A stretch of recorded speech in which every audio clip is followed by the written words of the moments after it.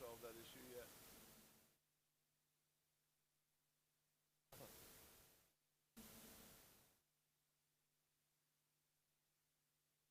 Supposed to be.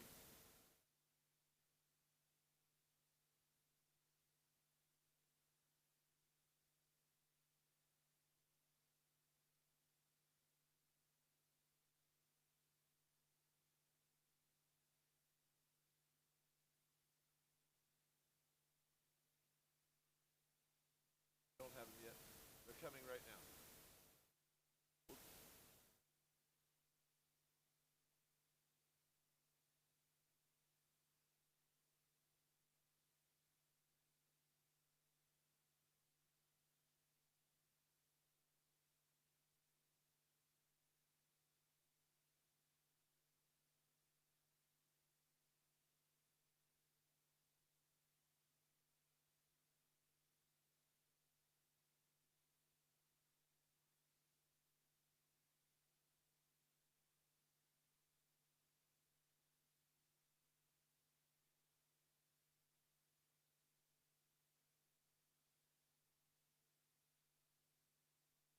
All right. Okay. Great. We'll do it. Stand by for IR5 as we're going to go next, which is the now begin. So stand by to fade audio. Get your John Pagano in place. We have the whole animation, the whole logo animation. Let me know when you have them in position. Do one more about. Ladies and gentlemen, please take your seats. Our program is about to begin. 30 seconds there. Elena, you ready?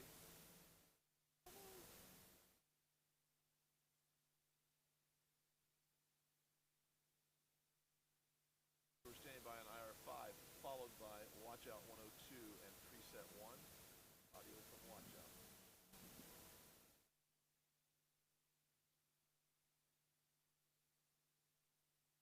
Get John Pagano in place.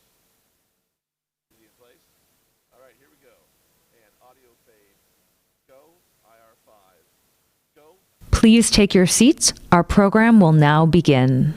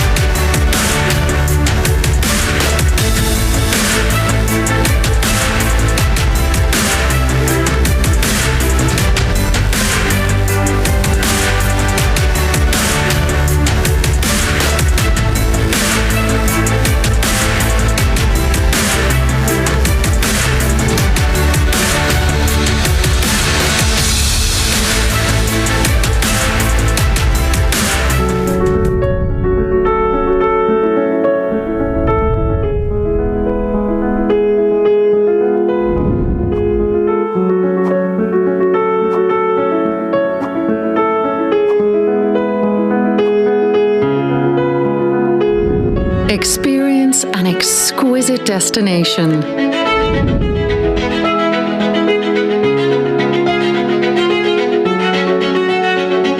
Created in perfect harmony with the natural environment.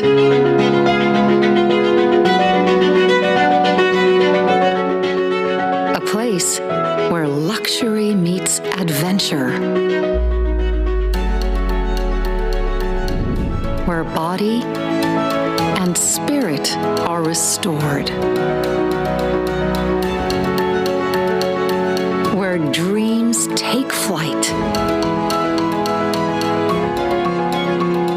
A place beyond imagination, beyond expectation.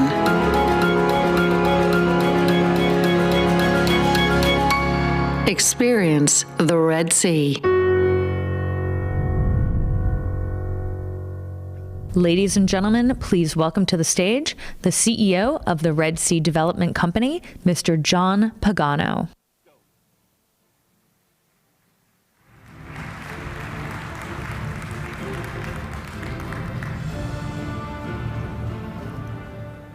Good morning. It's a pleasure to be here again at FII.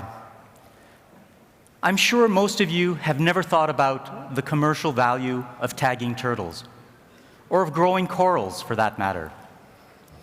But today, I want you to think about the real value of the environment, about the marriage between nature and technology. Last year on this stage, I said that the story of the Red Sea project began with a turtle. I said we would transform a stunning area of the Saudi Arabian coast into a luxury tourism destination, and that we were uncompromising in setting new standards in sustainable development. Today, we're delivering on those commitments. So let me start by painting you a picture. Imagine for a moment a beautiful lagoon, a pristine expanse of clear blue water stretching over 2,000 square kilometers, with thriving coral reefs, over 90 untouched islands, lush mangroves, home to a multitude of marine life and a haven for nesting turtles and birds. Now visualize a grid of 36,000 squares covering the entire lagoon area. For each square, we calculated a conservation value. Now, it may seem insensitive to reduce our beautiful destination to a series of numbers on a spreadsheet, almost like we don't care. Actually, it's quite the opposite. We're passionate about developing the destination in perfect harmony with the environment. So we challenged ourselves to enhance the conservation value of the entire lagoon. We mapped every aspect of our development over this grid: the hotels, roads, the routes the boats will actually take, and everything else that goes into creating a luxury tourism destination. We moved elements of the development around as we calculated and recalculated the conservation value until we achieved our desired outcome. And we arrived at a master plan that goes far beyond protecting the environment, that forecasts a 30% increase in conservation value of the entire lagoon area over the next 2 decades. We're taking the same approach with the environment that we take with our own invested capital. Everything accounted for, everything's looked after. A positive net present value. Because to deliver investment value, we must create value for the environment too. The growth potential of the Saudi tourism industry is huge. By 2030, 1 million people will be employed in the tourism sector, welcoming 100 million visitors per year. That is why tourism is such a strategic pillar of Vision 2030, and why the Red Sea project is leading the way. We will support 70,000 new jobs, contribute 22 billion riyals annually to the nation's economy. To deliver that, we need a destination that people will want to visit today and for generations to come. We don't have to despoil the environment to realize its value. Enhancing the destination will enhance its appeal to the new generation of environmentally and socially aware travelers. But more than that, to develop and operate this destination, we need a new generation of tourism professionals. Professionals who share our values and can deliver an exquisite level of service. So we're creating programs to train the people we need. The hotel managers, the chefs, housekeeping staff, the guides and guest services teams, the landscape gardeners and environmental rangers, and the hundreds of other career paths that tourism supports. When we offered our first 120 scholarships The response was amazing. We received more than 12,000 applications in just 4 days. It's the passion and enthusiasm of the Saudi people that will make the Red Sea project possible. Without that passion, we couldn't possibly do it. The challenge is as huge as is the opportunity. We're building 50 hotels across 22 islands and 6 inland locations, a new international airport, utilities and mobility networks, a new town for 35,000 people that will work there. As I said last year, we cannot do this alone. We're fortunate to have the backing of the Public Investment Fund. We have the support of the capital markets. But to deliver the Red Sea project, we need private sector participation. So we're partnering with companies who share our values and our uncompromising commitment to sustainable development. We've already entered into hundreds of contracts, over 2.5 billion riyals.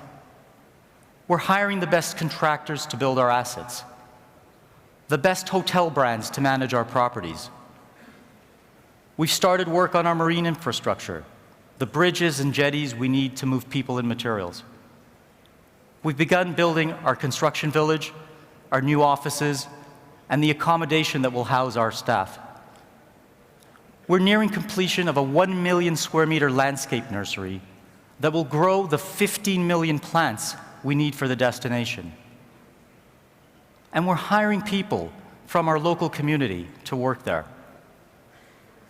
We've launched our first significant private sector investment opportunity, a large-scale public-private partnership initiative to design, build, and operate our energy and other utilities.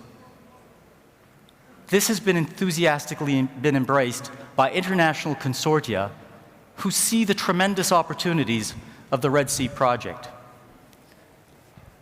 Commercial value and conservation value are inextricably connected. We cannot have one without the other. So as we explore new ways to develop the destination, we're also learning more about it. Our turtle tagging program is revealing how these amazing animals move throughout the Red Sea, collecting the data that will help us protect their critical habitats and nesting sites. New, innovative coral gardening techniques will help us enhance our reefs and hopefully reveal why Red Sea corals have proven to be so resilient to the challenges of climate change where others are not. For it is only by better understanding our destination that we can better enhance it and perhaps offer hope to other sensitive environments around the world. That's why we're committed to being carbon neutral, to zero waste to landfill, why we're imposing a total ban on single-use plastics, why we're installing solar and wind turbines to generate all of our power, totally off-grid, why we're capping visitor numbers to prevent over-tourism. We cannot take a purely commercial approach to the Red Sea project. Modern luxury travelers want meaningful, responsible, and unique experiences, something that we can only offer if we protect and enhance the environment they will come to experience. Ours is a destination of great beauty, of thriving coral reefs and pristine islands, of stunning mountains and sweeping dunes. And it is true that, in a sense, beauty is priceless. But conservation does have a value. And by calculating that value is the best way to preserve it. In 2022, we will welcome the first visitors to the destination. We will get there by bringing together natural abundance with human ingenuity, by marrying nature and technology. It's my pleasure and privilege to lead this project, and I would be delighted if you would visit us in the marketplace to learn more about it. If afterwards you feel even a fraction as inspired as I do, I would love to invite you to join us on our incredible journey. Thank you. Stand by. Preset 9, Playback Pro Video 310, and Audio from Playback Pro, and background advance to 056. And go.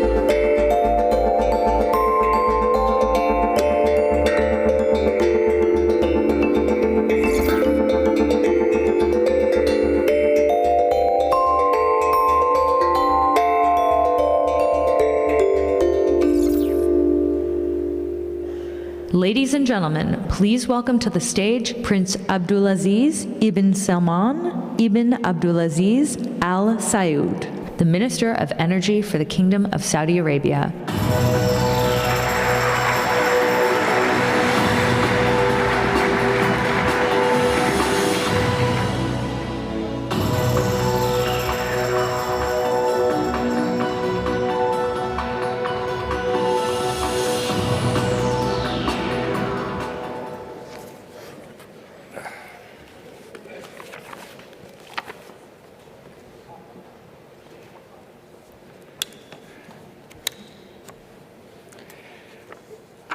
Bismillah ar-Rahman ar-Rahim. To start with, it wouldn't escape me to be another welcoming Saudi to our guests. Those of you who have joined us just this time, I hope that our young, to be politically correct in Saudi Arabia now, our young ladies and men and boys have impressed you with the good organization. So again, I keep repeating this approach. If you really did like what they have done so far, you Can you join me with a round of applause for their good effort?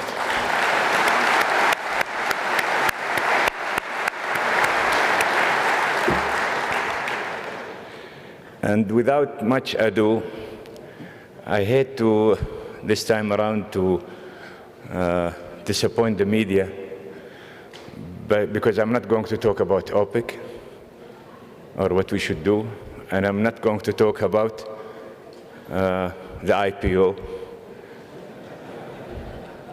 It's going to come soon, as Yasser was saying, but it will come in the right time, with the right approach, and definitely with the right decision. And it will be a Saudi decision, first and foremost.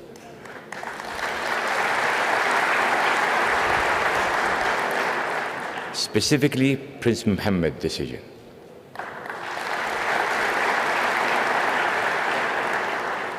But I'm going to talk about the future, which is something I have the honor to play a bit of part with.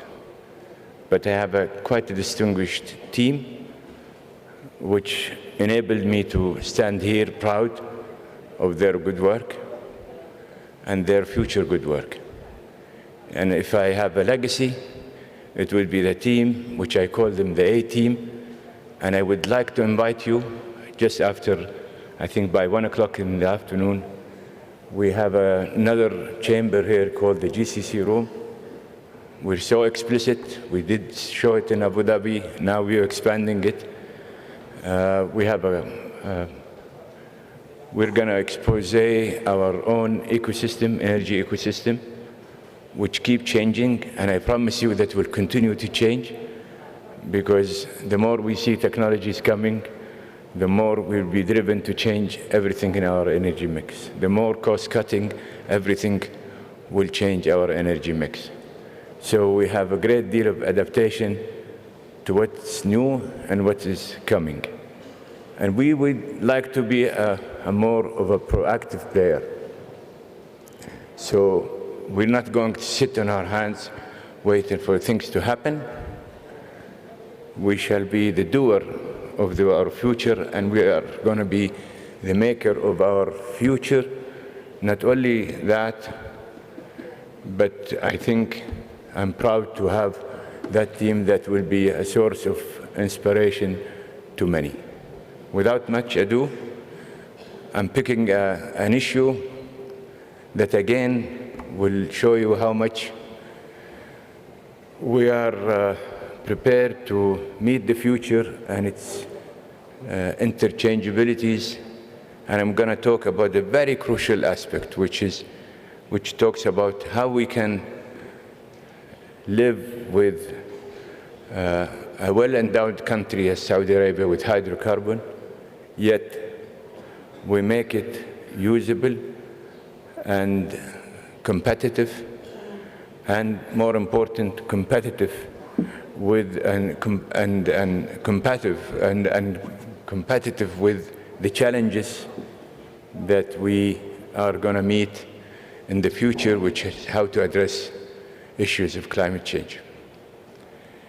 So the concept we are going to be pushing soon at the G20, it's called Circular Carbon Economy for Sustainable Growth. So without much ado,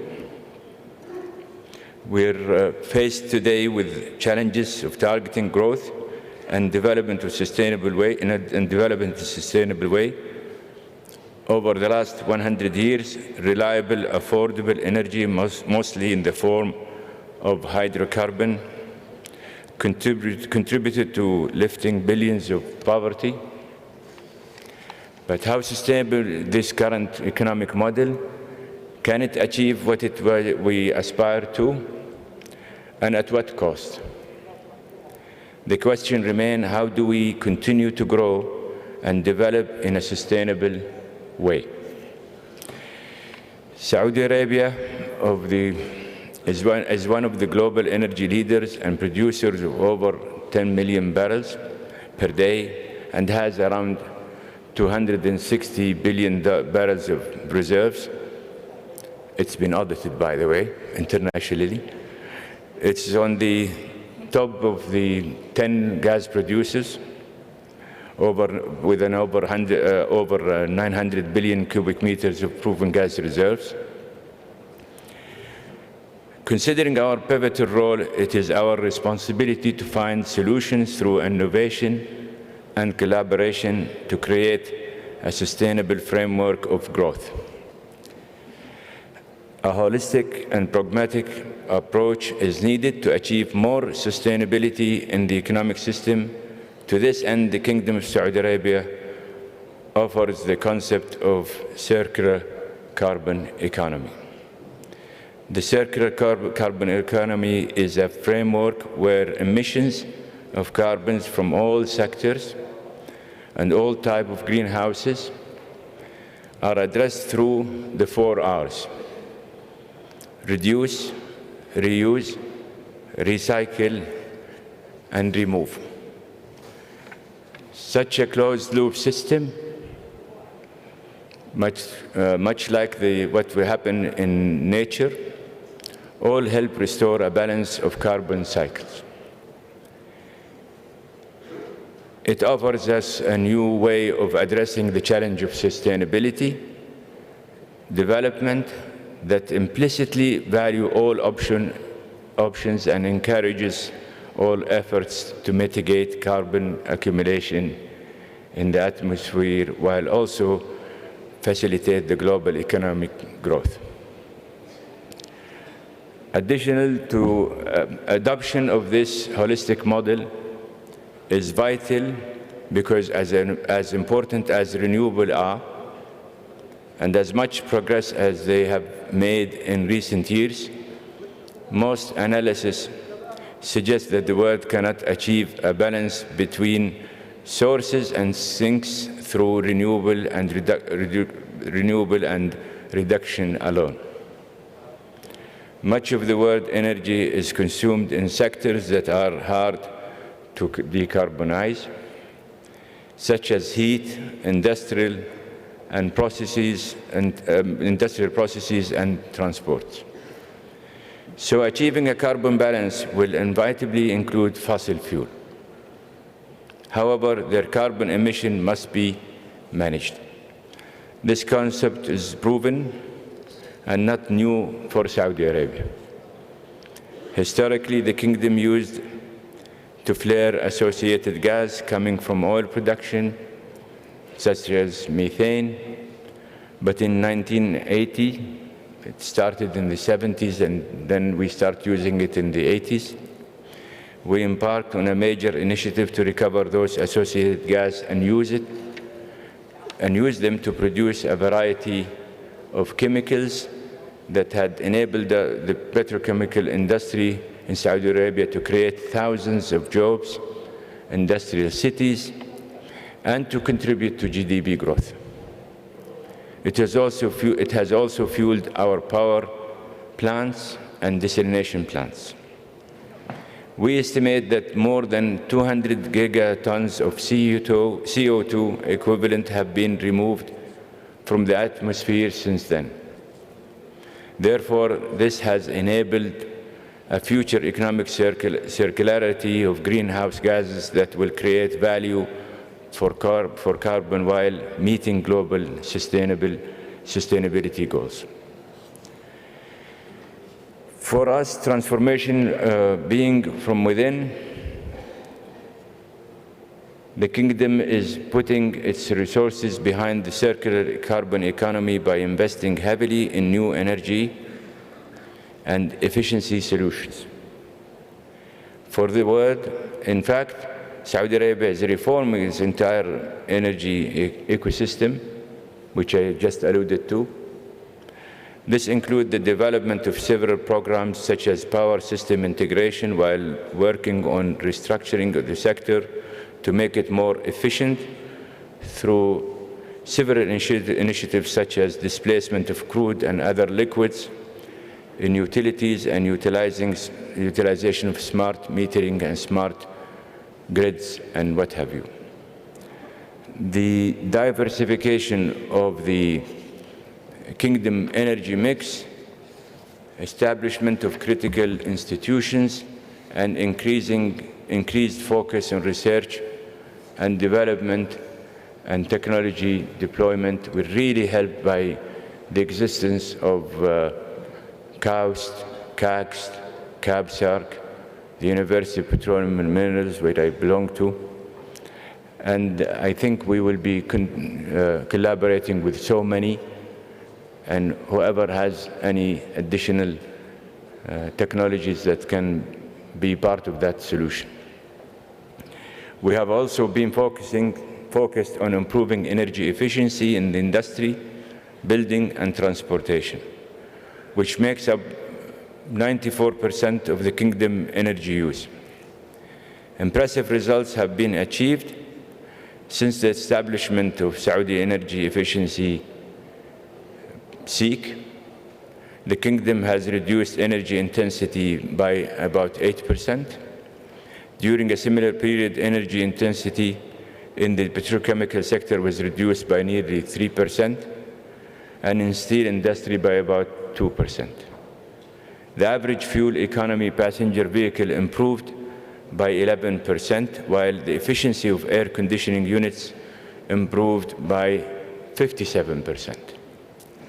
The government decided to lead by example by launching an energy service company, which is currently overseeing the retrofitting of thousands of its buildings, as well retrofitting some million or two of street lights through working with the private energy service company, which they are dubbed ISCOs. Since the establishment of the Super ISCO Energy Company, which is a PIF, by the way, company, the number of energy services companies grew tenfold, from 4 businesses to more than 40 companies providing energy efficiency solutions. The energy efficiency program has recently been expanded to include the supply side of electricity, water, desalination, and in addition to feedstock use in industrial processes. The Kingdom has taken bold steps in energy price reforms, starting in 2016.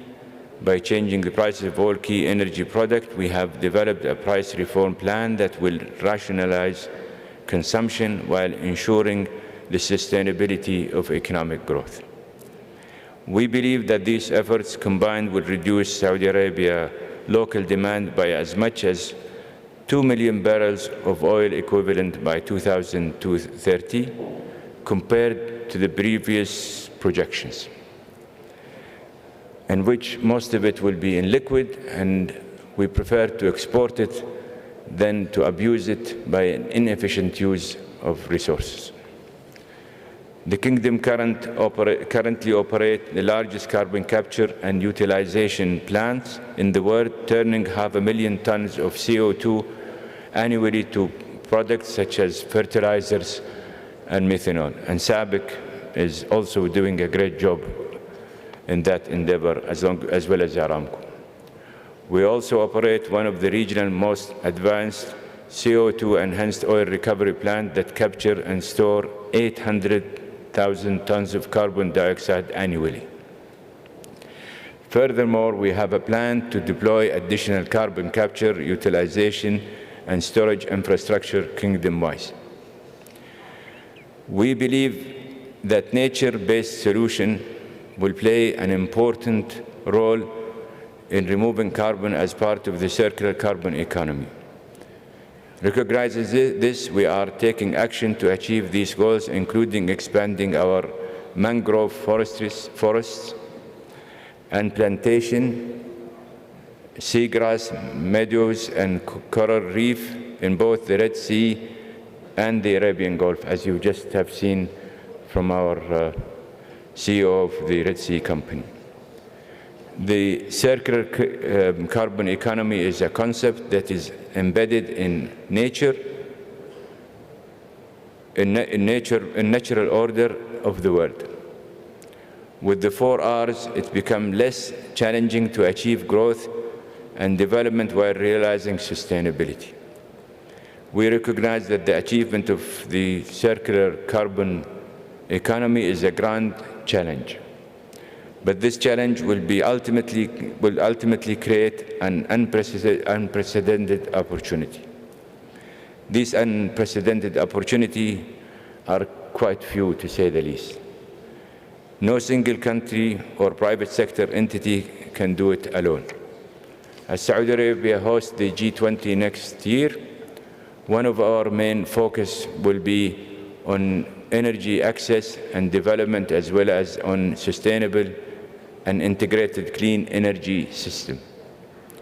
This will provide a backbone for delivering a circular carbon economy and will lead to achieving the global development and climate goals. As I like to say, which is sometimes I'm not popular for, but that's fine, life is based on carbon. So obviously carbon is not the enemy. After all, our bones are formed of carbon. With the circular carbon economy, carbon will be the opportunity. This is our call to action, and we look forward to your collaboration and investment in all sectors that support the circular carbon economy, as well as our vision of 2030 goals. I would like to extend again my thanks for your receptive ears, and I hate to say that my apologies to the media, but I think spending more time about our future is much more important than today's affairs. Thank you very much indeed.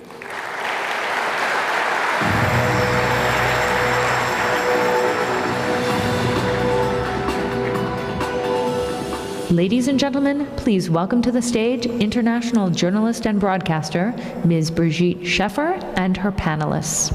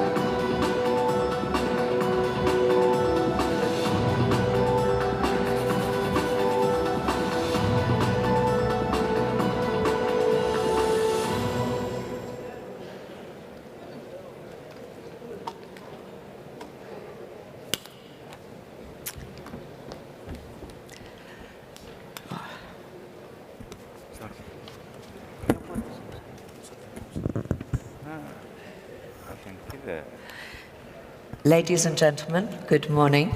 Lovely to see you all here. We have a good house full of people. We have an exciting and fantastic panel today with very illustrious guests. My name is Brigitte Scheffer. I will be the moderator for this session of the Energy Panel. With us, of course, we have, as you've already heard, His Royal Highness Prince Abdulaziz, followed by Dr. Sultan Al Jaber, who is the Minister of State for the UAE. Next to him, of course, is Rick Perry, Secretary of Energy for the US. And at the end, but certainly not least, Andrew Liveris, who has very many jobs. He's a senior advisor to the Sovereign Wealth Fund, the PIF. He's also on the board of Aramco, and he was the former chairman of Dow Chemicals as well. So thank you very much today for coming, and we will be discussing circular carbon economy. So perhaps I will actually kick off with you, Mr. Perry, if that's okay, Secretary. I would like to ask you really about the reality of this concept. I mean, how feasible is this, really? Yeah, and let me just say thank you for allowing me to come, Your Excellency, and being a part of this. His Royal Highness has been a great and dear friend for some time, and we've enjoyed working together, and his vision, the kingdom's vision here is an appropriate one. I think the population of this conference is a great reflection of what the world thinks about the kingdom and the visions that are being laid out here. This idea of a circular carbon concept is a fascinating thought. It's one of those that probably some people around Your Excellency that has said, I don't think that can happen. And I'm not sure that's a good idea. From time to time we get told that. Like 15 years ago they told us that we had found all the fossil fuels there were to find. We had reached peak oil. But what I remind people about is that the ingenuity of the people on this globe, the scientists, the dreamers, the men and women who don't take these you can't do it concepts and remarks to heart. They go, well, yes we can. I think about the idea that we had found all the oil and gas, the hydraulic fracturing, the directional drilling that's changed the world, literally changed the world. And I think that the potential of this is very, very real for that type of innovation, that type of technology to bring this concept that His Excellency speaks about, that we're talking about here on this panel, into reality. But I think before we do that, I want to talk about how we get there. And I think these are transitional times that we're in, the transitional period that we're in to take us to this point where we can have this circular carbon idea become a reality. And that is in the transition, because the result that we're looking for here is to be able to reduce the emissions that we see in the globe. That's our goal, is to truly drive down these emissions so that this world that we live in, the future generations live in, can look back on us, and Andrew, that they will say, well done. You risk much. You brought technology. You made a difference. The transitional period that we're in right now happens to be with natural gas. Moving away from those old, inefficient power plants, those plants that pollute, that make the emissions. I happen to see that transition rather closely as the governor of the state of Texas for 14 years. And during that period of time, we did a number of things that had a real impact on the emissions. And I'd like to remind people that Texas, if we were a standalone country, which we were one time. Thank you. So, I'm sure that will make the news back in America. But Texas was a republic, and so if we were again, it would be the 12th largest economy in the world. Our economy is a little bigger than Russia. So this is a state of a fairly substantial size. So the idea that we could actually impact and change the environment that we live in, it matters what we did. So we made the decision that we were going to invest substantially in wind energy. And we put into place over a 7-8 year period of time a major investment in wind energy. We are now obviously the largest wind developer, wind producing state in the nation. As a matter of fact, Texas produces more wind but 5 countries. Wow. So that started that transition away from old, inefficient power generation to cleaner, in this case, zero emission. But we also had this massive changeover from old, inefficient power plants to natural gas. So, and some other programs where we would give incentives to drive down the number of older, inefficient, again, fleet engines. called a TERP program, Texas Emissions Reduction Program. All of those collectively, over a decade, we saw nitrogen oxide levels go down by 60+%. SOx, SO2, down by over 50%. We saw total carbon dioxide reduced by almost 20%. Now, Your Excellency, keep in mind, during that period of time, Texas grew faster than any other state in the nation. We had 7 million people moved into our state. And I tell people, I said, you know what that means? 7 million people. You've been to Texas a lot of times, Andrew. That means a lot of pickup trucks, right? A lot of non-point source pollution. All of the conventional wisdom would have said, well, you may have done a good job of creating wealth in this state and jobs, but you've played hell with the environment. But that's not what happened. And again, it was because of innovation, because of technology, that we saw an economy that grew substantially, better than any other state in the nation, and at the same time had major reductions of emissions. And that's our goal here. That's why this vision of a circular carbon environment that we live in has such an appeal, I think, to us as citizens. So I wanted to take this transitional period and say that as we move to this carbon, or the circular carbon concept, as we remove the carbon from the environment, as we come up with new ways to use carbon in very innovative and technologically advanced ways, natural gas,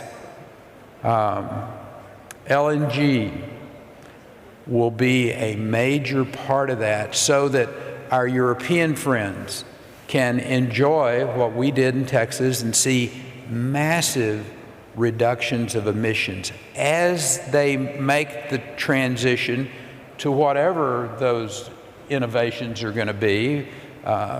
You know, and we're going to talk about a lot about those today. I know we're going to talk about hydrogen cars, but that carbon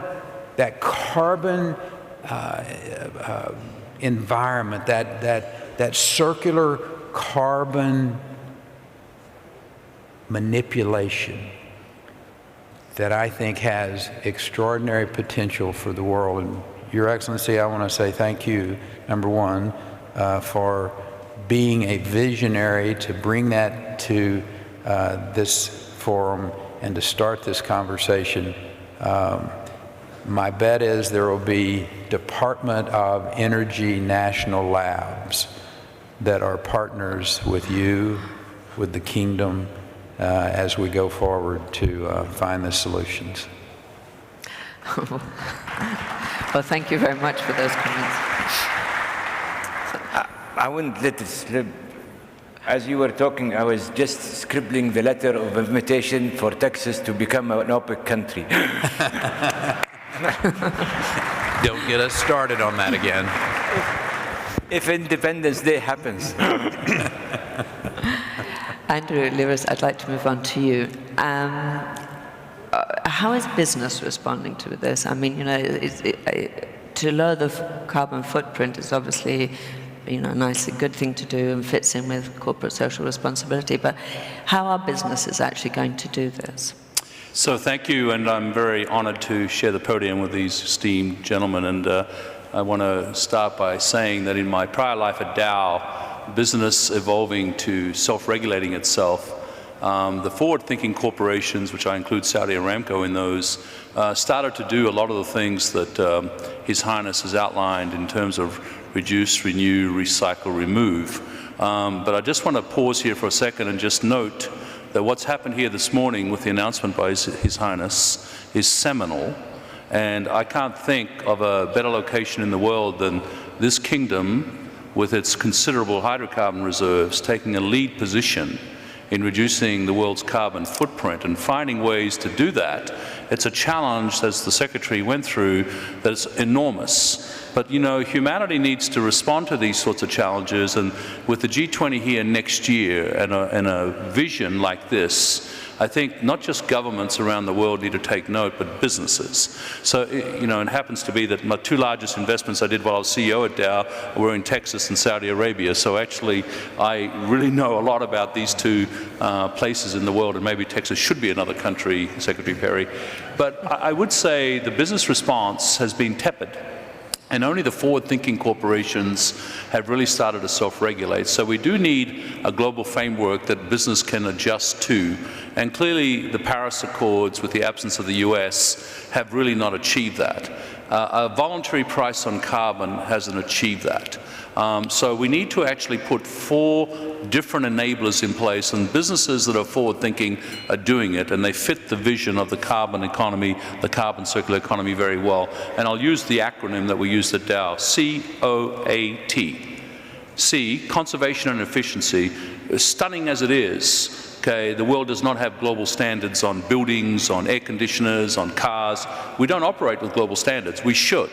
And we should find ways to take the best of the best around the world and leverage them around the world. Actually, with most of the energy wasted in buildings, 40%, okay, there's a carbon footprint discussion right there.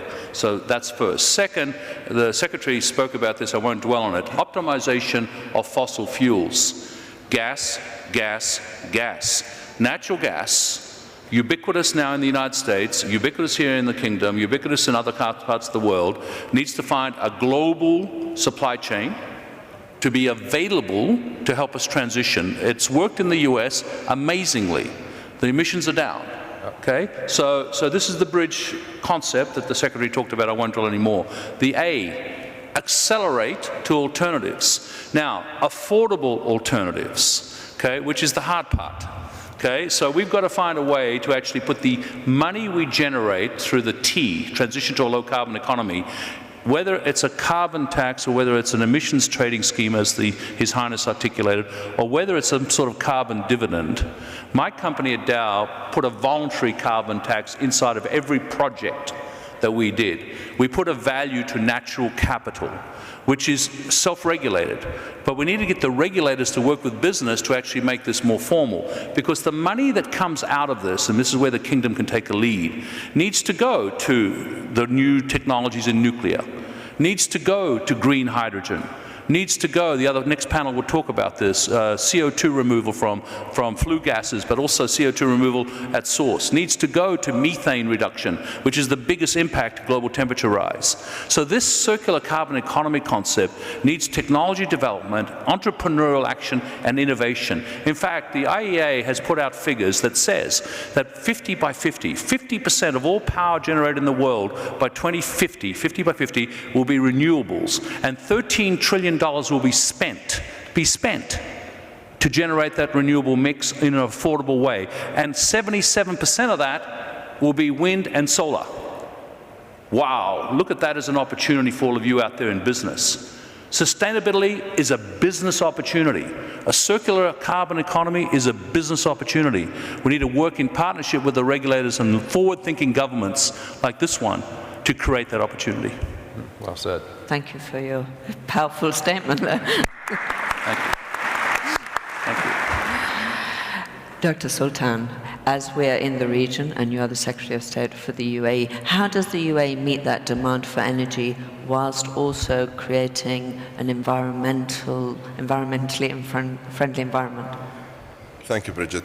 First, allow me to begin by recognizing and acknowledging the wise leadership of the Kingdom of Saudi Arabia for their vision of facilitating a sustainable future for the Saudi people, which has a direct impact and a direct positive ripple effect on the entire region. We thank them and we highly appreciate all their efforts.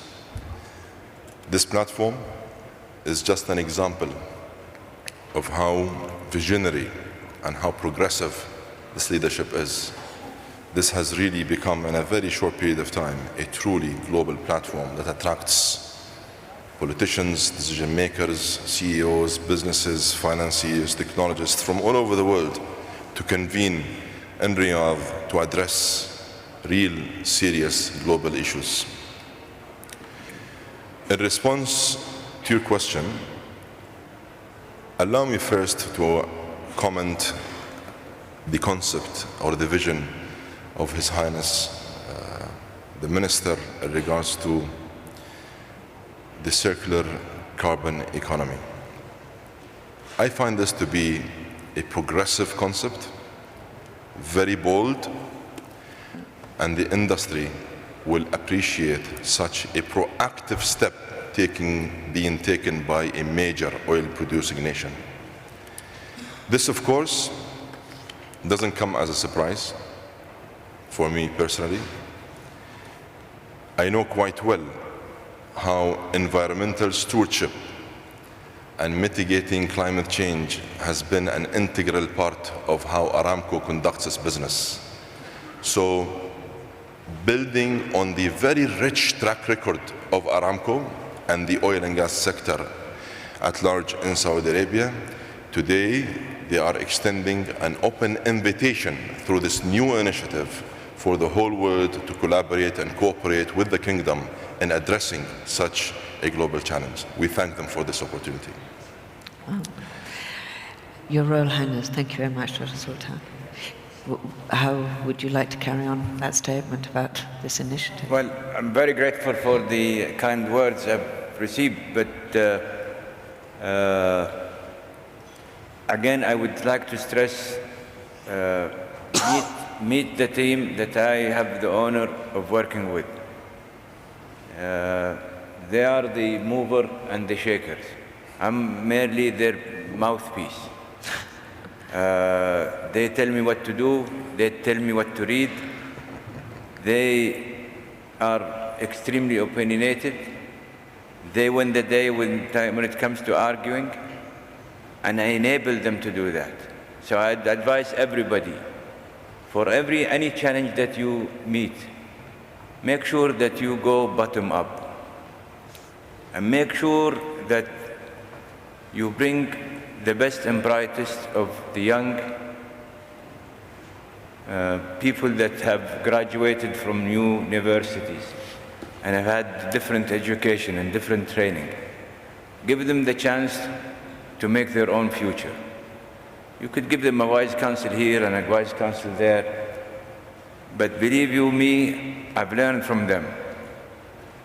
And what is more important for us to recognize is that because it is their future, not ours, giving them the ability to handle their own future, to make their own future, and to enable them to do that with an ecosystem that can bring the best of them would be the very best base for attending and reaching out to solutions to mitigate or solve any future problem.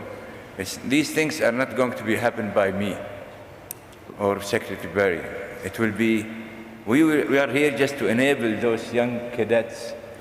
I can see you want to really jump in there. I really do. And Your Excellency, I want to share with you, I mean, and one of the reasons I've so enjoyed working with you and your focus on the young people and the future and the innovators, and we have an opportunity, and I'm just going to make a pitch. I've got the microphone, so I want to do this because I saw over the last 4 days across the way in the neighboring Emirates, I saw this extraordinary global competition with young people. FIRST, F-I-R-S-T, First Global Robotics Championship in Dubai.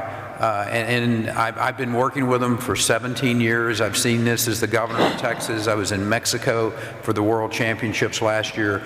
And they want to bring that to the kingdom. I shared with the Crown Prince last night the potential and the power of being able to reflect this kingdom's commitment And sitting here and thinking about it, I said, they always have a theme for each of these. The theme was energy when it was in Mexico. This year the theme was cleaning up the ocean. Why not bring that first robotics championship to the kingdom next year and let it be the circular carbon economy? What a great way to be able to talk to the world through these young people, through these innovators. 193 countries were in Dubai. I mean, from my perspective, this could be the great way not only to show the world what the kingdom's doing, what it's focusing on, but really the pipeline of these young men and women that are going to be engineers, that are going to be scientists, that are going to be the next level of innovators. So I know that's a little off script here, but I'm just sitting here thinking about it and seeing and knowing what's going on here. What a great opportunity for the kingdom and, quite frankly, for the globe that we live on to bring these kids in and start handing the torch off to the next generation, so to speak. Well, maybe it will also, sorry, go ahead. Well, maybe it will also be the next generation, the current young students, you know, who will actually become the innovators and produce, you know, technology that does aid carbon capture in a more effective manner, ocean cleanups, who knows? I mean, you know, it'd be wonderful if we could actually fix some of our problems. So, please. We made that, I made that suggestion. Well, as I said, this suggestion is theirs. I just read it. They think they will do it. They think they will meet the challenge. And I think it is the correct way in demonstrating how much we are trying to adapt to the new realities. Yes. The realities of the day, we have to energize the world, but also we have to energize it in a sustainable manner. And definitely, with technology, carbon is a resource. It is not something that we should throw and just emit it. Actually, capturing it makes us make money out of it. And as you progressively monetize it, the amount of sequestration that we'll do will be less. And actually, with sequestration, you could use it for pumping more hydrocarbon in the form of oil and gas. It's a win-win situation. We need a fair playing field. We should be open internationally to all technologies that can bring solutions. We should not be biased towards oil or gas or even coal or renewable. We have to have an open playing field. More important, as Andrew was saying, we will come soon with a suggestion on carbon trading, but would be a fair carbon trading system, learning from the European version, which did not work. Why it didn't work? Because it was top-bottom. I can see we're inversing the order. We're going to go bottom up, and I think it would work. Yeah. I've been around the topic, sorry for, I want to build on His Highness's point. I've been around the topic for about 15 years, and the blind leading the blind is part of the problem here. And we're always looking at someone else to come up with the right answers on actually valuing nature. So natural capital, which is a concept that His Highness is now speaking of, and this amazing thing we have on this planet where nature has been enabling humanity, we now need to put a value back on nature, on actually how to treat nature right. There's a very big piece of this that's actually taking the CO2 out of the air through trees and precision agriculture, which is, the kingdom is taking a lead on that. All the trees that are being planted here in Riyadh is a good example of that. We've got to actually put agricultural policies in place where there's a price on water, there's a price on trees, there's a price on air, and there's a price for degrading those, and that's where His Highness was going with this emissions trading. That money that comes out of that has to go to R&D to get the breakthrough technologies. That's where governments haven't done a good job, because that money has gone to fund fiscal deficits and fund other needs. There needs to be almost a third-party look at this. And like the oil and gas industry has the OGCI, Aramco's a lead in that, where they're putting $1 billion into this program. And $1 billion, honestly, is a drop in the bucket. You know, we're going to need somewhere between, well, I said $13 trillion. We're going to need to make that a ROI by putting a value on nature. And how to put a value on nature is actually to respect nature with a pricing system that actually forces and motivates business people to put a return into this considerable human capital that both the Secretary and His Highness talked about. At the end of the day, the young people are demanding that we give them the road rule, the rules of the road, so they can be responsive, okay, and see that we care about this enough to actually put a price on it so they can get a return so that we can take care of this next generation. And by the way, all these things we're talking about, we're heading to the 2-degree rise by 2050 no matter what. Okay, and so this has got a consequence that actually is urgent. United Nations is not an institution that can do it. So we need a framework to get it done, and I suggest the G20. And then I think the leadership here in the kingdom is a big piece of it. Thank you for that, yes. I mean, I certainly think that I mean, yes, you can put money, there has to be the private budget, but there also has to be the legislation that goes with this. Yes.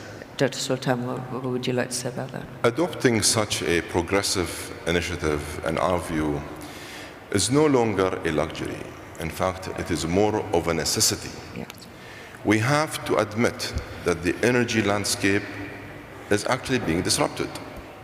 It is being disrupted by new technology. It's being disrupted by new operating models, new business models, new forms of energy, new geopolitical order. Putting all of this together gives you only one option to choose from, and that is the fact that we have to embrace change. We cannot resist change. And as such, the UAE, with the guidance of our wise and visionary leadership, we have adopted a holistic, comprehensive view to energy that includes all sources of energy. For example, we have a target by 2050 to reach up to 45% of renewables. Today, we are the proud hosts of the International Renewable Energy Agency to help regulate and promote the advancement of renewable energy technologies and research and development in that field. We are the home of the two largest solar power plants in the world, one in Dubai at Sheikh Mohammed bin Rashid's solar energy complex, and the other one is Noor Abu Dhabi in Abu Dhabi. And we continue to pursue pushing the envelope in terms of advancing technology by increasing its efficiency and reducing its cost. The fact that Abu Dhabi, a few years ago, launched the first ever carbon capture and storage facility. We capture today 800,000 tons of CO2 from a steel mill. We transport it into a 50-kilometer pipeline into one of our depleted oil wells. How did we benefit from that? Of course, there is a phenomenal environmental story there to be made. But there is, what's even more important, a sustainable economic case that was proven by adopting such technology. By liberating gas that used to be re-injected, by freeing up more oil, and by capturing CO2, we were able to develop a new economic model that can prove the economic viability and the technical viability of such technology. And we are very much supportive of scaling up CCS. There is no other place in the world that can help advance CCS technology than this part of the world. So we believe that there is a unique opportunity here in the kingdom for CCUS. In fact, I believe you are in the UAE. It's the first carbon capture facility of the whole region. So that's a fantastic innovation. Well, not innovation, but at least you're leading with this, and the rest of the region, I'm sure, will follow suit. Secretary, you looked like you wanted to say something there.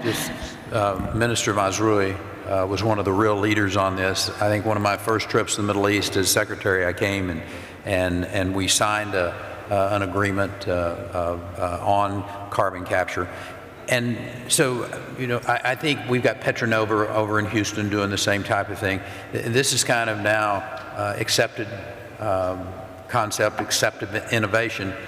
What I'm interested in, Andrew, is to kind of talk a little bit about some of the things that are going on, you know, talking about this carbon, circular carbon environment that we're going towards is on the hydrogen side, and some of the ways to maybe take the carbon out of the air and then let that become hydrogen that in turn becomes a fuel for the future. You want to take a shot at? Yeah. I mean, so the Secretary and I have worked together for a long time, and I've always been stunned and amazed every time I'm with him how he's an innovator first, you know, and a Texan maybe is by nature an innovator. And we had a long chat about hydrogen. So I'm on the advisory board of NEOM, and NEOM's got a large project in hydrogen that is actually, in my view, if we can crack the nut on green hydrogen, we will take the carbon issue off the table, because I totally get this notion of gas and natural gas, LNG being the transition fuel. I'm totally bought into that. But let's say in a 10-year time frame, okay, we take, in essence, brown or black hydrogen, which is really where we get hydrogen today is out of refineries, and it's this old technology, but that's available. There's a hydrogen pipeline in the US, in Texas. From Louisiana to down 500 miles. Right, and so the hydrogen as a fuel for fuel cells for cars, and ultimately to replace the other issue we haven't spent much time talking about, which is batteries and what we're going to do about batteries. But maybe you can talk on that. I can ask you a question back. But certainly on the hydrogen point, just to complete it, we need to develop these prototypes where we can scale hydrogen out of water. We need a purity of water that is going to take power consumption, so we need to solve that. We need to electrolyze water, which is available technology, and scale it. And then we need to convert hydrogen to a product that can be shipped, like methanol or ammonia, urea. But in the meantime, we're working on technologies to actually ship hydrogen itself. And in Japan, this is a big deal. There's a lot of money being spent on importing hydrogen. In fact, they've already imported their first hydrogen from brown coal in Australia. So I would tell you that the hydrogen economy, if you haven't caught the buzz on this yet, go do some investigation. I actually think countries need to adopt that strategy. I'm very happy to see this in Saudi Arabia with NEOM, and I think the United States is doing work on this too, Mr. Secretary. But the battery question is also a big one. Maybe if I could take the role of moderator as well. Go ahead. What Andrew and I were talking about backstage is that obviously EVs and electric cars are going to be very much a part of our future. What did you say that? Well, 25% of all cars will be EVs by 2030. So we got some work to do. So we're electrifying. And so we have some work to do in a lot of different things, but one of them is obviously in battery. We're doing a lot of work at the Department of Energy on battery storage. I tell people, I said, that's kind of the holy grail of this whole energy thing. If we're able, Dr. Sultan, to be able to find the way to store this energy long-term in commercial ways, then that's really going to be a game changer. But for the vehicles, for EVs, and the limiting factor, or one of the limiting factors at this particular point in time, is the supply of lithium. How do we manage to find lithium in the volumes that we do and environmentally produce it? Because a lot of the processes today are very unfriendly to the environment. Right. So that's one of the areas that I think we've got some work to do to find this substantial source of lithium-6, battery-grade lithium, and be able to produce it in the amounts that are going to be able to fuel, if you will, these electric vehicles of the future. Of course, Your Highness.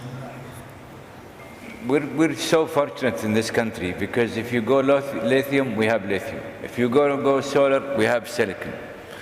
We could be even as we have always been the most reliable supplier of oil, we will be the most reliable supplier of solar energy. We could be the most supplier of material that can be used for lithium. So we're gonna be in the news for quite some time. Just watch, and as I would quote my good old President Bush, he said, "Watch and learn," and we will dazzle you.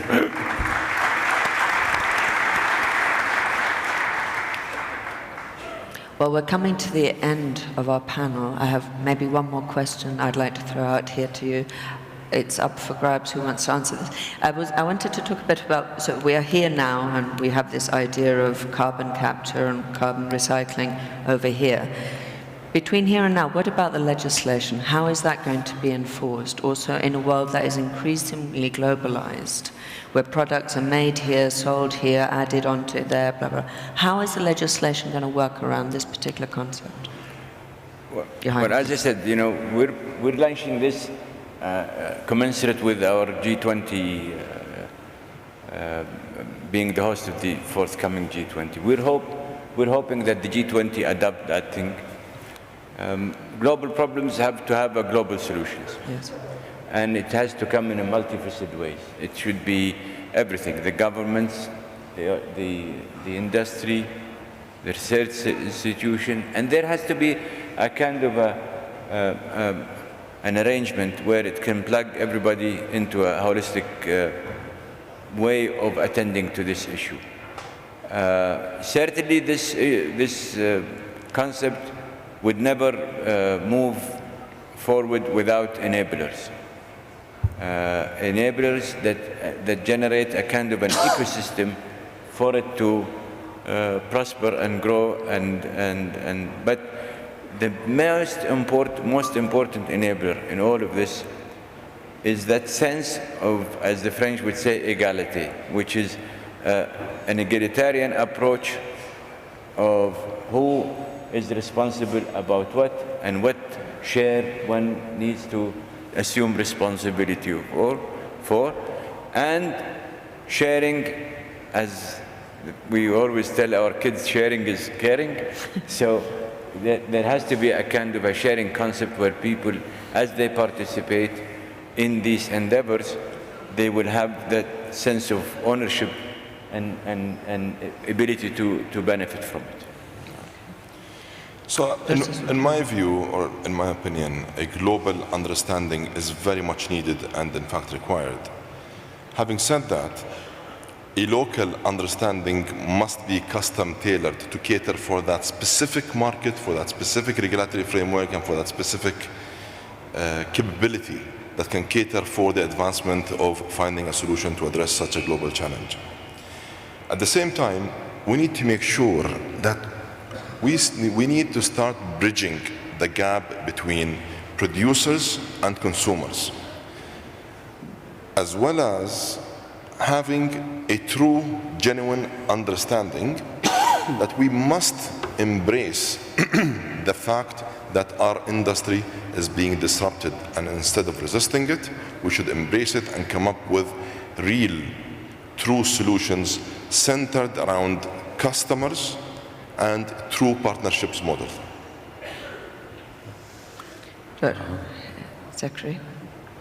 Congress and other deliberative bodies, they almost always want to be led.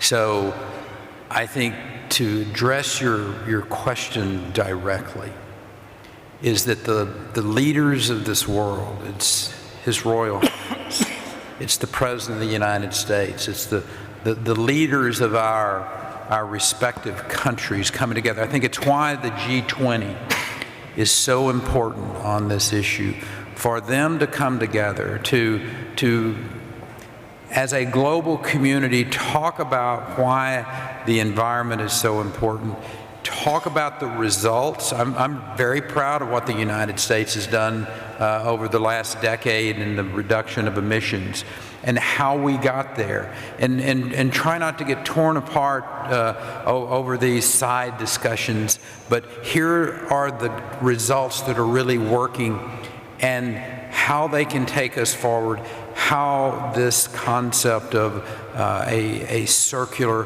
carbon economy can become a reality. And I think when our leaders really embrace this, when they passionately go forward with it and lay out real results that are the object here, then we'll make the type of progress that His Excellency has brought forward today. Maybe, I don't know if this is the final word, but I don't want to end with pessimism on this question, but I think there's an optimistic trend occurring in the world of business. The Business Roundtable in America recently said that all stakeholders matter, not just shareholders, and that shareholders are becoming activists on ESG factors, and KPIs are being insisted that you have to have an answer to your footprint on the planet. And I think this new push by business is actually maybe will go ahead of the regulators even. I don't think every country in the world, if you look at the carbon footprint issue on coal will peak in India by 2038 in terms of building coal-fired power plants. Same in China, 2027 is the IEA's forecast. So the developing world is going to say, look, it's not our fault. You know, Brazil's going to say, hey, I need the rainforest to feed my people. So you're going to have opting out by some very large jurisdictions. So you've got to have the opt-in. You've got to have the forward-thinking countries that can lead the G20, like this country, like the Emirates, and really let the innovators in those countries and the forward-thinking corporations help the regulators come up with the right pricing mechanisms to send the right signals. I think business is waiting for that by jurisdiction, and the lead countries that do it will get the investments. They'll get them in solar, they'll get them in wind, as we've already heard from His Excellency, and here, His Highness. They will get it in green hydrogen, they'll get it in CO2 removal, and that business opportunity will beget the regulation. So maybe that's a little more mercantile than we are expecting, but to wait for governments to all get together and sing Kumbaya around a circle on the right carbon price around the world, forget it. Of course, go ahead. We're going to go ourselves with the word, without the word. We would like, we would like to be the most proactive party in this endeavor. We would like to become the model, and we shall, and setting the model, getting people to see it, getting people to realize that you have succeeded with it, would be probably the best way to proceed with it first. Yeah, true. Well, we're running out of time, and I know it's been a lot, we're already over schedule already at the start of the day, so thank you very much for my panelists here. It's been a very, very enjoyable talk, and a special thank you to you, Your Royal Highness. And I hope you enjoy the rest of the day. Thank you very much.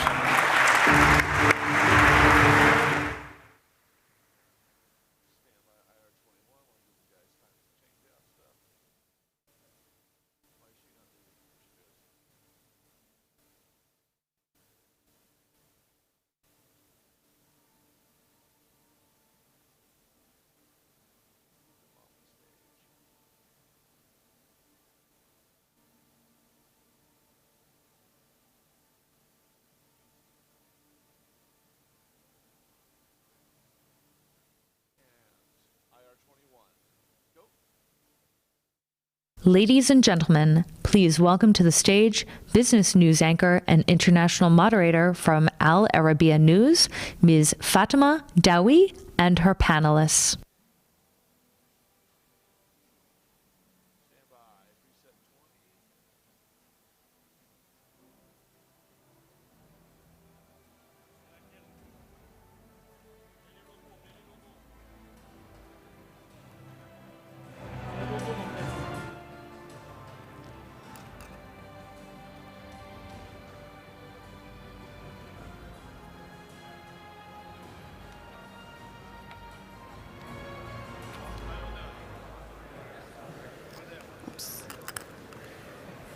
have a technical issue.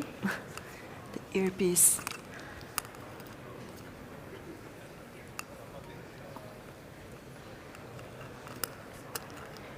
Okay.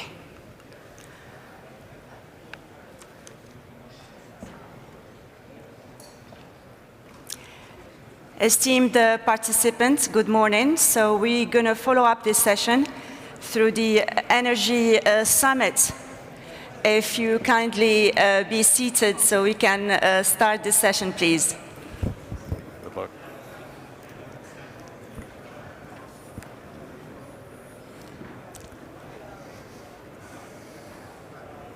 I think we can go ahead. Yeah, give them. We've got a bunch of royals. Shh. Usually works. Kindly take a seat because the summit is not over yet. We have the second part of the session for what's next for the energy sector. I'll wait a couple of minutes and then we shall start.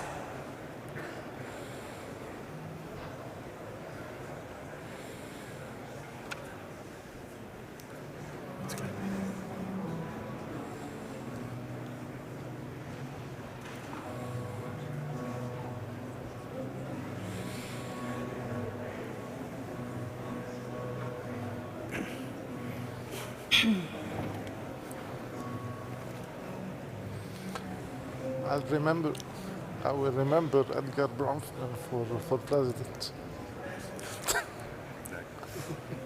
Okay, let's start. I've prepared an introduction to the second session, but after hearing some key comments, especially the ones made by Andrew Liveris, he made to-the-point notes, and I'm going to take some of his said. He said, gas, gas, gas. LNG is the future. Accelerate to affordable alternatives, new technologies, CO2 removals, and here he mentioned, and he probably put few lines under give back to nature, and the importance of hydrogen.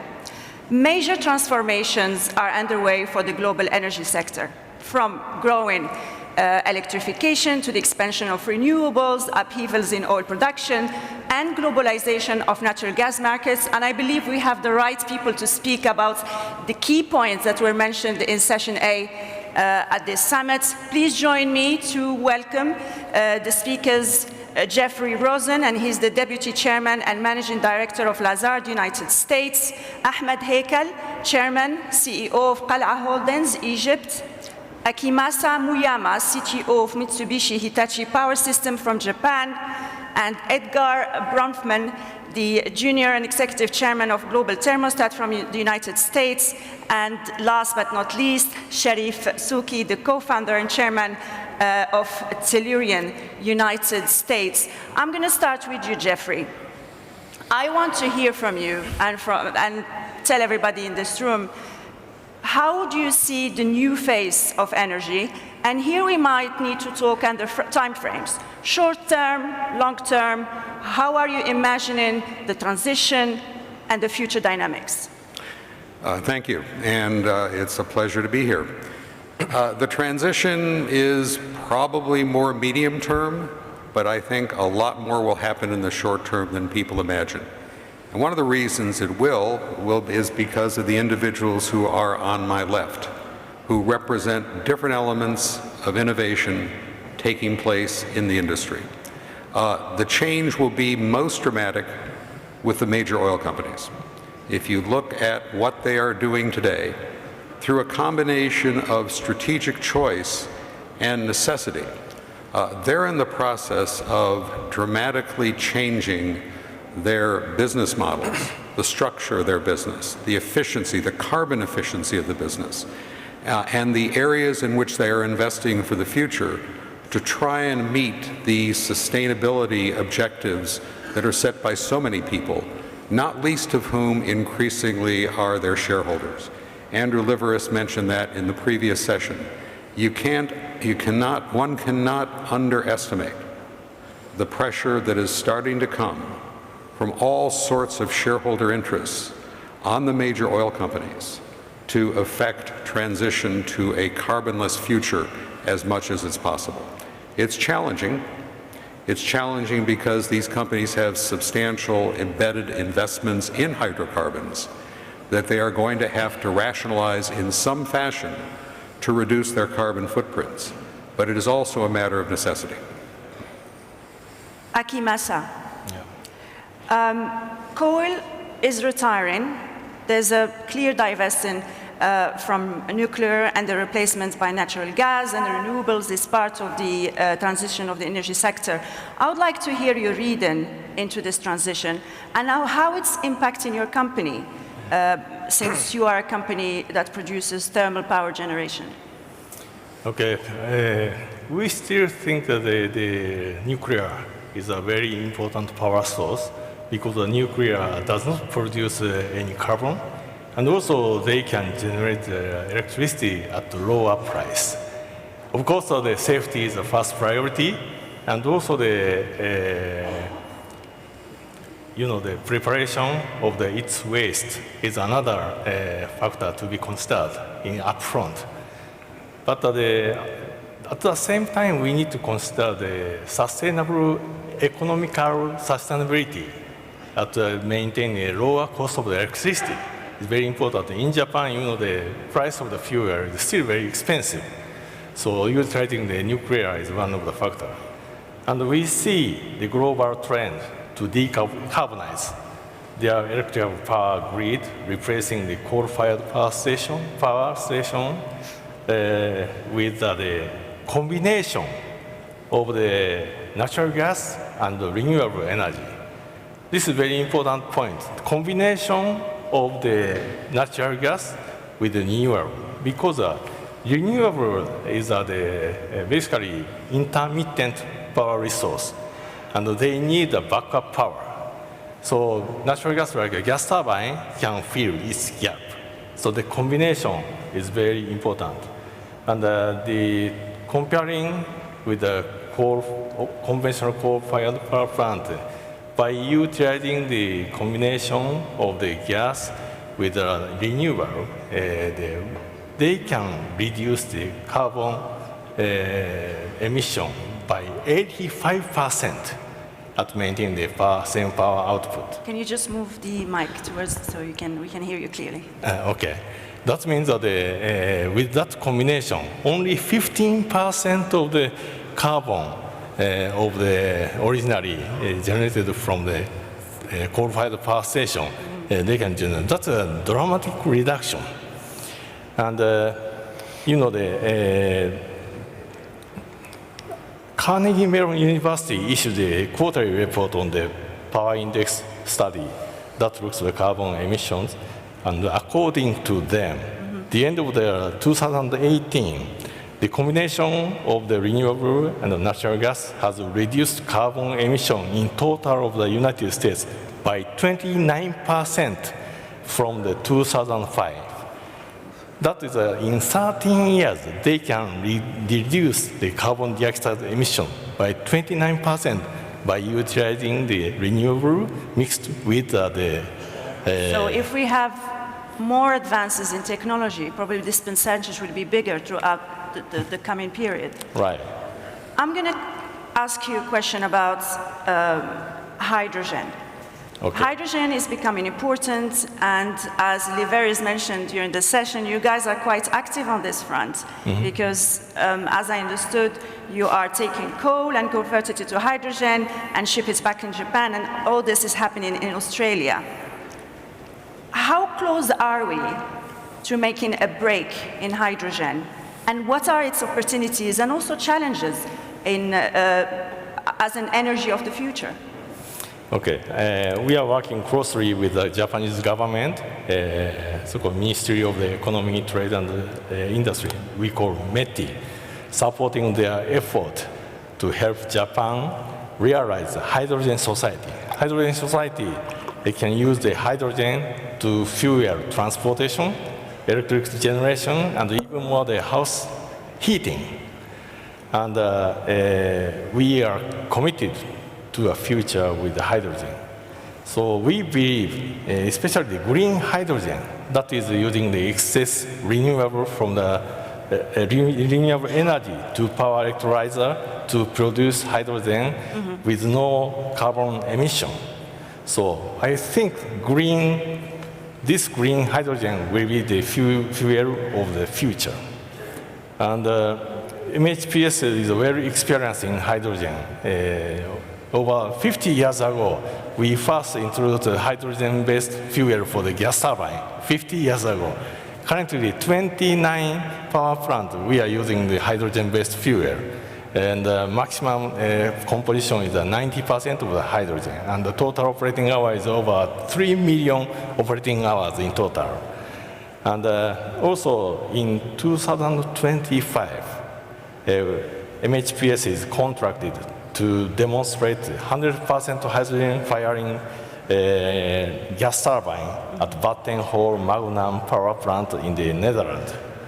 And this is originally 440 megawatt large combined cycle with natural gas. But by this conversion, carbon production can be reduced from the 1.3 million tons per year to 0. That's a great contribution. And also the important point is that we can do this modification with minor modification, only the gas turbine combustor and the fuel system. So you can run the gas turbine in the current natural gas, and with minor modification, if the hydrogen structure is ready, you can convert it with the 100% hydrogen firing gas turbine. That is another point. And also one point I'd like to introduce is just a few months ago, we announced the world's largest renewable energy storage project, and the MHPS initiative to launch the advanced clean fuel storage project in the central Utah. As you know, Utah has a large capacity of the salt dome, and utilizing the salt dome, they are storing the hydrogen. Hydrogen is generated from using the excess renewable energy in the high California. And in that project, we are developing 1,000 megawatt gas turbine combined cycle, starting from using natural gas. But we committed to later days to convert to the hydrogen fuel. Impressive. Ahmed, on the investment front, where should investments be in order to achieve energy efficiency? I would like to bring to the forefront two important factors that are also influencing where things are going to evolve in the future. The first thing is the fact that there is an enormous amount of cheap debts available in the world. And that is making a lot of models, especially solar energy, extremely affordable. The combination of technology development and the combination of very cheap debt is making the solar pricing extremely attractive over the future and over the long-term horizon. The second thing that is extremely important is that there is a realization from policymakers across the world, and in our region especially, that we can no longer afford the subsidies that we were given as far as energy is concerned. I'm going to give a very startling statistic. In Egypt, where I live, the economy grew at 5.5% over the last per annum over the last 3 years. During that period of time, diesel consumption declined by 6%. This level of efficiency is only achievable by government recognizing that the proper pricing of energy is the primary objective, and all other efficiencies and investment will flow after the deregulation of energy prices that is taking place. Those two factors, I don't think, so everybody talked about climate, and for sure this is a huge factor that is going to affect the future of technology. We can only see what is happening with solar power. We can see what is happening with the IMO, the new maritime organization, a new rule on sulfur emission. It's having a huge impact. There is the environmental laws in Europe regarding reduction of sulfur emission. So all of this is very important and is playing a huge factor. Technology also is playing a huge factor. Solar, again, the cost of solar power is being reduced dramatically. The cost of combined cycle is being reduced dramatically. Only 4 years ago, it used to be $1,000 per megawatt. Today, we're talking about $1 million per megawatt. Today, we're talking about $500 per megawatt. All of this is having ripple effect. But the combination of fiscal at the local level and the combination of cheap debts globally is having also ripple effects. I'm going to go back and ask you about that further, Ahmed, but let me move on to Sharif. Andrew also emphasized the importance of LNG, and he said LNG is the future. And let's talk LNG then. What are the changes in the US LNG industry? How will it affect US exporters? And here I'm talking competition and also financing of projects. Well, the major change in terms of LNG in the United States is that it exists. It used, only 10 years ago, we were inaugurating, with the presence of the then Secretary of Energy in Louisiana, the first import facility, the largest import facility in the world. So only in 10 years, we've gone from thinking that we would need to be a major importer of natural gas to becoming in a position now to be a major exporter of natural gas. So the company that I founded previously, Cheniere Energy, is now a 30 million ton producer of LNG, exporting that, on its way to become a 40 million ton producer soon. This is the first time in the history of natural gas that there is a country that doesn't just have an opportunity to sell natural gas on a global basis. It has a necessity to do this, because a lot of the gas that is now being discovered, it comes as associated gas with oil. And if you don't find something to do with the natural gas, you have two options. You flare, which is not a very attractive thing to do, or you don't produce the oil, which has its own very nasty consequences. So for the first time now, we have to come to grips in the United States with the fact that we need to actually get that gas on the water and sell it, because we don't have enough use for it in the United States. Its natural cost on the water is very low, because all you have to do is build the infrastructure. I say this, but the numbers are daunting. We are adding every year 2 BCF a day of associated gas, with the increase in oil production, mostly from the Permian Basin. In the next 5 years, this will require an investment of $200 billion in liquefaction capacity and another $100 billion in pipeline infrastructure to be able to get the gas on the water. If we don't do this, there are very nasty repercussions. One, we will flare, which is not acceptable. Two, we will not produce the oil, which have global implications. And this is what we face to. We haven't come completely to grips with it. So to put it in very short terms, we've now created an industry that has about 50 million tons of LNG capacity that is producing in the United States.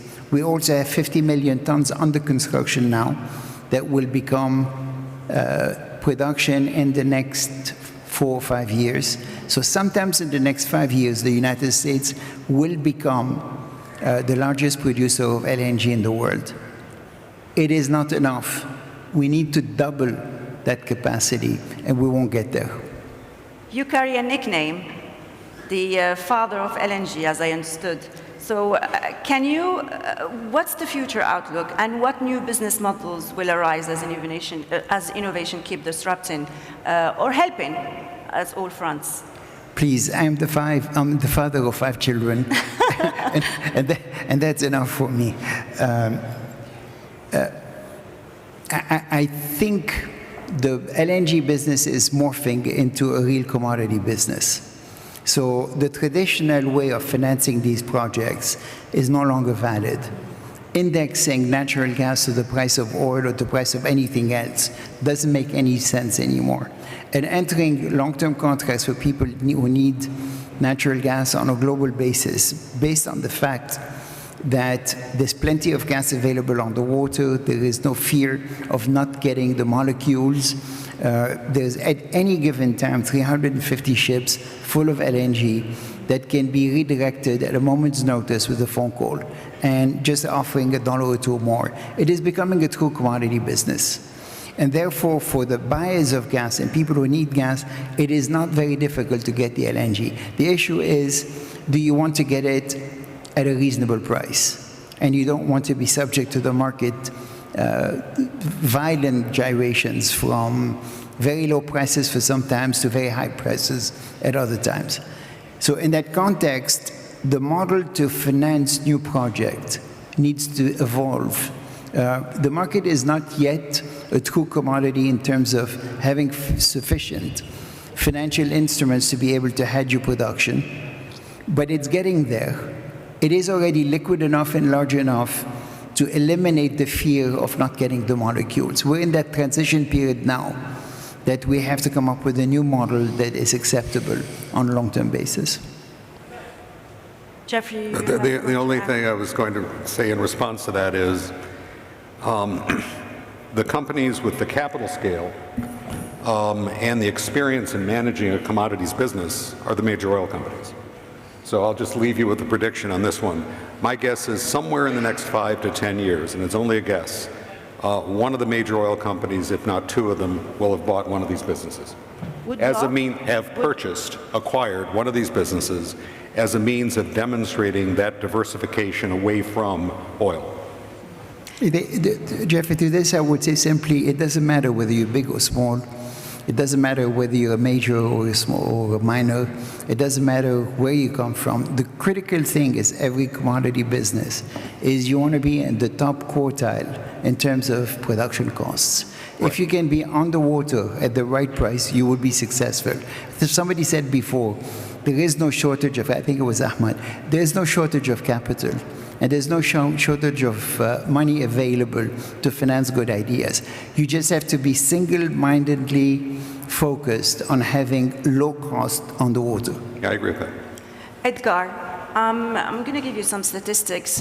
Continued innovation will help OECD economies expand while reducing their energy demand by about 5%, and energy-related CO2 emissions by about 25%. This is what you do. This is what you do every day through your company. How pressing and important to tackle CO2 emissions at the industry level? We've heard that there's a huge direction towards that, and it was clear through session 1. So I would like to hear your take on it.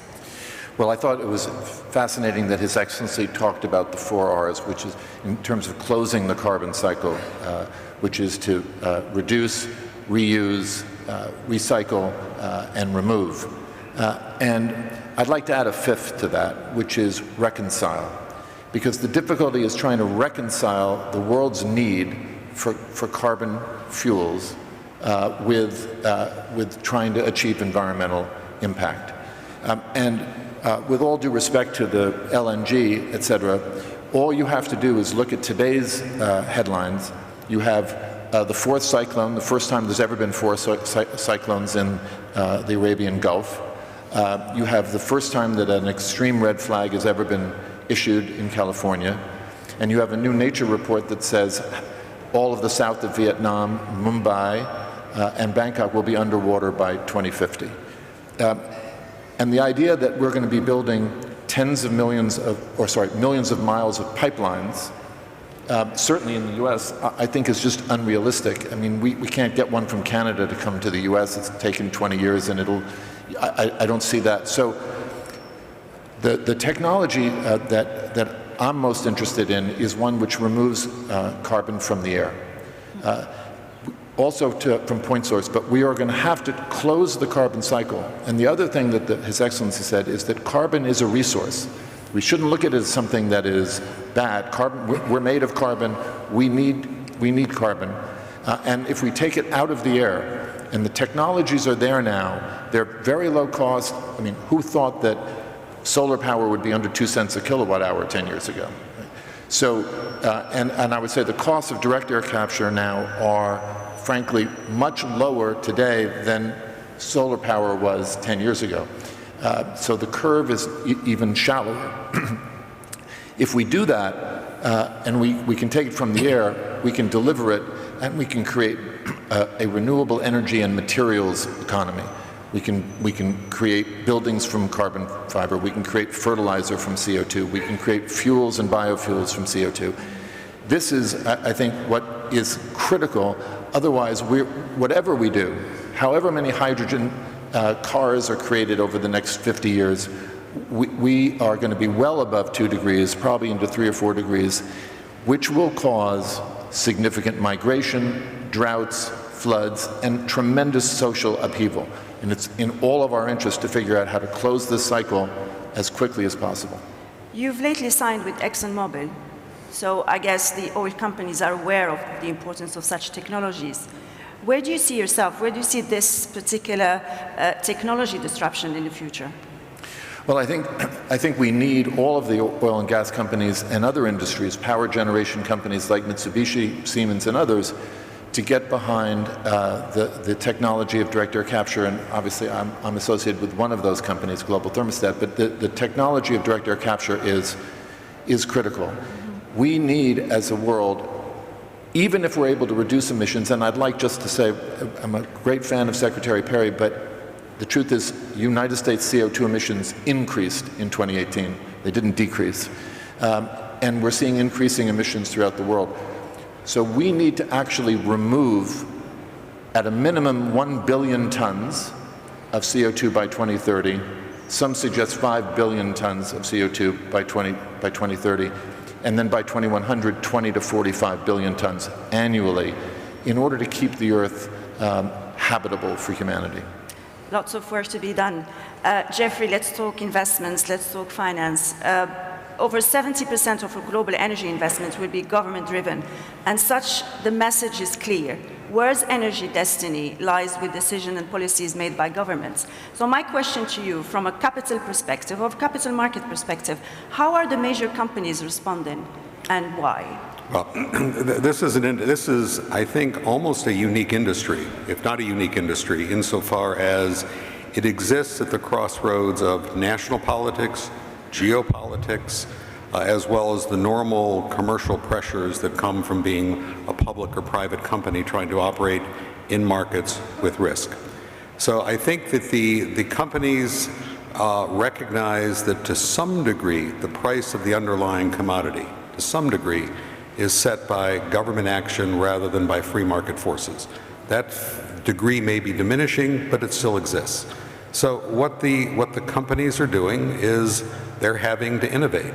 And one of the areas in which they're innovating is towards these areas of renewables, other substitutes for carbon, for carbon capture, all the technologies that have been discussed here today and more.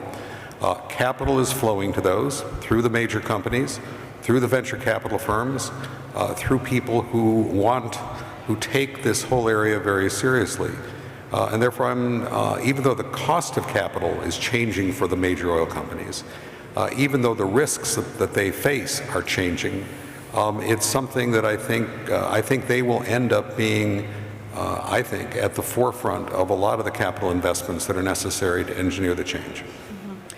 Ahmed, how quickly can we manage a successful transition in terms of the finance mix that the energy sector is at the moment?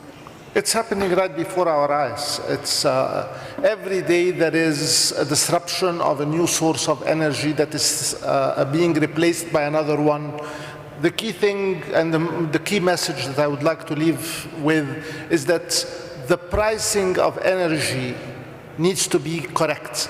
If you distort pricing of energy, at the end of the day, you'll get suboptimal, inefficient structures that will cause, on a national level and on a global level, wrong decisions to be made. Sharif, I would like to hear from you your closing remark. I think I would add to what Ahmed just said, is the pricing of energy is very important. It has to reflect also all the social cost that Andrew Liveris was talking about before. There is a price on nature. There is a price on using nature, and that has to be incorporated in the price of energy. If you do this and you put the right incentives on carbon capture and sequestration, and you put a right price on carbon footprint, and you put all this as a global package, the solutions will emerge. I have a very, very bad record of predicting things 5 years down the road. You remember that 10 years ago, I was trying to import gas into the United States. So I wouldn't venture to say what you need to do for 5 years from today. I would say simply, take advantage of the situation, be honest about the cost, be honest about the pricing, and reflect the pricing in terms of everything you do. Edgar? So we all live in national borders, but we all share one sky. And this is something that Andrew was alluding to. We've never really priced water. We've assumed it's an endless resource, which it's not. And we've never priced air, and it's not an endless resource. And so getting that pricing right in some form or fashion is critical, and it's going to need government leadership, which is why I was so pleased to hear what His Excellency said, that Saudi is going to step out in front and lead this effort, because the innovation, as Sharif said, will emerge. If there's a profit motive, just as it did in Detroit 40 or 50 years ago when miles per gallon regulations increased, innovation will occur. There'll be more direct air capture. There'll be more innovation if we increase the profit motive to do so. Nothing is stopping technology and innovation. Akimasa. Yes, as I explained, the ultimate goal of the fuel is a green hydrogen, so hydrogen society. But it takes time, but we need to start from now for the prepare. And also the economical sustainability is another issue. So we need to closely work with the government. So by continuing that, someday we can achieve everything. Ahmed. The low prices of energy that are prevalent today are going to make a revolution in water. And new pricing of water will emerge as a result of low electricity prices. Jeffrey? I'll end on an optimistic note, which is I believe that this problem can be solved and will be solved. It'll be solved as a consequence of the innovation you see here, as a consequence of the discussion you saw in the previous panel, as a consequence of the fact that if you're an executive today with an oil company, with a car company, with a chemical company, anyone who's identified as a polluter, and you hold out against this issue, first, two things are going to happen to you. First of all, your investors, your shareholders are going to force you to consider it. And the second is your children and your grandchildren are going to ridicule you into facing it. So I believe that a combination of innovation, talent, capital, innovation that we really haven't discussed here today, such as artificial intelligence, other forms of innovation, as they come to be applied to these problems, will end up being very effective in solving them. And I think sooner than is thought, but not necessarily as soon as is necessary. Thank you, Jeffrey. I guess the energy mix will keep changing. The energy sector will keep getting disrupted. Please join me to thank our speakers for this session. Sharif Souki, co-founder and chairman of Tellurian United States. Edgar Bronfman, the executive chairman of Global Thermostat. Akimasa Muyama, CTO of Mitsubishi Hitachi Power and Systems from Japan. Ahmed Hekel, chairman and CEO of Qal'a Holding from Egypt. And Jeffrey Rosen, Deputy Chairman and Managing Director of Lazard, United States. Thank you very much for listening. I hope you enjoyed the other sessions. And then thanks to our moderator.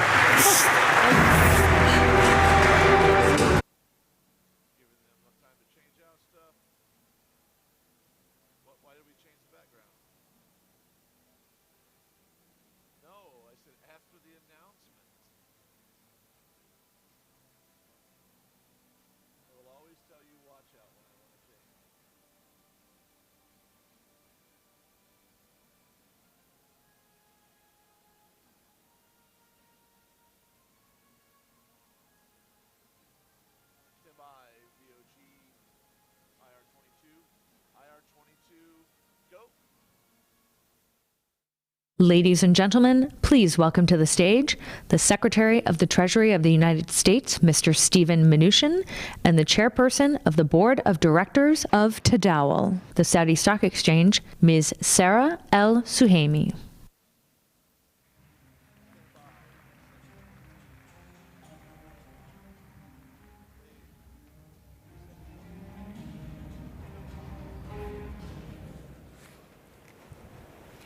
Good morning. My name is Sarah Al Suhaimi. I'm the chairperson of Tadawul, the Saudi Stock Exchange.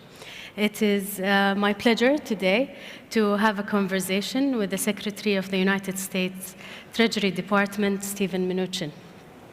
Since Donald Trump was elected president in 2016, Secretary Mnuchin has played a pivotal role in advancing Trump's administration economic agenda, especially the pivotal achievement of the legislative achievement of the Tax Cuts and Jobs Act. Secretary Mnuchin and the Trump administrations have been partners for the kingdom and have been great supporters in the kingdom's effort of opening up our capital markets to foreign investors and strengthening our position as the regional leader and on the global stage. We're excited to have you here today. Please join me in welcoming Secretary Mnuchin. Thank you. Well, it's a terrific pleasure to be here with you again. You just attended the IMF and World Bank annual meetings. How do you see the global economy and what is your outlook for the U.S. economy over the next 12 months? Well, I think the U.S. economy continues to be quite strong. We see very strong employment, very low inflation, and still tremendous amounts of capital coming back into the U.S. to be invested. The consumer is very strong. So I see the outlook in the United States is still very good. There is no question that global growth is slowing down. So whether I speak to people in Europe or people in Asia or China, there's no question that the global economy is slowing down, and that's had some modest drag on the U.S. economy. Are you concerned that China and key European economies are heading to a hard landing? Well, Europe, I am somewhat concerned. I think particularly with negative interest rates, there's only so much they can do on the monetary side, so I think they really need to do more on the fiscal side. I think they need to do things on regulations. But I've had good conversations with them. And on China, we're looking forward to President Trump and President Xi signing phase 1 of our important trade agreement later next month when they're together in Chile, and I think that will be important economic achievement for both of us. One of the main goals of Saudi Arabian Vision 2030 is opening up our markets to foreign investors and further developing our capital market. Are there lessons that you can share with us from the United States' very successful capital markets? Well, I think there clearly are. And let me first say, I think the Crown Prince's vision of 2030 is very important and really just an enormous transformational opportunity for the entire Saudi economy, and it's been a terrific beginning. I must say I'm looking forward to the Kingdom's presidency of the G20 next year. I'll be back 3 times, so I'll be here plenty of time next year to work with all of you on this. But I think capital markets are a very important of the transformation. I think that, as you and I have talked about, the changes that you've made, the technology upgrade that you've done, these are all the right things. I think you have to have proper regulations. You can't have too much regulations. I think you need to have transparency. You need to have a legal system, and I think you're taking all the right steps in that direction. And I think obviously the Aramco IPO is going to be a great opportunity to grow the capital markets here and watch its success. Yes, true. We have today, as we spoke earlier, 1,500 registered qualified foreign investors, and almost 50% come from the US. So what's your view on the appeal of investing in Saudi from a US investor point of view? Well, I think it's a very strong appeal. I think the potential market here is very large. I think the potential role that Saudi can play in the regional hub of the economy is very important. And I think His Highness the Crown Prince's execution of this transformation will be the critical vision on getting that done. So I think the opportunity is here, and really now it's important to provide a roadmap and specifics for U.S. investment and others. No need for others, really just plenty of U.S. investment in the opportunity. Thank you very much, Mr. Secretary, and thank you all for listening.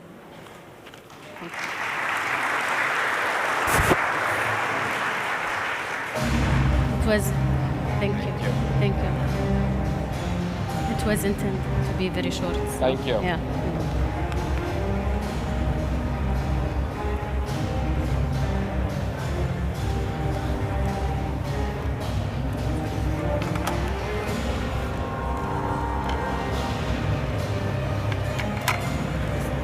هلا والله الله يعافيك. Yeah, Mike.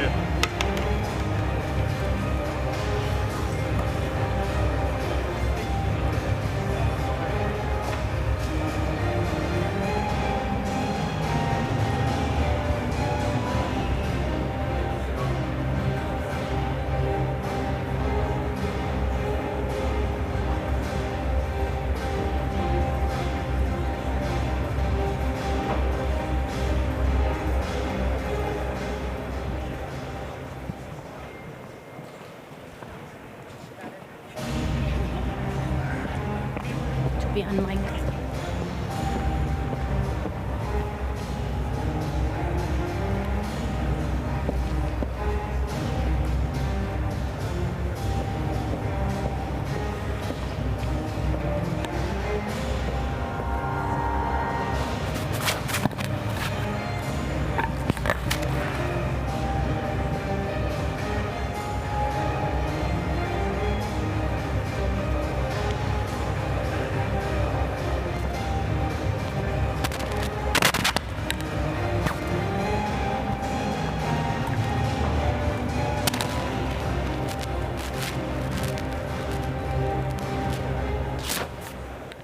Ladies and gentlemen, please welcome to the stage His Excellency, the President of Brazil, Jair Bolsonaro.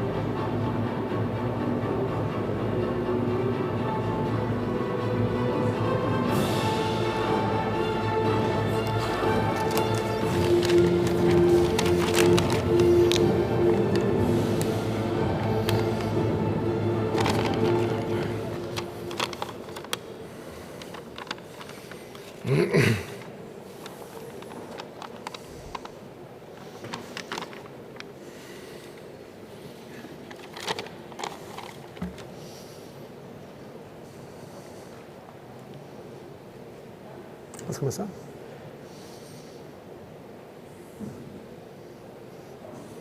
Posso começar? Can I start? 1, 2, 3, testing the English channel. Good morning, everyone. Brazil is back on business, and I am greatly honored to be here in Saudi Arabia and be so warmly welcomed as I have been so far. I have had the chance to spend a few moments with the Crown Prince of Saudi Arabia, and we have been talking so well. It seems like we have been friends for many years, almost even brothers, I might say. Our trip to this other side of the world, to this other geography, the Middle East and Asia, has a purpose. And all of you, ladies and gentlemen, you're here today because I'm sure you have monitored the facts and figures about Brazil.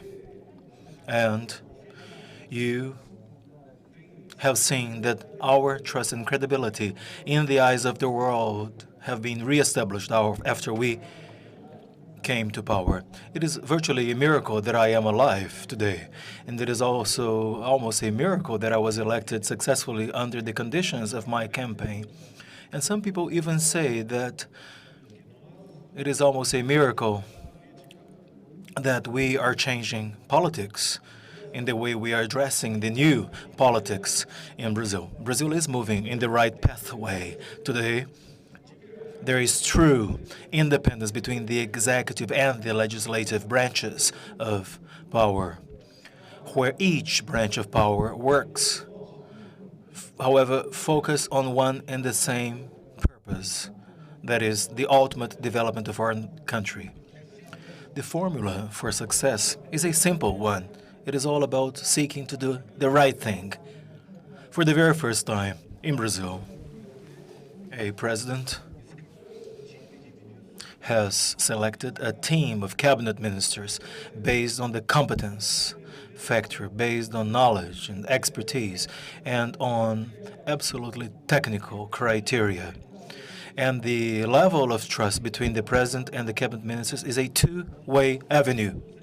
We talk among ourselves, and we seek to hear the views of the parliament, and we build consensus. And this consensus is now translated in new laws, such as, for example, the recently passed Social Security reform. Once I go back to Brazil, it will be formally sanctioned and will take effect, will be enacted. This shows to the world that, yes, Brazil is doing its homework. Brazil is seeking out new partnerships. But at the same time, we are showing clearly that, yes, we can honor our contracts.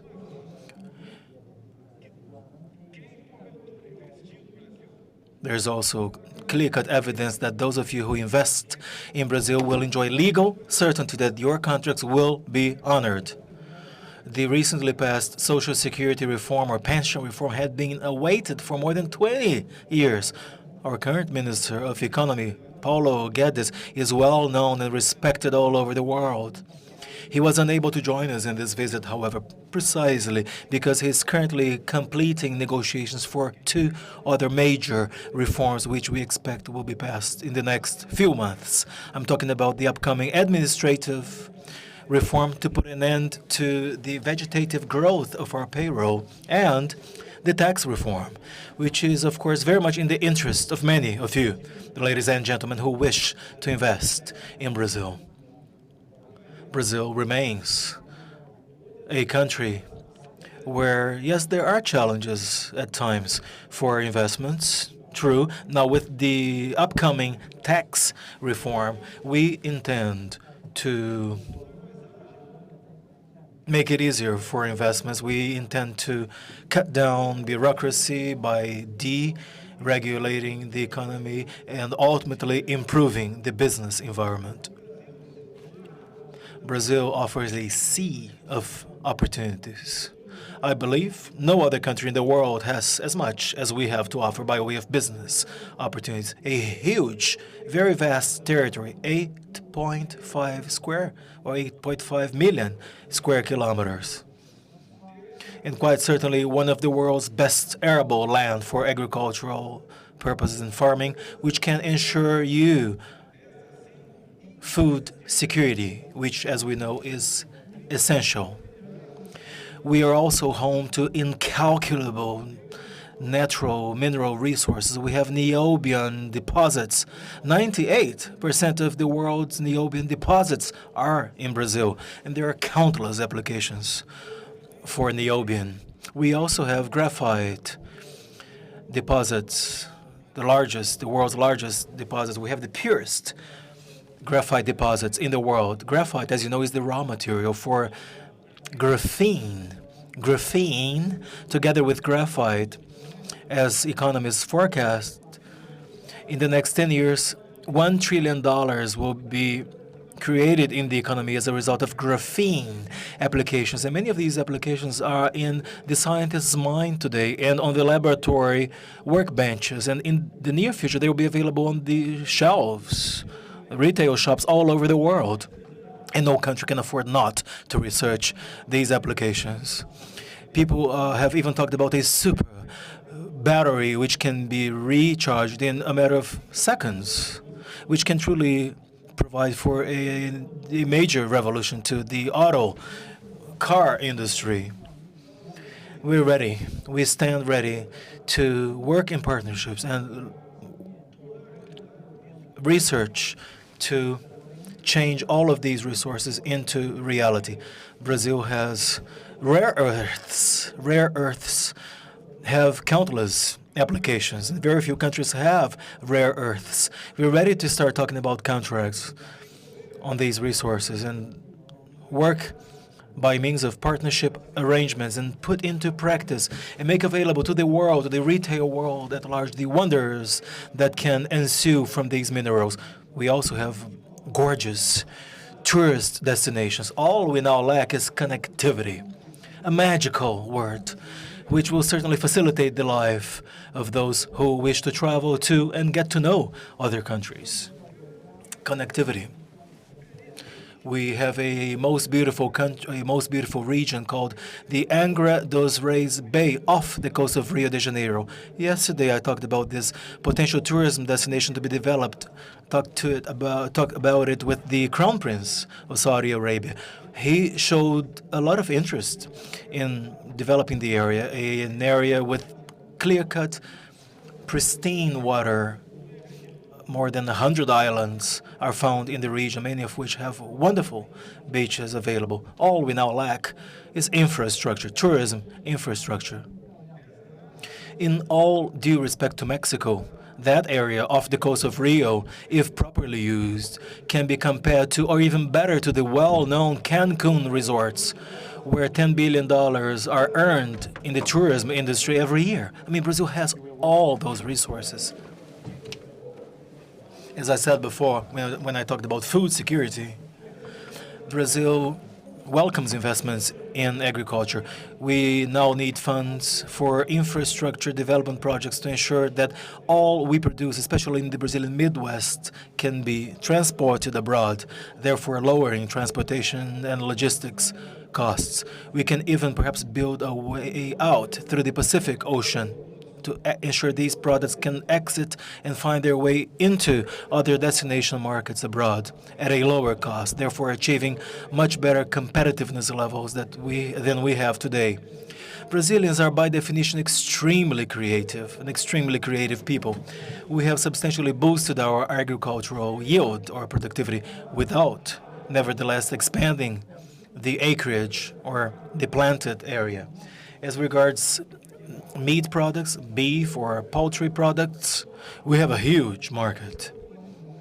We have a great deal to offer all of you.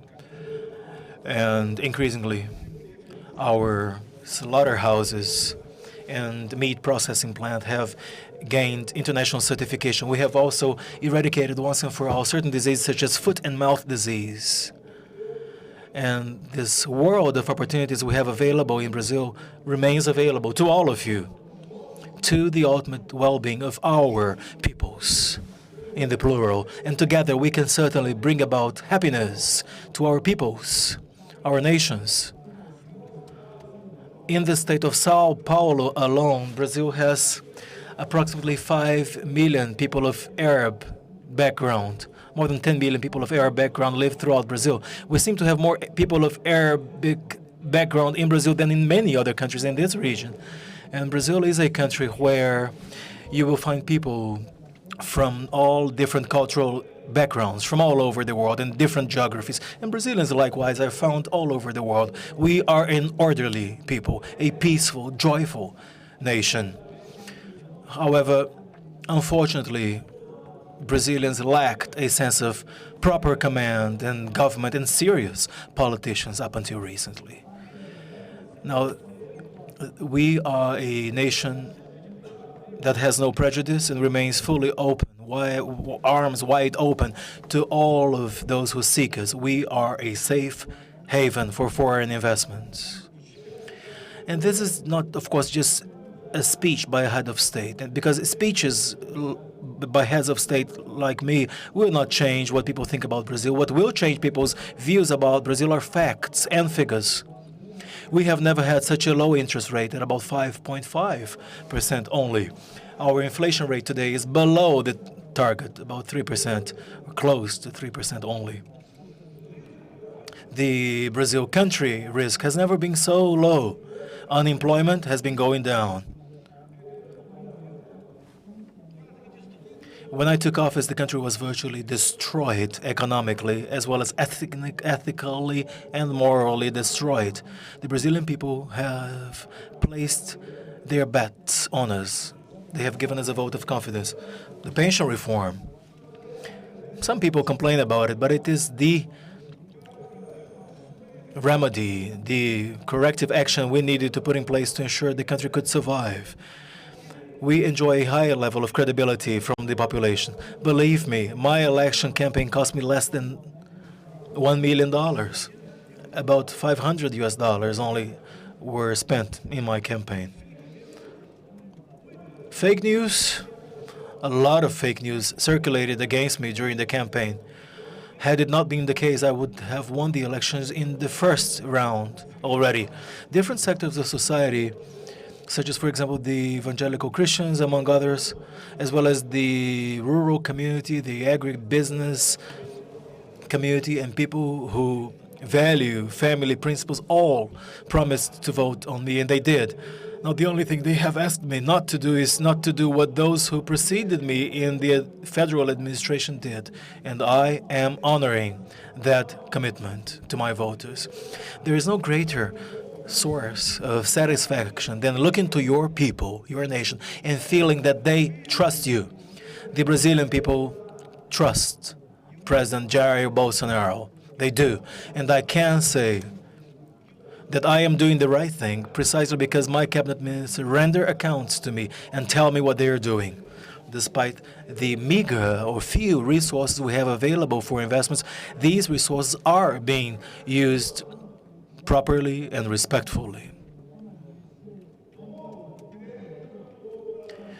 Our people have asked very little from us, and we owe them loyalty.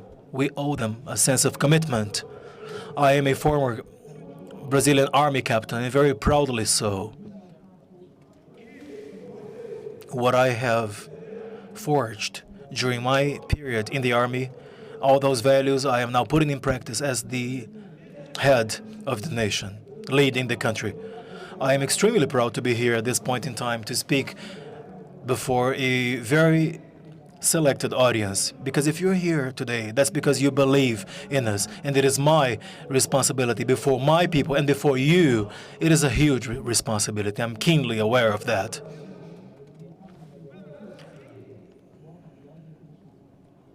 By improving conditions in Brazil, we will, by extension, improve conditions in many geographies in the world. There are a few problems going on in certain parts of South America, such as, for example, Chile, and even more seriously in Venezuela, for example, and even possibly Argentina, especially on the part of those who do not respect capital, who do not respect democracy and freedom. These people want to come back to power in South America, and they want to resume a style of government that has not proved successful anywhere in the world at all. We are very much aware of our responsibility. I am accompanied by members of Congress in this trip, and I'm very proud of having them with me in my delegation. And the reason why I invited them to join me in this trip is to help me convey this message to other peers from within the Parliament.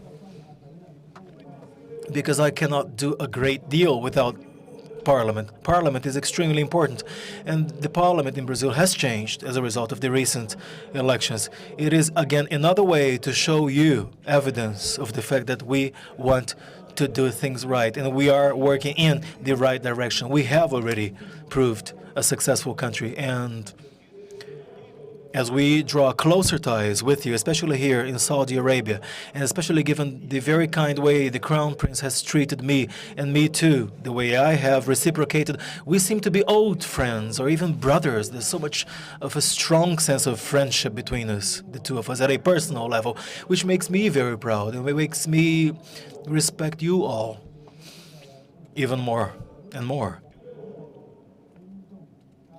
We have been traveling the world to showcase this new Brazil, a Brazil that is now back on track, back on business, and that is doing things right. We are working to do things right. We don't just want to benefit from what you may have to offer. No, we want to reciprocate because we have a great deal to offer you as well. And given geographical factors, you cannot possibly be self-sufficient. Neither can we. No one in the world of today can be self-sufficient. We are all interdependent nations, and we recognize that to be the case with a sense of humbleness. And I humbly address you all, not only to say words, but to showcase with facts and figures that, yes, Brazil does deserve your trust, your confidence, and just as you deserve and have our trust and confidence. Just a few weeks ago, Brazil was harshly criticized and attacked by a European head of state about Amazonian issues which are basically seasonal forest fires that happen year after year. They're part of the native tradition of the local indigenous peoples in the Amazonian region. They burn and partly plant their land property to ensure livelihood and survival. However, the attacks were made against me precisely because I did not align myself with previous policies regarding the Amazonian region. The Amazonian region is ours. It belongs to Brazil. And at this point in time, or at that point in time in the recent past, when during the recent G7 summit meeting, this one head of state from Europe wanted to bring this issue to the fore without consulting with us, other heads of state attending the G7 summit, with whom I had already talked, particularly with U.S. President Donald Trump. Donald Trump took the initiative of leading the defense of Brazil and saying that no measure could possibly be taken against or about Brazil without hearing the head of state. And I'd like to publicly thank President Donald Trump for taking that stance on our side. Other countries also took the same stance and view, such as, for example, the Chinese ambassador at G7, who recognized our sovereignty over the Amazon region and over our own domestic affairs and future outlook. All of these matters must be addressed by we ourselves, just as is the case for any other domestic or internal matters. And the same applies to any other country. These matters must be sovereignly addressed by the relevant heads of state in each country. And may I also say that the Amazon region offers a sea of opportunities. We have widely unknown, untapped biodiversity, and we remain open and available to any country willing to sign a partnership agreement with us to develop and tap into the Amazonian resources, and do so constructively, especially because the indigenous people who live in the Amazonian region, they no longer want to be treated continuously as if they were cavemen and women or prehistoric human beings. All of us have evolved. I myself have changed quite a few views in my life in the course of years. All of us, as human beings, we evolve, we make progress, and we do it for the better. I, you, everyone, as well as the native peoples of the Amazon region. They're just like us, human beings. So my friends, my brothers, members of the business community, investors, and also the humble people here and politicians, this is the message I convey to you on behalf of Brazil, to all of you. Brazil awaits you. Brazil has a great deal to offer, all of you, and together we will certainly be in a position to make a better world to all of us. Thank you so much for your kind attention.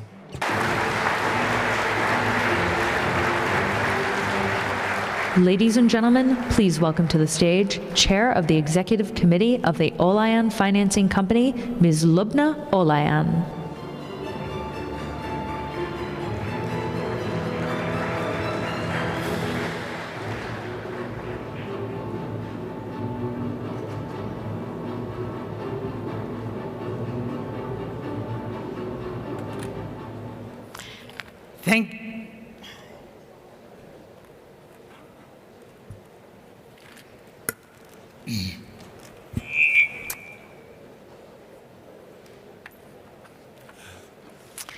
Thank you very much, Mr. President, for this wonderful, emotional speech. I heard that this is your first trip to the Arab world. I'll just wait for the translation.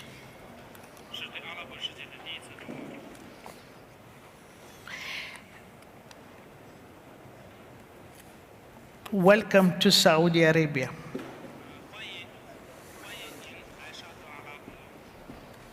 Esse aqui, presidente. Eu estou usando delas.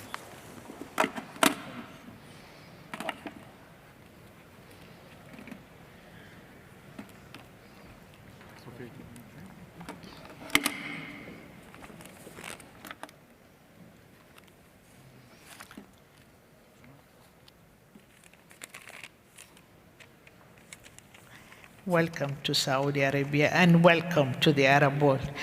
Could you give us your impression after your first visit to the Arab world? I understand we were in the Emirates in here, so we'd love to hear your views. Tivemos no Catar também. As impressões foram as melhores. We have also been to Qatar, and the impressions I have gathered are the best possible impressions.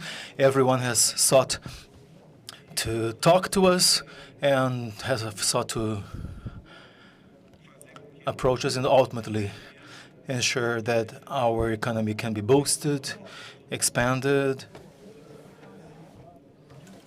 and also, of course, have proved willing to tap into other work fronts that can help ensure progress to our nations. I'm extremely happy, extremely honored to be here in this part of the world. You're coming towards the end of your first year as president. What has been some of the challenges that you have faced that you did not anticipate?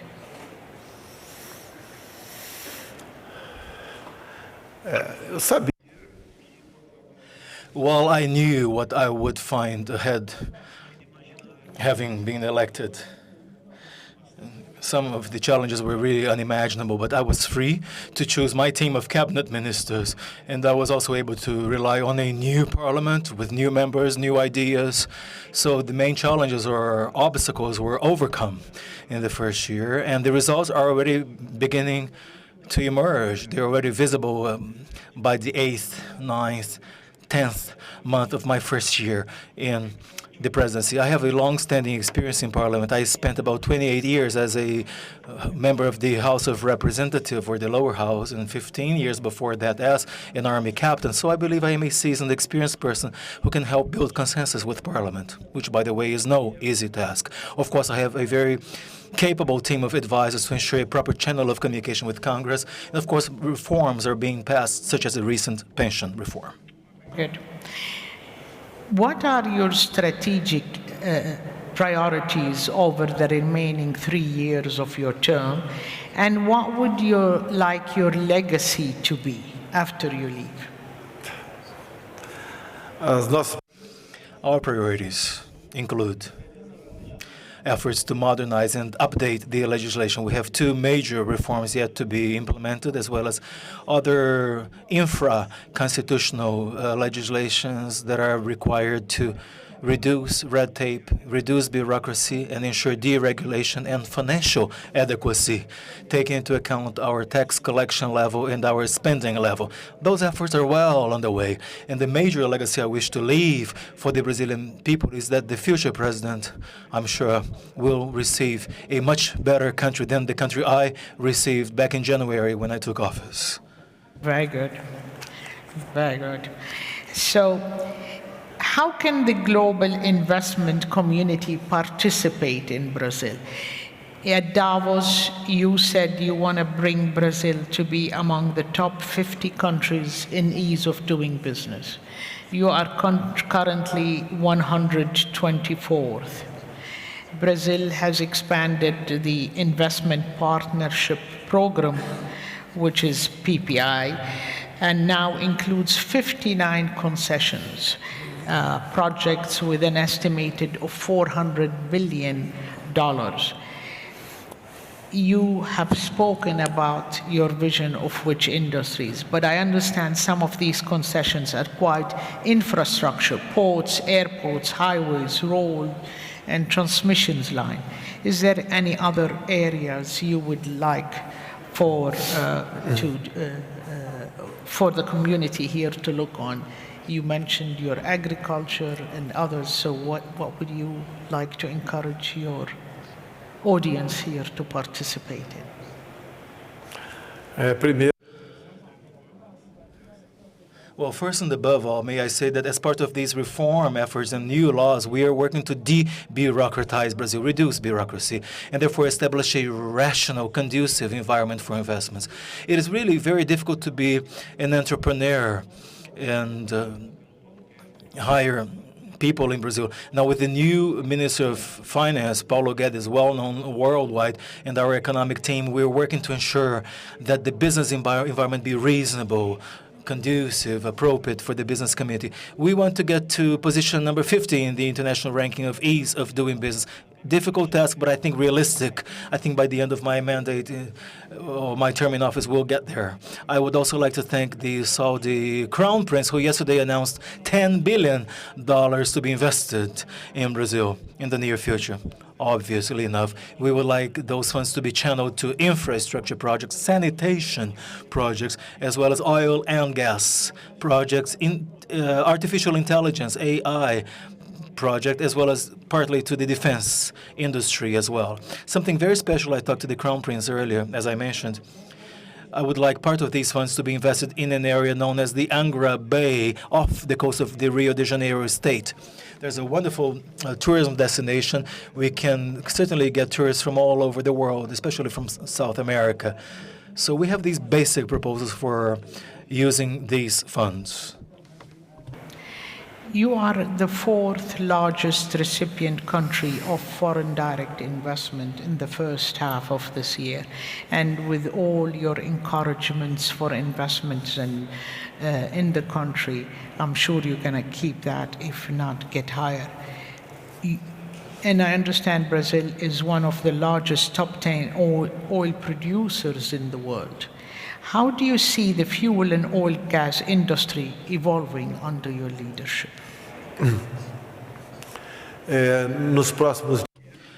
In the next few days, we will be conducting a major auction for an area called the pre-salt layer oil deposits, whereby we're going to be opening up the possibility for exploring oil resources to all players from all over the world. In the next few years, or 10 years or so, Brazil will become, or will be among the sixth largest oil producers in the world, which is very good because it will help stabilize oil prices. No country in the world can program itself or plan itself properly if fuel prices are not reasonable. Some people even talk about, Brazil possibly becoming a member of OPEC, the Organization of Oil Producing Countries, but that's a different matter. Of course, we are taking part. Would love it. We can certainly talk about it, yes. I would have to hear my Minister of Economy as well as my cabinet minister for mines and energy, to ensure that once we take steps to that effect, we be able to honor our word. I also, of course, always talk to my ministers before I make or announce any decision, because it is obviously the best way of ensuring credibility, through dialogue, of course. But I personally would very much like Brazil to become a member of OPEC. Yes, indeed. I think the potential is there. We have enough reserves, oil reserves, yes, actually larger oil reserves than some current OPEC member countries. So the opportunities are available to you regarding the upcoming auction to be held in a few more days. And you're all invited to take part in this upcoming auction. It is a great opportunity. After all, your expertise, your experience, coupled with our experience with the Brazilian oil state company Petrobras, can help us establish a major win-win partnership so as to ultimately ensure better stabilize the prices of fossil fuels worldwide. Earlier this morning, Secretary Perry was here talking about Texas and becoming a state, and our Minister of Energy invited Texas to join the OPEC countries. So that is what I was referring to. But time is going to come up, and we're told to open the question for audience. Before I go there, I know you have spoken about the Amazon and what had happened in the Amazon, and we all agree with each country is handling its affairs. But could you tell the audience, who's very conscious about the environment, what Brazil can do to prevent such fires from happening again?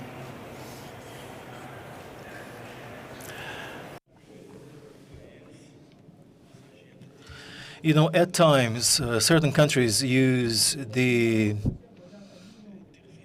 environmental agenda or even the human rights agenda to try to interfere in the domestic agenda of third-party countries. Sometimes they manipulate the environmental agenda, which is precisely what happened in our case against Brazil recently. I can assure you, based on official data from Brazil and also from other countries that monitor the Amazon region by satellite, that we will come to the end of this year with the lowest average for fire outbreaks and heat outbreaks in the history of Brazil. It was really a fake piece of news that circulated against Brazil, in my view, precisely because the Brazilian administration, the federal administration, has changed. We are now under a new leadership, and those few countries wanted Brazil to again go back to have the kind of policy that was in place up until recently regarding the Amazonian region and the environment. So the figures are clear. The Amazon region is not a fire. It's not catching fire.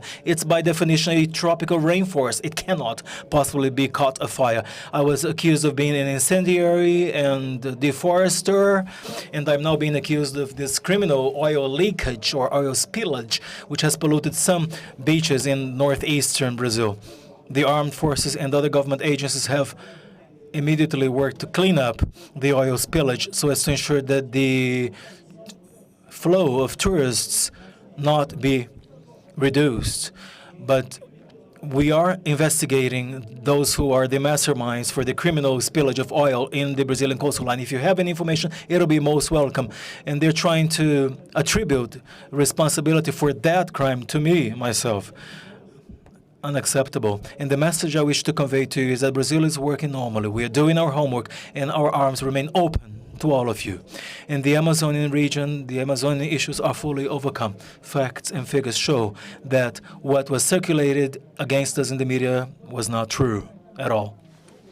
Okay, I think we'll open the questions for audience. I see number 2 there. Can I ask you, because the time is so narrow, just identify yourself and a quick question, please. Hazem Galal from PwC. Senhor Presidente, você começou... Mr. President, you have started putting in place a few reforms at the national level. I would like to hear you on your vision regarding reforms at the state level and at the city level in Brazil. Well, whenever efforts were made to conduct reforms through the parliament covering the 3 different spheres of government, federal, state, and municipal level, the efforts did not work. This time, however, we have focused on the federal level, and a parallel proposal has been put forth by the Brazilian Senate to include states and municipalities. I think it will work because, of course, state governors and city mayors also have their problems. So I believe that they will certainly follow suit and engage in a similar pension reform effort that we have established at the federal level. Yeah. Thank you. Helena de Flavis. I had Helena de Flavis. I had the infrastructure advisory and development of Khatib and Alami. Mr. President, thanks for the speech earlier, and congratulations on your first months in post. As an advisor to the private sector, to investors here in the Middle East region, one of the key areas of focus, of concern, is in relation to the level of guarantees given by a government in relation to the infrastructure development in their jurisdictions, sovereign guarantees, and so on. So what is Brazil is offering to the private sector investors in relation to investments in the infrastructure that will give them comfort in relation to both payments, non-termination of contracts, or compensation, and so on? Thank you.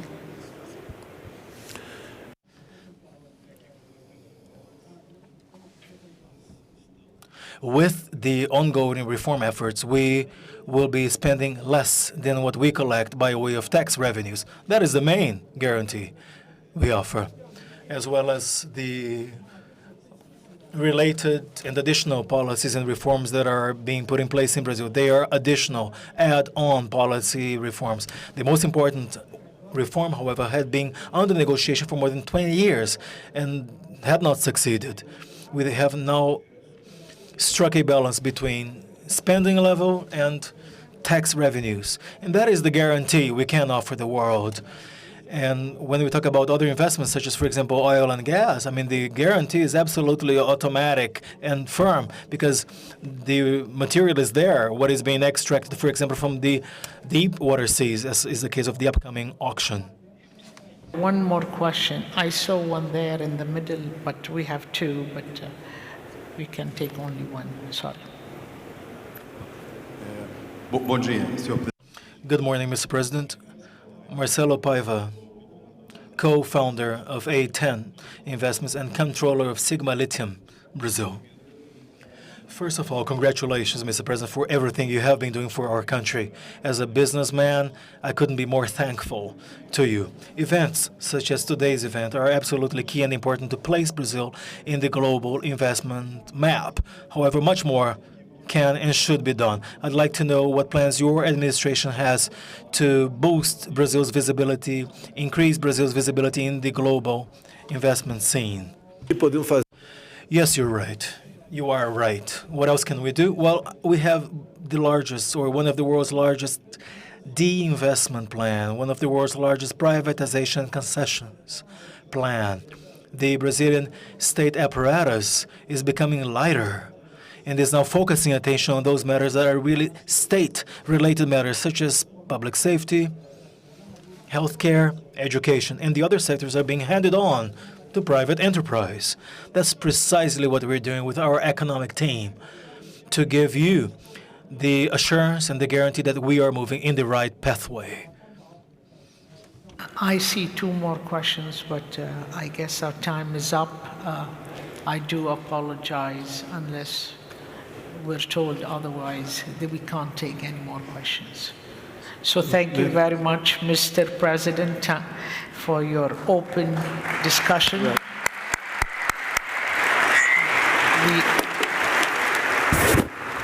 Thank you.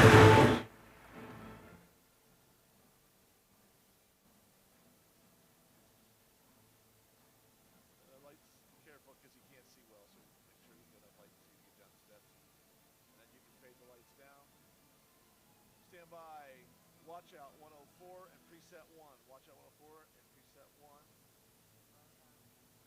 Go.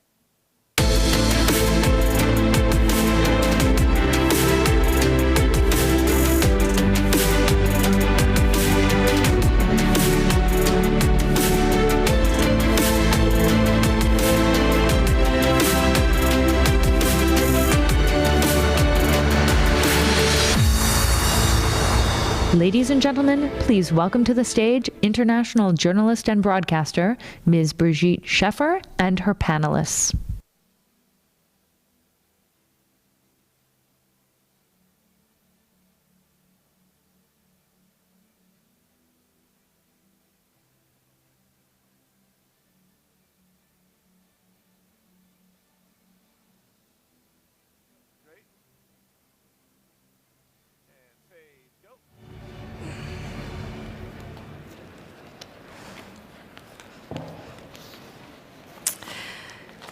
Good midday at this point. Good to see you all still in the room. We are going to kick straight off into the next session, which is the sky's the limit, and how infrastructure investments will reinvent communities and turbocharge the global economy. That's the great question. With me, I have a great panel to discuss infrastructure. I will start from here. This is Mr. Darren Davis, the President and CEO of Madden here in Saudi Arabia. Next to him is Mr. Young-Hoon Lee, President and CEO of POSCO in South Korea. Next to him is Mr. Ben Wei, CEO of Macquarie Group Asia in Australia, followed by Mr. Chiang Wang. He's the general manager and board member of Sinosteel Engineering and Technology in China. And last but certainly not least, Mr. Yusuf Ali, who is he has several titles, chairman and managing director of Lulu Group International, whose headquarters are in Abu Dhabi. Thank you very much, and thank you for your patience as well. So, to launch straight into it, I'm going to start with you, Ben, if that's okay. We were mentioning these ambitious projects, but the truth is, for that you need money. The estimates are at the moment that you need about $50 trillion to meet infrastructure needs. Now, where are you going to get that money from in order to satisfy that demand? Sure. Yeah. I think that's the number one question facing the world, to be honest. At the moment, we're seeing the largest migration of humans in history, which what that is manifesting itself is really people moving into cities, and we're seeing rapid urbanization. That's a good thing because we know cities really drive innovation and entrepreneurialism because you have the density of ideas with the density of capital. And that's been a big springboard for economic growth over the last 100 years, whether it be in the US, whether it be in Korea or China, or whether it be in the Middle East. The real challenge I think the world is facing today is that, as you say, by 2035, the world needs $50 trillion, and more than 55% of that is in Asia, to enable this ongoing urbanization to occur and to ensure that cities have the fundamental building blocks to allow that urbanization to occur and to keep driving economic development. The fundamental point is that there's no institutional government in the world in a single market that has the balance sheet that's able to fund that. The way the world is going to have to fund that is through multiple sources. It will be through multilateral organizations, it will be through corporates, it will obviously be through governments and the public markets, but it will also be through institutional investors. And so the challenge we've got to ensure that we can deal with the needs of urbanization, to combat climate change, to deal with growing inequalities of wealth, is that we need capital to enable us to allow that urbanization and infrastructure build out to occur. And I think it was mentioned in the previous panel, but there are a number of ways we can do that. The first way is probably through much more aggressive privatization programs around the world. Privatization programs are difficult, often because of the political implications in the market they're going to occur, but they're hugely necessary if we're going to see a recycling of assets and a building out of government's balance sheet so that they can really reinvest that capital that they receive from those privatization programs to be successful. The good news is we're starting to see that in a number of markets. We've got, for the first time, quite ambitious privatization programs in countries like Japan, like India. We've seen a big wave of privatizations in markets like Australia, and obviously we're seeing that those plans being put in place in Saudi Arabia through the 2030 vision. So there is some good signs around the world, particularly in G20 economies, that privatization is back on the agenda and that's necessary. The second part of it is going to be much more transparent PPP programs. And those PPP programs are necessary because that's what will catalyse institutional capital, which we know there's an enormous amount of it looking to be deployed, to feel that it can go and partner with government where there's appropriate risk sharing. And so I think if we can put those two building blocks in place, in not just the G20 economies, but around the world where there are lots of markets where very good assets are being built or need to be built, then we can start to see a much better flow of capital from the institutional market in particular into those sorts of projects and programs. Thank you. Mr. Lee, I wanted to ask you then, because we were talking about this partnership as well, what partnerships between business and government are the most innovative, in your opinion? As you all aware very well, now the PPP, private-public partnership, has been becoming a very prevailing and highly effective types of partnership to implement massive infrastructure investments. And the role and responsibility of each partner has changed continuously, and I'm going to add 3 ideas which will help this partnership more innovative. One is regarding the public partners, such as central and local government. My experience in construction business makes me realize that every construction project starts from massive destruction of land, rivers, and forests, so on. This process inevitably causes serious social problems. Even the construction of roads and railways on the empty land cause environmental issues because of destroying ecological system. These kind of social issues cannot be solved by private partners, such as construction companies and financial investors properly. So from the beginning stages of planning, all 3 parties, including public and private, share these ideas and cooperate to deal with this process properly is very important. Secondly, the public-private partners like construction companies like me should take very proactive and agile stance to develop the construction technologies deriving from fourth industrial revolutions, such as 5-dimension design skills, measuring the land using drones, and increasing the portion of prefabrication, and efficient control of construction period and operation by using the IoT technologies is a best example.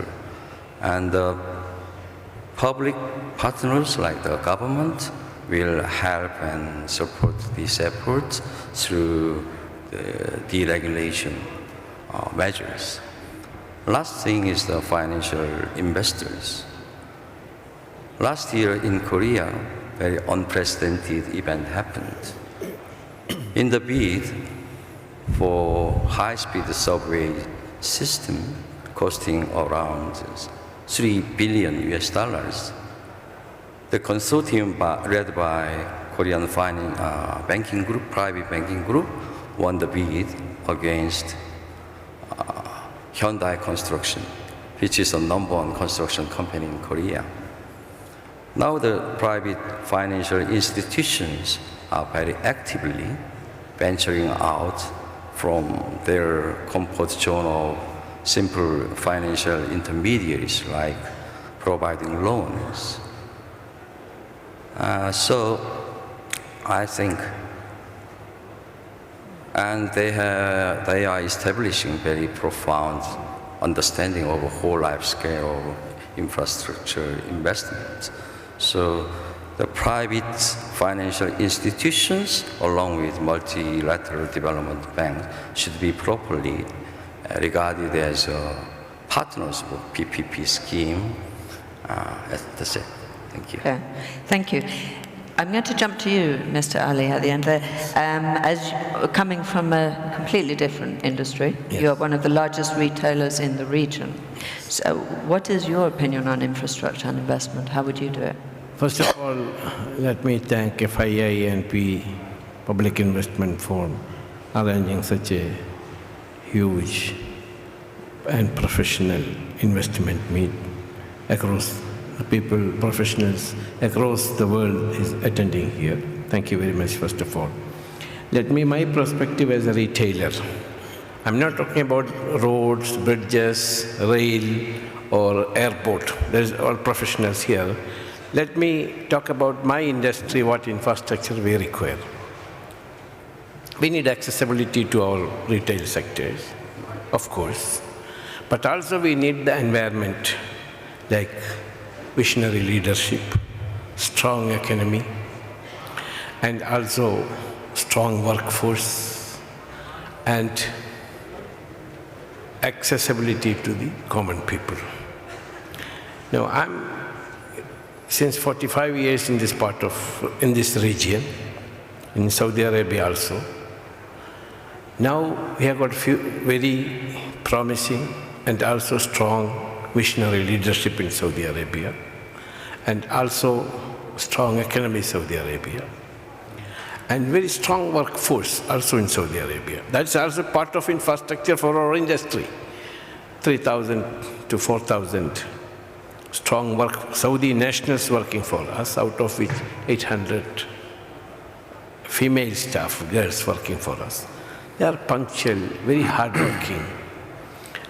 So this type of infrastructure is developing in this part of the world, especially in Saudi Arabia.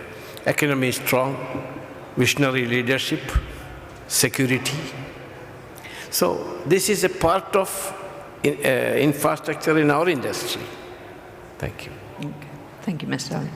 I'd like to speak to you and ask you, so we were talking, I know you're running this mining operation now here in Saudi Arabia. How can industry be enabled by targeted infrastructure investments? And how will perhaps your particular business area turbocharge the global economy? Turbocharge, that's a challenge. I'll come back to the end of that. I think what we're looking at is a form of private-public partnership, which is a little different. So the public-private partnership we traditionally think of is how the infrastructure gets funded and constructed. In a way, as an industry, we don't really care who funds it or how it gets done. We just need the infrastructure. So our public-private partnership is how do we as an industry get enabled by investment in infrastructure, typically by governments, however they want to fund that. I think we're a textbook case. You know, Saudi Arabia has had resources known in the kingdom for a very long time, but never developed because of lack of infrastructure. In the last 10 years, we've invested through Ma'aden $25 billion in building a mining industry in bauxite, phosphate, gold and copper in the kingdom. That was all enabled by government investment in infrastructure, particularly a rail line, which has cost $5 billion. So we invested $25 billion from public and public debt and equity markets, and the $5 billion was done by the government investing in the rail. And that enabled an industry that just wouldn't have existed before. So I think understanding how government can enable industry, not just urbanization, is really important. And I think a couple of the challenges I see there for governments is one, you know, typically governments think on their annual budget. Everyone's worried about budget deficits, what's coming. Infrastructure thinks much longer term than that. And the second is understanding the real return on infrastructure. It's easy to say, well, there'll be these revenues coming in and these are the costs going out. If you look at our business, mining is a classic example of the opposite of urbanization. The minerals we mine and the metals, the location was decided millions of years ago. Yeah. We can't change those. So we have to deal with what's there. So we need the infrastructure to move around. The flip side to it being in remote areas is that when we invest there and create jobs there, the impact is super turbocharged, if you like, on those regions. You know, creating a job in Riyadh is great. Create a job in Taif in the north of the country, you have a transformative effect on the population. So when governments and investors have a different perspective, when governments think about the funds they put into infrastructure, I think there needs to be a better way of capturing those greater social and economic goods beyond just the revenues that are generated from the industry or the GDP contribution. And again, to do that, I think you have to have a much longer term perspective. And I think Vision 2030 actually is an important part of that. I see that in a lot of the programs. These are not annual programs. There's actually a really well-structured, thought-out approach to this. So hopefully that will help us do our part to turbocharge. Good. Mr. Wang, I haven't spoken to you yet. What would you say are the cities, new cities and urban projects to be watching? I think that is, I'm from the traditional sector, from the steel sector. This is I'm not so familiar with this investment area. But there is one tradition I can foresee is that, for example, the infrastructure is not only the traditional one like the railway, like the road, and like the state grid, but also including some new trend, for example, the 5G. Internet work. So I think that is in 4G generation, then we connected all the terminals, I mean the people. In 5G, and we will internet all the things, internet everything.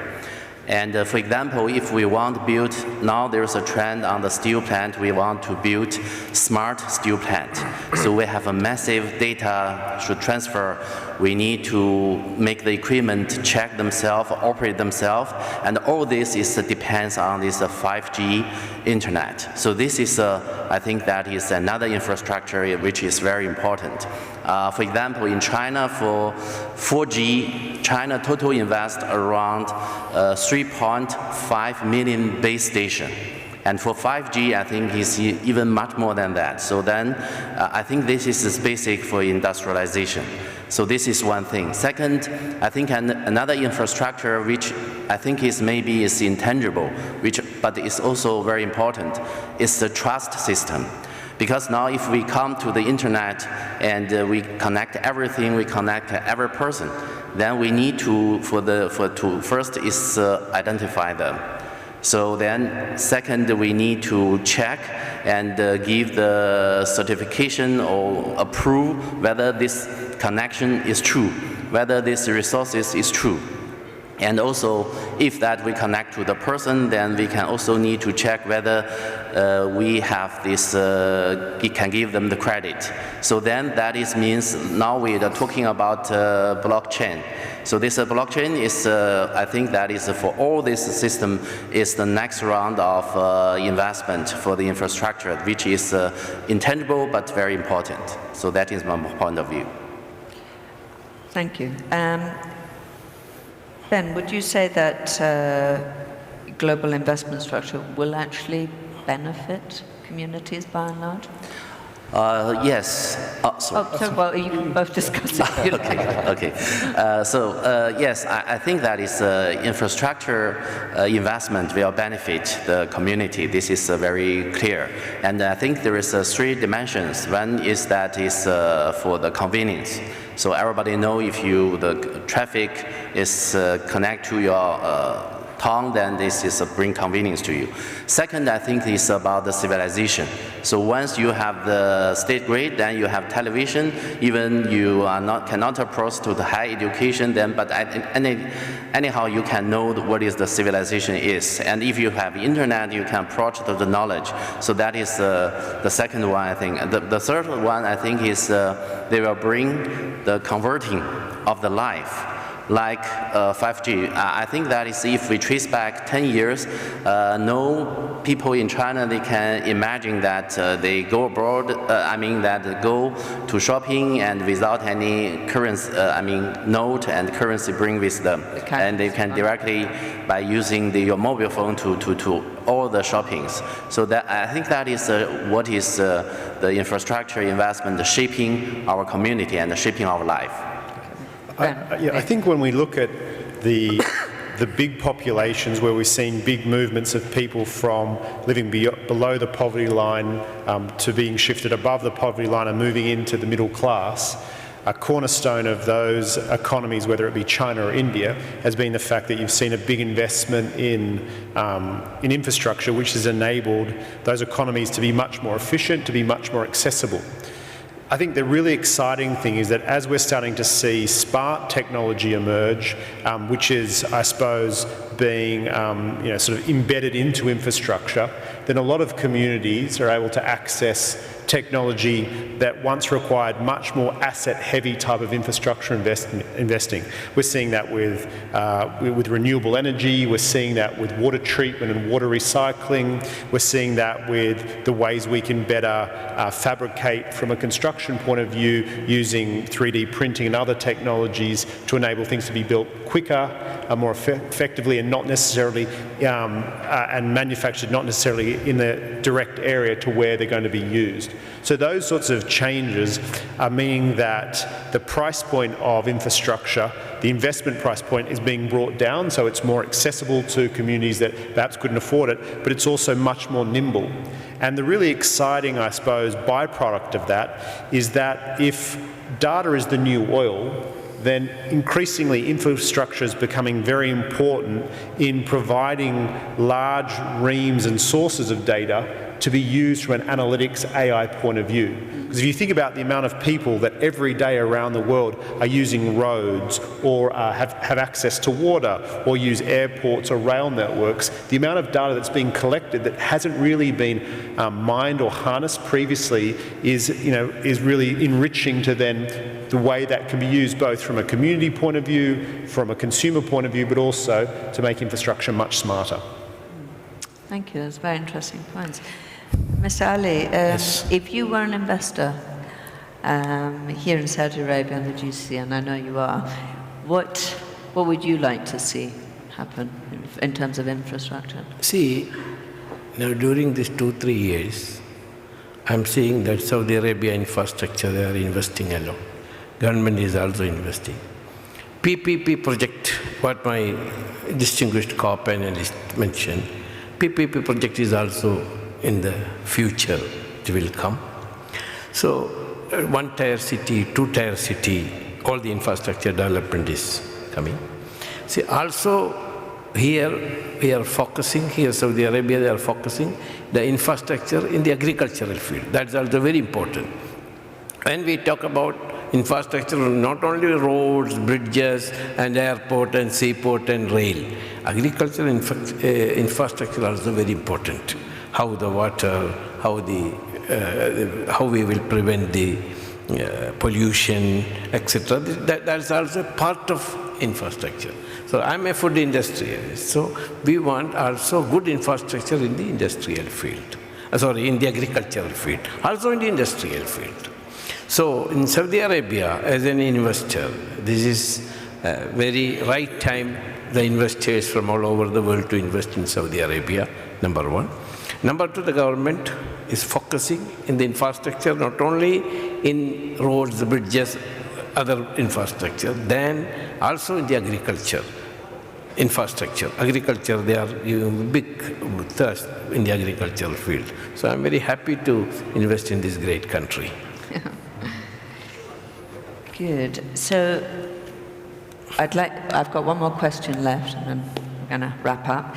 I'd like to direct it to you. So as you also hear from Saudi Arabia and the mining group, how much investment have you actually needed, or are you still needing for mining? I mean, mining is a notoriously sort of expensive business and requires a lot of bolt-on infrastructure as well.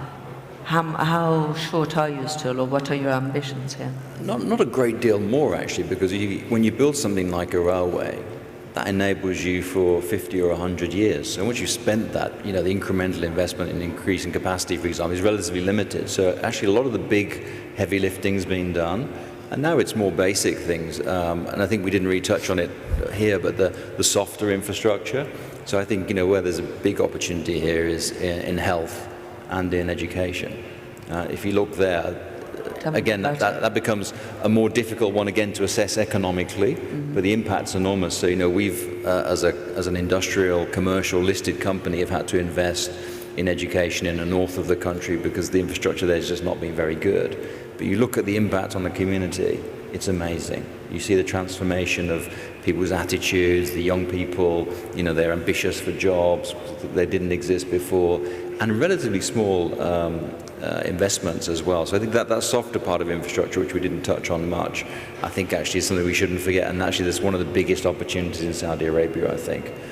It's also one of the hardest ones to, I think, execute because the jobs are large, and again, the immediate economic return is not one that you can easily measure.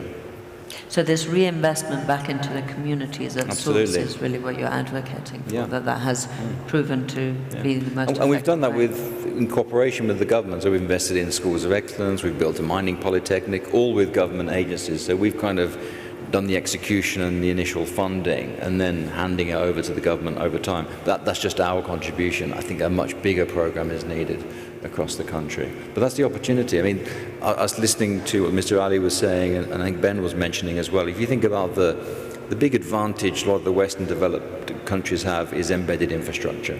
It's been there for a very long time. People complain about, oh, it's not very modern, it's not as great. But compared to a developing country, not having that infrastructure is a really big disadvantage. However, there is a great opportunity, and I think a country like Saudi Arabia is better positioned than most.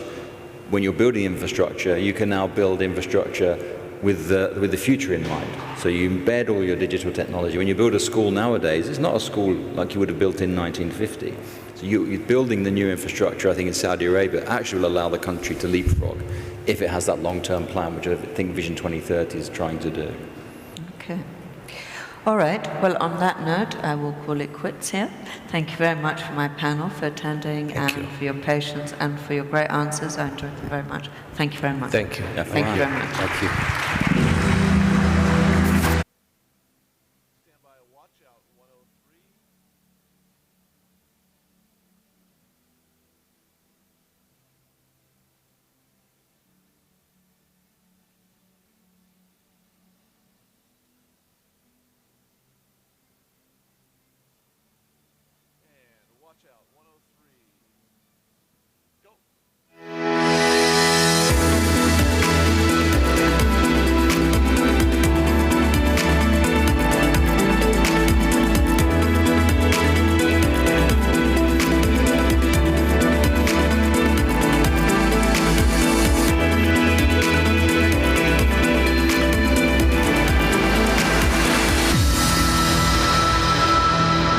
Ladies and gentlemen, please welcome to the stage the CEO of SoftBank Investment Advisors, Mr. Rajiv Misra, and the founder and CEO of Kairos, Mr. Ankur Jain.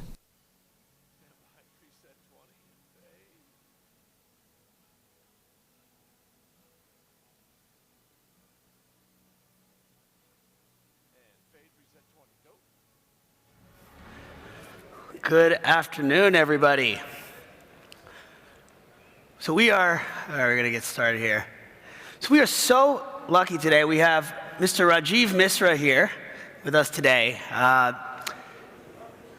One of the things I think that is really important for us to be thinking about at this type of setting is that in today's world, technology companies are as powerful, if not more powerful, than governments.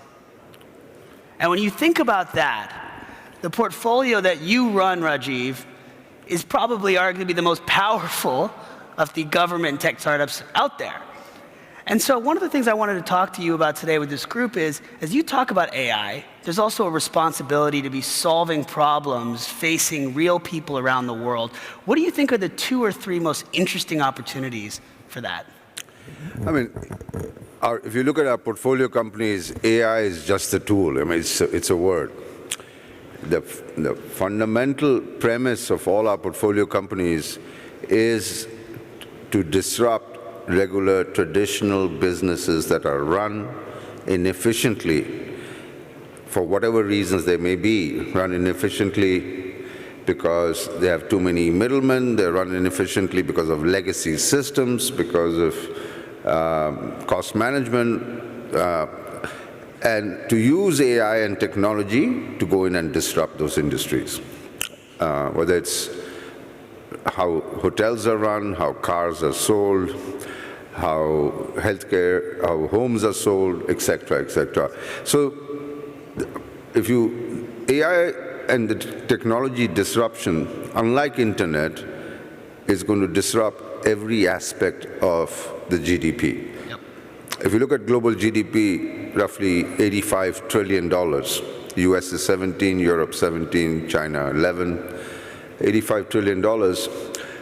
Internet over the last 20 years, internet started in the late 90s, over the last 20 years, perhaps disrupted 10, 15% of the GDP. Yep. AI is going to disrupt every aspect of the GDP. And then Ankur is asking which are the big industries that are going to get disrupted the most and where is the opportunity? Yep. And in my view, the biggest industries in the world are, what are they? They are real estate in some form or another. If you look at the US, China, real estate in the US would be $4 or $5 trillion. China is $3 trillion, US would be 6. Just residential real estate. The next would be healthcare. As lifespan increases, as the population goes up, and as population and the demographic ages, the cost of healthcare in the last 10 years, 15 years of your life goes up exponentially. And how to use technology to disrupt and provide affordable healthcare. And the third is financial services, where it's the most difficult actually because it's highly regulated. I mean, if you look at banks and financial services institutions, the biggest ally is the regulator, which is what's inhibiting disruption. So those are the three industries. Real estate. Real estate is three forms. How do you build affordable housing? How do you sell those homes, buy and sell homes? The transaction cost to buy and sell homes in the US is 7%, 8%, 6% to the brokers. Then you have to register the house and you have to get a surveyor to come and survey the home. I mean, when your transaction costs are 8% to sell a house, how do you minimize that? So how do you build affordable houses? Companies like Katera, how do you sell homes? And how do you rent those houses? So what do you think? Okay, let's actually break down. There's a lot of talk about. You started off by saying AI is a mechanism, right? But I actually, even beyond that, AI has become a buzzword now, right? And in the process, it's lost its meaning. So when you talk about these different sectors and how AI will disrupt it, what do you guys actually mean by AI? What are you actually looking for when you talk about that? It's a complete buzzword. I mean, the end of the day, it's about coming up and saying, look, here's an industry, take any. How do you sell used cars? Yep. How do you improve efficiency of budget hotels? What have you? When you sell used cars, and you look at what happens to the life cycle of selling a car, where somebody in a small town in the U.S. or south of Spain has to sell a car, they don't have an option. They have to go to their one or two used car dealers that exist. The used car dealer then buys it, sells it to another dealer in another town, and then who then sells it to another consumer. Yep. If you take out all the inefficiency in between and make it consumer to consumer, and then you use AI. But AI is then used as a barrier to entry to improve efficiencies, whether it's ride sharing or whether it's, create the, so the use of AI is to improve efficiencies. And over time, as you get more data, as you get smarter, and your platform gets smarter with scale, to then provide that cost saving to the consumer and hence create the barrier, which comes with scale, like it does for Alibaba, it does for Amazon, it does for, you'll meet with Didi, Uber. I mean, this is a big point you're making that I think... But the premise is AI doesn't drive that. You have to have a business that makes sense. The unit economics has to make sense. The business model has to make sense. Just saying, look, I'm going to use AI to disrupt an industry with a bad business model ain't going to work. That's right. And how do you then think about that? I mean, as was everybody in this room was looking at investing, this is a pretty unique perspective, right? Most people who think investing in AI, they think you have to go all the way to deep technology first, right? And that becomes this potentially never-ending research project. So how do you respond? Investing in science projects is not what we do. I mean, and actually they sometimes don't work. I mean, we have one small investment in a company called Petum, which does create AI tools, but that's not what we do. We invest in companies that are disrupting, bottom line disrupting a certain way business is conducted in a certain industry, whether it's making eyeglasses or whether you're selling baby products like First Cry or you're selling insurance like Policy Bazaar in India. Then using the data, using all the customer feedback, it improves the consumer experience, it reduces costs, and is able to make a better prediction. Let's take the best AI company, in my view, right now, apart from Alibaba, which is private, is ByteDance. ByteDance has 11,000 AI engineers, data scientists, and they get petabytes of user-generated videos being put in news. And what it uses AI for is, and it's disrupting the entire content industry, whether even the new ones like Spotify or Netflix and so on. It has 600 million daily active users. In China, an average daily active user is spending 50 minutes on ByteDance. And why are they doing that? Because it's able to customize the experience for me. When I come in, they know what I like to read, what news I want to read, what kind of videos I want to watch, whether I'm a left-leaning news reader or right-leaning news reader, which regions, whether I like reading news about cricket or soccer or what have you. And once I'm in, I'm there for 50 minutes. That's more time than an individual spends on Facebook or Google or anything else. So what other stuff has surprised you? I mean, where else? Give me another example of maybe a company where you wouldn't have necessarily thought of it as an AI company, and you've been surprised at how, as it's grown, the actual use of the technology has fundamentally transformed the business and created a competitive moat around the business. You'll have with me in the panel two great companies, Next, Didi, and Oyo. Yep. Right?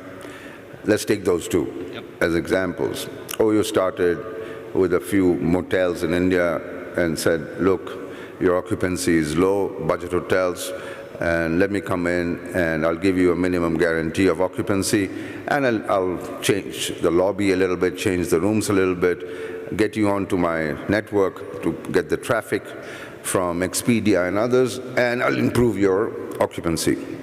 You start with one, and now they have tens of thousands of hotels, budget hotels in India, 600,000 rooms in China, and expanding in the US. And then over time, hire data scientists and AI engineers to predict down to the T in Delhi or in Shanghai or in a small town in Texas, what do people want to see in the lobby? What kind of rooms they want, what kind of bed sheets they want. And of course, keep that data so when the consumer comes back next time, the experience is consistent. There's a certain music playing, they want their milk and cookies before they go to bed, what have you.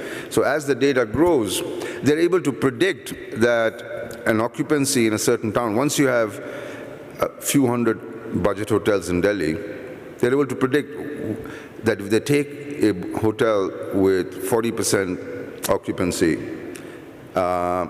where can that occupancy go once it comes under the Oyo umbrella? The same with Didi. And you will hear from Jean in a few minutes, able to predict what the demand for rides are by category, by the minute, by the day of the week. So I want to just kind of wrap with one big question here. So SoftBank is putting another $108 billion to work in these problems, right? How are you going to think about this in terms of in 10 years, long-term planning? what is fundamentally going to be different about the way we live because that much capital went into this versus if you guys hadn't existed? I don't think our capital is going to change the way we, there's enough capital that'll come in. I think where we add a lot of value, apart from the capital, Ankur, is the ecosystem. We have 86 companies in our portfolio in Fund 1. We'll have another 100 in Fund 2. So those 186 companies interacting with each other and doing business with each other will be immense. And, I mean, we can use your new ventures as an example where you're trying to disrupt. I mean, and please speak about that a little bit, but you're trying to solve big problems for millennials in housing and in finance. And why don't you give an example? I mean, look, this is something Rajiv and I were talking about earlier, but I think even simple applications of AI can totally transform the well-being of global economies, right? And so you think, like we were chatting today, we have a young generation who can barely afford to come into the workforce and access the rental market, the housing market. I mean, 50% of all income for young people is going into housing, and yet we have not seen that disruption there yet, right? And so just one of the things we're doing with AI, as you can kind of touch on, is we realize that in the US, for example, there's $45 billion of cash locked up in security deposits. So when you rent an apartment, they say, give me your first month rent, and by the way, give me $3,000 to protect it. That's a business that you can disrupt using simple machine learning AI to say, why can't we just price this like insurance? Absolutely. Right? Absolutely.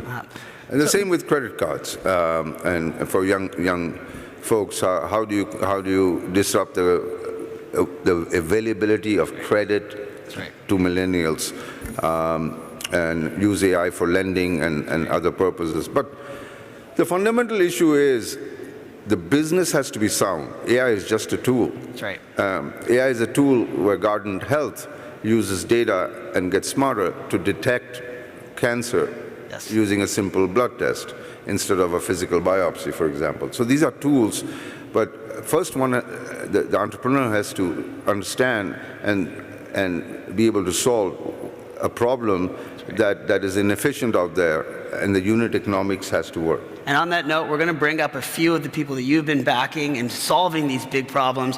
I'd like to welcome Tanya, who's going to take over here to moderate the session. Rajiv, thanks so much for everything you're doing for this sector. Thanks, Ankur. Keep up the good work. Thanks so much. Thanks.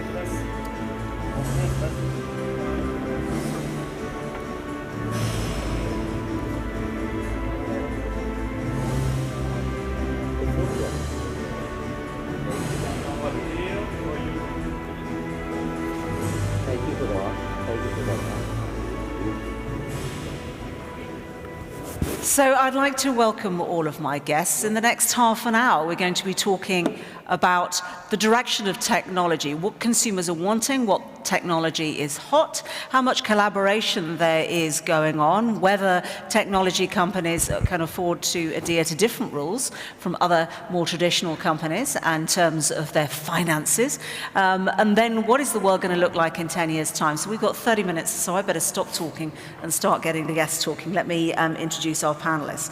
You've already met Rajiv from SoftBank here. The stage was his, I feel, before I joined it. Jean Liu, who in the middle there from Didi. Dennis Johnson, right at the end, welcome to you, who is the Chief Strategy Officer of the Public Investment Fund, KSA. And Ritesh Agarwal, who is the CEO of Oyo Hotels. I should have said that Jean is the president of Didi as well. I should have said that. Apologies. So I'm going to start off, if I may, with you, just because your voice is warmed up.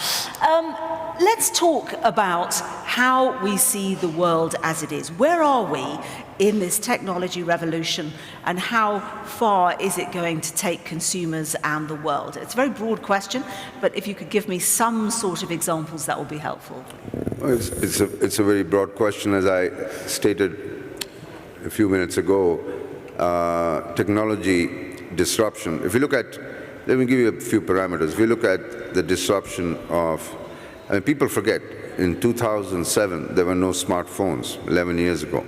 The Apple iPhone came out in 2007 first, went international in 2008, and that moved computing from your desktop to your palm, and actually led to all these other revolutions that we have seen, whether it's DD, OYO, what have you, when computing moved from your desktop to, you had the geolocator, you could know where you're going, you could calculate everything. So it has been fast, but it'll be much more rapid over the next 5 years. I mean, internet started in the late 90s, 98, 99, really caught on in the early 2000s, so 20 years.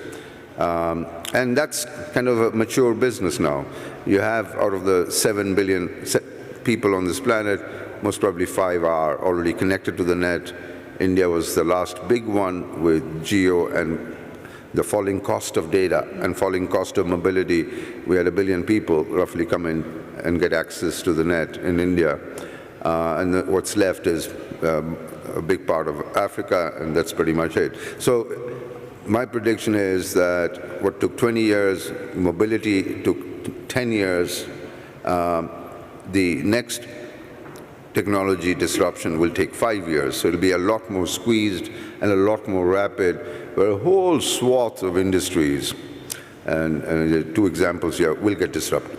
Okay, Dennis, let's come to you as well. Would you agree with that timeline? Almost that the pace of disruption, I'm going to use that word, the pace of disruption is hotting up. Tanya, PIF is an enabler of Vision 2030. And as a result, we have to identify, monitor, and forecast mega trends that will influence the global economy as well as the environment for investing. And therefore, our analysis shows that technology has and will continue over the long term to have a very, very positive impact on the global economy and on the environment for investing. As a result, PIF has developed strategic partnerships with SoftBank Vision Fund. We're making direct investments in leading-edge technology companies around the world. We're committing capital to funds, private equity funds, that are focusing on investing in companies with leading-edge technology. We are committing capital to our local portfolio companies that are engaged in the development of leading technology. And locally, our team is also, PIF's team is also working with our portfolio companies to develop digital strategies, which we believe will be critical to their success. As PIF moves forward to execute on its technology investment strategy, we'll do so with the continued focus on the areas to date, but in addition, we'll focus our priorities on artificial intelligence, technology supporting smart cities, technology supporting the improvement in the quality and the delivery of healthcare, and cybersecurity. So yes, we believe long-term the trends in development and technology are very positive for the investment environment, and that will contribute to PIF as an enabler of Vision 2030. Right, so a lot further to go. Jean, if I can, I'll just come to you first, if I may. Just a sentence or two about what Didi does, and also where you see the power of technology. Do you think this pace is going to increase, and what does that mean for your business? Sure. For Didi, our mission is just very simple, to help people to commute better. And I think that's what technology do for our generation as well, which is to empower each individual to enjoy a high quality life, although the resource is getting more and more limited. And as you can see, in the old days, people have to get around using your own car or taxi or bus or train. But in China, we have 1.4 billion people, but only 200 million cars. So technology kicks in to match supply and demand in a much more efficient way, using predictive algorithm, AI system, etc., etc. And the trend that underpins that is urbanization. Yes. Yes, definitely. With the trend of urbanization, technology help in many ways how to get transportation safer, more affordable, and I'm sure Ritesh has a lot of story to talk about how to travel better. Now, what is the trend that underpins what it is you're trying to do? Just explain about OYO, if you would. Sure. I think I'll begin by just giving a quick background about our company. Rajiv explained very generously some part of it. We manage worldwide a little over 46,000 hotels between India, China, Europe, United States, Middle East, and a few geographies. In this, I think what we've been able to see is, and the whole perspective behind consumer-led supply creation is a positive trend that we are seeing worldwide. What that means is, on one side, there were hundreds of millions of retired, not so good quality hotels, which had static prices through the year. Yes. Not much demand for that. On the other hand, well-designed, dynamically priced hotels, occupancy goes up from 25% to 75%. That's a fundamental shift that we've seen. Speaking about AI, for instance, that Rajiv was talking about, we've used AI to sort of predict what interior design gives us the best RevPAR by CapEx ratio. RevPAR is just what price or the return. What interior design, interestingly? Yes. So for What's instance, the answer to that question?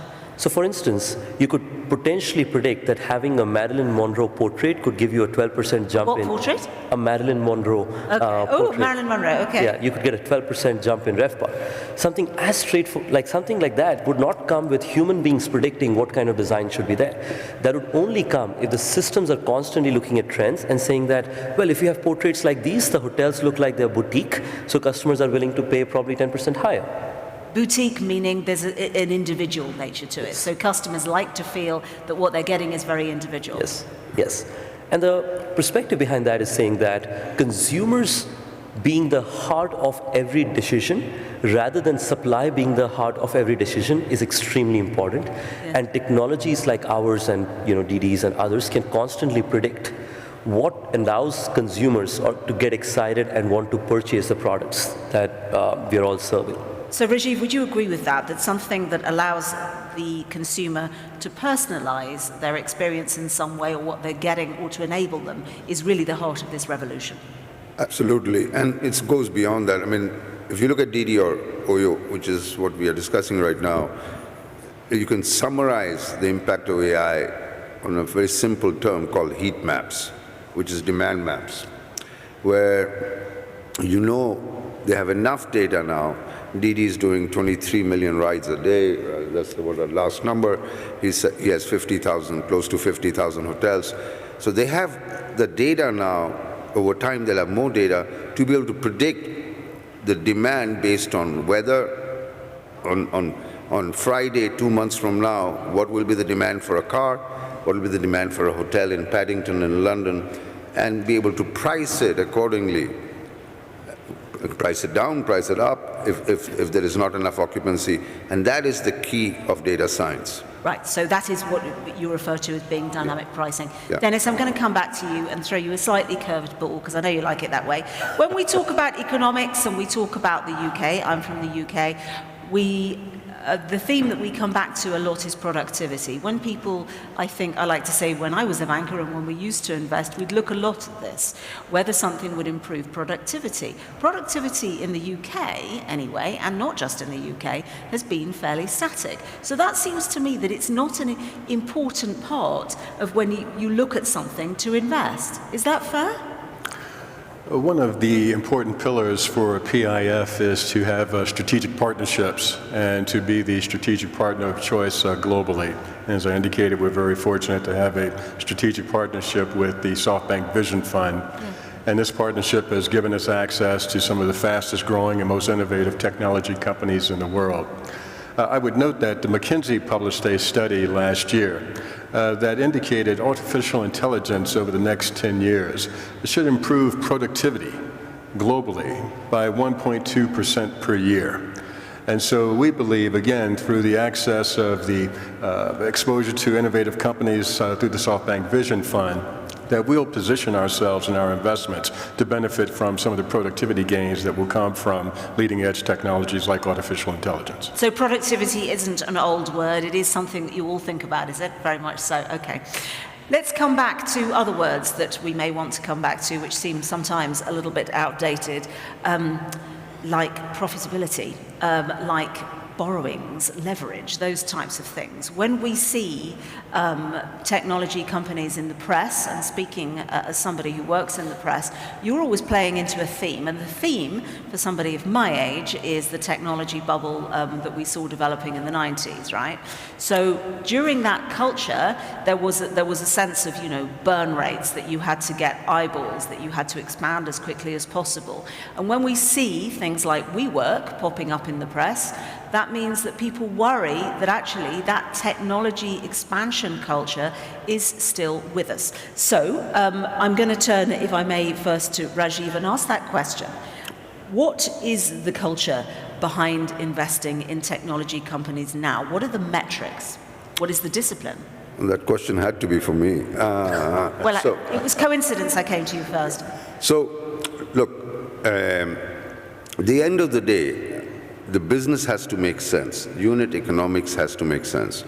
If you look at both these companies, and we can talk about any of our 85 companies in our portfolio, you have to first make the business work in a certain town, in a certain country, and that's what Oyo and Didi are doing. I mean, before you go out, whether it's Oyo, they went out and spread themselves one town at a time, Delhi first, India second, China third, Didi same, get China right, get the unit economics right, get the technology right, go deep into a certain segment rather than spread out like spreading your limited resources.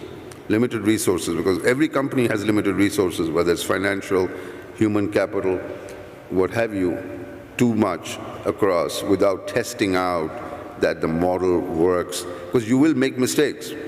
As the model changes.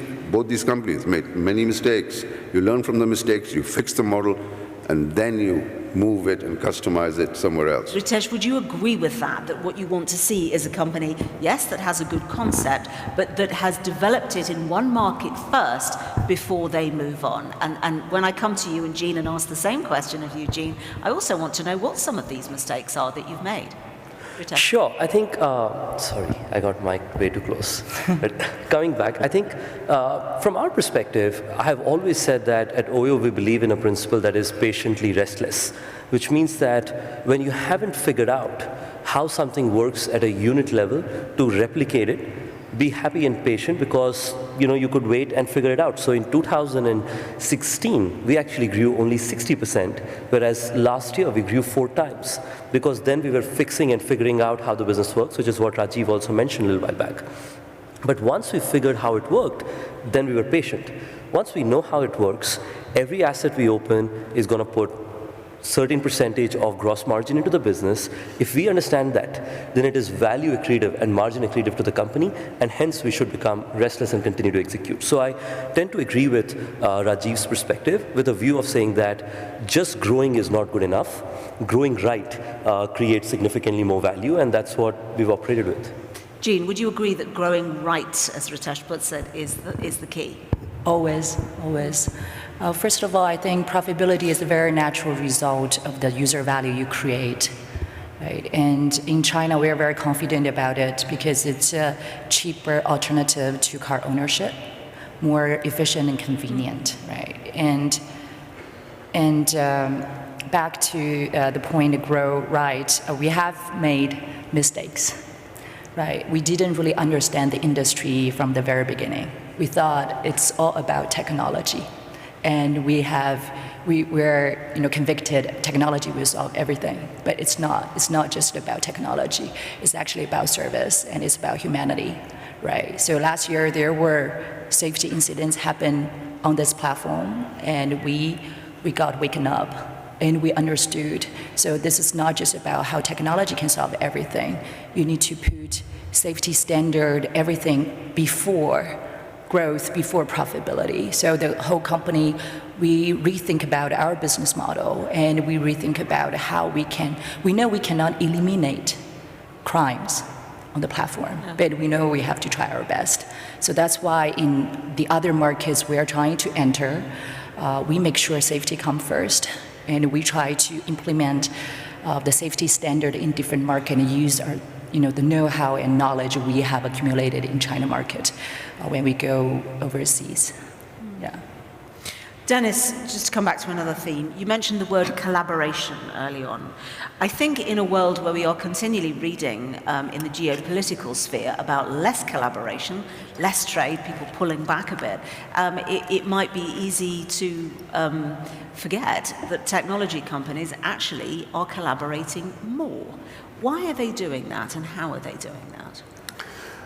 Tanya, PIF is very focused on its strategic partnerships to give it access to, again, leading edge, rapid growth companies that will provide the important return requirements that PIF has.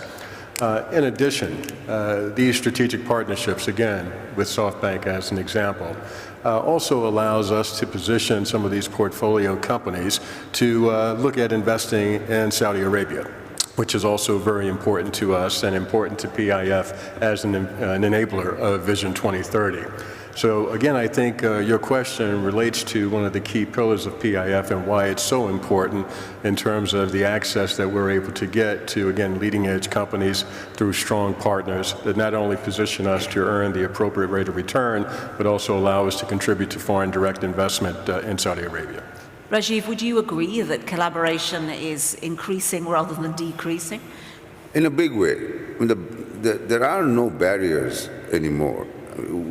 You could, in the digital world, you can virtually or not be anywhere. So collaboration is in two forms. Collaboration is one where the technology companies work with each other, and there are many examples where we have a company like Fair working with Uber, providing cars, or where we have Oyo having dark kitchens in their hotels now, working with DoorDash, or Zomato in India delivering the food from their kitchens. And when you have in your portfolio 100 technology companies from every geography, the collaboration is they become clients of each other. Because the biggest cost for a technology company is customer acquisition and the customer data. I mean, that's the biggest cost for an early stage company, is the cost of acquiring a customer. And if you can work off each other to share your customers by forming synergies, that brings down that cost dramatically. And the second axis, as Dennis said, is to take our companies to new geographies, where most of these young companies, they're growing so rapidly, they're constrained by human capital, and as we mentioned, they're focused on getting their model right in a certain geography, a US company in the US. Getting them access to come to Saudi using PIF, using Sagia. We now have an office, the Vision Fund, with 5 or 6 staff in Riyadh. Oyo has presence, Katera is building homes and delivering homes. They have 2 small factories in Saudi now. We just started discussion with Katera coming into Saudi perhaps 6 months ago, beginning of the year. They already got the mandate, they got an offtake contract from the housing department in Saudi. They've got a small factory in Mecca and another one, I forget the name. They are going to deliver homes from November and build hundreds of small homes, employing local folks in Saudi. And we're doing the same. And Jean helped Ritesh quite a bit when Ritesh moved to China, January 2018, to start Oyo Hotels in China. So a lot of mentoring also takes place between these companies, where, of course, if you're going into China, which Oyo was venturing into China for an Indian company into China, got a lot of mentoring and help from Jean when he first entered China 2 years ago. Aha. Ritesh and Jean, that's very interesting to hear that there appears to be a common culture throughout technology companies, that you are very happy to collaborate because of this business of customer acquisition. You're finding that too, are you, both of you? Sure, I think I'll share a story which is related to FII. We met actually at FII when I showed Jean the first Oyo hotel that was going to come up in Shenzhen. And in a month, her team helped us put together with the Shenzhen team of DD. And if you open the DD app, it would say in Chinese that, stay comfortably with Oyo and ride comfortably with DD.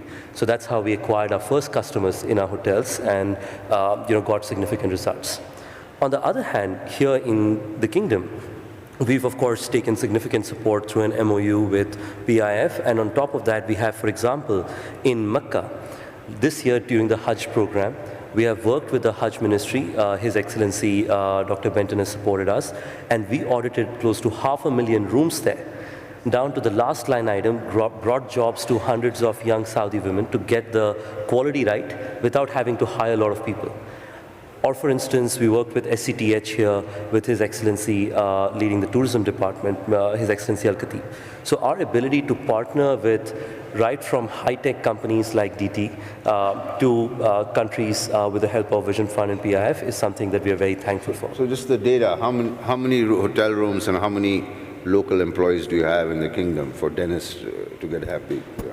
Dennis would be quite happy to hear that now we run close to 9,000 rooms, 9 to 10,000 rooms here in the Kingdom of Saudi Arabia.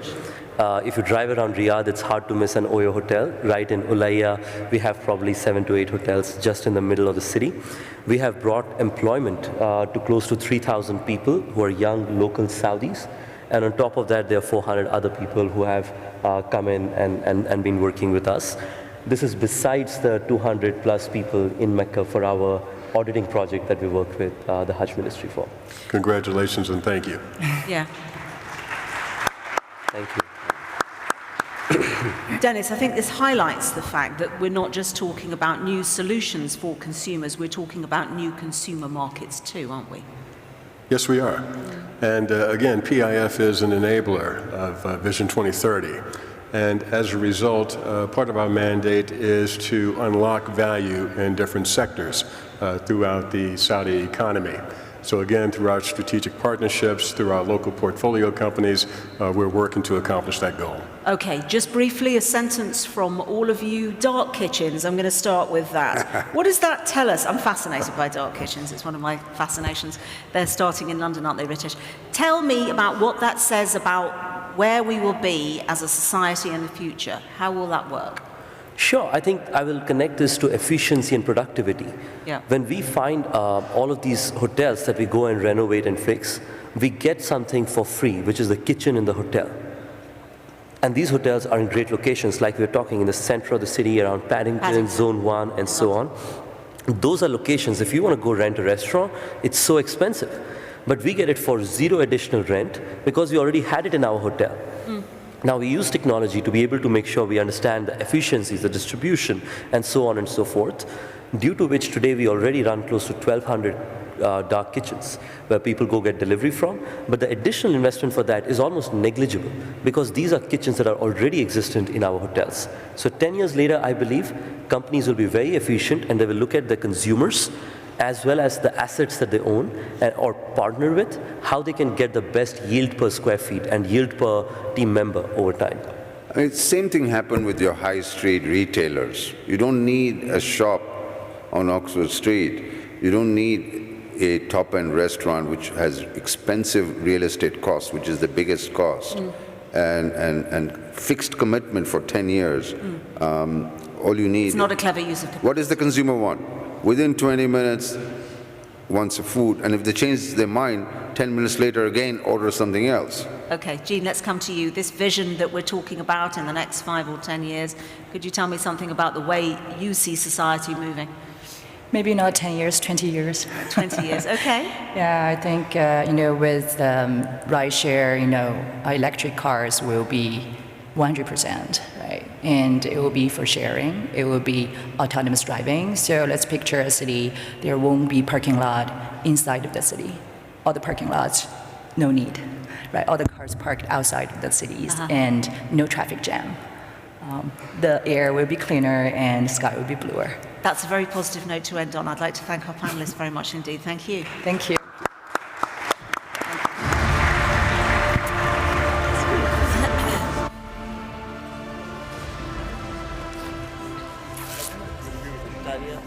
appreciate you, Susan. Thank you.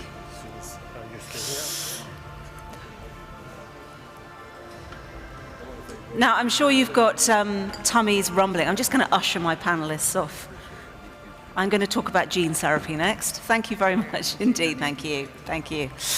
So, gene therapy is something that may not be familiar, may well be familiar to all of you, but my next guest is going to explain exactly what gene therapy is and why it is really, truly a game changer. He is from Boston, and he's joining me now, I hope, on the stage.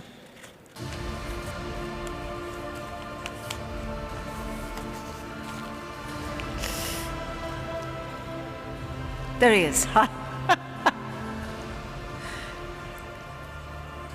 It's quite a long walk. Sam Kulkarni, the CEO of CRISPR. It's great to meet you. Please come and take a seat. So you're going to answer me that first question. What do you mean by gene therapy? It's not, it's pretty well defined, isn't it? Tell us what it is. Thank you, Tanya, for having us here. I'm the CEO of CRISPR Therapeutics, and our mission is to transform medicine using a technology called CRISPR that's used for gene editing. What is gene editing? And this has been a topic that's captured the imagination of forums like from the Vatican all the way to the White House. This is a technology that could fundamentally change how we think about medicine and treating disease.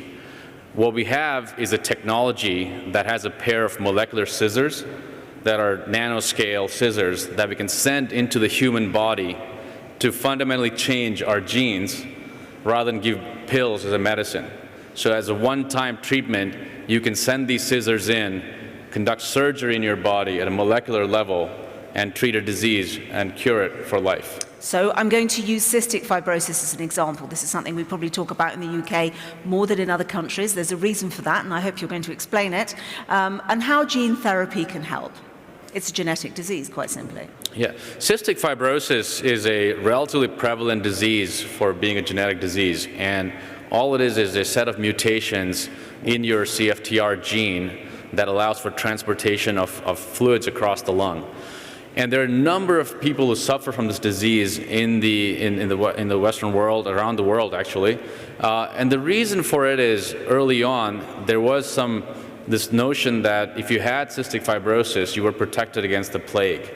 And so as you had episodes of plague take out large villages and large pieces of humanity, people who had cystic fibrosis survived, and that led to a greater prevalence of this disease.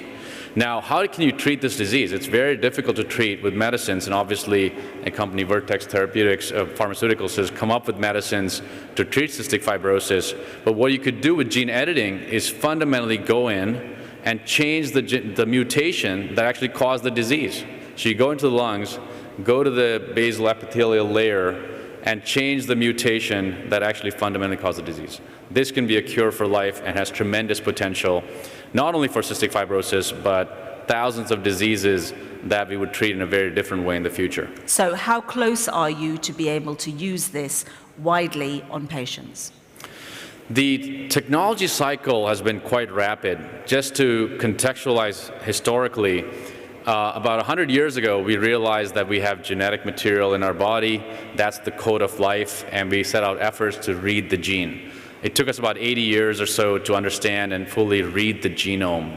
And now we're in a new era which we're writing the genome. We can fundamentally rewrite our code of life. And the way we do it is with this technology, CRISPR. But the technology cycle has been really rapid. The CRISPR technology was elucidated about 7 years ago. And since then, we've made rapid strides in bringing this platform technology, make a medicine from it, and put it into clinical trials. In fact, we've now started clinical trials in 3 different diseases, one in sickle cell disease, one in thalassemia, which is another anemia disease or blood-related disease, and a number of cancers. And we've done all this, I'm going to stop you there. You've mentioned the word cancer. At the point at which somebody mentions cancer, everybody becomes really interested. Why is this effective in treatment against cancer? We've now gotten to a point where cancer is become the #1 killer as we've all lived longer and life expectancy has gone higher. And in fact, and is diagnosed more often. it's diagnosed more often, and there are also environmental factors that are causing more cancer as well, is the belief. So with cancers, we all are prone to cancers. Our cells, when they replicate, have defects that happen in the genome that could potentially cause cancer. But we have repair mechanisms, and we have our immune system that surveils our body, and if there's a cell that could cause a cancer, that's quickly killed and eliminated. Now, as we grow older and as our immune system weakens, we don't have that surveillance system anymore that leads to more cancer formation. What we're doing is essentially taking a young person's cells, immune cells, a 25, 30-year-old who is at the peak of their health. We take their immune cells, use CRISPR to reprogram these cells to kill the cancer, and introduce that into the patient. So the drug you're getting is a set of live cells that you're injecting into a patient. They go into the body, find the cancer, whether it's in the bone marrow, whether it's in the liver. They find the cancer, kill the cancer cells, and that's the way to cure cancer. Okay, let's talk about money, because that's in a way what underpins our conversations in the forum. Does this mean that we will rely less on oral drugs, or indeed injected drugs in the future? Because what you're talking about is more of a medical procedure. I don't know if it comes under that heading. And also, is your world, which is what biotechnology really, bioengineering, is that attracting a lot of funding right now? Yes, I think that the nature of medicine is going to completely change. It's going to feel more like surgery. You go in today for a hip surgery or some sort of surgery, it's going to feel that way. You're going to have your cells manipulated and edited, and you're going to go into the hospital, get a procedure, stay in the hospital for a week or so. You come out, and that could be the cure for life, right? So you don't have this paradigm of taking pills every week or every day. And that's going to be the way medicine's going to evolve. Now, pharmaceuticals is a $1 trillion market and growing. And as we bring these curative therapies there, the business model is going to completely change. You're not going to have a mode of paying for chronic pills that you're taking over time. Instead, you're going to pay for one-off procedures that could be a cure for life.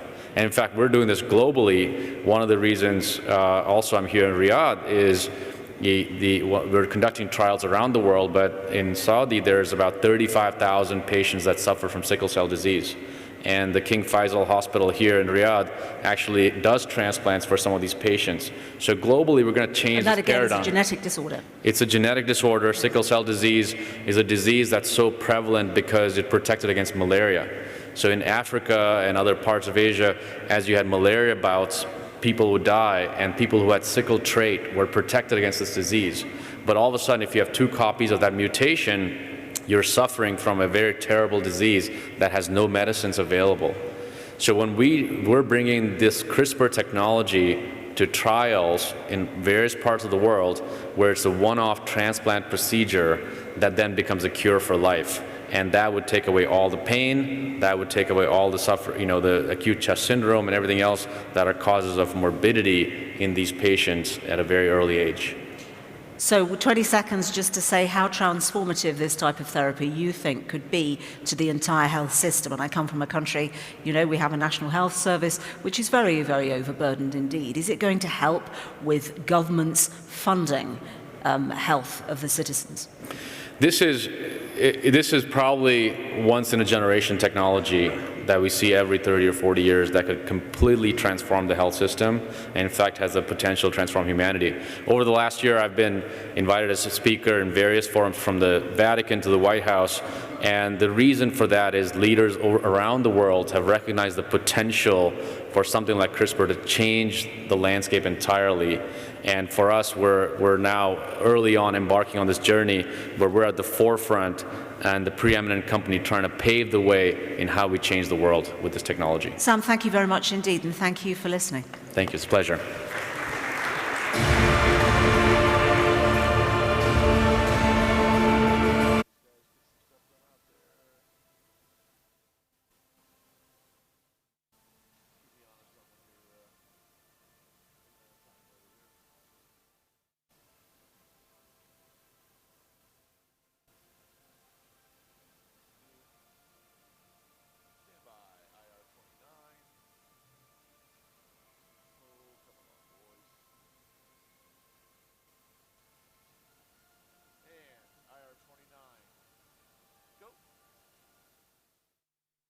Ladies and gentlemen, please welcome to the stage Senior Advisor to Roland Berger Strategy Consultants, Mr. Charles-Edouard Bouy, and his panelists.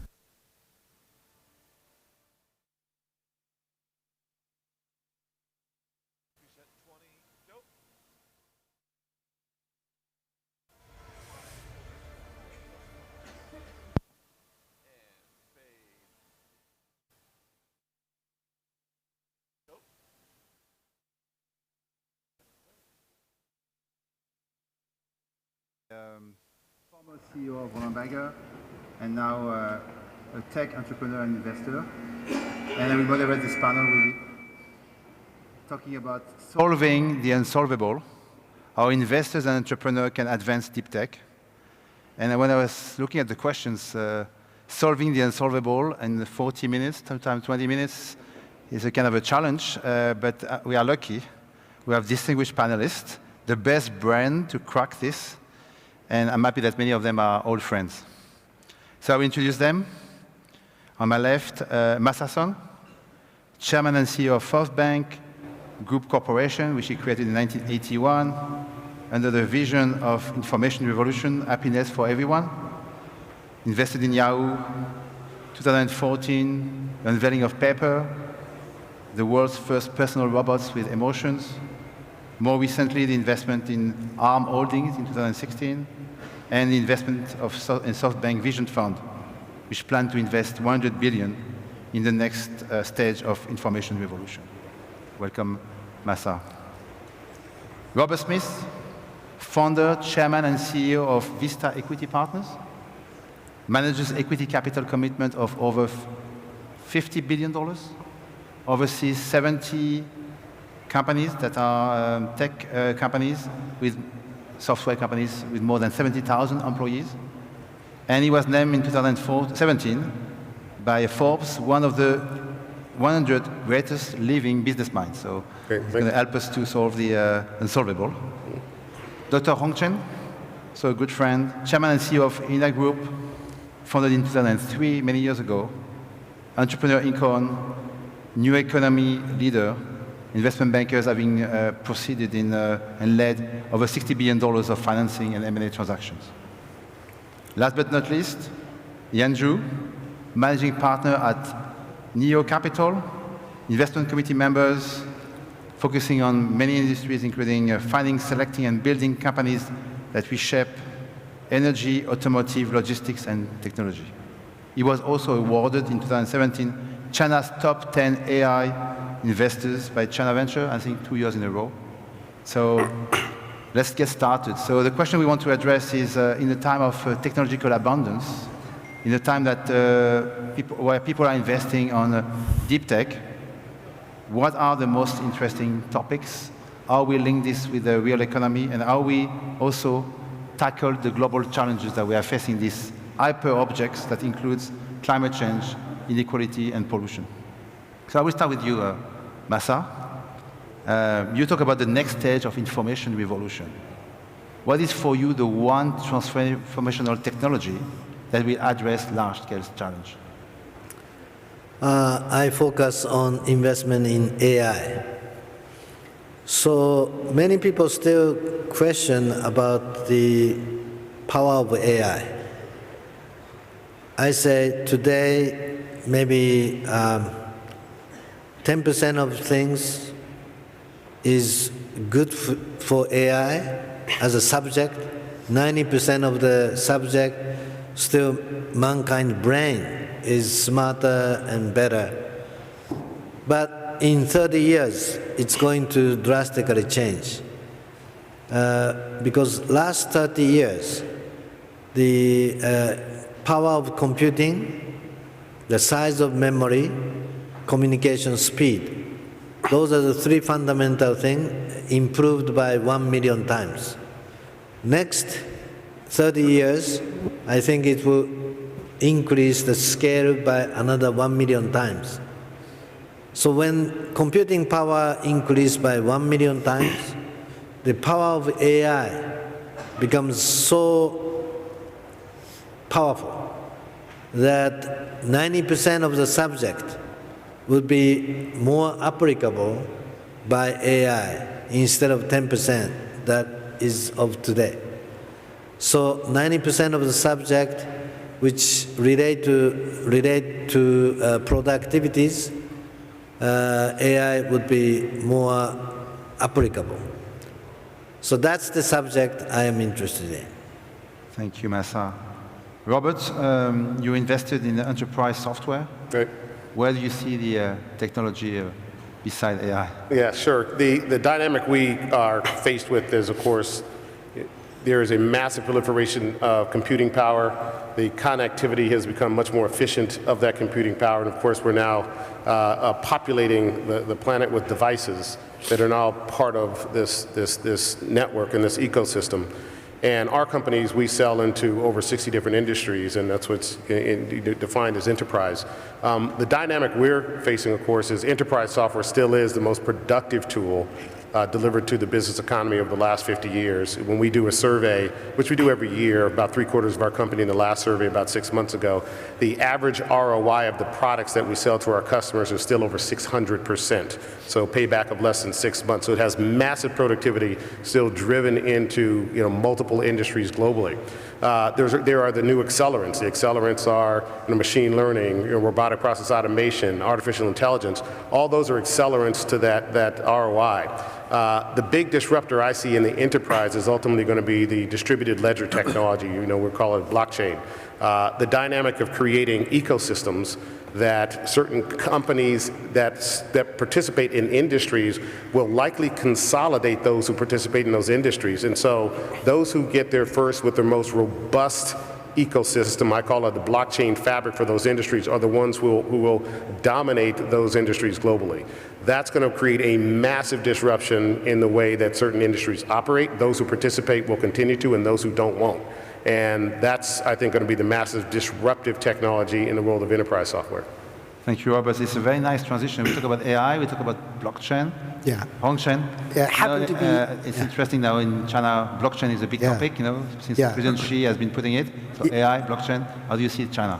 Of course, my major was computer science with a PhD in artificial intelligence. I would like to see AI, but I'd like to point out something is really happening in China, the 5G.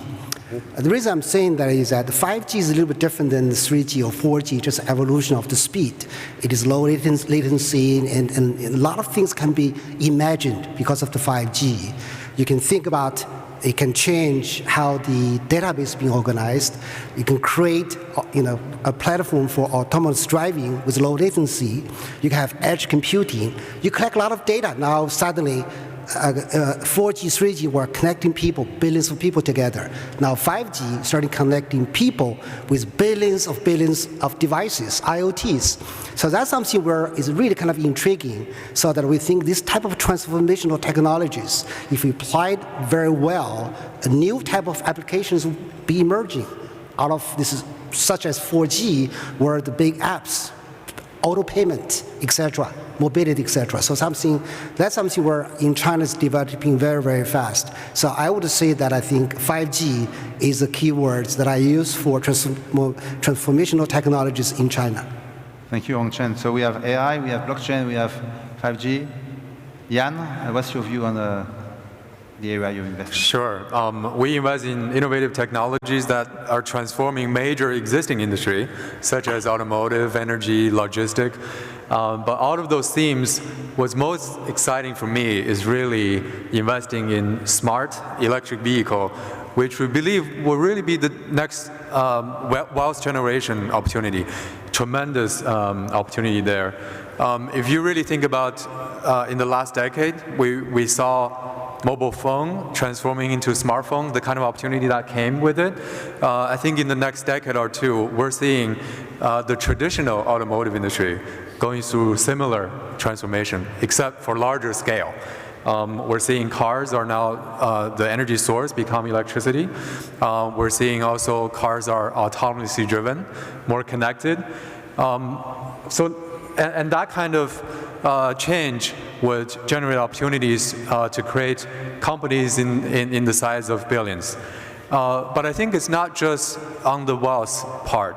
the social impact of this is also tremendous. Think about the reduction of accidents. 94% of the accidents is actually caused by human errors in traffic accidents. And think about the time now saved for you when the cars can drive itself rather than wasting time in congestion. Now you can use the time for productivity, for entertainment. Think about our relationship with the vehicles, not just a transportation tool, but also become the extension to your home and your office.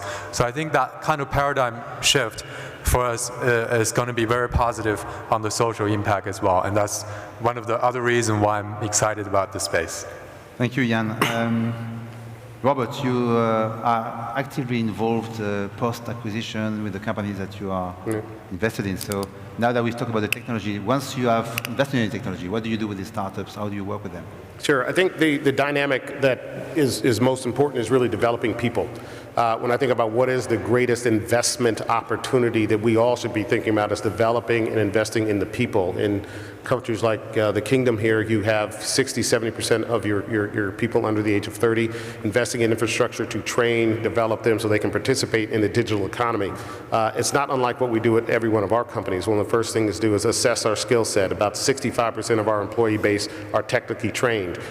We have 70,000 plus employees. I've got 7,000 open recs, and it is very difficult to continue to find technically trained people, so you have to build them.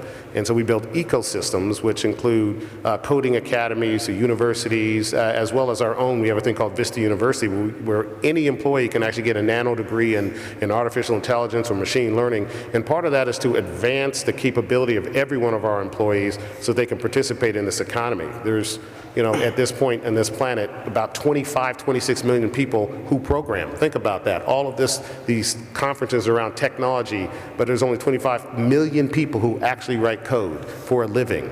And there are, about, as we can tell today, 1.6–1.7 million computer science jobs open, and we just don't have the people to fill them. So part of what we have to do is make sure we develop our own ecosystem to develop our people and our talent so that we can fuel our own businesses. And I think that's one of the big opportunities that should be seized upon by countries with a young population, and frankly, the retooling and reskilling in populations like the United States, so that we can all participate going forward in this digital economy.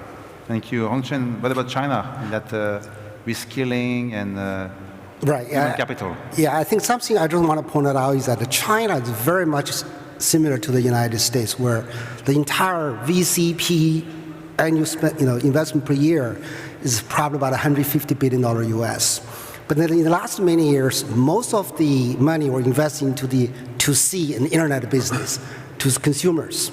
Created companies such as Alibaba, Tencent, and others, who's on the top 10 public companies worldwide.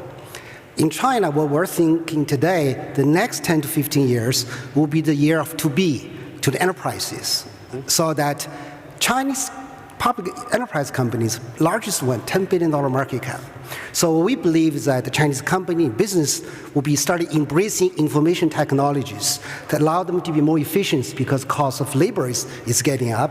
Everything's getting up, so that I think something we see what's happening in the United States for the enterprise market, artificial intelligence, software, semiconductors, just name it, will be booming in the next few years. So we are actually all in those areas.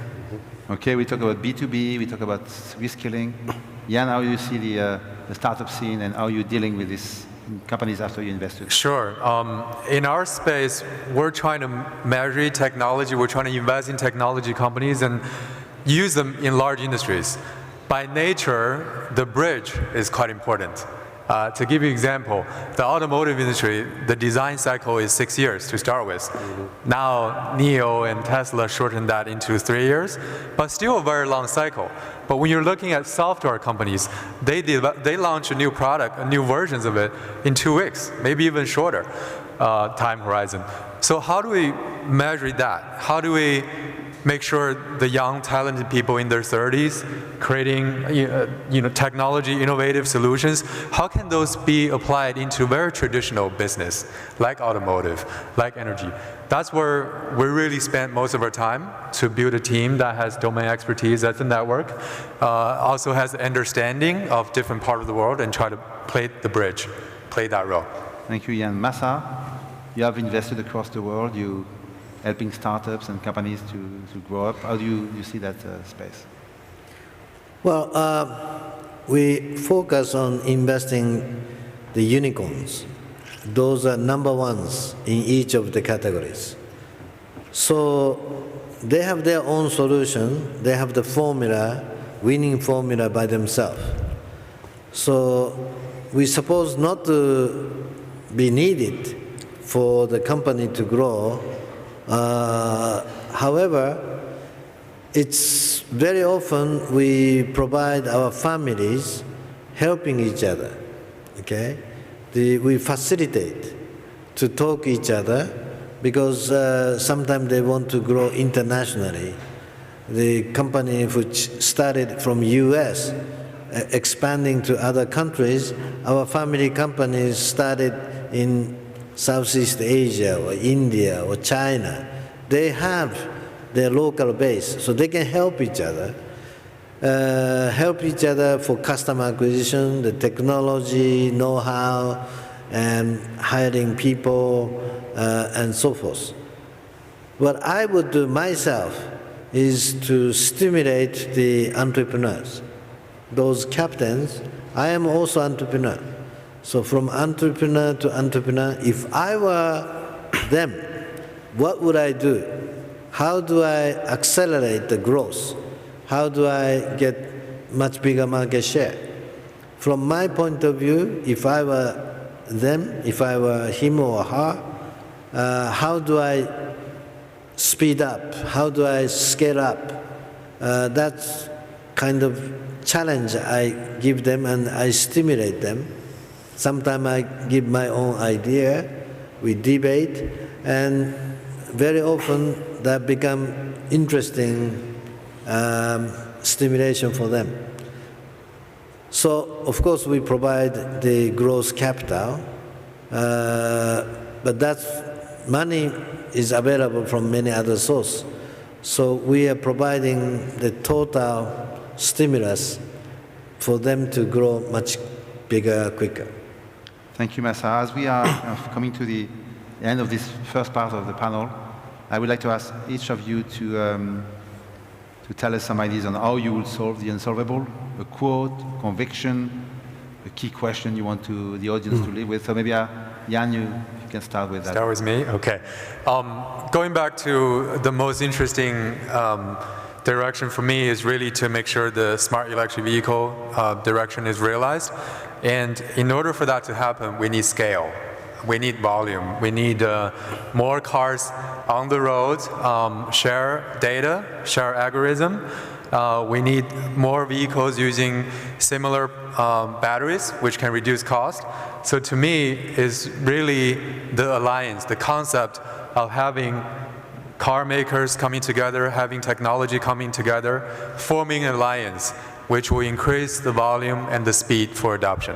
Thank you, Jan. Hongchen? Our company's name is China Without the Sea, adding the capital. So our dream will be empowering the entrepreneurs with a dream, with a capital.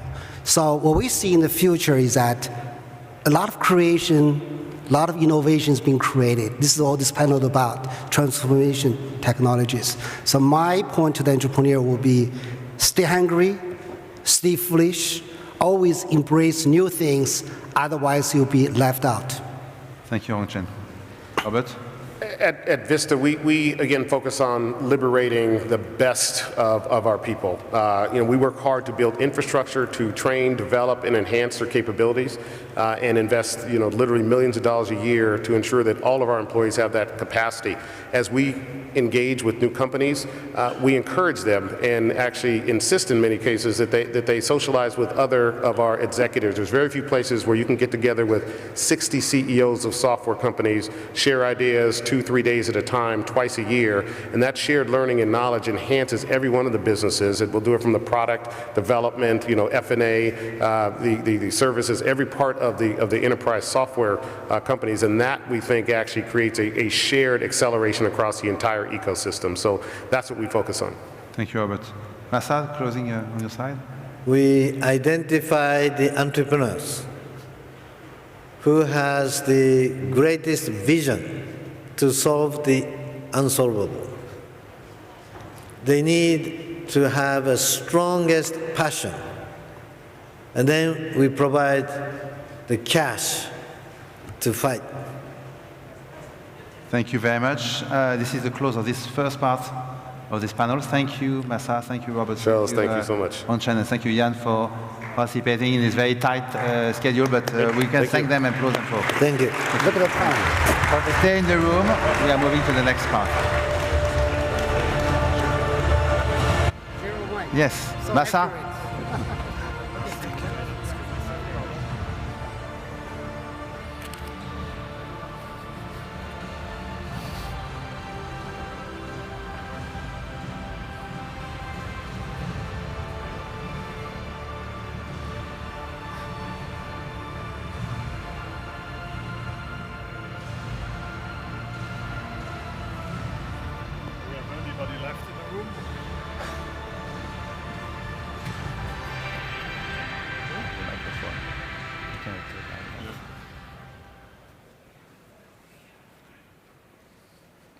Thank you. We're entering the second part of this Solving the Unsolvable. I guess on the backstage you could see the contribution of your fellow panelists.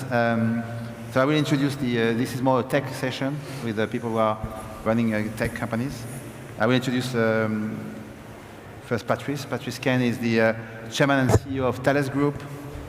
Joined the group in 2002 in the strategy department, worked before in the pharma industry, work also in the public sector with the French Minister of Finance.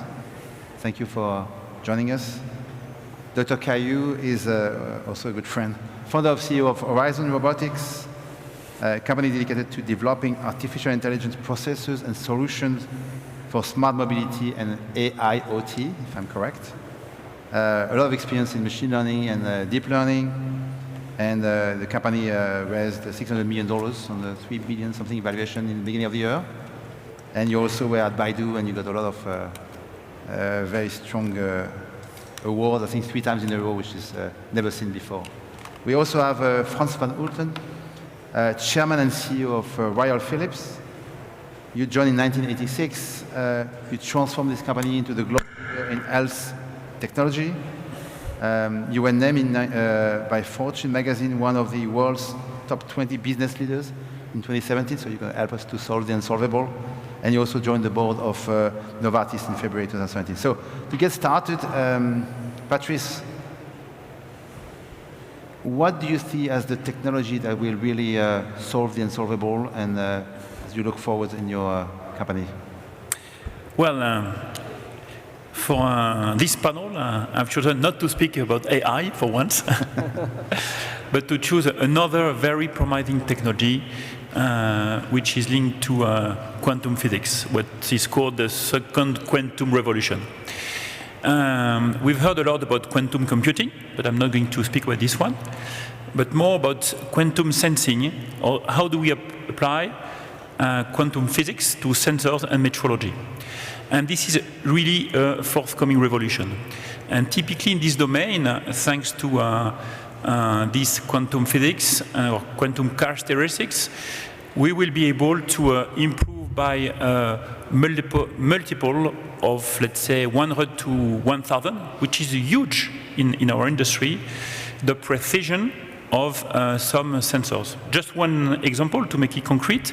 If you take a plane from, let's say, London to New York, if you lose the GPS system, then you rely on the inertial system, but this inertial system derives along the flight.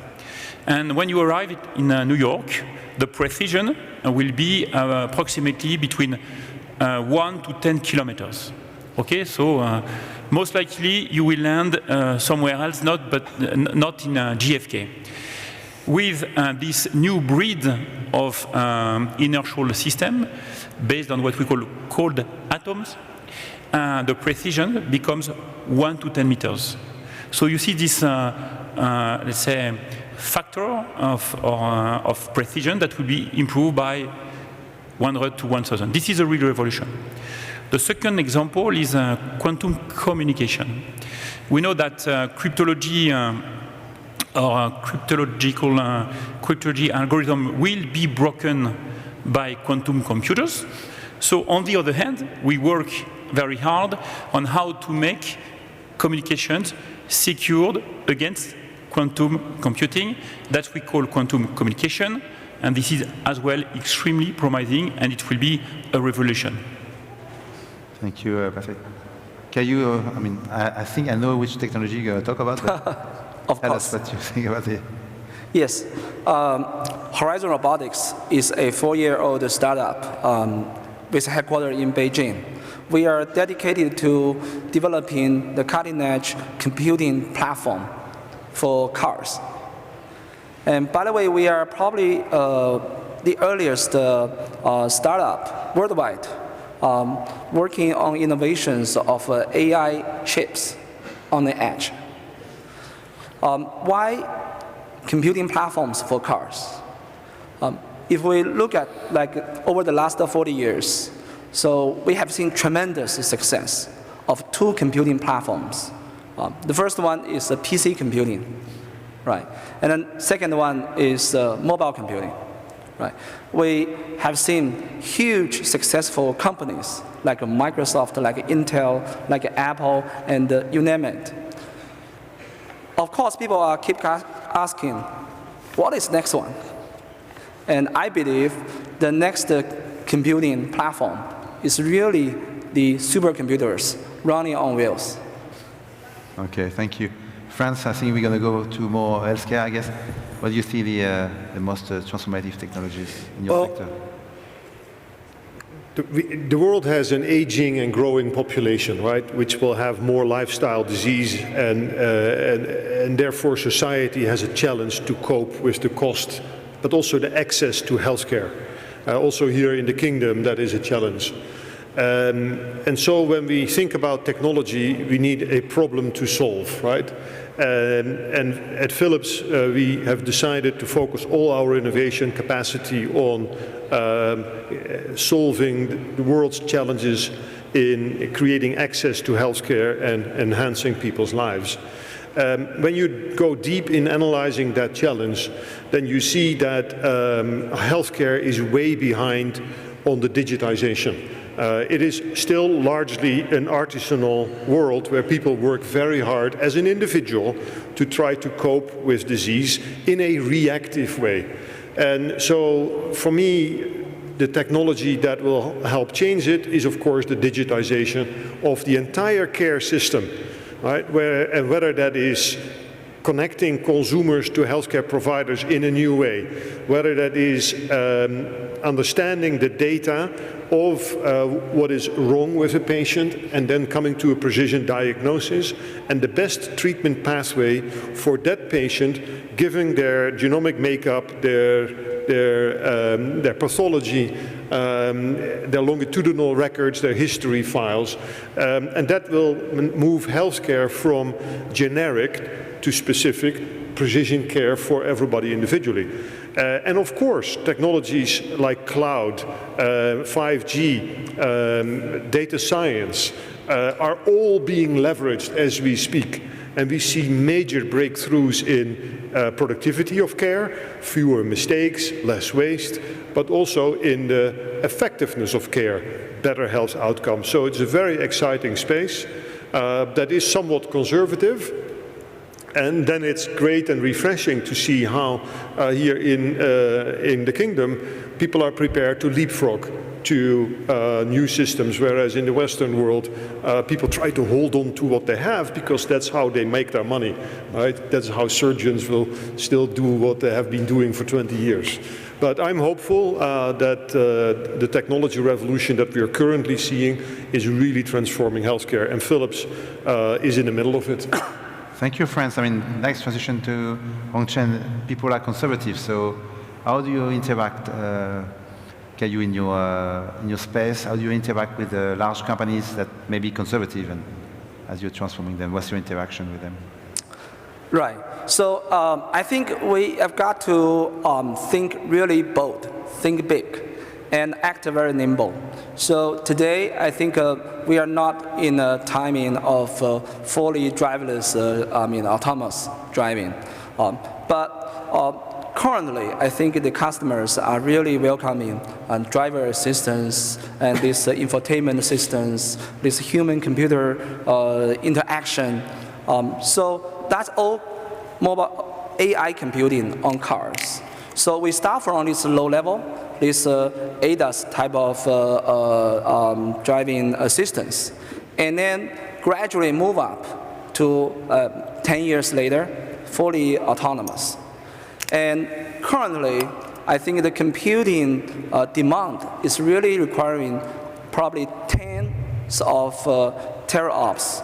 I mean, one teraops means 1,000 billions of operations per second, but all the way to, in 10 years, to 5,000 tops. So we want to push the technology to all the way to, in 10 years, that's almost like the 5,000 tops, almost like a human brain computational capacity. But right now, we need to work together with the OEMs to address their current need, which is the driver monitor system, the infotainment system, this ADAS, right? And that's really create the business value, but also build the sustainable business model for a startup company. Thank you, Caillou.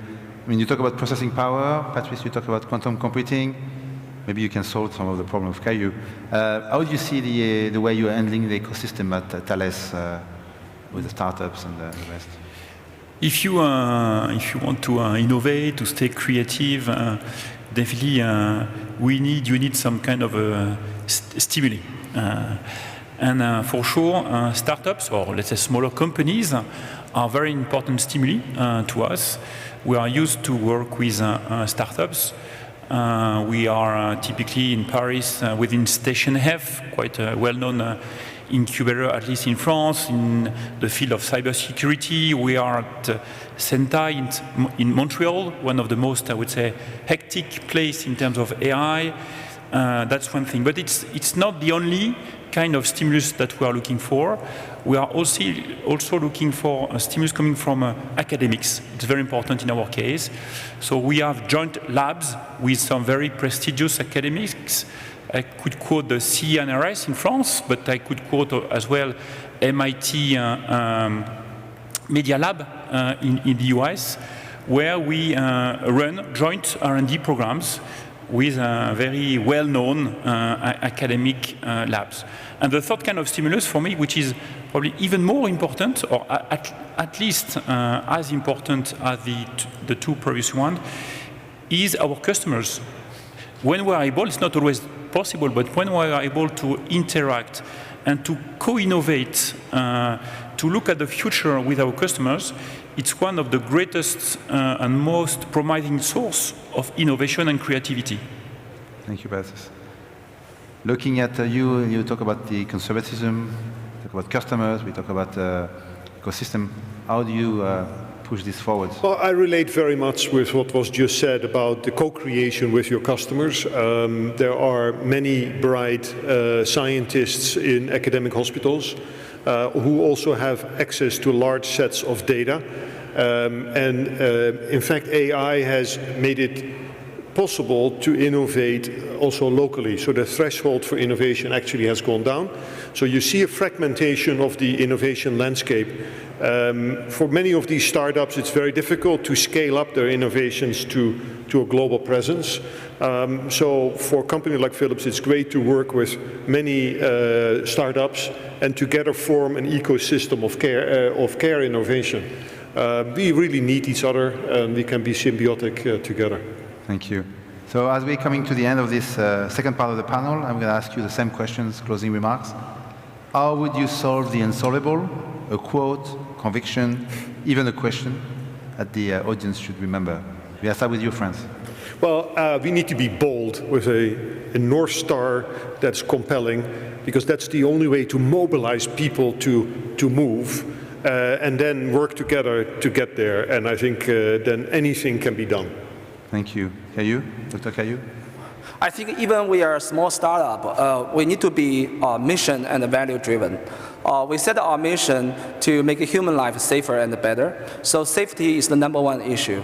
And we need to build trust, together with our partners, our customers, and even the end users, because computing for driving is such a mission-critical task. And we must, put all our efforts, and the value-driven and safety first, human-centric. Thank you. Patrice, closing remarks? Well, a very simple statement. Quantum revolution is not anymore a dream. It's a reality. It's going to happen now in the short run, and it will really revolutionize all the industry, be it aeronautics, as I said, defense, healthcare, medicine, oil and gas, in many, many B2B sectors where we use sensors, when we use metrology, it will be a real revolution. Thank you, Patrice. I think we are coming to the end of this panel. We try to solve the unsolvable. I guess the panelists gave you insights, and I think we close with this. Thank you for participating, and thank you. Thank you. Thank you very much. Thank you.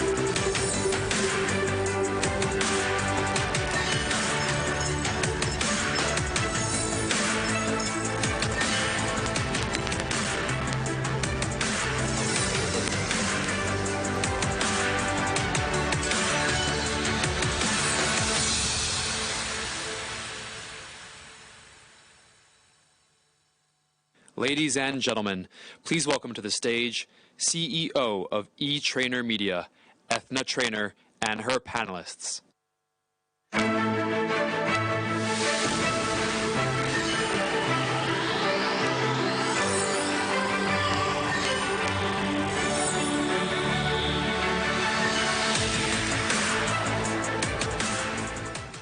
Distinguished guests, ladies and gentlemen, thank you so much for joining us this afternoon.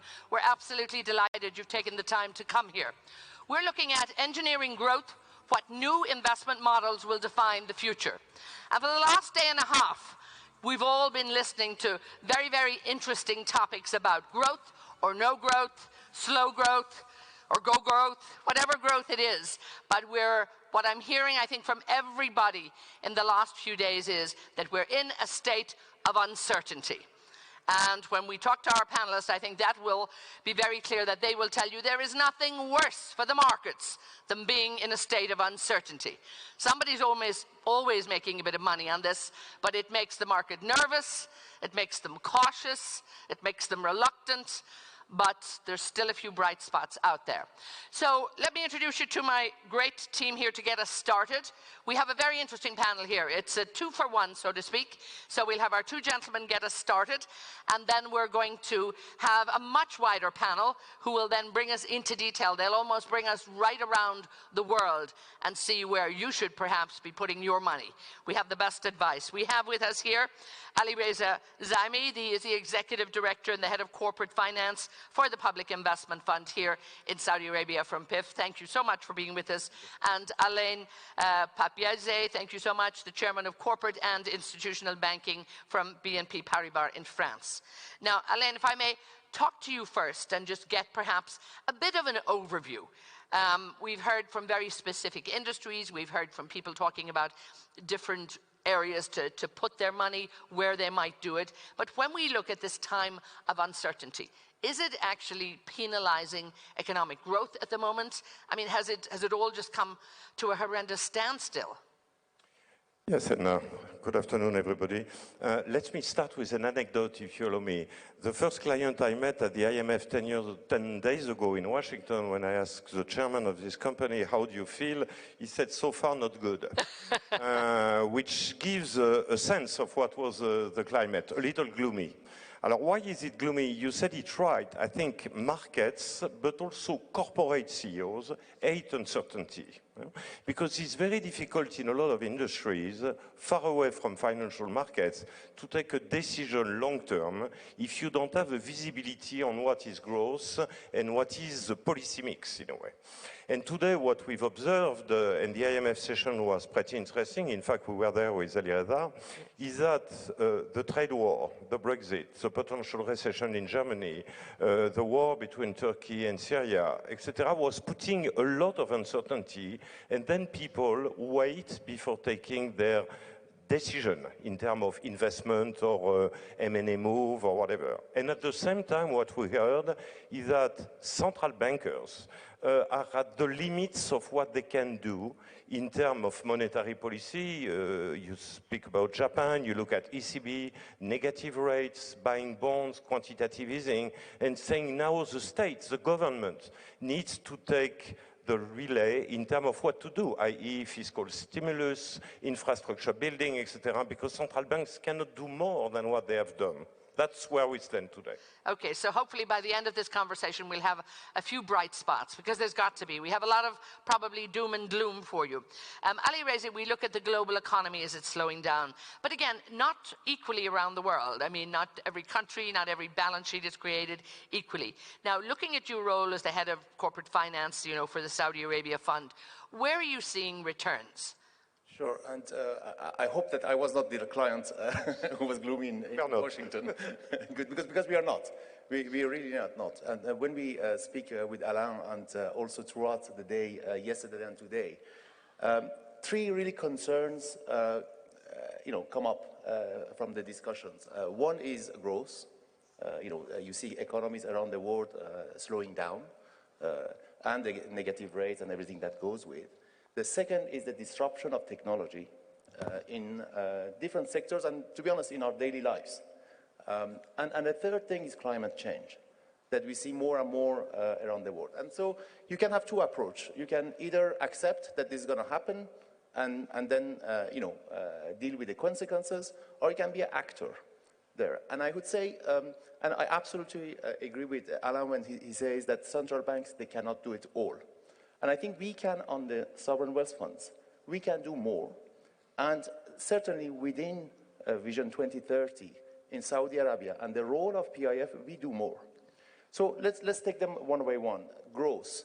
We invest in infrastructure, both in Saudi Arabia and outside, through our partners Blackstone and others. We invest in new sectors, entertainment, recycling, you name it, here in Saudi Arabia through one of our pool of investments. And we also are part of One Planet. We try to make sure that, launched by President Macron, and we try to make sure that we invest in the future technologies that are green and help boost the growth. So that's the, and I would say the very unique position we have is that we can take very long-term views, because these investments, you need to take a very long-term view in order to engage in them. I really think Saudi Arabia is a very unique position right now, and I think most of the people who are here and the new people I think who come here are really realizing that. And of course you've had some tremendous spokespeople up there in the last day and a half already talking about the great changes that are happening here and the great growth that will ultimately happen as a result. But Alain, we've also had some great spokespeople talking about how wonderful life is still in the US. And we heard a lot about that from Mr. Kushner yesterday and even from Mr. Mnuchin today. I mean, they were, but is life wonderful in the US? I mean, they're really pushing the consumers, keeping it alive, very much so. But it looks like it's slowing down. We keep hearing the R word. Is there a danger of it?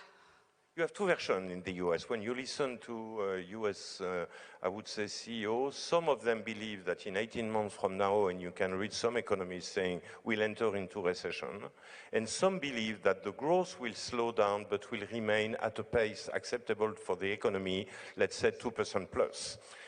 For two reasons, I would say it's debated. The first one is it's still the country which today has some capacity in terms of policy mix to potentially, during a period of time, do a new fiscal plan to support the economic growth, which has been done 2 years ago. And second, because the Federal Reserve has been able 2 years ago also to raise interest rate and to reduce its quantitative easing program, they have in a way rebuilt some of their capabilities to intervene in the market. And by the way, the last prediction is that the Fed may drop its rates by 100 basis points short term before now and July of next year, and eventually that we would see the 10-year Treasury bills at 1% by the end of the year, which would bring some capacity to the US market, where obviously where you are in a continent or in a country where fiscal stimulus is almost impossible and or the central bank is already with negative rates, you are lacking weapons in a way. Yeah. And I suppose, I think maybe the good thing is there is still growth. And that alone almost we have to be grateful for. Absolutely. The fact that there is growth. We'll talk a little bit more about that. Coming back to what's going on at PIF at the moment, this was an organization, a fund that was put in place, back in the 1970s, but we've seen huge changes on that, and particularly huge changes since 2015.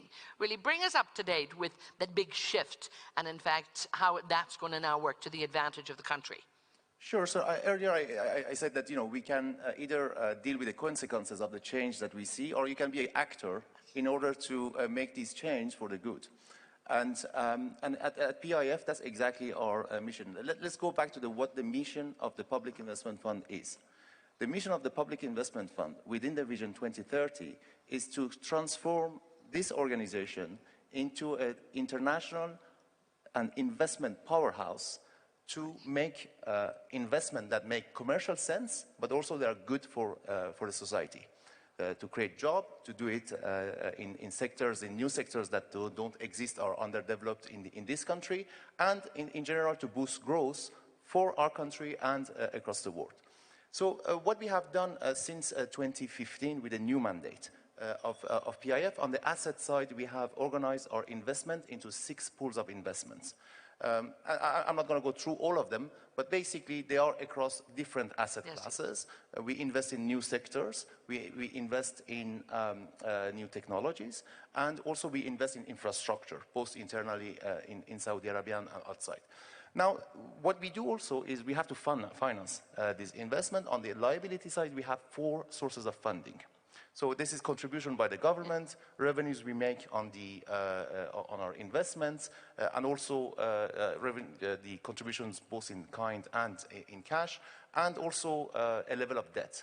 Simply because, you know, when you look at the infrastructure project, the airports, the bridge, the whole cities, we need to provide some level of optimal funding to these projects. My role here is to make sure that we connect these 6 pools of investment to the 4 pools of funding. And of course, debt is cheap right now, so it sounds like the right thing to do. Absolutely. And so what we have done back in 2017 and earlier is that we have put in place a funding program, strategic funding program over the next few decades, really. And that will go through different cycles. I mean, we will have periods when interest rates are low, and that's great for us because we can raise funding So somebody is very happy about low interest rates, or no interest rates. Absolutely. And then, you know, but it also works through cycles when interest rates, I don't know when, but at some stage they will go up, and it has to go through that. And in fact, I'm very pleased here to be here with Alain, because just earlier, a few hours earlier, together with BNP Paribas and a syndicate of 9 other banks, so 10 banks, we have signed our second borrowing. That's $10 billion of borrowing. That is linked to the transaction that we have done with our partner, Saudi Aramco. You know that earlier this year, we signed the sale of our interest in SABIC to Saudi Aramco. And this transaction is a large transaction. It has to go through its regulatory filings. And what we have done is that we have raised part of the funds that we will receive from our friends at Saudi Aramco upfront so that we can accelerate our investment in those 6 pools of investments. So I was listening to the session about sovereign wealth funds. So PIF is in very good shape at the moment. And having done this deal now, I think you're even in better shape, are you? Absolutely, and you know, just to look at the advance that we have made over the last few years. Really, when I say few years, over the last couple of years. Yes. We raised $11 billion with a syndicate of partner banks, and again, BNP Paribas being one of our core, what we call banking relationships. We just raised this morning $10 billion. That's $21 billion. We sold SABIC to Saudi Aramco for $69 billion.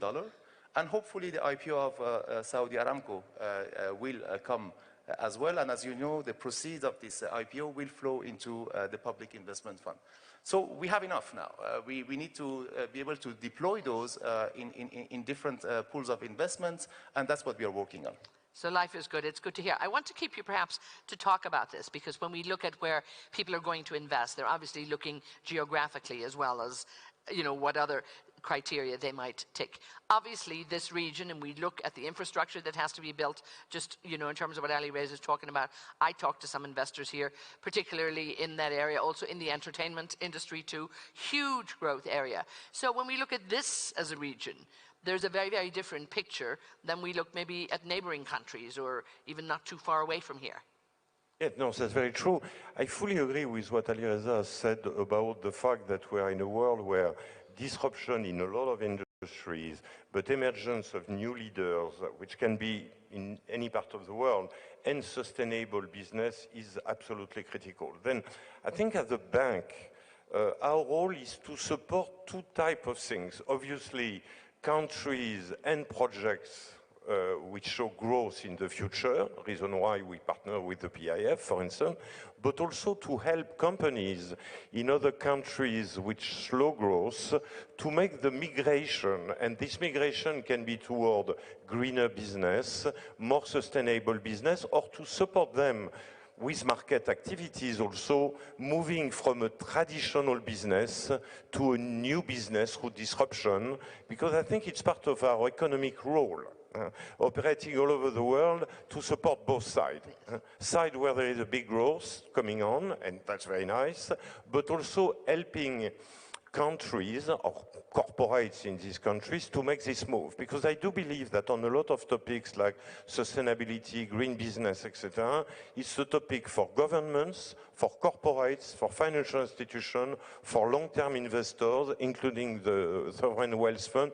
It's not something which can work by silo. Yes. We'll have to be all, I would say, in support to that very strong move, and then we can succeed. And that's the reason why, after the IMF, which was a little gloomy, we came to Davos, the desert. This is it, and it's at least, yes, exactly. I think investors are pretty happy about that here. Talk to me again about your shift in focus in investment. You know, very much you're saying away from hydrocarbons. I think, you know, we look at, and we've listened to, you know, the energy minister this morning, you know, His Highness the Prince was talking about what we need to do. And I think, again, taking that almost parallel approach. So they know where they're going in terms of hydrocarbons. We're going to see investment continue in that area and in the petrochemical area here, not coming from your fund, but you have a different focus. And very much you're looking, you know, at cleaner energy, but also looking at tech. I was just at the last panel before we came here, and some of the tech valuations in some countries, I mean, are just phenomenal. And I know we look at the demographics here in Saudi Arabia, we look at such a huge population, almost 75% under 30 years of age. They need education, they need jobs, they need new jobs. And I do know the MISC Foundation and other groups here really looking at that, making sure that that's happening. Are you also looking at investment in the tech side and looking at new alternative investments, so to speak? No, absolutely. Look, I mean, I do believe that we have achieved our first goal, which was to become the most impactful sovereign wealth fund in the world. I think we are there. Good. Both in terms of what you'll have people knocking on your door, you know that. No, but it's really it's factual, right? Because you look at our investment in new technologies. One partner we have outside of Saudi Arabia is SoftBank Vision Fund. We have a commitment of $45 billion to that fund. I don't know whether there is any competitor, to be honest, on that front. So we are making very substantial amount of investment in the new technologies, in infrastructure. If you look at the solar energy that we are investing in, you know, it's a quite substantial amount of investment there. And I think I don't want to oppose oil and gas to new technologies and new energy. You need both. Yes. The total energy demand is growing and it's growing fast. And for certain industries, aviation, if you look at heavy trucks, for now we don't have the technology. Yes. The batteries don't work for now, at least. And so what we are trying to do is to compensate the increase in that level of energy by investing into renewable sources of energy, solar, wind, etc. So let me give you your final question each, because I have another big panel just waiting in the wings to join us here. And if you can kind of bring it in both. The role of the central banks, very limited at the moment, not a lot they can do. Gloomy predictions from the IMF, if you can just wrap it up and sort of take a look at how realistic, you know, life is at the moment, and where perhaps can we see some yield coming in? Where should investors be looking? Look, I think in a world where you have low interest rate or negative interest rate, you put pressure on all financial institutions, and I would say banks, which were probably the first one affected. But after that, more importantly, long term, are the pension fund and the life insurers in the world. Because clearly, when you look at the pension fund rate of equilibrium to pay pension, they need between 2 to 2.5% return. And if you are 70% invested in government bonds, which deliver 0 or minus 0, you have a problem. Then I think central banks have done what they could. If we want to regenerate growth, I think governments and sovereign wealth funds, etc., have to find the new project which will generate the growth so that central banks can come back to a more normal policy and be prepared for the next downturn. The problem today, and you've probably seen the comments of some central bankers in Europe, is that now they cannot do much more to revitalize the growth, and that creates unbalance in the financial world, which will need to be taken care at one point. And I think the biggest question that people have in mind today is how will they retrench from this huge monetary policy and bring markets to a more normal world tomorrow without creating chaos on the fixed income market. And I think nobody yet has the answer. A big challenge, and we don't profess to be able to give the answer at this forum, indeed, at the moment. But again, I think if nothing else, we're going to have lots of questions and lots of, ideas that people can begin to really think about it. Because I think perhaps there's been a bit of complacency and maybe waiting for things to maybe get better. And so maybe they need action. Thank you so much for that. So, Ali Reza, the money is in the fund. Life is looking good there. What's next now for PIF? Well, and that's really, we feel really a bit spoiled, to be honest, because when we talk about people and around, and if we feel negativity there, I don't feel connected. It doesn't resonate with us, because here in Saudi Arabia, we really have it all. We have the vision, we have the mean to deliver on that vision, and we have we're starting from a very strong and sustainable position.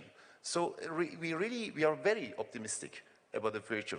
And I would say really for the guests here, for those who come from outside, I hope that during this event, this 1 day, 2 day, 3 event, I hope that they can see the sense of optimism in this country, and the number of opportunities that they can come together with the Public Investment Fund to help us deliver on that vision. Because I think, of course, there is GDP growth, etc., but the reality is that the goal is much bigger, to make this country and this region very much one of the countries that lead on the green, renewable energies, on the technology and other areas that are very important for the global economy, really. And as Prince Abdulaziz said this morning too, he said, the world is going to be hearing a lot more from Saudi Arabia. So on that very optimistic note, I'm going to have to let you two gentlemen go. Thank you so much for your time. Ali Reza Zami and also Alan Papiese. So thank you so much. Thank you for your input. Leave them, they'll come. So in just a few minutes now, thank you both, gentlemen. I really appreciate that. We're going to be joined by 7 people up here. I better just stay in the middle here, because I could be a liability to our friends here. So we are going to take almost a look around the world. We're going to be looking at what's happening in the UAE, in the UK, USA, even going as far as India, Brazil. So we'll have a little look and just see where is a good place to actually put your money. These guys are moving at a record speed. Well done. Just maybe a quick non-scientific poll here. Who's optimistic about the future? We have no polling devices, so give me a show of hands. Ooh, la la la la, it's okay, it's kind of 50, well, 50, it's a bit more, yeah. All right, so this is good. This makes me feel a little happier here. Because I think no matter how we look at the general market, I think we then have to go specific, and I think as investors, you all know how to do that. As somebody even said in one of the sessions, it's like, don't go where the crowd is going. There's plenty to be done where the crowd is not. I think we're pretty much ready to go. So let me call up our panel here from the Abu Dhabi Financial Group. The CEO, Jassim Al-Siddiqui, is in the house. And here he is. Thank you so much, Jassim. Great to see you. We're delighted. We're really looking forward to hearing from you too. The chairman of Schroders is with us, Michael Dobson.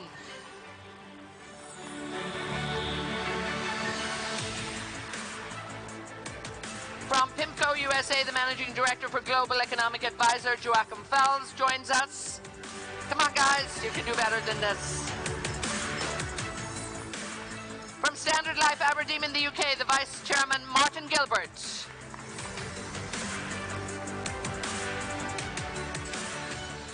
The Executive Chairman of Banco PTK Pactual, the Asset Management in UK, is Steve Jacobs. Steve. From the National Stock Exchange of India, the CEO and Managing Director, Vikram Limaya. And the CEO of CQS Management, formerly the former CEO of the London Stock Exchange, Xavier Rollet. Thank you so much.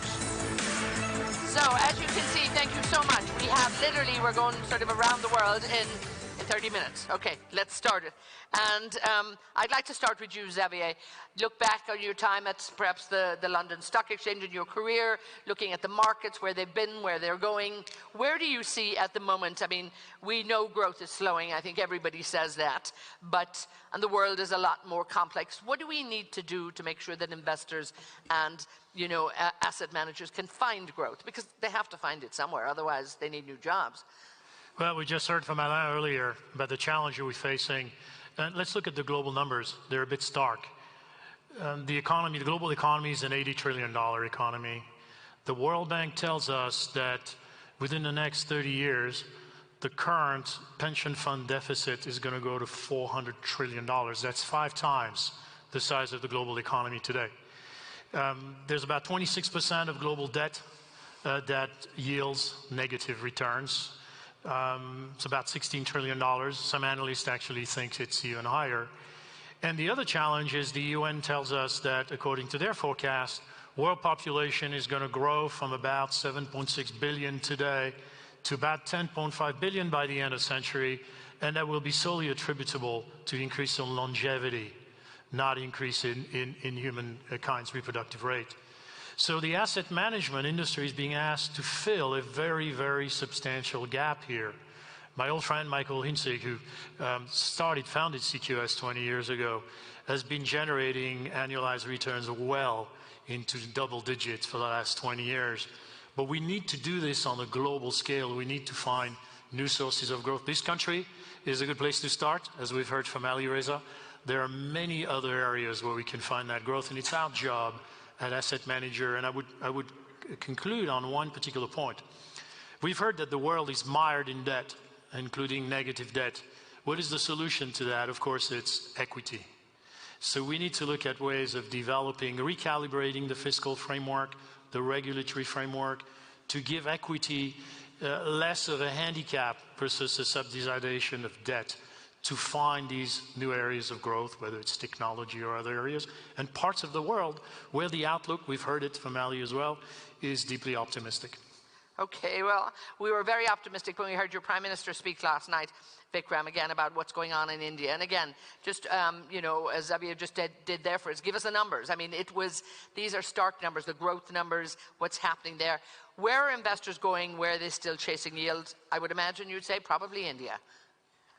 Yeah, I mean, just to kick it off, I would say that when you look at what's going on globally, obviously there are all sorts of risks, geopolitical risks relating to the trade wars, etc.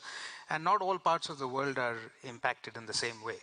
I would say actually India could be a beneficiary of what's going on some of these fronts. For instance, if you were to look at the realignment of global supply chains, India could be a significant beneficiary of people trying to de-risk what's going on between the US and China in relocating some of their manufacturing facilities or other infrastructure into India.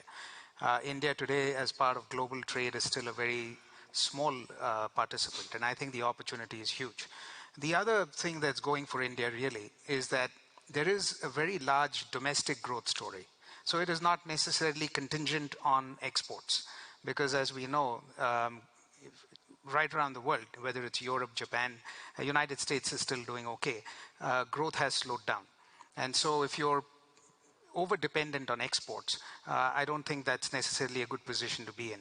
In India, we have a huge domestic growth story, not only in terms of the consumer growth story, but also in terms of infrastructure and housing. And I think to Javier's point as well, when you look at what's going on globally with very low interest rates or negative interest rates and the search for yield, infrastructure as an asset class could provide long-term stable yields. And the amount of infrastructure investments that India requires is in the order of over $1 trillion over the next 5 years. That asset class itself could provide the required yield to a lot of liquidity globally that's trying to find yield. So I think the opportunities in India over the medium to long term are very attractive, and I think India is very well positioned to benefit from what's going on globally. And they're certainly, on the roadshow, so to speak, looking and attracting investment in there. We'll talk more a little about that. Steve, when we look at, how to attract investors, and you've always said, do you think they ask, are we at late cycle or end of cycle? Is there a danger there? And what are the decisions that an investor will make, depending where they judge in terms of growth? I think that's probably the debate, isn't it? Are we looking at a recession next year, so we're end of cycle, or do we have some room to go still? I think the general opinion, probably my opinion, is we have a little bit of room to go, but we've got to be cautious. Everyone's talking about lower growth, and I think in the developed markets, certainly you're seeing lower growth. Europe is stagnating. I don't think it's going to change. I don't think you'll get a fiscal response. Talking about monetary policy earlier, I don't think you'll get a fiscal response from Germany. So I see that stagnating at low growth next year and the year on. Japan's doing what it's doing. You go to the US. US is probably going to grow at 1.5% next year, down from 2.3% this year. S&P earnings are down 2 or 3% year on year. It's slowing down, but the consumer's holding up. The wild card is probably the election year next year. 2 times more likely to get a recession in an election year based on historics. Normally because of political uncertainty, policy uncertainty. And if it's Trump versus Elizabeth Warren, you've probably got a policy chasm. So that could add a new element of fragility to a lower growth story. So I would lean much more towards the emerging markets. We invest globally. We have a big bias towards Latin America, but we invest globally. Probably would have stayed away from Brazil, for example, for the last few years. Looking back out there now, staying away from the developed markets, it looks like the emerging markets, 60% of world output, will probably continue to outperform compared to developed markets. And I think definitely that's what they all want to do and they all need to do, because I think there's good money out there, particularly now in one way, when there is a bit of uncertainty in the market. You know, anybody like Saudi Arabia, like India and that are actually showing that they can deliver, you know, they're going to probably get those funds quicker than the developed market. Martin, let me come to you here. When we're looking at new investment models, new investment trends, you know, what are we looking at? The public market, the private market? I mean, how have things actually changed for an investor? Yeah, I mean, for the big asset managers, there's 3 sort of significant headwinds. Active to passive, which we've seen a big shift. Pricing pressure, although that's not as prevalent in active managers as it is in passive. And then the third one is as markets have become more expensive, the big asset owners in the world have shifted more from public markets to private markets. So for a big asset manager, if you didn't have a good private market capability, you really had a pretty tough time over the last few years. So that's what we're really seeing, is trying to move from these expensive bond markets to private debt, from active equities to private equity, anything that gives a better return really going forward. But of course, you're giving up liquidity. That is the big that's the big downside of owning more private markets. And I mean, again, I think investment has to chase returns. So it's whether we like it or not, and that's where they're going to go. This just makes sense. They're not charity operations. No, they're investing for the long term. If you don't need liquidity, there is no harm in tying up a large percentage of your assets in private markets. We've seen that especially prevalent in Canada, where although the world might be at 15% private markets going to 20%, Canada's sort of at 30, 40. Some of them are even at 50%. Now, Joachim, as an economist, this is your background very much so, you'll probably take a more long-term global outlook. And when we look at the nervousness and the uncertainty in the market, do you think perhaps there's maybe a bit too much short-termism, that investors are looking at making a quick buck, so to speak, and wondering, just being nervous where they're going to put their money? So wherever they put it, they hope to get it back quicker. Yeah, I think there's always the temptation to look only at the short term. But at PIMCO, we always start our investment process with a long-term outlook. We call it the secular outlook. We've been doing this for 38 years, holding an annual secular forum. And our secular theme at the moment is, so the theme for the next, say, 5 to 10 years is dealing with disruption. So I think we've entered an age of disruption. You know, there are many disruptors, secular disruptors out there. And for investors, the next 10 years will really be all about dealing with disruption, which is very, very different from what we had in the last 10 years, right? We're coming out of what we've called the new normal. That was the new normal, was the PIMCO theme 10 years ago. Low growth, low inflation, low interest rates. It created a lot of room for central banks to pump up liquidity, and so we've had massive asset price inflation. So in that sense, investing was relatively easy in the last 10 years. Now we think the next 10 years will be very different. Why? Well, valuations are higher. Central banks are pretty exhausted, as was already mentioned here. At some stage, we'll hit another recession. Nobody knows exactly when, but if you take a long-term view, you better start preparing for it. And we have a new Cold War between China and the US, a Cold War on technology and on trade that is unlikely to go away. So I think in that environment, it's really all about capital preservation. Right? I know that's not a very happy message for investors, but it's really about the return of capital rather than the return on capital. And we'll all have to work really, really hard as investors to find alpha. You need active management. You need to have some dry powder to exploit some of those opportunities that will come up, because we're moving into a world of lower returns but higher volatility. And higher volatility creates opportunities. Michael, when we look at this new territory, so to speak, that the market is in, I mean, in economic terms, in political terms, just in general disruption really around the world, where do you see the available asset classes that are going to give returns? Is it all about equities? Well, I think the global financial crisis did represent a fundamental shift, not dissimilar to the 73-4 oil crisis. So I think things have changed fundamentally, and I think it's a much more difficult time for asset managers and for investors. We have policymakers basically experimenting with monetary policy, with interest rates. Nobody quite knows what the long-term impact of that's going to be. As Xavier said, you've got 15 trillion of bonds on negative yields.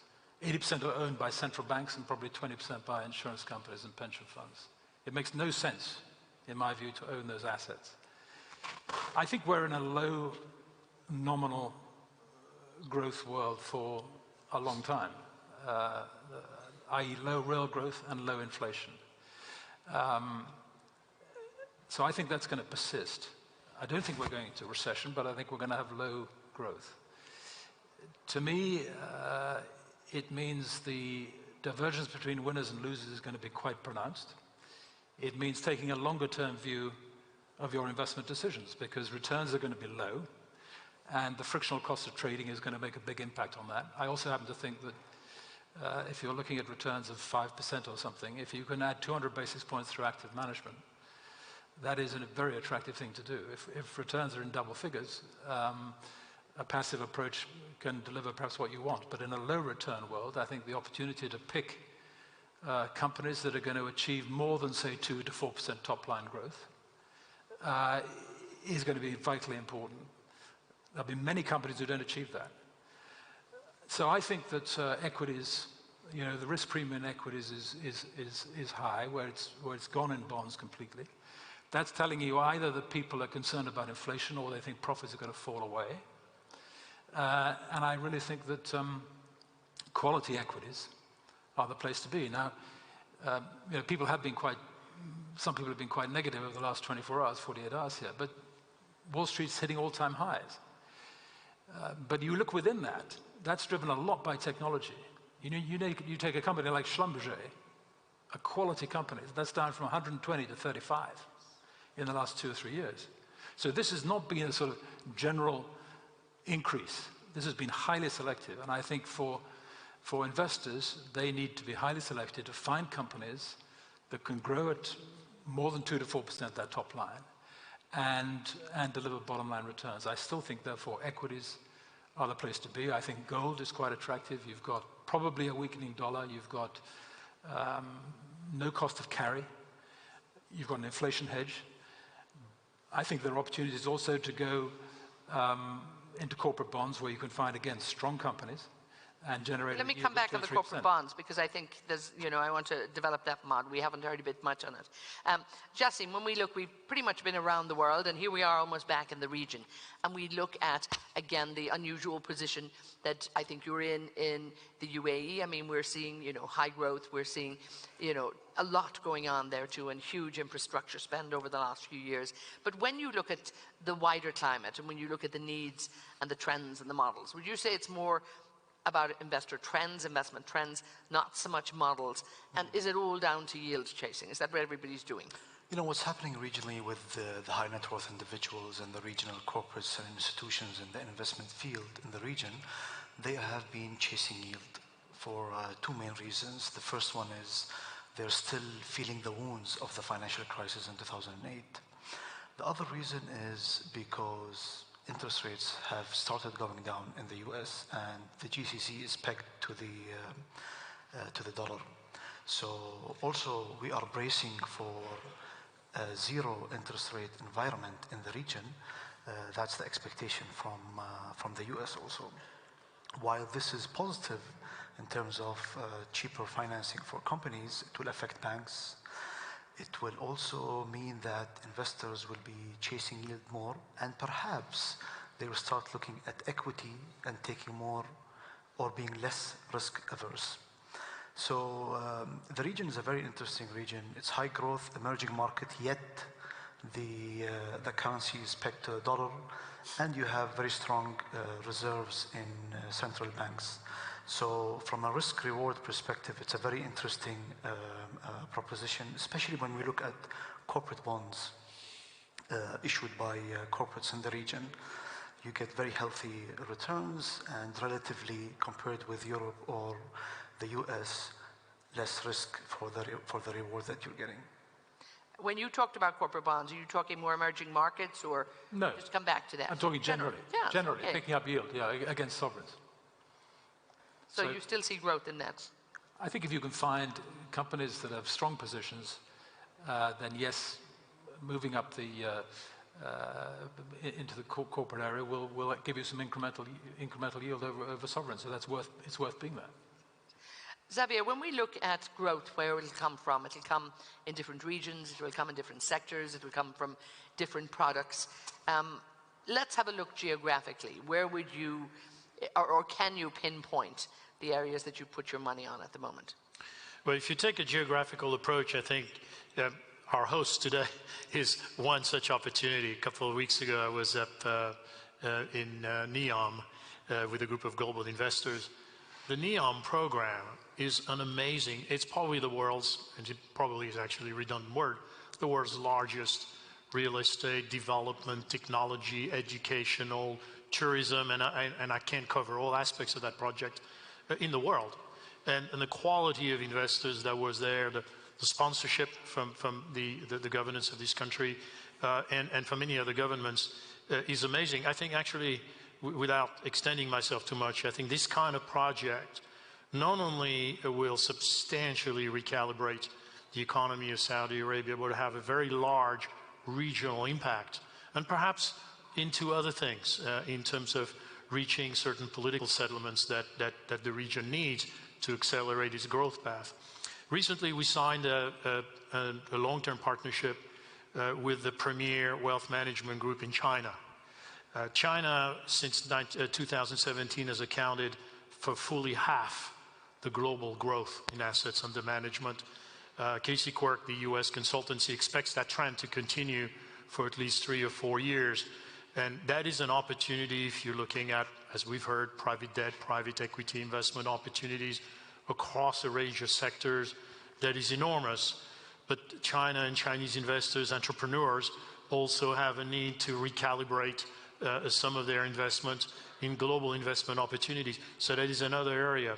I want to mention one country that has been a little bit outside the investment list. In fact, I read a leading investment management company looking at where are the geographical investment opportunities, and it didn't mention that country. And of course, they need a political settlement too. But their market trades on 5-time multiples, has a 12% dividend yield, and it's Russia. And when you look at the potential for economic development in Russia, it's enormous. So if you're prepared to look a little bit outside of the boundaries of conventional thinking, you can find enormous growth opportunities even with a geographical filter.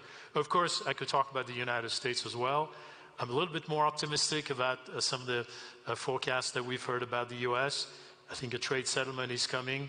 I think America has one advantage, and I'll conclude there, over certainly Europe, is instead of funding 80% or so of its innovation, corporate sector needs through bank lending, it relies on capital markets to the tune of 82% to fund and scale up its technology startup. And I think any nation today that is looking at seizing that growth at the rate that we need needs to balance debt with equity and equity-like investment, of course, underpinned by very strong credit analysis, which is what we do.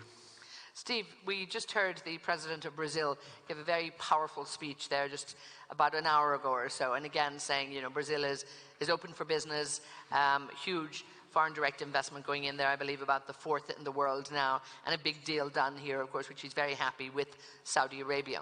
But, you know, again, all Latin America not created equal. Is Brazil sort of the hotspot in terms of where to watch if you want to earn money from your investment? Yeah, I think it is. I think it's nice to have the president do your marketing for you, which is great. Like I said before, I think if I was here last year or the year before, it would have been a very tough call to put Brazil as a hotspot. It's coming out of a recession. It needed a few things done to it. Paulo Guedes, the economic minister, Chicago School, Washington Consensus, kind of slimmed down the state, has really had an impact. There was one key reform that Bolsonaro mentioned, which is the Social Security reform that got inked last week. So that's done. That shaves off about $200 billion off the public spend over the next 10 years. That's worth 1 to 1.5% of GDP. At the same time, rates have come down from 14% a little over 18 months ago to about, it will soon go to 5%. It's 5.5. Market expects it to go to 5. We think it'll go to 4 through to 2021. That's the lowest rates in modern Brazil history. So the environment has a lot going for it. I think it's a very interesting place. And you'll see the activity level, the consumer and the credit expansion, the starting now, very green shoots, starting now. I think you'll see that accelerate into the start of 2020, which is why when you go to the IMF and they talk about, okay, where is bright around the world? I think 2 countries keep coming up. One is India and one is Brazil. As you look at the rest of the world, I think Russia's an interesting one, like you mentioned, but I think it has governance issues, as do some companies in Brazil, to be fair, that you need to get your head around, especially now. ESG, including the G, is a very important aspect for all investors now. Now, Martin, I'm not putting you in the spot as being a spokesperson for Britain, but anytime I've been there recently, it's Brexit, Brexit, and more Brexit, and it will continue to be more Brexit for the end of the year. How does it feel being an investor in Britain these days? Well, it's cheap. I think now that we've got the election, this is a huge moment because I think we will now get some conclusion to it. The worst is it thing adding a bit of certainty, just even a little bit? Yeah, obviously if there's a hung parliament, that will create a bit of uncertainty, but I'm confident now we'll get it done. I think even though a lot of us in the city probably started off as reluctant Remainers, I think most of us have now moved to just wanting to get the deal done so we can get on with investing money in high-quality UK companies. So I'd be long sterling, long UK equities and long UK property at the moment. I think it looks good value. This election being called is a very, very important moment. And again, I think it's about putting confidence back, you know, in Britain in many ways, because I think for the last year, it's just been, nobody's been able to move forward. Well, no one likes uncertainty. Investors don't like uncertainty, so at least we're getting some certainty now. Yeah, and that was probably uncertainty at an nth degree. Yeah. Come back to India a little bit. When we look at, you know, equities in the Indian market took a bit of a beating to fixed income, perhaps not as attractive as it could be. Are you saying you're seeing a lot more returns now when you look at the dynamics, the social dynamics in India, that there will be more returns in infrastructure, and in sort of consumer-driven market, really? Or you can still see both? It's actually, you know, fundamentally the underlying growth story is very strong. So depending on what your time horizon is, whether you want to be in public markets or you want to be in private markets, I think the opportunities are really across the landscape. Even if you look at the fixed income universe, right? Today we have real interest rates of about 2%. That's not bad at all when you look at the kind of returns that you're getting in fixed income in many other parts of the world, including in emerging markets. Inflation is under control, and I think you know, our government bond yields are still somewhere between 5 and 6%, and inflation is in the 3% zone. So you still have pretty decent real rates of return even on fixed income. The equity markets are really you know, a function of what your underlying growth assumption is. And I think, as I've outlined before, while underlying GDP growth has come off in the last couple of quarters to 5%, it's still, relatively speaking, pretty good when you look at emerging markets in general. And I think the underlying growth story for the medium term is very strong, given that we have macroeconomic and political stability. And this government has been decisive in going through with certain structural reforms, which will play out over the next few years in terms of what it means for growth in India. So I think the opportunity is really across public and private markets. It just depends on what your time horizon is.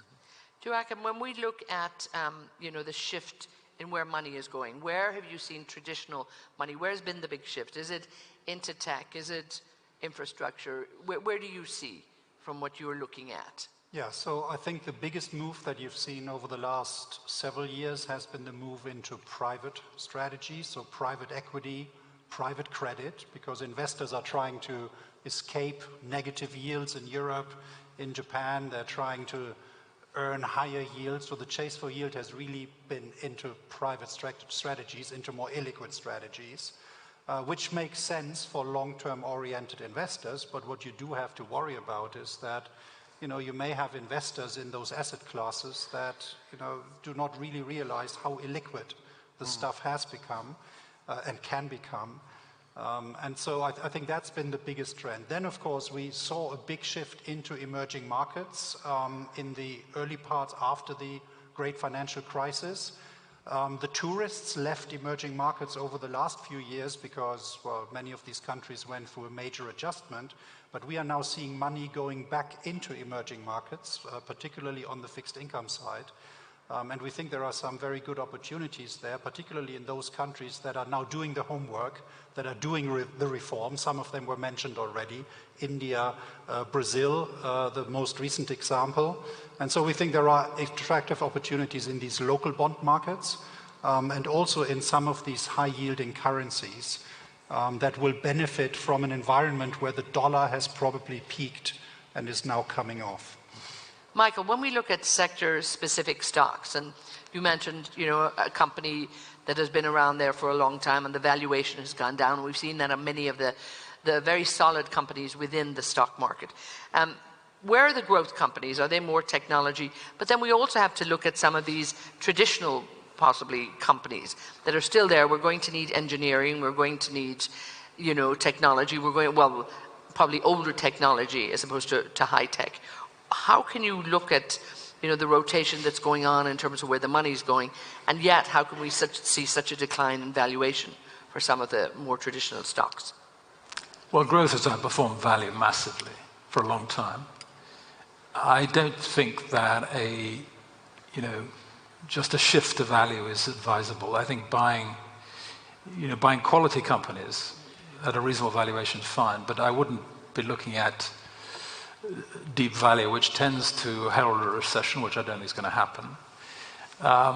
And you've got a lot of new forces going on in the investment world, ESG and so on. And you look at companies like tobacco, gambling, arms, alcohol. These have been massively derated and are going to stay that way. Most of those companies were sort of low capital intensive models, high margin. Now I think ESG is switching to mining, oil, aviation, high capital intensity, low margin, companies that need financing through the stock market. So there's some big changes going on here. And I think investors need to be very aware of the impact of not only the macro environment that we're talking about, but also the impact of ESG, climate change, all these things that investors are looking at and are going to be driving investment decisions and driving ratings of companies going forward. So to some extent it's sector specific, but I think it's also very much company specific.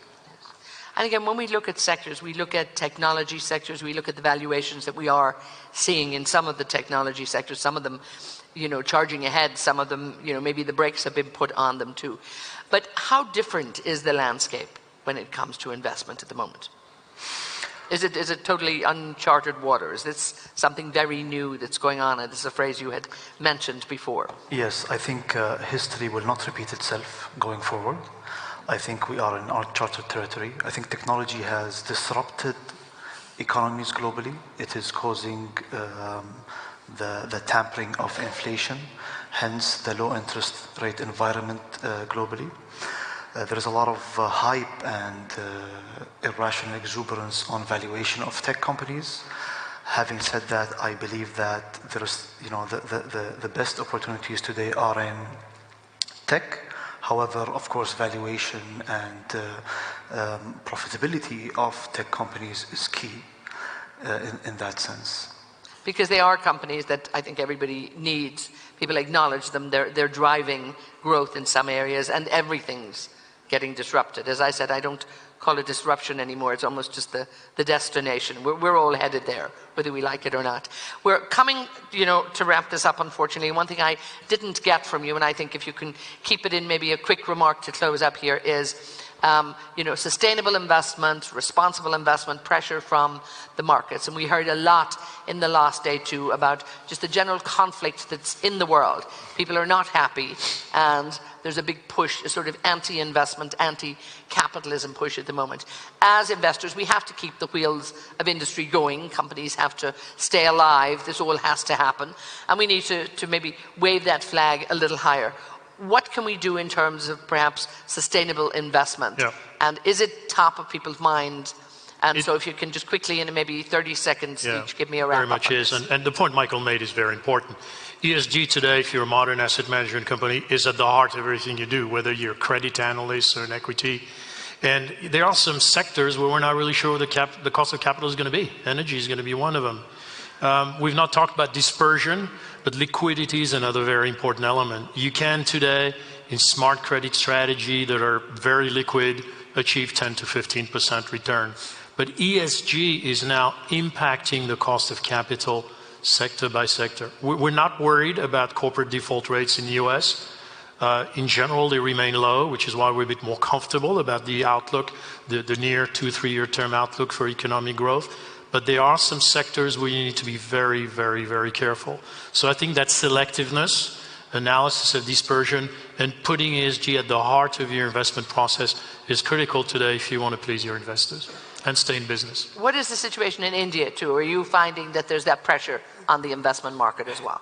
There is a heightened level of awareness of ESG-related matters in India, but I think we still have a long way to go. I think I would make that comment even as it relates to the global landscape. We have a long way to go. Because I feel that while global investment managers and long-term investors are looking at ESG more seriously, I don't think the pressure is as much as it needs to be for corporates to take it more seriously. What do you say, Steve? Maybe it's because we operate largely in Brazil. We've had that pressure for a while because of the Amazon, the rainforest have been front and center of people's minds, including for investors from this region. But I do think 3, 4, 5 years ago, companies covered it but paid lip service to it. Now you cannot do that. I agree 100%. You have to be robust. This is highly due diligenced by ourselves and companies we invest in and by people that invest with us on ourselves. You have to be watertight on this, and you have to kind of walk the walk through your organization. Yeah, it can't be just sort of something you hide away under corporate governance anymore and say we're doing a few things and this should give the answer. Absolutely. I think I'm hearing that right around the world too. Martin, what are you hearing? I would say just 2 quick points. One is the US usually leads in asset management. In ESG, it's actually behind the rest of the world, which is quite interesting. A lot of people say they do ESG, and don't do it. And I think if you just finish it, if you just stop at ESG, you're going to be behind the curve very quickly. You've got to move to sustainability and eventually impact if you want to make a difference as a equity asset manager. And I think we are seeing from a lot of the bigger companies too, sustainability reports, they're putting a lot of time and effort, dedication, investment, money, people behind it too. But are you feeling the pressure from investment saying when they look at what you're investing in, that it has to come with it? Yeah, well, at PIMCO, we've long integrated ESG criteria into the process. So it's an integral part of what our 65 credit analysts around the world do day in, day out. They rate companies, they rate sovereigns, partly on the basis of ESG criteria. And for us at PIMCO, it's very important to engage with those issuers because we meet issuers day in, day out.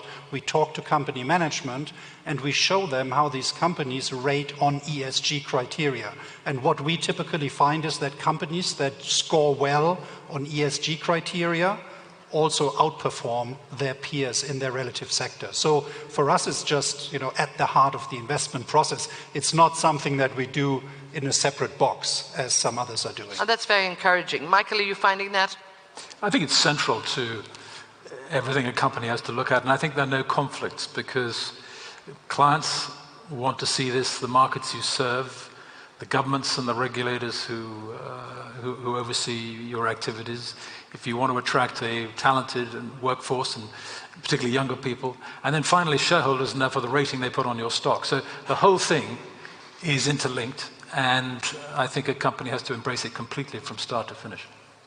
And Jason, when we look in particular, I suppose, in this area, we still are huge producers of oil and gas. And I think we're hearing even a different narrative coming from the oil and gas companies as well. They're very proudly talking about the shifts that they're making. And we even heard it from Dr. Sultan this morning as well. I think the great strides they're making and how it is at the key. But do you find it's very, very important, for your clients to begin to see that? So the awareness on ESG is definitely coming up. People are becoming more aware about ESG, especially the S part. So regionally, investors care about your social contribution as a company to the region. On the environmental side, I beg to disagree that a lot of the environmentalists are blaming oil for many of the issues. Having said that, it's very important that we have to be practical. Today, there is no feasible replacement to oil as we know it. ADNOC CEO, for example, mentioned today that by 2050, 45% of energy in the UAE would be renewable energy.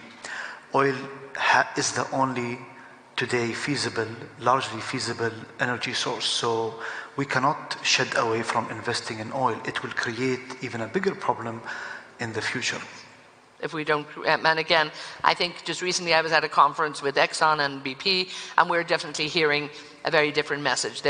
It's their license to operate. They know that it is, I think, all of these companies. But again, I think when we look at, years ago, I think if we look back on the old sort of textbooks, I mean, the companies were there to serve the shareholders, and that has changed many, many years ago.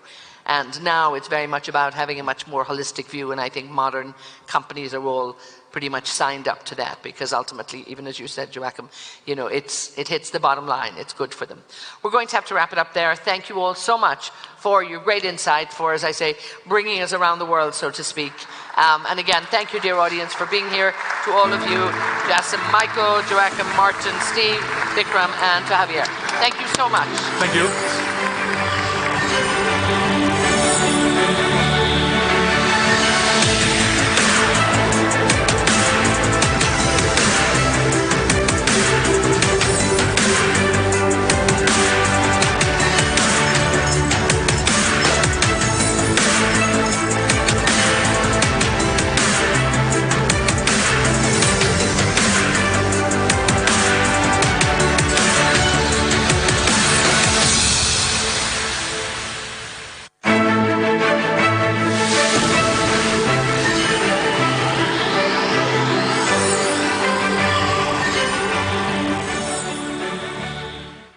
Ladies and gentlemen, please welcome to the stage international journalist and broadcaster Tanya Beckett and her panelists.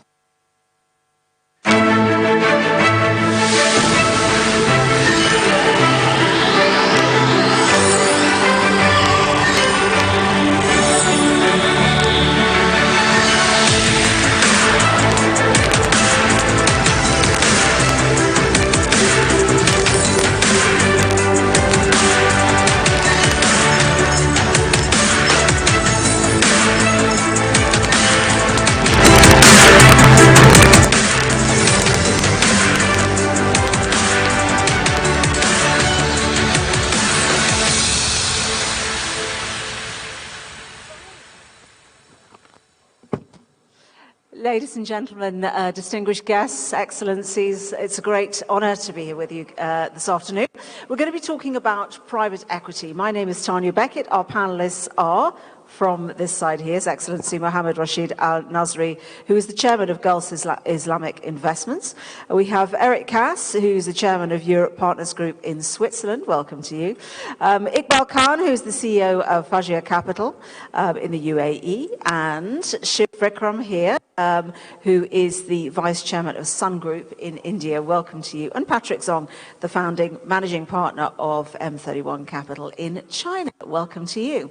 So I'm going to start with all of our panelists talking about the environment that we're in for private equity at the moment. We were hearing in the last panel how, the immediate economic environment is not so relevant, and there is a bit of traction towards private equity at the moment. So let's start with that. And if I may, I'm going to start with you straight ahead. What is the environment as you would describe it for private equity at the moment? And I've already said it's not about the immediate economic environment, is it? So how do you describe the environment? Well, the private equity industry across the world has got huge amount of liquidity, which is waiting to be deployed. And it is operating in an environment where the landscape of regulations is changing. The role of government is being redefined, not just as players, but also as referees and umpires. And the government is enabling the private sector to play in PFI type of initiatives. There is this huge amount of liquidity, which is with the Islamic finance sector, more than $2 trillion seeking alpha in the private equity space. And there are lots of entrepreneurs and businessmen who are looking for journey partners, private equity which will come and help them to go to the next stage of their evolution by bringing efficiency to their capital structure, by introducing better governance, by ensuring that these companies can evolve and grow. Okay, Eric, now let's come to you. So there's a lot of liquidity, and there are plenty of companies who are looking for a journey partner. What would you add to that in terms of the environment for private equity? Yeah, well, I think we all agree valuations are high in the world. It's not cheap. So the multiple expansion side is gone. Cheap financing has been done. So what's left? So what's left is certain M&A parts are still left. So that's, I think, where you also see a big growth in people buying in our buyout industry, smaller companies to buy and build, so add other companies on there in an accretive multiple. And the other thing is clearly operational improvements have to be leading the future returns. So what you see in our industry, we are a global house, we have 1,300 people, 90 billion. So you see more and more, we are hiring Starbucks, not Wall Street people. So we're getting more operational active people in the businesses to work more actively on the business, because that's how you create the value. And I think the other thing you mentioned, I think, was is there too much money chasing? So one issue is also deal sourcing, clearly. And I think what's changing there, therefore, is if you buy a deal in the buyout side, you have to be 12 to 18 months ahead already on the deal, have a conviction, and when the deal actually comes to the market, you're very fast. And this has changed a lot, so it's much more speed is required.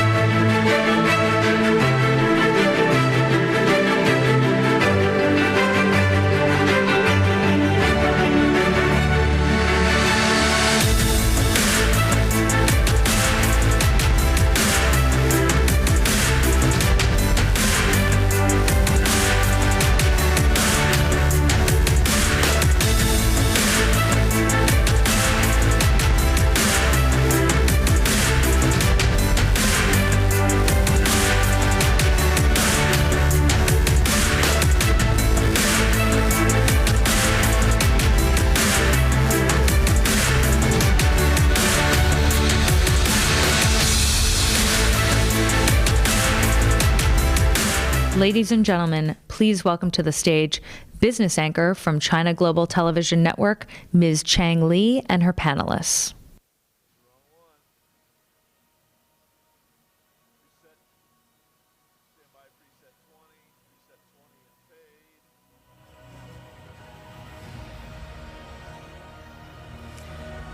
Hello, everyone. Thanks for joining us for the Philosophy of Investing session.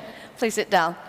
Yeah, philosophy of investing in 15 minutes. So it's going to be snack versions of investment food for thought from two investing greats. To my left, Mr. Bruce Flatt, who's the CEO of Brookfield Asset Management, and of course Howard Marks, co-chairman of Oaktree Capital Management. Welcome, gentlemen. Thank you. So I'm going to ditch the preamble and I'll keep my questions short because investing philosophy takes up a lot of time. So let me start by asking you, Bruce, how does Brookfield invest? And what are some big transactions that you've undertaken lately?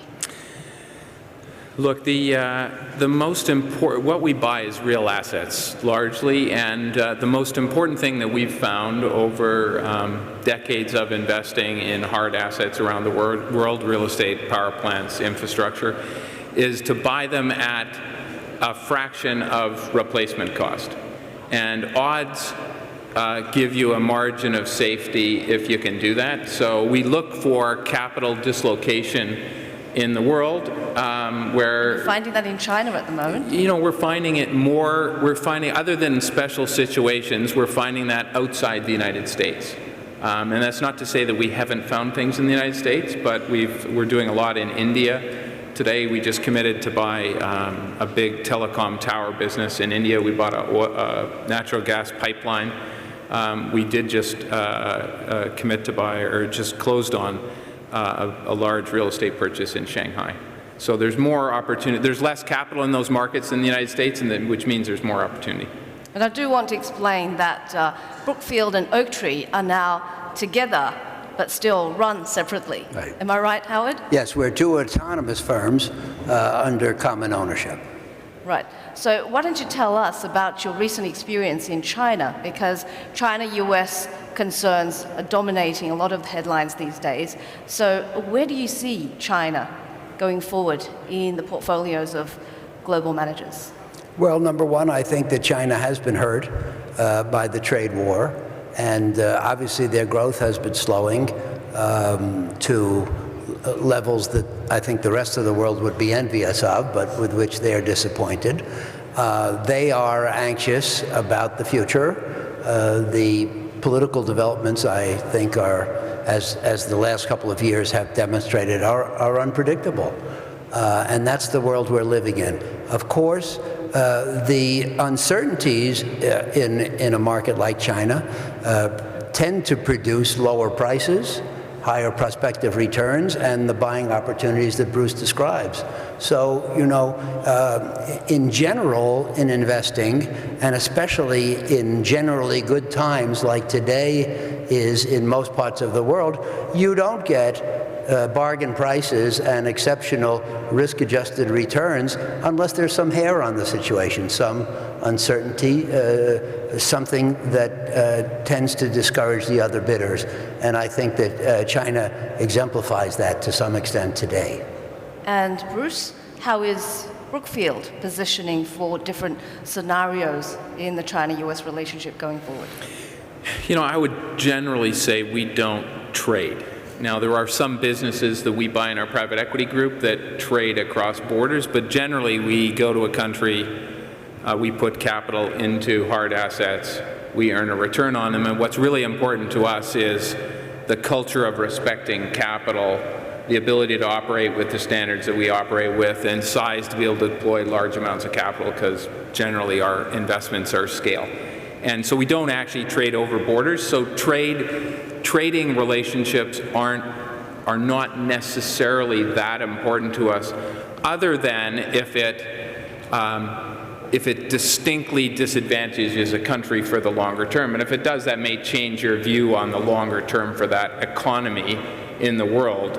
But the actual relationships don't really necessarily change what we do for a business. Right. And Howard, as the world's foremost distressed debt specialist. What sort of opportunities do you see now that there's this nervousness and uncertainty in the air? And we have been talking a lot about that at this FII. Well, clearly, Lei, there's very little distress, certainly in the U.S. today.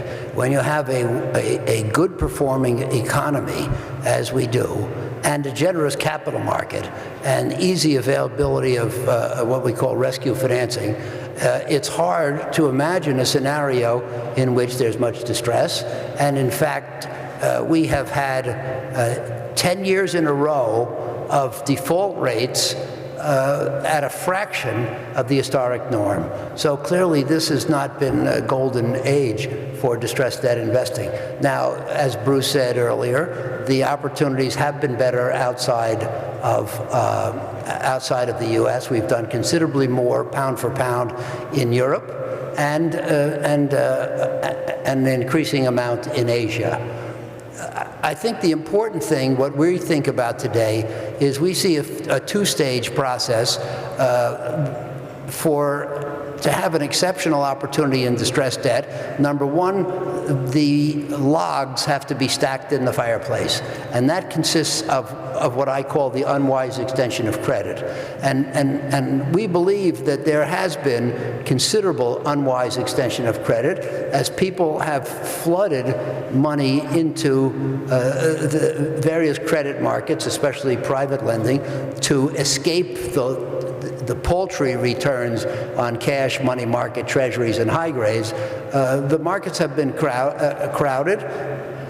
Lenders have competed to make loans, and the way they do that is by demanding less yield, less safety, and weaker structures. And one of these days... When does this come to a head? Well, that's the question. The other element we need after the logs have been stacked is an igniter, which usually comes in the form of a recession, plus a credit crunch, plus usually some exogenous influences. And the simple answer is no one can say. There's lots of conjecture around when the U.S. will have a recession. People vote for 6, 12, 18, 24 months from now. Nobody really knows where, this is the longest economic expansion in history, so no one can say how long it's going to go. And our economy is still doing pretty well and is not marked by excesses. And since it has not seen excesses to the upside, it does not have to see a dramatic correction to the downside anytime soon. We have to prepare for opportunities in distressed debt, but we can't say that we have an idea of when they're coming. Okay, let's talk about cycles. It's the theme of your books and memos. Bruce, right now we're having this conference against the backdrop of social unrest due to inequality, and there's growing nationalism. What do you think is next? Are we entering a new social cycle? Look, first I'd say there's no doubt on the financial side that we're in a different phase of global fund flows, and interest rates appear like they're going to be low for a much longer period of time than everyone expected. And that has dramatic ramifications on capital in the world, on businesses, and what's happening around the world. And I'll flow that into the social situation in a second. But the first one is there's an enormous amount of savings in the world. And in fact, there's an enormous amount of both sovereign fund savings, but also people that are in the middle income areas that used to be able to earn a return on their capital that can't earn anything in a bank. And banks, while they probably won't do it, should almost be charging in many places of the world negative rates. And if that's it, we're going to have disruption in the social situation. And look, I think we've always had that. It just seems to be more open today, and with social media, it's more impactful. And so I think it's extremely important for all of us to consider it within every business that we operate. Howard, you want to come in on the social cycle? Well, look, 50 years ago when I took graduate courses at the University of Chicago, we were taught that the only job of the corporation was to maximize profits and thus welfare for its owners. Faith in the free market system reached its apex in the 80s and 90s under Reagan and Thatcher and Clinton and some Bush. I think that most people would say that that kind of thinking has gone too far, that profit maximization is not enough anymore, and that capitalism has to be responsible. And I think that some business owners want to be responsible, and the rest of the business owners understand that only by doing so will they continue to thrive. So my guess is that don't you make money off the failing greed of other people? Well, look, I think that we're going to go through a swing of the pendulum in which businesses make a little less money, focus a little less obsessively on profit maximization, share the fruits more for its own protection and benefit. You agree, Bruce? Are you doing that at Brookfield? Look, the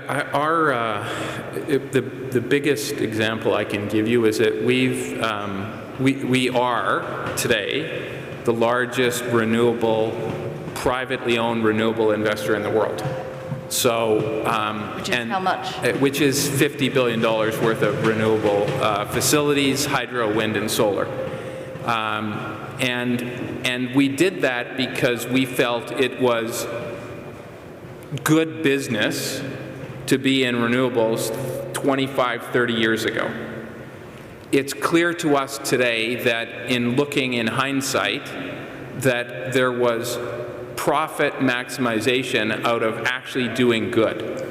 And I'm not sure we quite understood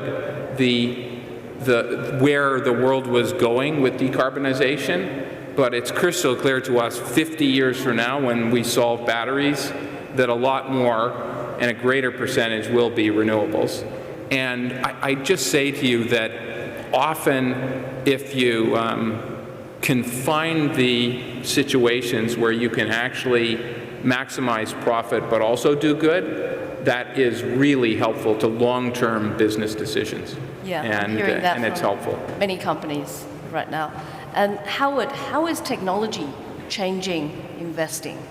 Or do you think it is changing investing? Oh, it's having a profound impact. 30, 40 years ago when I invested, it felt like the world was an unchanging place, a stable backdrop, and the actors performed in front of that unchanging backdrop. Cycles played out, events took place, etc. And now nobody thinks the world is an unchanging place today. Living with change is an important part of our lives. Oaktree is not generally a technology investor. We are an investor in more traditional industries. And yet, part of our job is to anticipate the impact of technology on our industries. The greatest example is the newspaper industry, which 20 years ago was considered a defensive industry, a stable industry with a great moat, and the leading newspaper in a town could not be competed against. And of course now the newspaper industry is facing great challenges that are not going to go away. So, you try to think of an industry that can't be disrupted, and it gets quite hard. We have to consider the potential for disruption in every investment we make. So right now, we're in this low growth, low rates environment. What's it going to take for that to change? And does this mean the monetary policies that we've been relying on isn't working? Well, I'm glad we have an hour. 6 minutes. In the last half of the 20th century, post the war, we went through the greatest period in history for economic growth. We had the rebuilding from the war. We had the creation of the world's infrastructure, technological advances, managerial advances, and globalization. And the sum of those trends produced a high rate of growth, which lifted all boats. And this goes back to your previous question about inequality. So, you know, a lot of people, I always imagine people saying, well, let's go back to normal, like the 80s and the 90s. And I don't think that that period was normal. That was an exceptional period, and I think we're not going back there.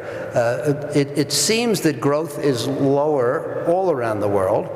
I think it would be folly to predict that it's going back there. Maybe it's not going to stay as low as it is, but you know, growth, GDP growth comes from population growth and increases in productivity. And in much of the developed world, population demographic trends are not a positive. It's hard to imagine going back. So if you take a slower rate of growth, automation, globalization, then you have some people who don't find jobs, and then you have social trends which really command our attention. Bruce? I agree with my wiser partner. But look, I would only add the following. I think in all markets, even markets where there's lots of capital available, and in particular where there's markets where there's less capital available, in all markets, investors, managers that have capital available are prudent with it and run a good business can make money. And the one thing I'm entirely convinced about is in this world that we're in, owning businesses and owning investments in real assets and owning infrastructure and owning real estate and owning those in a derivative through debt are the greatest and maybe the only place where large sums of capital can earn a reasonable return with moderate risk to be able to deliver the expectations for their constituents. And that's probably the most important thing that I would say about it. It's really just be prudent within the environment you're in. But what about valuations? What's looking very overvalued now to prompt worries about a bubble? Tech? You know, well, obviously some tech, some social media is particularly high priced. I don't think we're in an asset bubble. I think that most assets are selling on the high side of fair or the beginnings of rich, but not ridiculously overpriced. And of course, if you think that interest rates are going to stay low, then income-producing assets are very valuable, and the prices today, while generous, are not highly unjustified. Now, a few years ago when I interviewed Howard, he said, with you business TV people, it's either things are either hopeless or they're flawless. Very good. And then I've started thinking about that. So where should you get your information, or where shouldn't you get your information for investing? Bruce? Look, we invest in 30 countries in the world. What that means is that we have people on the ground that give us greater amounts of information than what you read in the newspaper. Oh, you need that. And what I would say is, while newspapers and business journalists are incredibly important to the world, especially with you sitting beside me, only for entertainment. What I would say is that to be able to be a great investor on a global basis, you have to become local. Mm-hmm. And if you're not in a country with people with proper information, you read headlines, and headlines are never enough to actually make decisions.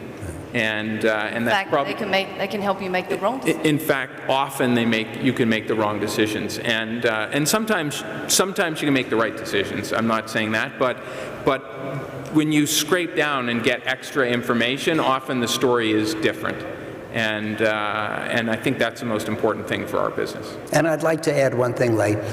If you get your information from the headlines, Everybody else reads the same headlines. Yes. What's your advantage? And getting it at the same time. Right. In order to be a superior investor, you have to have an advantage. You either have to have facts that not everybody else has, or an ability to interpret the facts that not everybody else has. Clearly, merely getting your information from the media doesn't give you that advantage. And as Bruce says, being on the spot geographically is very important. What about analyst reports? Discount those as well? Well, again, if an analyst report is available to everybody, how can it constitute an advantage to you? You have to go beyond. You have to know more than others. Right. So, final question. How are you positioning your global portfolios over the next 10 years? Bruce? Look, so I would just say we invest always, but there are times when in real asset infrastructure private equity investing, one should be investing as much money as you have, and usually what happens is you don't have enough. Yeah. But invest as much money as you possibly have, and I can think back to a number of periods of time, the most recent being 2009. Any dollar you had, you knew if it got invested in the market, your worry was that if you put it in, it might be lower later, or that you had some other call on that capital. But you knew it was that period of time. I would say today, for private equity investing, it's keep investing, but be cautious. Yeah. And we're just making sure that we hold more cash than we probably ever have. We have more undrawn commitments than we ever have. Our business is better than we ever have. Partnering with Howard, with Oaktree, prepares us for the time when distress comes. I guess the point being, we're 11 years into a cycle, and it's a period of time when we should just we shouldn't have our foot on the accelerator. Right. I would agree 100%. The most important decision one can make in the investment world at a point in time is between aggressiveness and caution. And this is not the time for aggressiveness. But is it time for the foot on the brake? Not brake. Brake is an exaggeration, but I think invest with caution. Not refuse to invest and not invest pell-mell. Great. Thank you so much for your investing insights today. Thank you. Investing greats of today with over, was it $600 billion under management now? Getting there. Okay. More than 500 at least. Thank you. Bruce Flatt, the CEO of Brookfield Asset Management. There are flies on this stage. Yes, and it's a very eco-friendly venue. And also Mr. Howard Marks, the author of many books which you should read as opposed to watching business TV, and also the co-chairman of Oaktree Capital Management. Thank you so much for your time. Thank you, Leigh.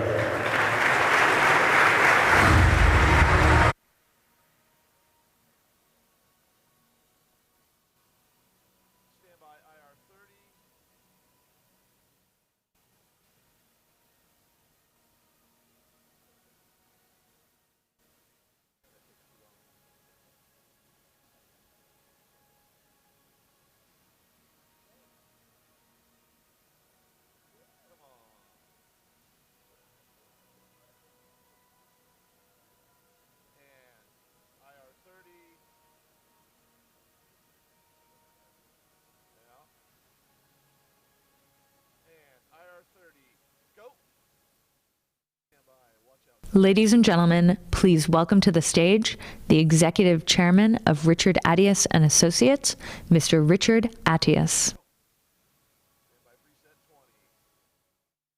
Good afternoon. Good afternoon. Usually I'm behind the stage, but for the first time I decided to talk about two of my passions. So you will see me twice this afternoon, and then you don't see me anymore. My first passion is the continent where I was born, Africa, which is a continent of 1 billion plus inhabitants, as you know, an amazing continent full of opportunities. And it's my great honor today, this afternoon, to have a half an hour conversation with three African giants. So please welcome on stage with me His Excellency Muhammadu Buhari, President of the Federal Republic of Nigeria. Mr. President. Son Excellence Mahamadou Issoufou, Président de la République du Niger. And last but not least, His Excellency Uhuru Kenyatta, President of the Republic of Kenya. Mr. President, Mr. Buhari. Yes, here.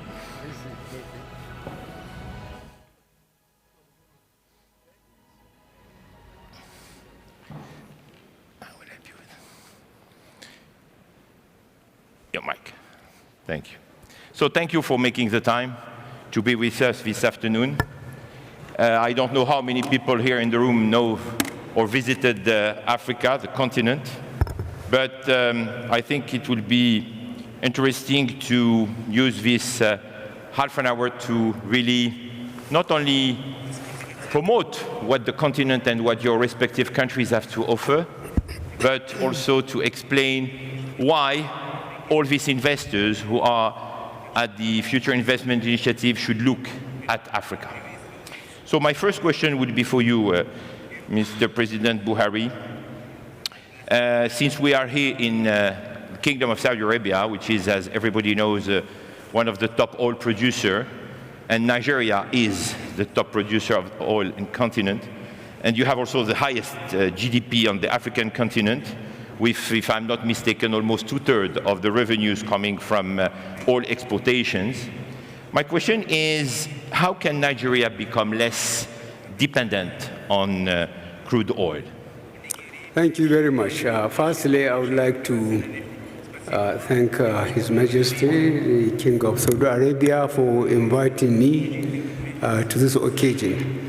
Now, on your question, those who are following our political development and progress, they must have known that coming in 2015, we made 3 fundamental objectives clear to all Nigerians. Firstly, security, because it just makes sense.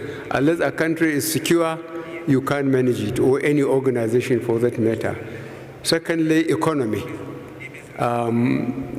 We have a big population of youth, about 60% of them less than 30 years old. They have been indoctrinated that their country was rich because it was, it still is, oil producing, and of course, sadly, to fight corruption.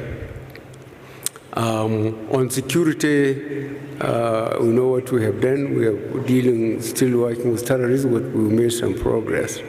On the economy, which affect employment, we went back to the land. Luckily, we have vast arable land in Nigeria.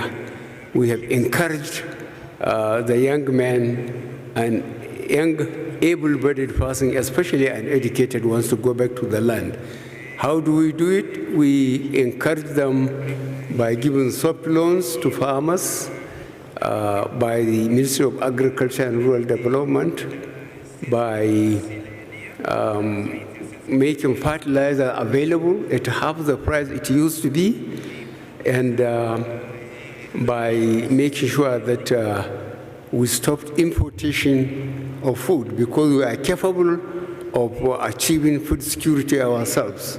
So this is what we have done. You took, Mr. President, an amazing challenge, which is, if I'm not mistaken, to have out of poverty in the next 10 years more than 100 million of Nigerian citizens.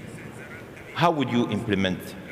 We have already started. I have just told you what we are doing in farming. We inherited something from our colonial masters, that if you want loan from the banks, you take collateral, either your house, your land, or something which is the banks will accept. Our ordinary farmers, who are the majority of the population, even if they have 1 million hectares, they don't have the money to pay surveyors to survey their land, get certificate of occupancy, go to the banks and get interest at a higher rate. We made it states, we give the money to the Federal Ministry of Agriculture and Rural Development to help farmers to buy fertilizer and other inputs at very, very low interest.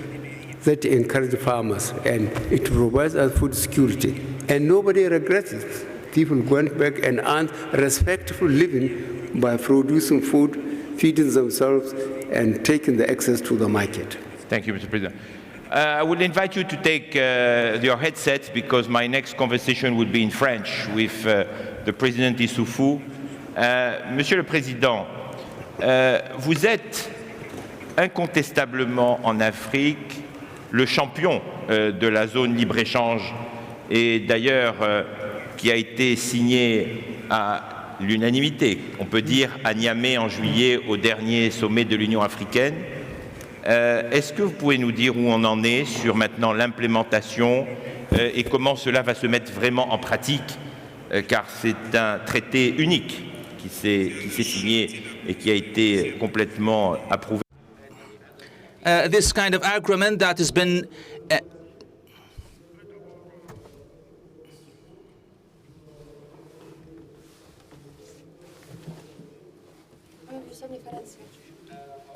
I would like to thank the custodian of Todor Holy Mosque and the Royal Crown Prince for this invitation to the third summit, the third conference of III, the Future Investment Initiative in the Kingdom of Saudi Arabia. And this is considered as the most important initiatives for the future. Before I reply to your question, I would like to remind you that in the 60s, there were certain countries such as the Ivory Coast and Ghana. They enjoyed almost the same level of development such as North Korea, but today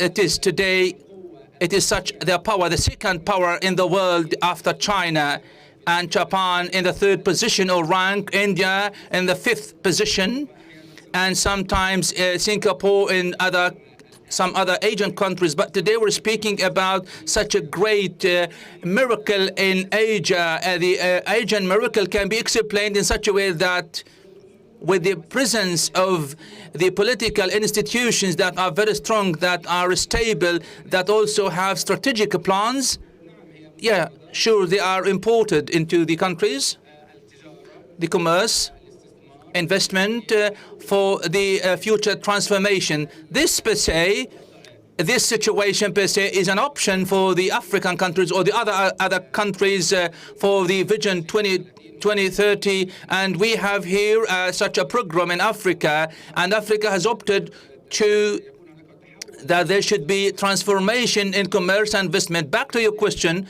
we have here in the free zone trade in Africa, which has been launched and established in Niamey, as I referred to this earlier in last Yulio, that the free trade zone, the African one, of course, this one is inside Africa, and today is the biggest zone across the world for the free trade zone, and it has such an ability, of course, when it comes to the World Trade Organization. We have more than 1 billion users. And we also have such the middle class, of course, which can be estimated 300 billions, and also we will be 3 millions, and we'll be reaching up to 7 billion. And the number of the population in Africa will be 40% based on the, of course, in comparison with the world population. This is the free trade zone where we can provide a lot of opportunities for the African countries, and also we will be having like such a uniform market, and will be made more available for Africa, and it can make more available for Africa in such a way that they can negotiate in one voice, in one language, when it comes to the world trade negotiations in the World Trade Organization. So this free trade zone,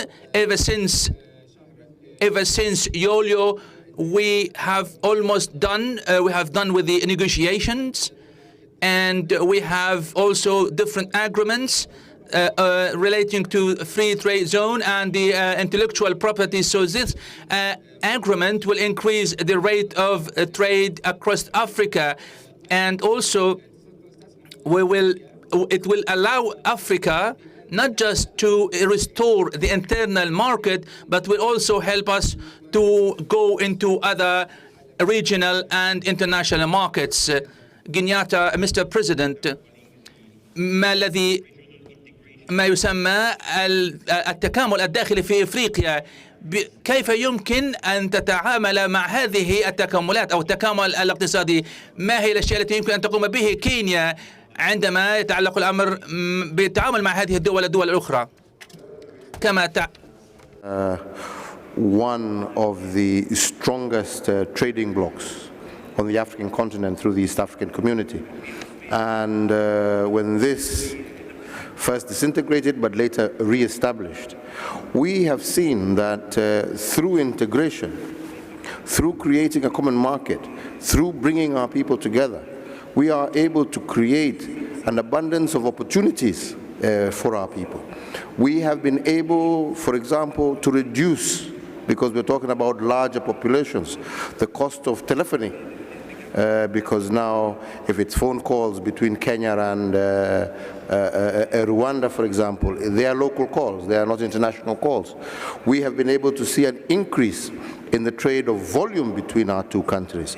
We have been able to see the free movement of people between our countries. We have been able to take advantage of the larger size of the economy to attract larger investments into the region. We have been able to see a growth in terms of the employment opportunities available to our people. We, as a result of being able to move even food, for example, trucks were taking almost like 2 weeks from Kenya to Rwanda. Now we're doing them in 2 days. And as a result of that, we are able to move the issues that were ever perennial about drought. Now, if there's a bumper harvest in Uganda, huge markets are available in Kenya. If vice versa, there is a bumper milk crop, vice versa, we are able to push it into the Ugandan market. So without doubt, as we have seen with most trade arrangements, coming together as one trading bloc has many, many more positives than it has negatives. And therefore, we are keenly looking forward and very supportive of the continental free trade area, because all we're saying is let us bring all these blocs together. As you may be aware, we had already made tremendous progress towards merging COMESA, the East African Community, and SADC, bringing them into one trading bloc. So this is just one step further. We have just leapfrogged and said we want the whole African continent together. 1.2 billion people, 70% of those below the age of 20, a huge market, huge opportunities in a continent that has today over 40% of the world's resources. So the opportunities are just abundant and amazing. Talking about opportunities, and we understood how you are diversifying your economies, all the opportunities, the integration, the trade agreement. Let's talk about partnerships and your partners. The three of you just came back from Sochi. I have a question. Is Russia the new best friend of Africa? Interesting question. But let me put it this way. Somebody asked me a very similar question about 6 years ago. And they asked about Russia? No. And they asked me, is China the new friend of Africa? And I gave a very simple response, which is what I shall give today. And I said that what China has seen in Africa is opportunity. And they have matched that opportunity with an eagerness and a willingness on the part of new progressive governments on the African continent who are desirous for investment, job creation, growth in their economies, redeveloping broken down infrastructure. China saw an opportunity. It matched. Russia has woken up and seen that China is moving very far ahead of them. They have decided also they want a piece of that action. We're telling the world, come, Africa is open for business. Africa's enemies are only those who see us in negative light. Absolutely. Africa wants to be a friend to all. Absolutely. And is open for business. Absolutely. President Buhari, the partnership with Russia is not just for the past few months. It's a long-term relationship. Can you tell us more about Nigeria-Russia partnerships? Well, you said I have just come back, which is quite true. But those who focus on our progress, when I say our, I mean the developing countries, they have seen what Russia, from Soviet Union to Russia, now what they have done to us. We will never forget that we went over our civil war with the Russian help, and since then, politically and economically, the Russians are helping Nigeria in so many ways. And I have just mentioned that when this administration came in 2015, we mentioned three fundamental issues: security, economy, and fighting corruption. And in all these, the Russians are visibly helping Nigeria, and we are very grateful for that. Président Issoufou, parlant de sécurité précisément, vous avez toujours un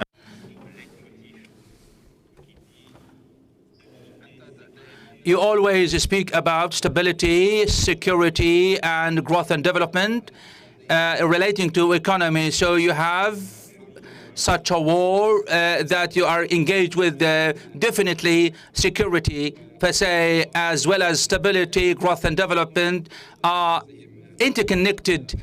And this kind of interconnection we are working on. And I'll be citing you one example, drawing one example, what happened to the Sahel and the Chad Basin.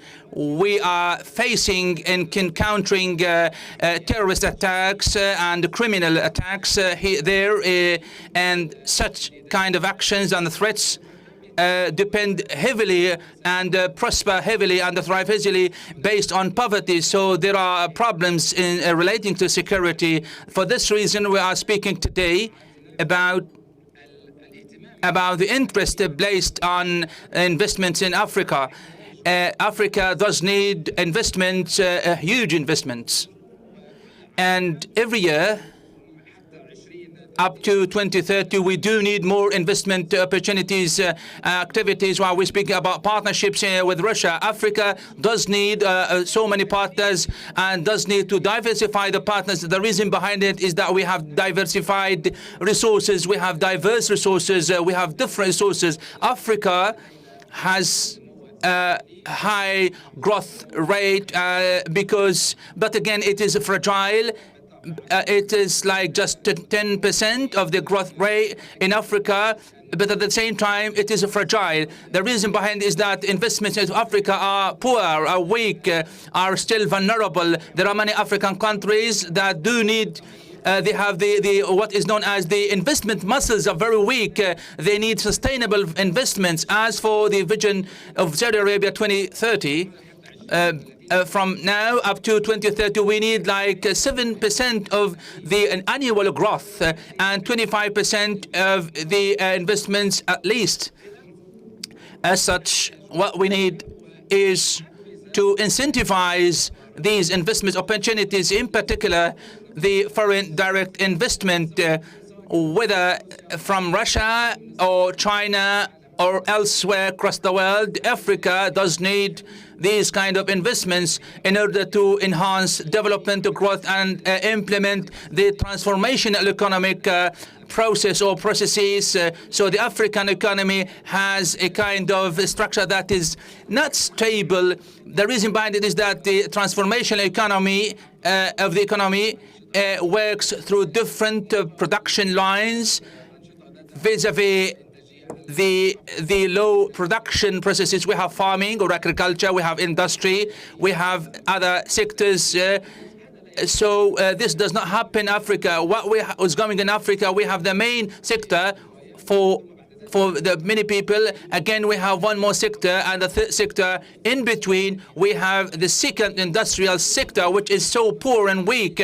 That is why we have to transform the African structure through supporting industry. That is why we are working with our partners. That's why we need different investors, foreign direct investment, and this is of a great importance for us because in 2017, for the first time, the investment rate, foreign direct investment rate, of course, increased up to $13 million. So, on the other hand, we may make use of as guarantees, for instance, like to get engaged in the foreign direct investment in order to enhance development and growth. So in order for us to overcome the security challenges, terrorism and related terrorism, at the end of the day, what we need is to enhance economic development. And we here need to counter and combat on the long run. We need to counter also all obstacles that face the economy. One of the first countries in the Arab world, and under the vision of His Royal Highness the Crown Prince Mohammed bin Salman, even a state minister of foreign affairs dedicated to Africa was appointed. So what is a message that you can share with our guests here about which role the Gulf, which role Saudi Arabia could play in Africa today? And I would like each of you to answer. President Kenyatta, please, first. I'll begin with the discussion we had with King Salman this morning. And I said that here we are in the age of the airplane and fast-moving ships, and yet the trade between Saudi Arabia and the Gulf in general is not even a quarter of the trade that existed between Saudi Arabia, the Gulf, and the East African region 200 years ago, when the only vessel available was the Dow. So what does this mean? It means that we are natural partners. It means that our trade existed well before even the colonial era period.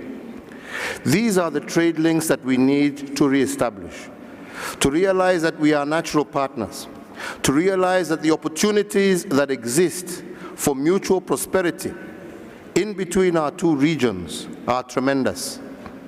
But we must be able to move like our forefathers did and to realize that we are taking that risk to jump across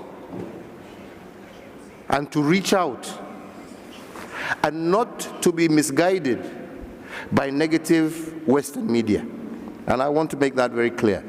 Because if we focus ourselves on what our TV screens tell us, with their continued story of the dark continent, of a dark continent full of war, of a continent full of disease, you're not going to be able to see through what the Chinese, the Russians, and many in the world are now seeing. That Africa is a land that is transforming, that Africa is a land that is changing, that Africa is a continent of very well-educated young men and women. In Kenya, you have an amazing education system. Africa is a continent that is seeking to get out of conflict and looking towards investment. That Africa is a continent that is seeking to bring an end to corruption in order to create the right business environment. Kenya, for example, in just the 7 years or so that I have been in power, we have been able to move from number 132 in the World Bank doing business indicators to number 56 in the world, third on the African continent, and we are making progress continually to improve the doing business environment. Bravo. So mine is to say, let us be able to look at each other the way our forefathers looked at each other. As partners in development, let us engage each other more on a people-to-people basis. There are much more cultural similarities. There are much more links between our people than exist with many in other parts of the world. Reach beyond the TV screen, reach to the people, and see the opportunity that awaits you for our mutual prosperity. Thank you for this very inspiring message, Mr. President. Thank you. Président Issoufou, je crois que c'est pratiquement, en moins d'un an, vous êtes déjà...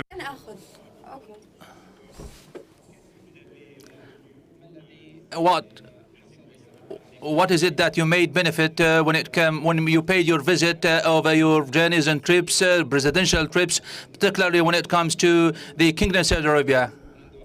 Ever since I came here 3 times, and we have strong ties and relationship with the Kingdom of Saudi Arabia, and also where we have concerted cooperation and coordination. We have also sectors that contain of great importance, such as the infrastructure sector. The Kingdom of Saudi Arabia, through the Public Investment Fund,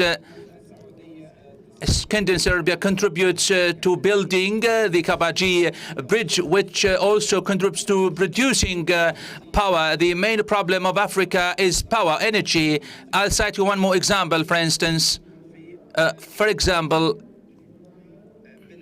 As for the price of energy, the average price of energy is 50 cents, while in Africa the kilowatt price is about 40 cents. So the problem of Africa is competitiveness. This kind of bridge that we are constructing will provide us with a huge amount of energy, and it will be up to 3 to 4 cents. And the Kingdom of Saudi Arabia is contributing heavily on building this bridge, and also Kingdom of Saudi Arabia is contributing in Nigeria when it comes to education activities.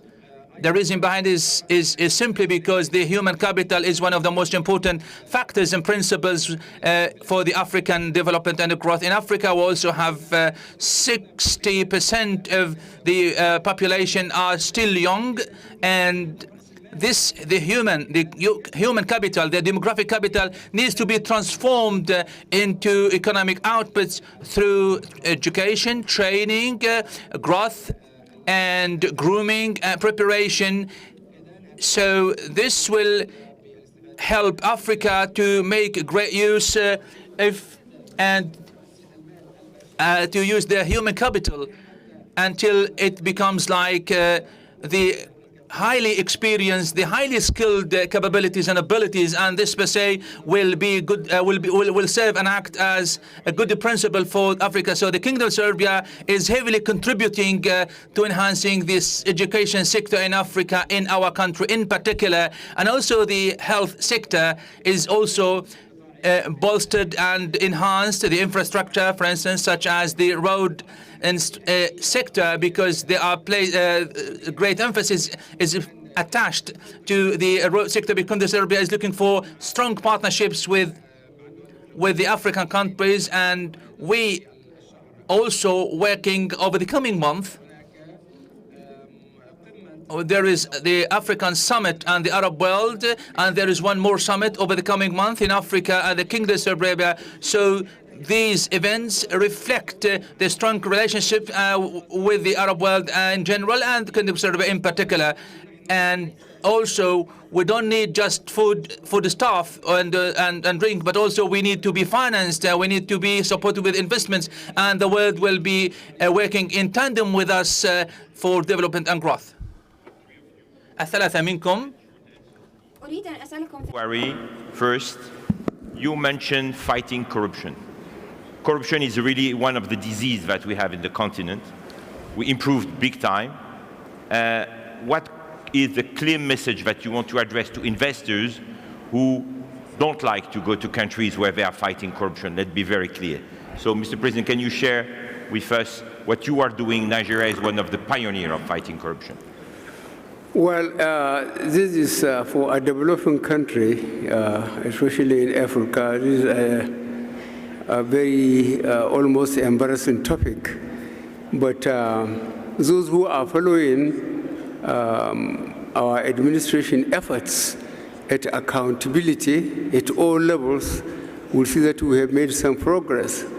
We have recovered hundreds of millions of dollars for people who have managed to take them away out of the country, out of the economy. We have taken assets which we gave instruction. When I say we, I mean the administration, that those assets should be sold and the money should be put into government. We created TSA, this an account, only treasury single account, where all money is coming will go into one account. Therefore, you will be able to trace it and see how it goes out. So by that, we are fighting corruption. And those who found guilty, who cannot remove their immovable assets, the assets are taken away, are sold, the money put in the treasury.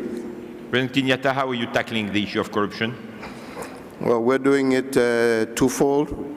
First and foremost, we're looking at strengthening our anti-corruption tools, strengthening our prosecution departments, our courts, our investigative arms, but also through digitization, which is something that we have also seen. Through digitization, creating a much more open, transparent tender and procurement processes that have also helped ease and made it much more transparent in the manner in which especially government does her procurement.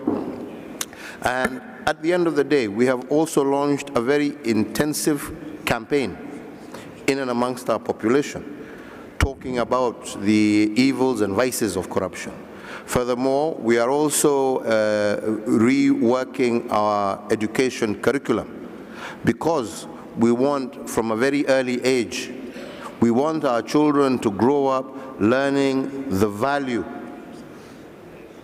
of being upright, being forthright, and being good citizens. So we want to bring back that moral value in terms of our own education. So it's not just a question of teaching our children English and math and science, but also the importance of upholding true and proper moral values as being the key to any human growth in the future. Thank you, Mr. President. Le mot de la fin pour le président Issoufou, peut-être au-delà de la corruption, puisqu'on a entendu les deux présidents. We spoke about corruption. I remember this kind of understanding about peace. I would like to send a message, a positive message about stability, safety, stability in Africa.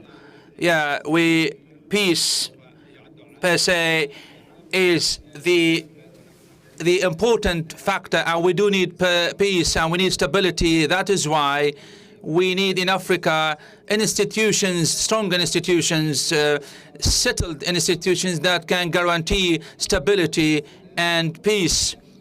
And they also provide the wise governance, the political governance, the economical governance. That is why this term, when we spoke about corruption, there are different efforts put in to combat and counter corruption in order to prepare to generate a climate for doing business to attract the foreign direct investment. That is why we need to do a lot of efforts in this regard, and we are trying our best, or we are trying to do our best to enhance Niger when it comes to doing business, when it comes to transparency, and also enhancing the Niger also rank doing business. Niger is such a country that is south of Africa in mid of desert. And this is my personal point of view. Peace is such a key factor for the economic development and growth and the social development as well for the African country, for the African continent.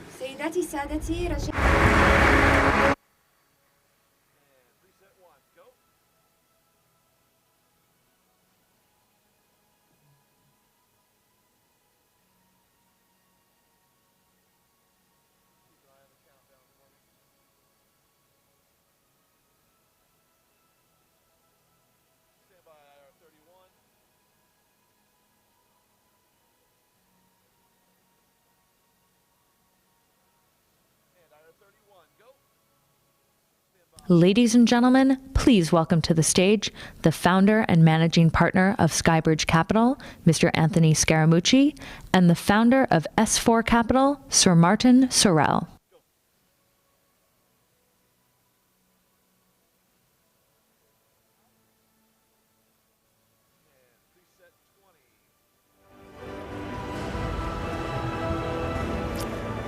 Okay, Anthony, we have 20 minutes to talk about 2020. And 2020 is not just the American election. We'll move on to other things. But let's start with the election. Who'll win? Who'll win in November? Well, you know, I have the outlying prediction that we technically still don't know who the candidates are. And so right. I think the consensus view is that the president will make it to the nomination, and he'll be the Republican candidate. Right. Then I think it's still very unclear on the Democratic side. But if the president doesn't make it to the nomination for the varying reasons and the trouble that he's facing right now, I think the Republican will very handily win versus the sort of the left-leaning politicians on the Democratic side. Let's assume for a minute on impeachment. The chances are low on impeachment. I mean, from my perspective, it doesn't seem as though he will be impeached. Well, I think if you look at the current facts that have unfolded, I think that is the conventional view, and I think most people will accept that. But if the facts worsen, and I think one of the issues will be, you know, the president's been president now for 3 years. Is that the only call that he had that sort of substance to it? Right. So if the answer to that is yes, then I agree. I think that he will likely not be impeached. But if the answer to that is no, and there's more volume, right. I think it's going to be more concerning. Well, let's assume he isn't impeached for a minute. And let's say he goes to the polls. Let's look on the Democrat side, because my view is he will win against any or all of the Democrat candidates that we're seeing at the moment. I'm subject to anybody else emerging. I mean, we were talking off stage about the slight possibility that Hillary Clinton might emerge again. Low probability, but it's a possibility. But given the slate that we see, who do you think could defeat Trump in the election? Well, I think something more likely would be if Vice President Biden continues to weaken. I think somebody more likely would potentially be Mayor Bloomberg. He's already suggested it to people, and he would be more likely. Secretary Clinton clearly would love to get in the race. That's just my opinion, based on knowing people around her. But these are low probabilities. We know Michael reasonably well. Right. We know. You know Hillary Clinton well. Yeah, I would say those are low probabilities, and so I think the race is going to be fought out primarily between Senator Warren and Vice President Biden. Okay, but I'm on the outlier view on that as well, because her polling numbers are really good. Yeah. But I think he wins it, and I think it's very similar to what happened in 2003. So you think Iowa and New Hampshire, those figures that we got in the last few days? Yeah, so 5 weeks before the 2004 Iowa caucus, John Kerry was down about 11 points. Right. And he closed that gap, and he won in Iowa, and then he rolled into New Hampshire, and by the end of the South Carolina primary, he was the nominee. And so there's a weird thing that happens in Democratic Party politics. I think sometimes who the consensus person looks like in the beginning ultimately ends up getting the nomination. What do you think, Martin? I think Trump wins, given the current slate, whether it was against Warren. I think Trump would win far more easily than against Biden, but I think Trump wins. What's interesting to my mind is that a lot of what we talk about is because we live in the bubble. So I live in London and New York.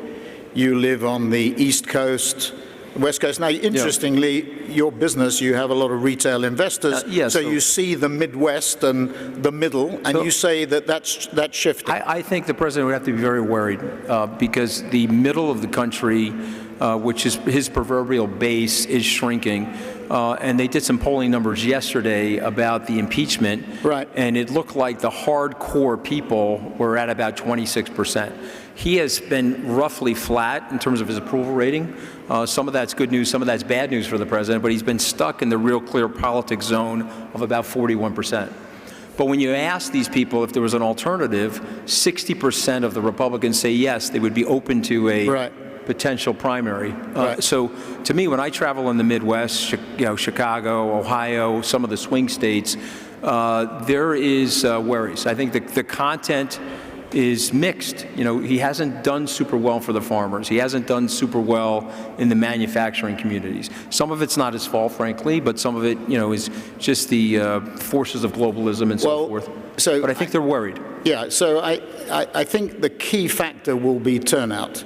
I mean, one of the interesting things about the US presidential election last time round and about Brexit, about the referendum, is the turnouts were roughly 2/3 of the electorate. So what effectively it means that in the case of Trump, a third, approximately the electorate voted for him, a third voted for Clinton, and a third didn't turn up. Brexit was very similar. It was about a 70% turnout. And as you know, it was 52-48, which effectively means a third of the country voted out, a third voted to remain, and a third didn't bother to turn out. So if there is a higher turnout, which there may be, we'll see as we, although there's a lot of apathy in relation to politics in Western countries, that might be, to my mind, the deciding factor. If the turnout was very high, probability gets less.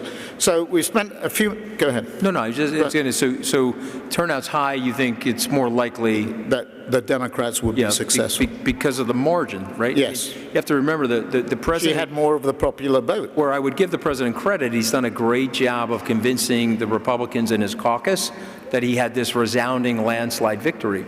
But if you really look at the victory, it was several 100,000 votes in about 4 or 5 states that decided the election. And remember, he lost the popular vote by about 3.5 million votes. Okay, so the title of our little snapshot is 2020 Who Wins? And you can broaden that beyond just the US presidential election. And let's sort of broaden the discussion a bit, because the biggest issue that worries me, and we started a digital business a year or so ago. It's expanding rapidly, and internationally we're already in 25, 26 countries.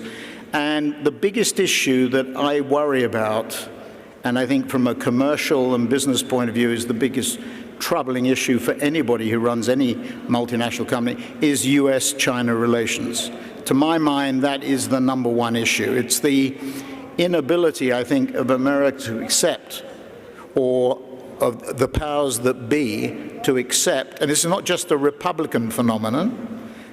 US-China relations, I don't think, would be much better whether Bernie Sanders was there or Elizabeth Warren was there. Maybe with Biden it would be slightly different. It would be more constructive. But my sense is America is, or again, the powers that be in America are concerned about the rise of China and are still not willing to accept that. What do you think about that? Yeah, but let me ask you this question. I think this is interesting. Do you think, when you look at the, let's call it 1979 to today, Deng Xiaoping to today, and you look at the growth of China, its trajectory, and its trading relationship with America, do you think that some things needed to be redressed by America? Yes or no? Well, the level playing field. Sit on the Business Council, for example, in America for a number of years, under President Obama and now under President Trump. And I think, if you look at that community of 100 or so chief executives, they were very much of the opinion that the president was right to address the level playing field issues in China.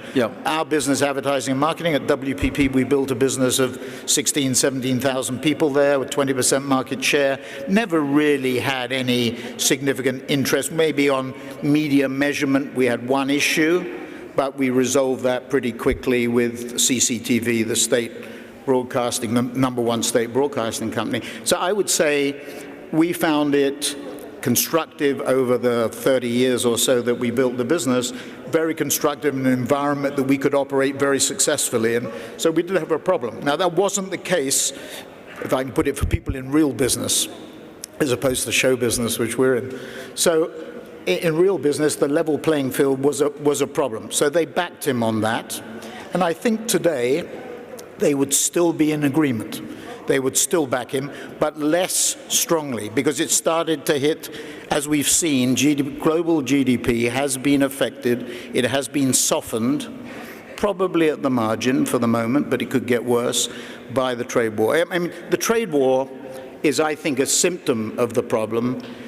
I think it will get resolved prior to the election, not totally, but they'll come to some deal, but it doesn't deal with the fundamental issue. Ray Dalio, who I think was here in the early part of this conference, has a wonderful slide about the rise and fall of reserve currencies. It goes back to the Dutch florin, rising and falling, the British pound, rising and falling, the American dollar, rising and a bit on the decline, and the rise of the RMB. Interestingly, go back 200 or 300 years, the early 19th century, the RMB was at a peak. People forget that China 200 years ago was the largest economy. But I think our issue, a lot of people that worked for the president, the issue really was not the redress and not making the playing field more symmetrical, but the issue was how to do it. And one of the recommendations back in December of 2016 was to move more predictably. And so if you needed to move tariffs by 20%,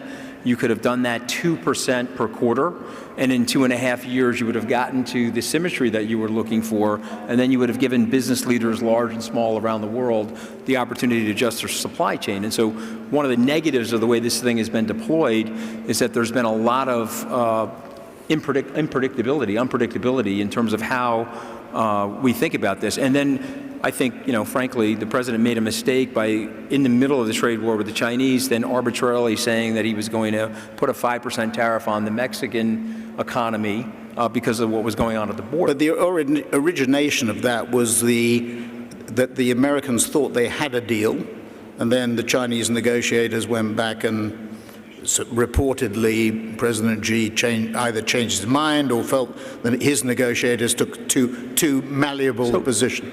I'll accept that, but you had the opportunity starting in January 2017 to say, okay, listen, we're going to start moving our tariffs gradually. We don't need to jam them up to where they are now. And if you just look at investment capital data in the United States over the last 2 quarters, and now the third quarter capital data, it's non-existent. I think a lot of that is from the lack of predictability. And so in a weird way, business leaders on that business council would complain about President Obama, saying that he was overregulated, and so they were slowing down their investment growth. It was different. I mean, they're doing the same thing with the president. Yeah, but this comes to another point. I mean, the withdrawal of America from the rest of the world, which really started under President Obama, in my mind, the sort of slight retrenchment, which is accelerated under President Trump. I mean, we've seen what's happened in Syria recently.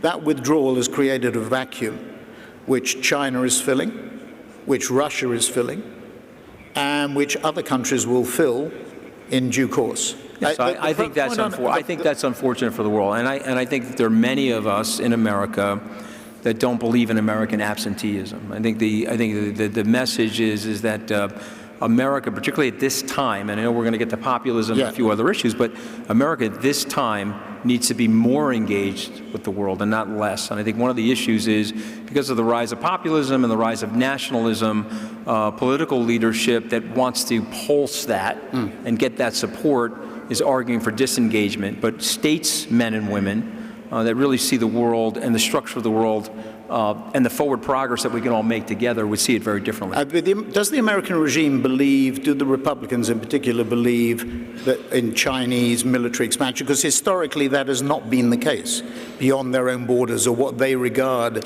as their own borders. They don't historically expand to a significant degree, but there seems to be this fear, neurosis. It's more of an economic, I think in their minds, yes, it's a soft power war. It's more of an economic war. It's more of a positioning war on things like rare earth materials, and I think that the One Belt, One Road initiative is not fully understood. And I think what people have to recognize, I'm sure most of the people in this room recognize, that a lot of the people in the Congress don't travel.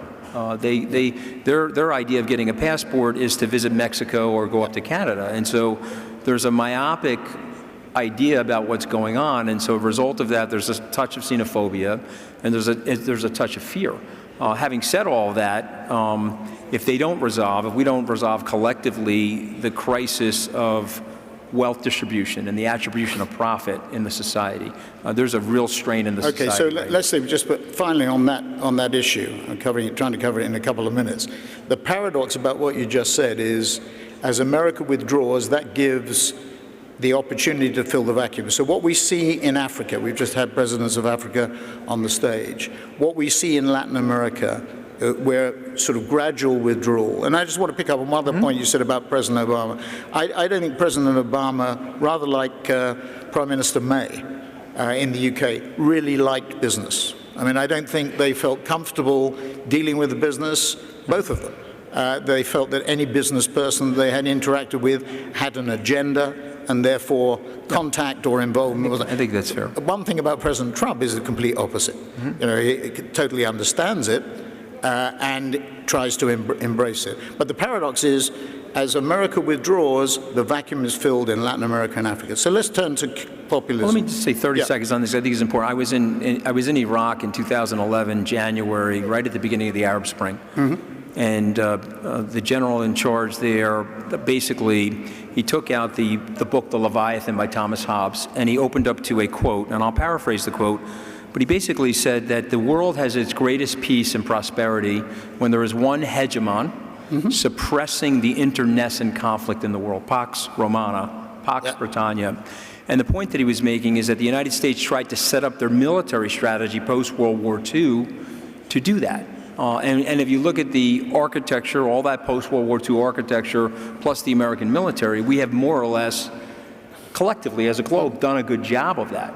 American disengagement at a time where there isn't a clear military leader, and it's also not clear that that military leader is, you know, has the checks and balances in the system that the United States has, I think that's worrisome to the world. I think that will add risk premium to markets, and I think it'll also potentially create unwanted crisis or unwanted conflict. Okay. As we do this global dash, let's just turn to what you mentioned briefly before, populism. We're seeing disturbances. We've got a list here: Hong Kong, Chile, Ecuador, Bolivia, Egypt, Lebanon, Iraq, Spain, Indonesia. All disruption, populist-driven disruption, even in very what we think of as stable regimes like Chile, for example, probably to a negative, a most stable, historically worried about intervention of the army, which probably drove a lot of the unrest in the case of Santiago and Chile just recently. But obviously populist tendencies, and coming back to the first thing that we discussed, the election, that's the primary driver for President Trump. This is the disenfranchised or the disaffected or the people who feel they've been left behind. And you know, you saw that in the White House. So that drive is not going to go away. That's going to intensify. We're at the beginnings, really, not foothills, but really the beginnings of technological development, and the pace is quickening. So those people are going to feel even more disenfranchised and worried. So I've studied this as an economist over 30 years, and you can go back 150 years in America, and you can look at the profit attribution between labor and capital. When it's 50-50, the society and the zeitgeist of society is very happy. When it rotates more towards capital versus labor, you get these sort of anxiety moments. It took place during the robber baron era. Teddy Roosevelt tried to correct it. Franklin Roosevelt tried to correct it.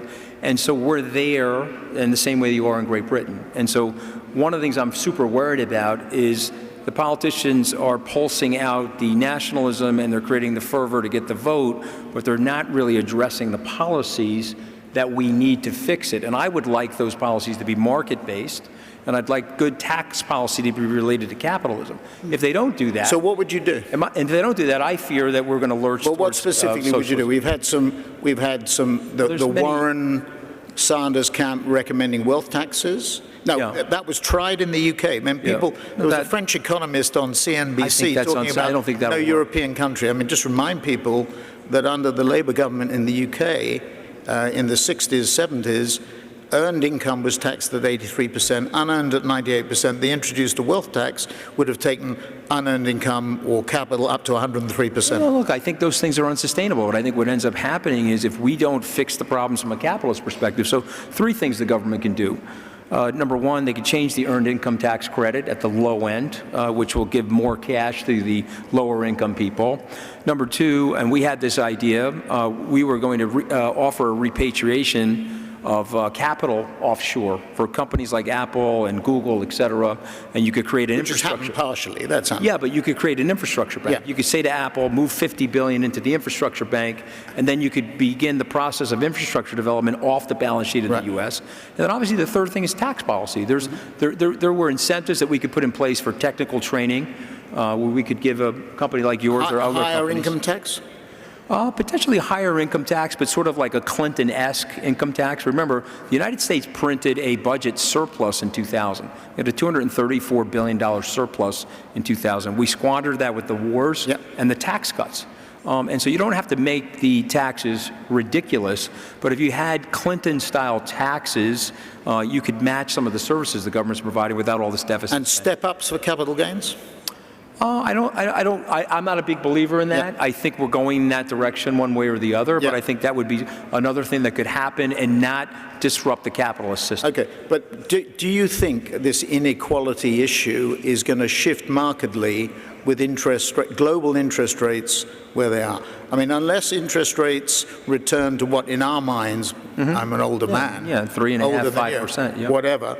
How is it possible? Because a lot of the inequality has been driven since Lehman by interest rates being lower, and now in Europe, for example, you deposit money with a bank or corporate, you get taxed on it. I understand that, but just think of it this way: if you cut corporate taxes from 35 to 21, that's a 40% tax cut in the U.S. Big hike. It dropped right to the bottom line of the American corporations, but you didn't really see it in the jobs data. The reason why the wages went up in the U.S., it had to do with the tightening of immigration. While the reduction of immigration caused the bottom 10% of the wage earners to have a 5% wage increase.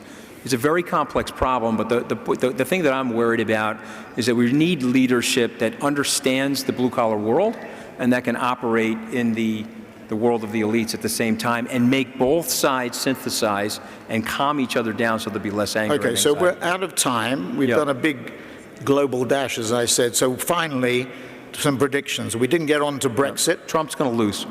I say Trump wins. What about the British election? What's going to happen there? Well, you know better than me, but I wish I did. I don't. I think I still think it's going to be problematic to have a Brexit, and I think that's why they keep moving the goalposts on it. I think Prime Minister Johnson probably gets a small majority, will have sufficient maybe to get Brexit through. We'll see what happens. Thank you very much. Okay, God bless. Thank you.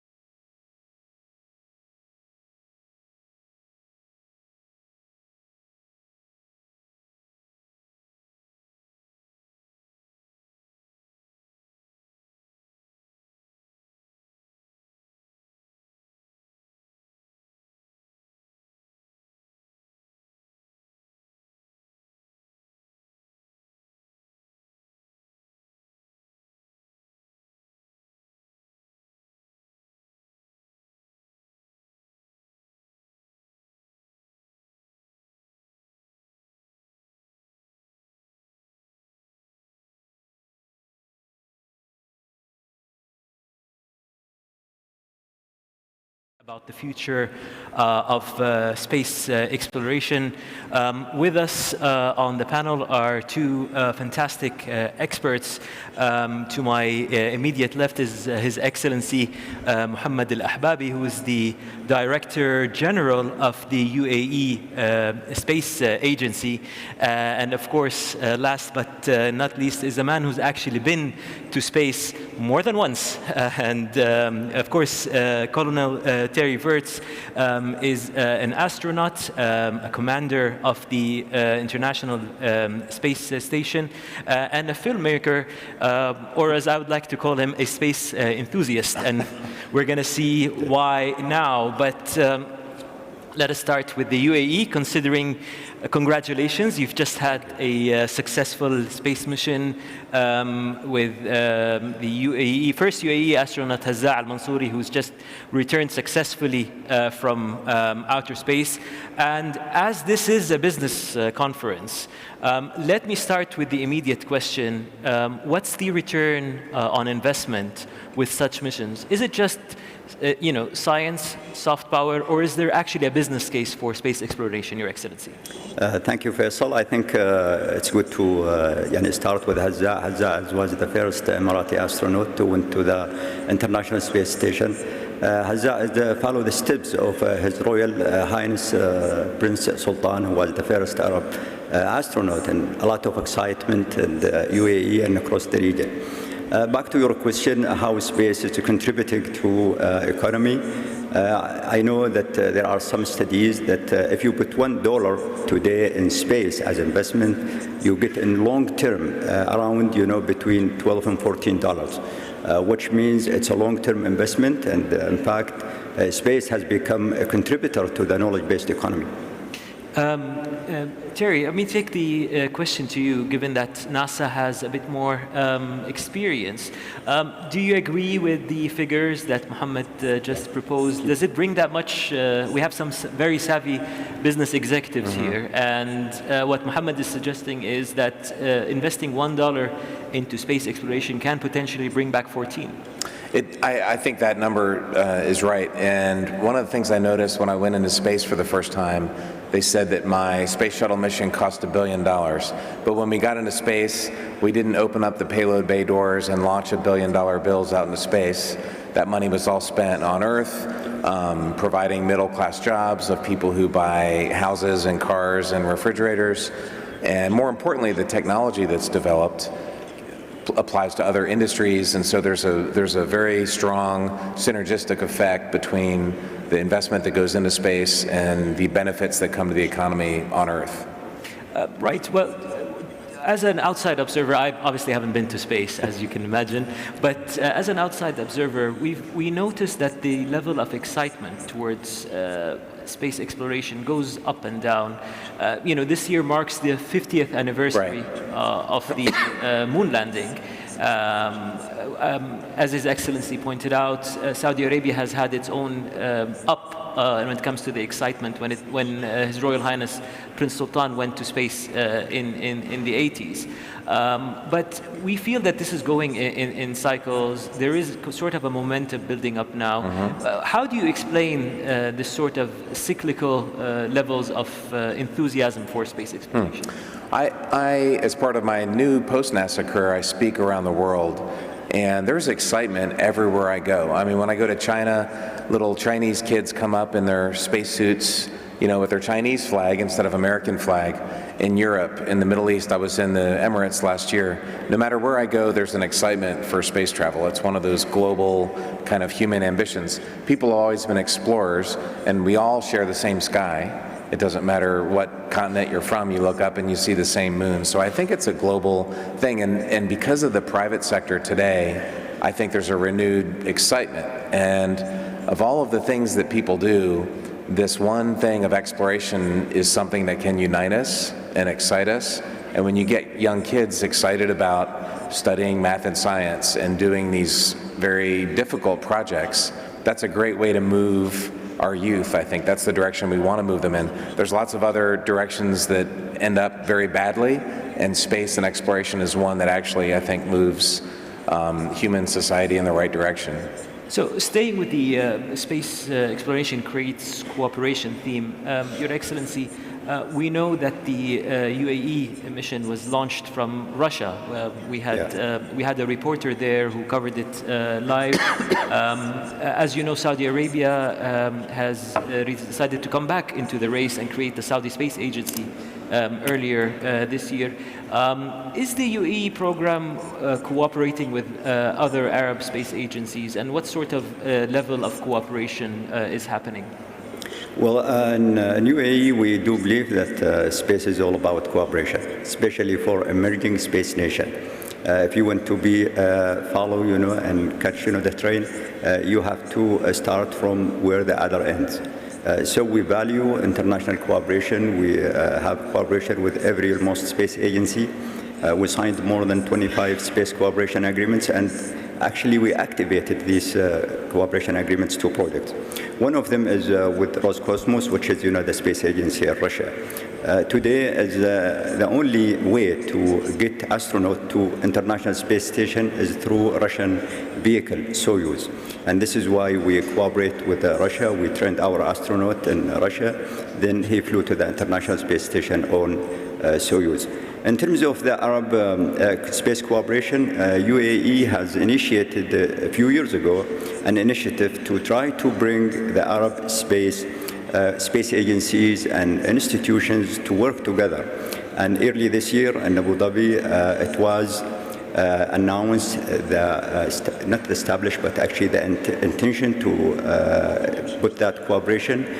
11 space agencies or space institutions came together. And now we think this is the first step. This year we will have another meeting.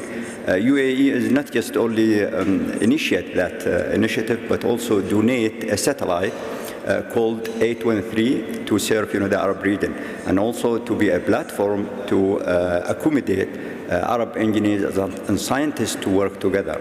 I think this is a good step, and we are working together with our colleagues here in the Saudi Space Authority to support the Arab space cooperation, because we think this region deserves much more in this area.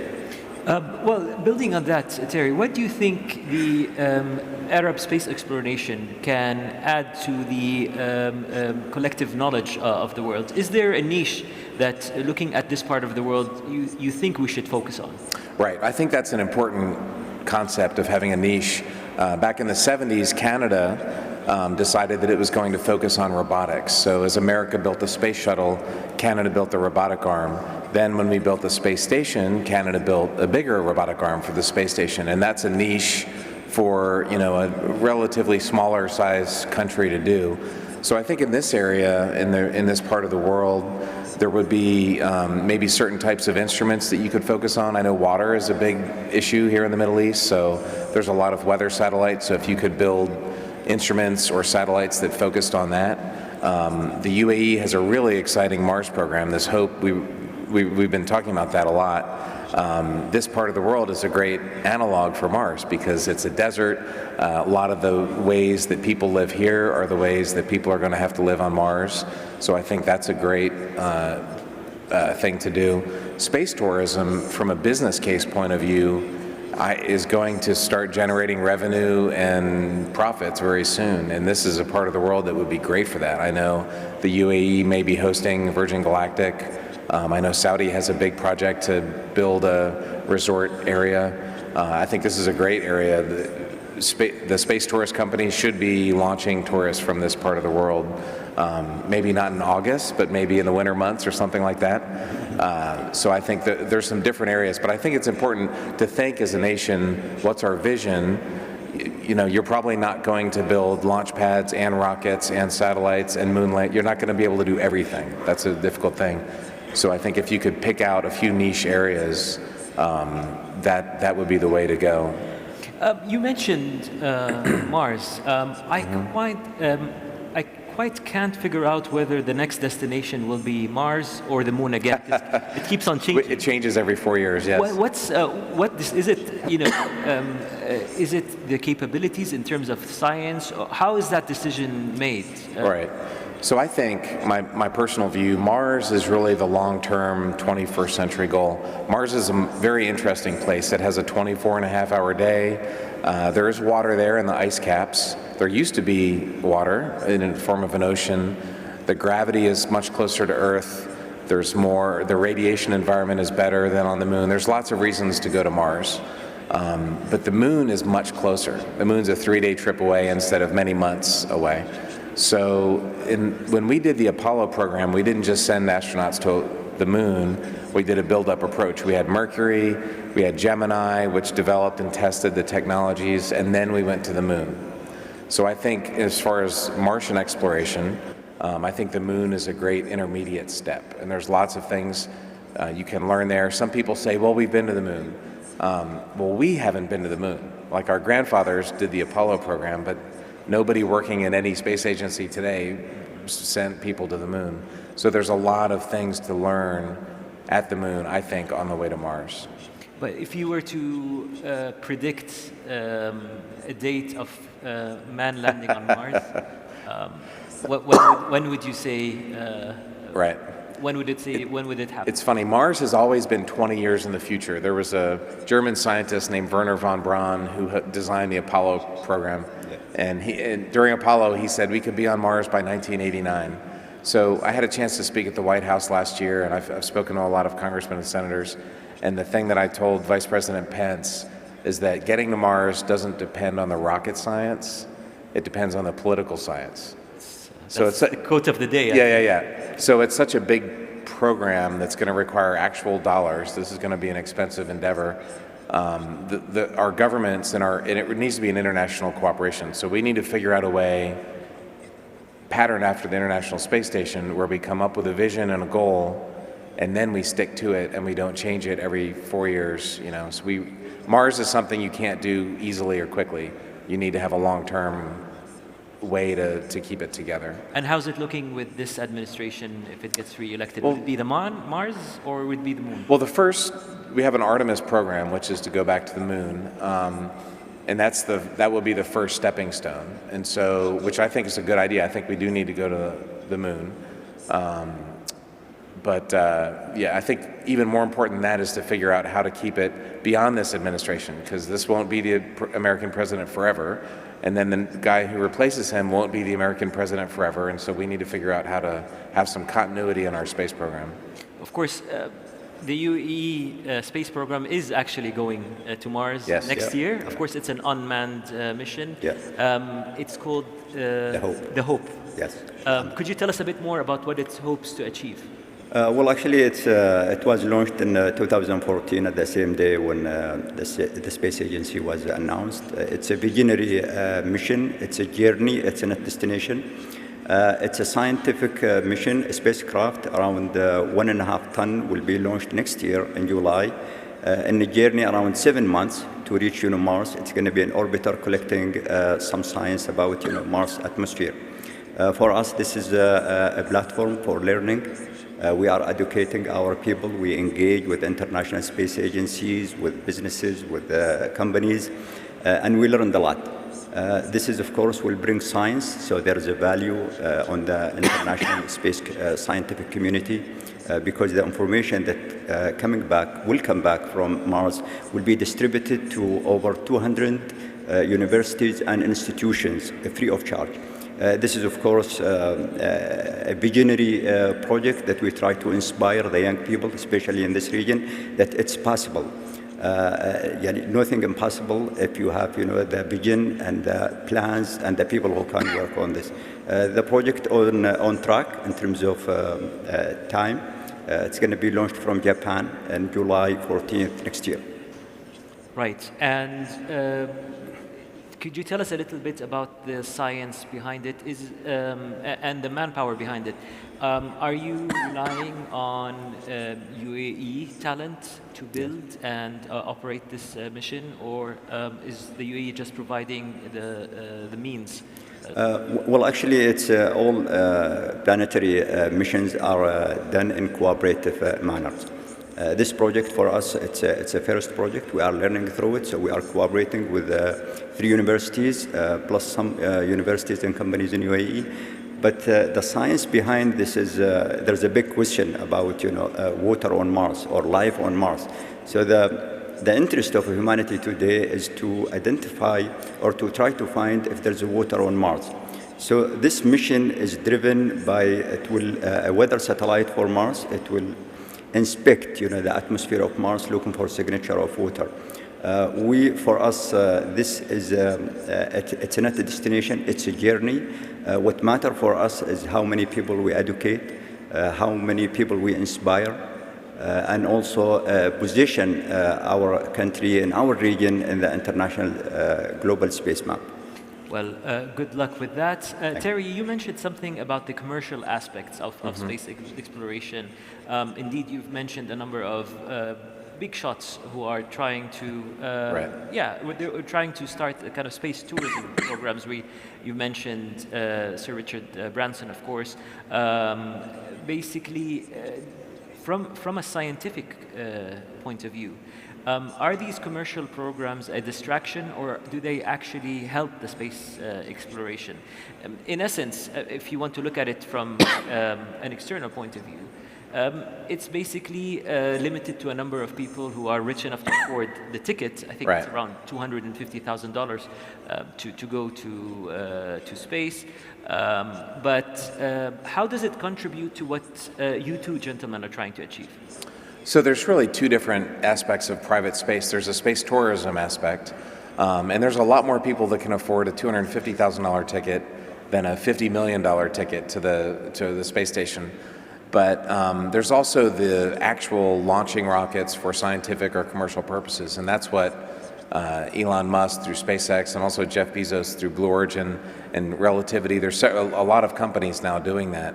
And that's not a distraction by any means. In fact, it's an enabler. I don't think that we're going to have much success in space exploration without people like that, because private companies can't just raise taxes forever. They have to actually get things done and make money, or they are out of business quickly. So these guys innovate quickly.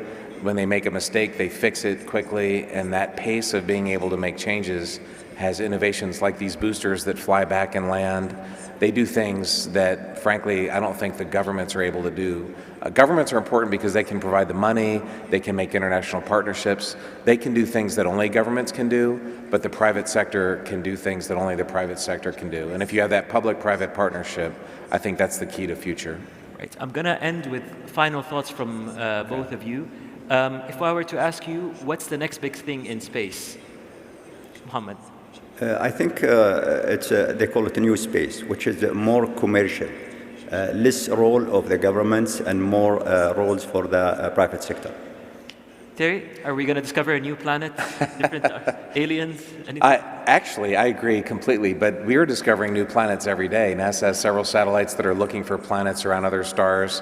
That's actually very exciting. Unfortunately, those stars are really, really, really far away, so it's going to be a while before we get there.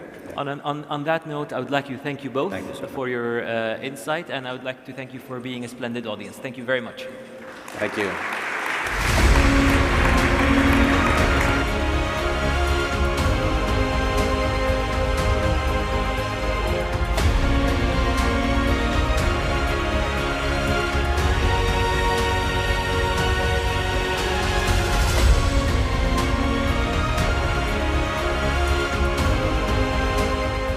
Ladies and gentlemen, please welcome back Mr. Richard Attias.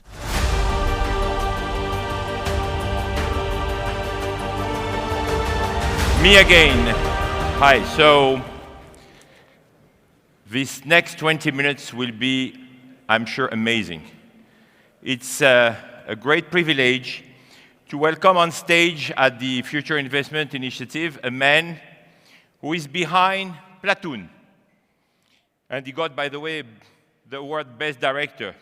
Wall Street, Born on the 4th of July, JFK, Nixon, W, screenwriter of Midnight Express, Scarface, multiple awards, and an amazing military career where he got several medals, including the Bronze Star, the Purple Heart Medal, and the Vietnam Service Medal. Please, ladies and gentlemen, welcome on stage Mr. Oliver Stone.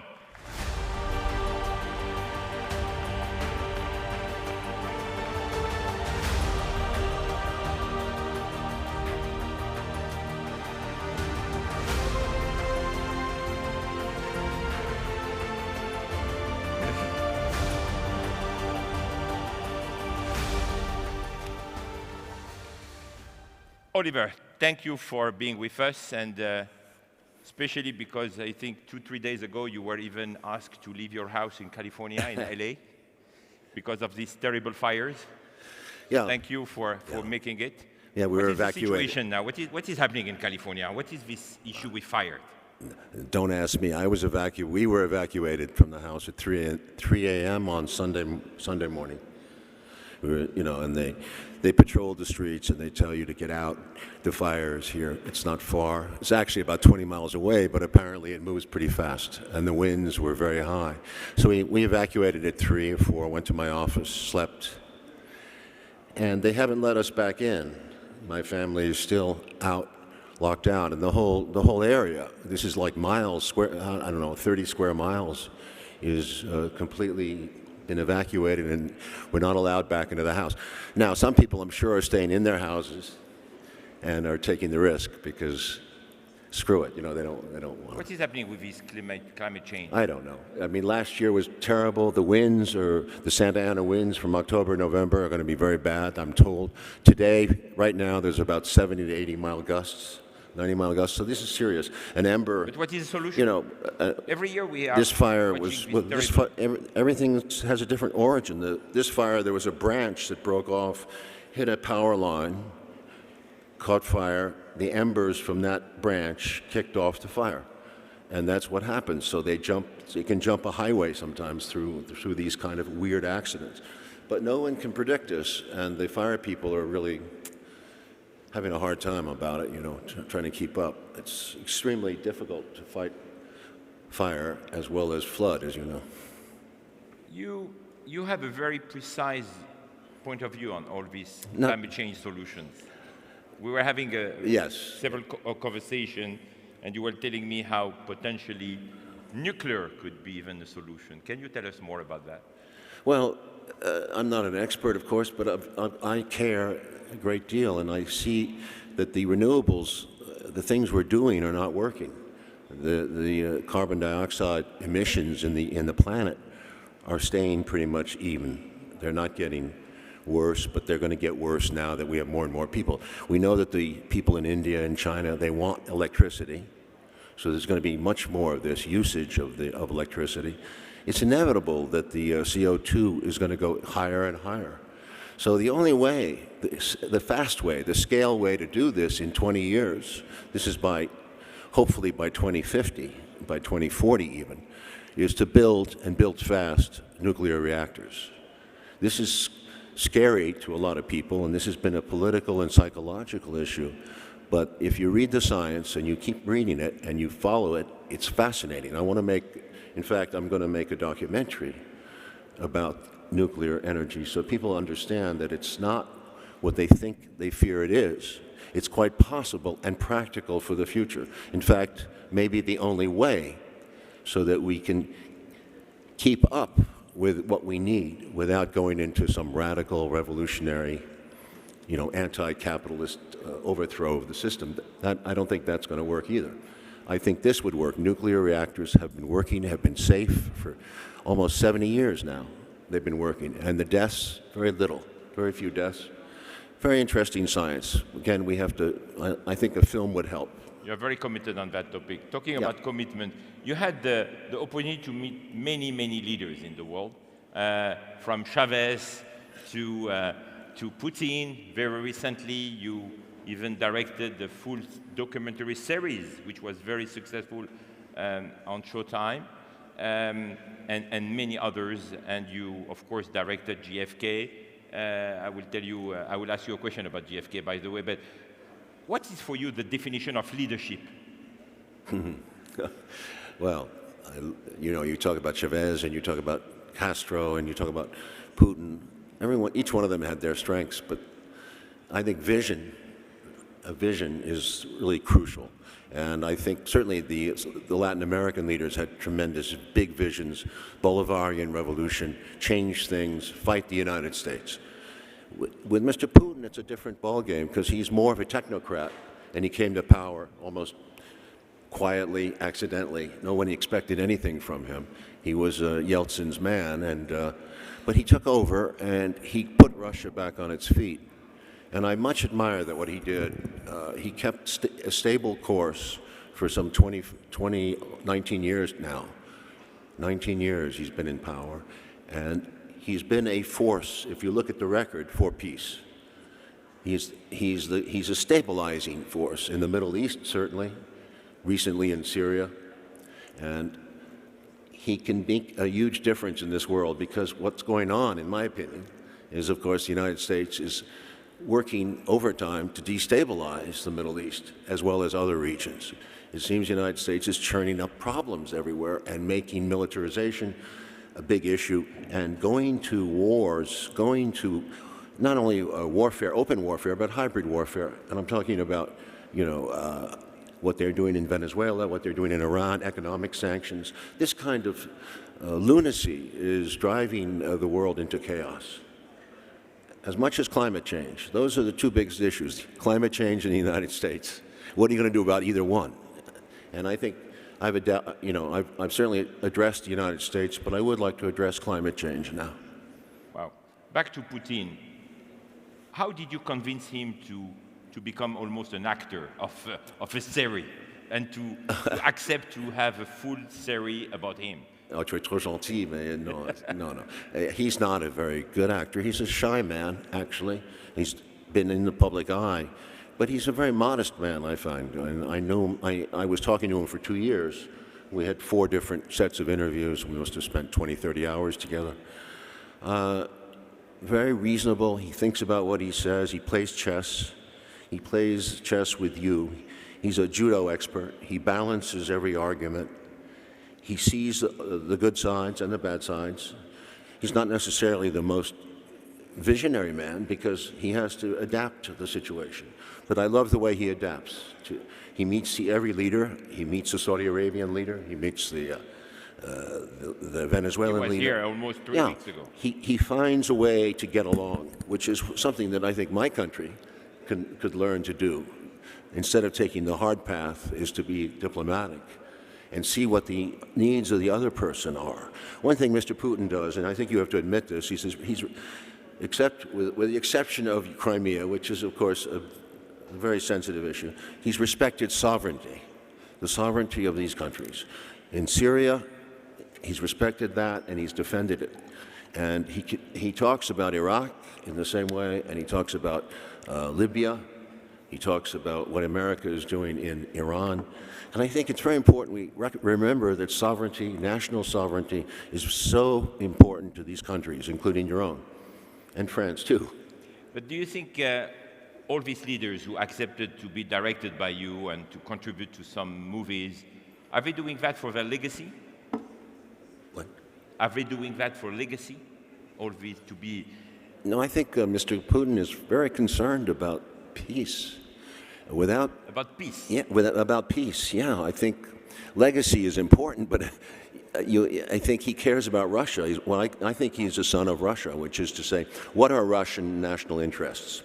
And he's defined them, because they were not defined. In the 1990s, they fell apart. Economically, Mr. Yeltsin did not have a policy. Bill Clinton decided the policy for him economically.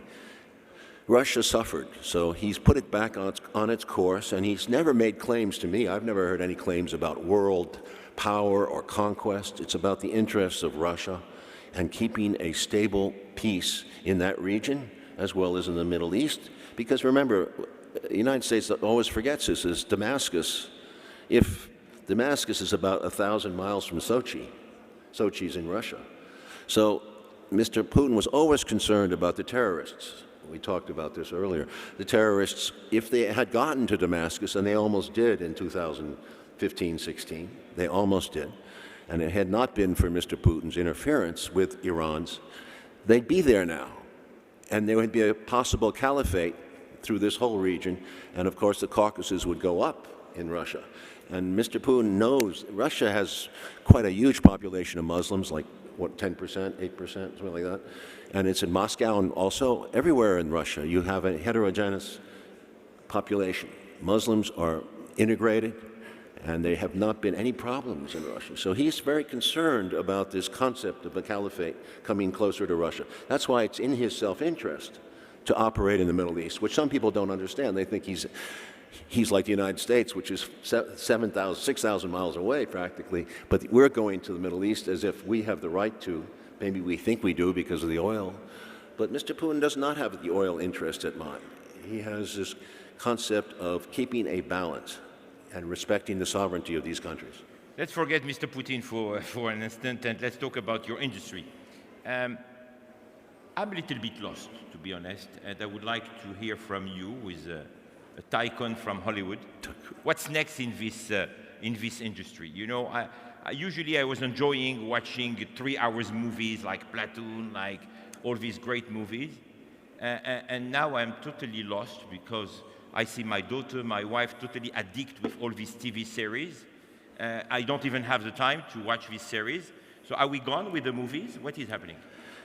I think you've asked a very painful question because I've lived through this. The kind of movies I make, harder to make, subject-wise, commercially risky, and they're expensive to some degree. And it's hard to get the audience, the marketing, all this costs so much money now. It's become more of a television world, so that the big screen is a unique experience. I can see that going on, people going to a theater, paying good money to have better seats and all that, and seeing a film under good conditions. But we want to have widescreen big movies that justify it too. But you need to continue to do movies. You know, here in Saudi, they opened dozens of cinemas recently, and it's even difficult to find a seat, to be honest. I tried. Well, it's different. They told me the next possible seat will be in 4 days from now. Well, what I think is going on is because the technology has shifted, it's a lot easier to make a film, a lot cheaper. So what you see now is we've become a supermarket in a sense. Any film you make is on a shelf somewhere in the far rear of the supermarket. Who knows who's going to find your film? But that's the way it is for everybody. So I think I can see a world where, let's say, Saudi Arabian films, French films, British films, Italian, and everyone will have their little niche. And it's a good thing because the Saudi Arabian culture will be able to express itself and go see their own films. Unfortunately, sometimes you would lose this big international thing that there used to be a time when a film would come out, whether it was Gone with the Wind or Avatar, and it would sweep the world, and it was a wonderful sense that you were kind of united in this one vision. I like that. I think you did too. Yeah. But now it's become more and more about fantasy figures, which is harder for us, we're older, for us to accept. It's not the movie business that I know, and I'm sad. But thank God we have a selection. We have this wonderful technology that allows us to see. I could watch all the old films again, a second time, a third time, the ones I like, and it would take me another 20, 30 years to get through it. I don't yet necessarily need a new film, is what I'm trying to say. Although I do enjoy new films, and I see them sometimes on a small television. What will be the advice that you will give to a young Saudi talented go ahead and make boy the film. or girl? Make the film. Make the film. Make it as good as you can. You will get an audience, and you will certainly get an audience here and in the Arabic countries. And who knows? How to start? How to start? Yeah. Well, you have to start with you have to start with a script. You have to start with actors. You have to start with hard work. You have to put it together, think it through, get some experience, shoot it. It's not that expensive to shoot now because of the video camera and the laboratory costs. It's much different. It's easier to make, harder to be seen because the distribution is still expensive. Do you believe that movies can help to change the world? To some degree, yes and no. They play a role. They play a role. I think, whether I made, how many anti-war movies about Vietnam? I made 3. And I showed the pain of the war, but it's hard when your own country goes back to war in Iraq so quickly. It went back twice in Iraq. And of course in Afghanistan. And to see that in my lifetime, I think every Vietnam veteran, most of them anyway, would tell you that they're very sad to see this because we didn't seem to learn anything about Vietnam. Again, interfering in the affairs of others. You directed this amazing movie, JFK. What's next with JFK? I think you are writing or directing the next piece? I have one foot in the past and one foot in the future. The foot in the past is I've written a memoir, which is coming out next year from Houghton Mifflin in the United States and in England from another company. And I'm finishing editing it. It's quite a bit of work I put into it. And the other thing I'm doing and I'm going in the past, I'm living in the past, which I enjoy. I enjoy going through old files, old records, old films, remembering things that people did that I forgot. And it's a wonderful experience, actually, to revisit your memories. And the other thing I'm doing is going back to the JFK movie, because there was a lot of information that came out of that movie. They had a Records Act from Congress. So they formed an Assassination Records Review Board that lasted for 5 years, tremendous amount of detail came out. So I think it's important that I go back and catalog those details from 1992 to now. That's almost 30 years. And there's a lot of evidence that builds and builds, and I think you will see the pattern is even clearer that Oswald was definitely an agent of the CIA. He was working for them, as well as the Kennedy story and why he was killed. It becomes clearer than ever, the motivation. Talking about the future, how do you see the world in 10 years from now? Depends on nuclear energy. If we build reactors quickly in the next 20 years, really get on this case. And by the way, the countries are doing it. Sweden has done a great job with it. France is doing a great job, actually a wonderful job. France is one of the leaders. Canada, Ontario, Russia, China. The United States is still the largest nuclear supplier of power in the world, but politically it's completely divided and screwed up. And I don't know if you can get anything through Congress anymore. But people are trying. There's still an effort. I wouldn't give up on the United States. It's very important what we do. But China and Russia are leading the way. And also South Korea, by the way, up until recently, was one of the best, was building the quickest reactors. I think it was the 5th generation reactors were the cheapest. You could build one for like $1 or $2 billion. The Emirates here, the UAR, are building, they have 4 reactors that are going up for about $4 billion, I think. And I think that's quite reasonable. It's quite reasonable. It makes sense. Build nuclear, because now we don't have to be scared of it anymore. We got to get over that, and we got to build fast, because that's the only way we're going to keep the emissions in this world down to a level that's sustainable, at least -2 centigrade by the end of the century, we hope, but it's more likely -3 or 4 the way it's going. You were on the fields of many wars, including being yourself. That's the future. Vietnam. Don't you think that's the future? Any hope for peace? Of course there's hope for peace. Peace is in our souls. It's in our natures. I think human beings are built for peace. Anybody who goes to war is exhausted after a while, and you can only kill so many people, and you have to give it up. It doesn't work. But some people have to find that out, unfortunately. So I really am a believer, I'm an optimist about the human spirit, and I think we solve things. It's amazing the intelligence of the species and how quickly we react and pick up on new information. It's your first trip in the Kingdom of Saudi Arabia? Yes. What is your first impression? Richard, you've kept me locked in a hotel room.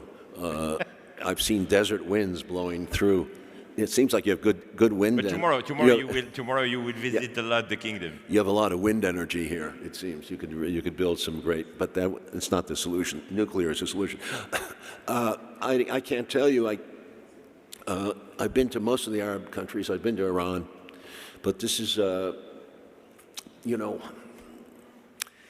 I'm happy. I can't make a judgment. I have to hold off on that. Thank you. Ladies and gentlemen, Mr. Oliver Stone. Thank you.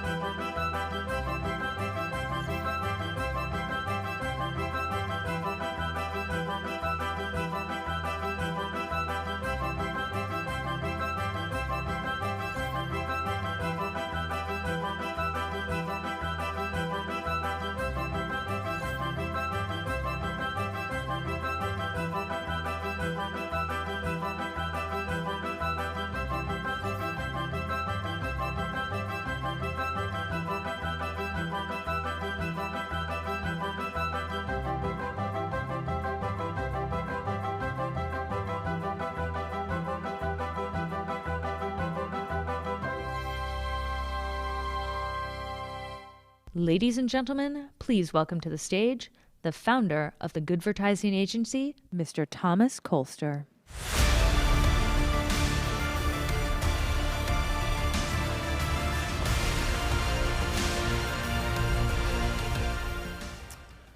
Mahaba, and welcome to this next exciting panel about sports and entertainment. And I gotta say that it's not every day that you have Oliver Stone doing the warm-up for your panel, right? I feel extremely privileged. So I think that all of us remember our firsts when it comes to media entertainment, don't we? Our first theater experience, our first sports match, our first game.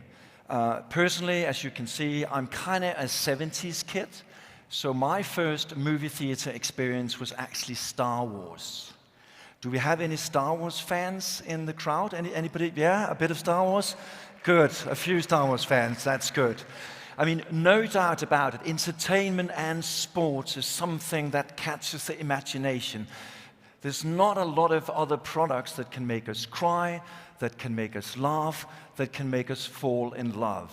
But it's also one of the industries that are being challenged incredibly by digitalization, by all these new exciting opportunities, virtual reality, games, and that obviously opens up a lot of possibilities.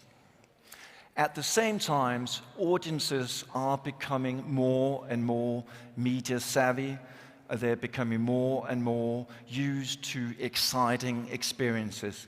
And as we've seen the last decade or so, people have also turned from being audiences into producers of content. So that obviously poses lots of challenges.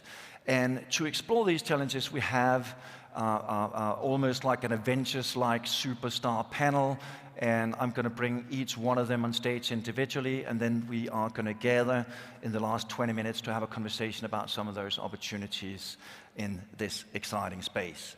And first up, I want to invite Adam Aron, and he is the CEO and President of AMC Entertainment.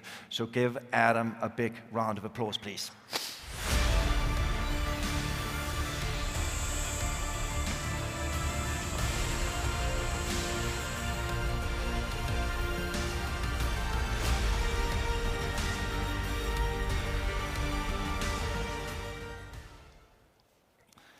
So welcome, Adam, and you are absolutely no stranger to being in Saudi Arabia. Last year, you historically opened the first movie theater in Saudi Arabia after an almost 4-decade ban. And I know that you brought a video that you want to show us, but first, for those in the audience that doesn't know what AMC Entertainment is, maybe you could just explain. What is AMC Entertainment? My pleasure. Hello, Thomas. Hello, good afternoon, everyone. It's such a pleasure for me to be here in Riyadh. AMC Entertainment is simply described as the largest movie theater company in the world. We have over 1,000 theaters, over 11,000 screens. We are the largest movie theater chain in the United States. We're the largest movie theater chain in the United Kingdom. We're the largest movie theater chain in Europe. And by next year, 2020, we will not only have been the first movie theater chain in Saudi Arabia in 37 years, but we also will be the largest movie theater chain in Saudi Arabia as well. About 350 million times a year, people visit AMC theaters in the US, Odeon theaters in Europe, AMC cinemas here in Riyadh, to see a movie at our theaters. It's a privilege for us to put smiles on the faces of people around the globe. Great. So before we dive into some of the expansion plans for Saudi Arabia, maybe we should actually watch this historical moment with the first movie theater opening in Saudi Arabia. So let's play the video, please. من صغرنا وإحنا نحلم وأحلامنا بعيون غيرنا صغيرة.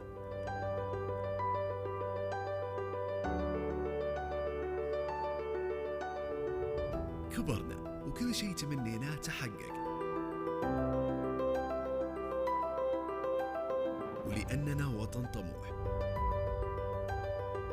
نشعر أن كل أحلامنا قريبة.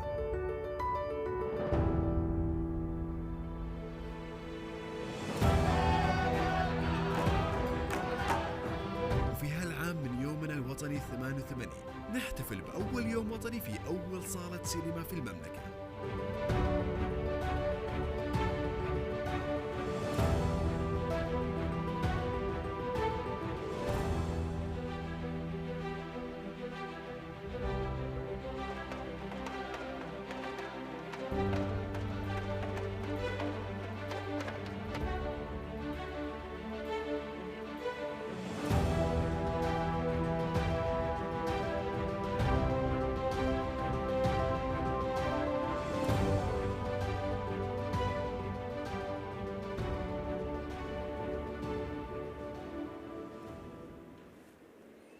That is definitely a first to remember. So what are your plans in Saudi Arabia going forward from this first opening? Well, this is such a historic and exciting development for the kingdom to reopen cinemas in this country after a 37-year gap.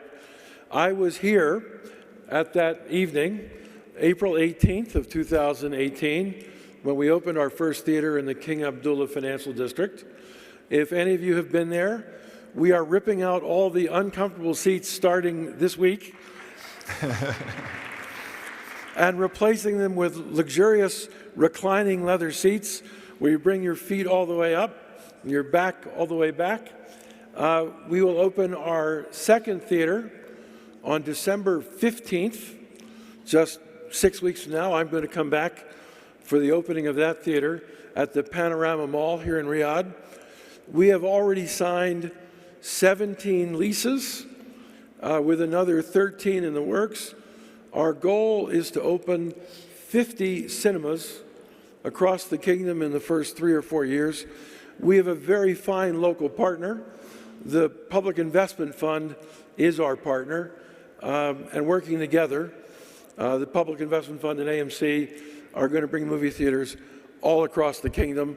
Once we get our first 50 theaters done, by the end of next year, we should have between 15 and 20 theaters in 12 Saudi cities. It's my hope that we'll be able to announce going way past 50 theaters. I'd like to see us go to 70, 80, maybe even 100 theaters here in the kingdom. The first theater is very popular. It's doing about 11 times the business that a normal theater would do in Europe or the United States. It's a big success.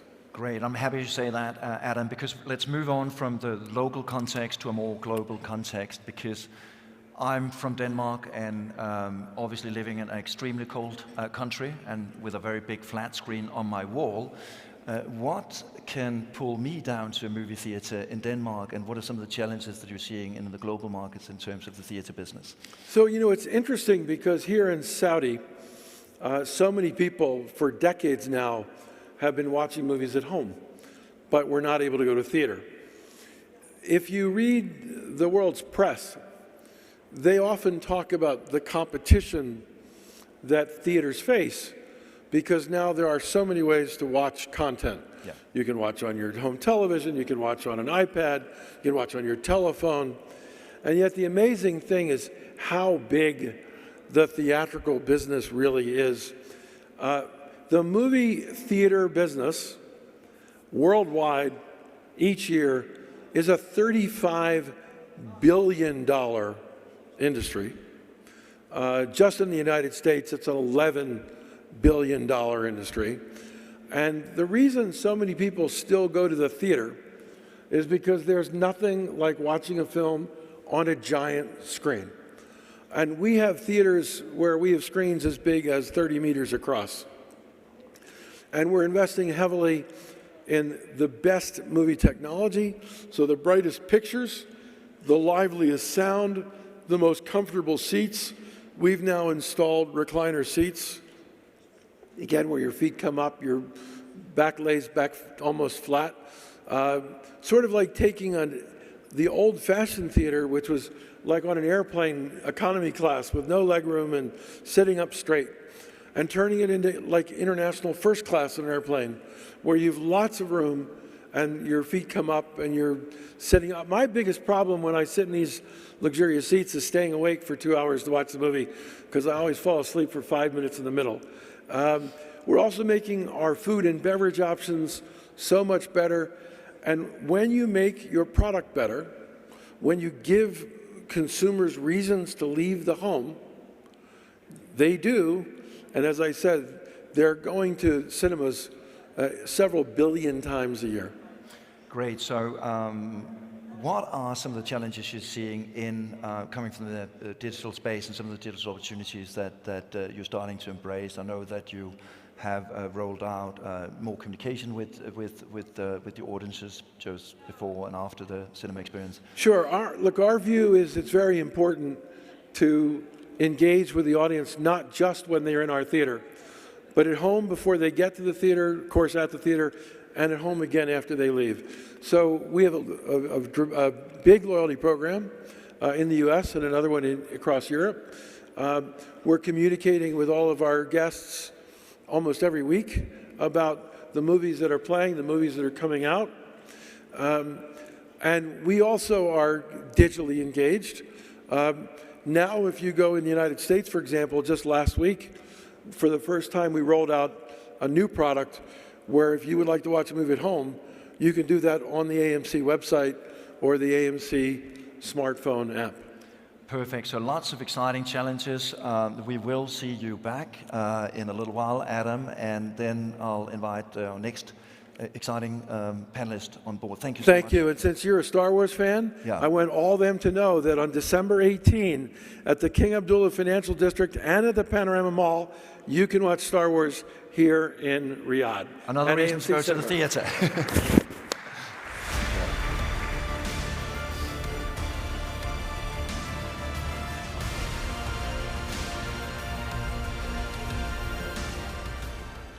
So from the movie theater to the ones that produce some of these movies, and I want to invite Bob Simons on stage, who is the chairman and CEO of STX Entertainment. So give Bob a round of applause, please.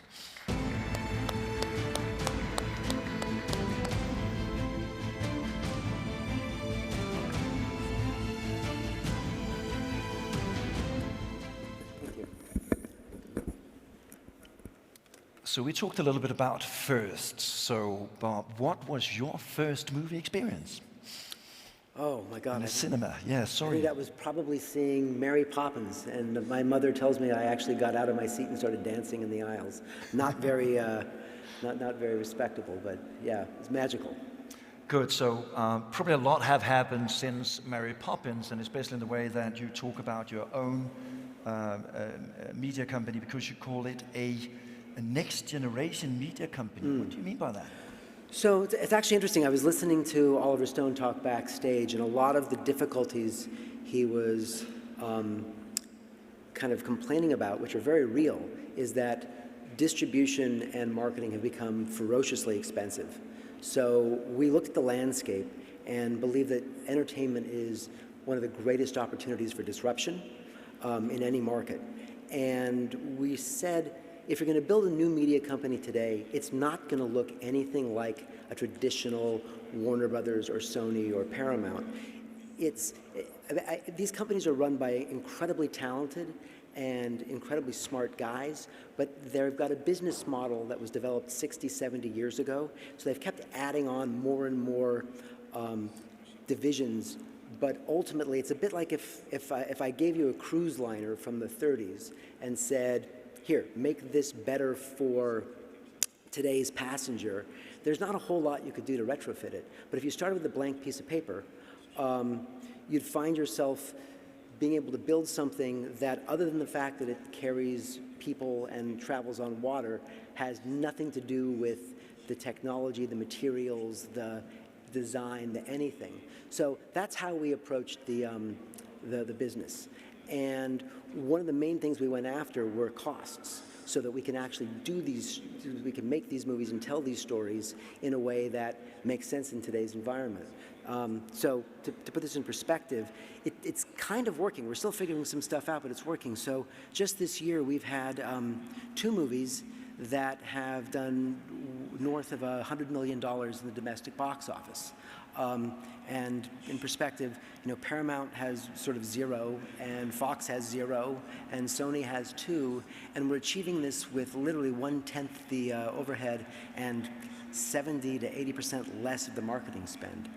I know that you have. أعرف تماما أنك قمت بأيضا إنتاج فيلما كلف الكثير. هل يمكن Yeah, it was just we're a media company, so I had the guys throw together a couple minutes of some of our stuff, and then I can go in from there. But can Great, you play let's it? do that. Let's get Thanks. a little insight into XTX Entertainment. So let's watch the film, please. Thanks.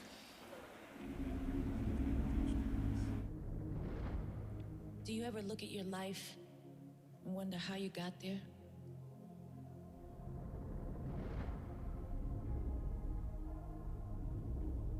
It's a feeling can't describe. It's you and the infinite horizon. To succeed in the future, we must completely re-envision what we do. We're going big. Media convergence and multi-channel consumption can't be ignored. All right. STX harnesses technology to connect with consumers like never before, allowing us to deliver premium content to an engaged audience in a cost-effective manner. Hell yeah! With the power of this direct relationship with consumers, we present an opportunity that the industry can take advantage of now. I'm all in. 2019 is XTX's biggest year ever, with 2 films grossing over $100 million each. The upside, we employ data and advanced analytics to become the first studio ever to structure an outcome-based media model, eliminating media waste and costs. Oh my God, somebody moved my stool. We utilized Kevin Hart's worldwide fan base of 140+ million social media followers to generate over $100 million in domestic box office alone. Just relax! I am relaxed! This is me being relaxed! Hustlers, we leveraged the massive social footprint of our cast's 234 million followers to deliver 100 million trailer views in just 72 hours. Yes, girl! Used moviegoer data to spend 3 times less in TV than other film studios, leading to an incredible result of $100 million domestic box office and counting. And we're just getting started. It's like robbing a bank. Might want to put that seatbelt on.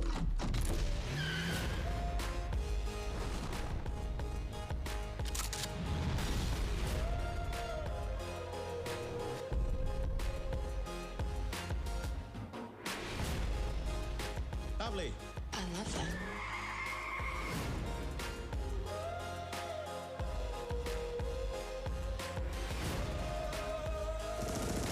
Welcome to the land of the free.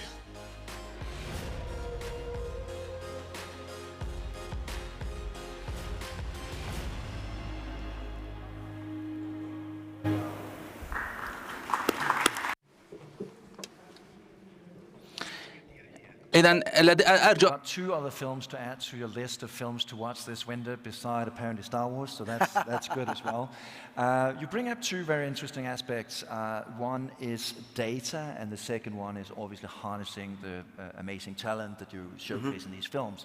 Could you talk a little bit about how do you utilize data? Because for me, data in Hollywood doesn't really... Yeah, so it's a great question. Obviously, we're able to use data to make better, more focused marketing decisions. But ultimately, the holy grail is using data to make better content decisions. So first off, like what is a movie? A movie is essentially an emotional transaction you have with the audience. So the best way of describing it is you pay me money and I will change the way you feel. I'll make you laugh, I'll make you cry, I'll get you excited. And that emotional connection, we haven't yet figured out how to use data. But another part of it is that a movie is a theme or an idea with this emotion wrapped around it. And that's where we have been using data. So we have an interesting relationship right now with Google, Twitter, and Facebook, and we're algorithmically looking at the trends so that with, using as an example, Upside and Hustlers, the trends that we found was that class conflict were becoming increasingly relevant. And we wanted to do movies about class conflict. So The Upside was about a rich guy and a poor guy who we forced together, and in their relationship, their common humanity, their need for companionship sort of worked through that. But we were seeing that there was a desire on the part of the audience to sort of spend time in that idea. Similar thing with Hustlers. We found that not just was the class conflict very important, but we found a very underserved audience of women, particularly women of color, who were feeling disempowered. So these are the themes that we pushed, and then the filmmaker worked with us to craft hopefully emotionally compelling stories around that. So in a way, a much more commercial approach to it rather than the director coming up with the guts feeling, I've got to tell this story. You actually explore the market before you go into production. The second thing I want to talk about is really how do you harness, obviously, these megastars, massive social media following, and obviously we all know that mass media is being challenged, and it's going much more towards some of these, megastars. So how can you add? Sure. That's actually a part of our business model. We looked at Disney. Now, Disney is a phenomenally well-run company, and Disney realized a few years back that in a world of too many choices, one of the ways to cut through the noise is to go after a brand that has a built-in fan base and then monetize that fan base. So they bought brands like Pixar and Marvel and Star Wars, and that's how they're building their films. And again, remember, the films drive huge other businesses. So we said there's a very similar approach, which is there are certain globally branded stars who have a very rabid fan base, fans who care about what they're doing, and if that star is doing the kind of thing that made them famous, it's a way of cutting through the noise. So we actually identify those stars like a Kevin Hart or a Jennifer Lopez who we can activate their audience, and it's working out right now really well. One of the cliches in Hollywood, just to differentiate, is that they say that actors choose great roles, and movie stars or stars choose great movies. And they're different because actors don't have a built-in fan base. They're spectacular at adopting a different character in each movie. But ironically, stars sort of play the same character movie to movie to movie if they're actually doing what made them famous. And we've been focusing a lot on that. So what I really like about this case, obviously, from STX is the way that you understand that there's a new media reality out there, that you understand that data can actually be a friend and not an enemy, and that can actually advise your decisions from early stage. How has Hollywood received this? So far, we got every major star working with us. Yeah. I mean, remember this: if you're a star and you're in Hollywood and you're not wearing an Iron Man or Spider-Man outfit, you're not working as much as you used to. So part of us trying to crack the economics of how do you do this, how do you still focus on this space, has been incredibly attractive. I mean, Adam was just out here. The theatrical experience is incredibly important. It's still seen as the pinnacle of storytelling. Netflix and Amazon and Hulu, these are great customers of ours. We make shows for them, and there are certain things that are right for that platform. But what sometimes gets lost in the dialogue is that no matter what is going on in the world, whatever mischief is happening, Monday morning people are still talking about what was #1 at the box office. It's still very relevant as part of the zeitgeist. And the whole premise is, if you're going to go to a movie is supposed to be good enough to get you out of the comfort of your own home, drive across town, and go through all of what you need to go through to see it. And that then drives all the different revenue streams for the next few years. I see we're out of time. Perfect, Bob. We'll talk a lot about that when you come back again. Thank you so much. Thank you.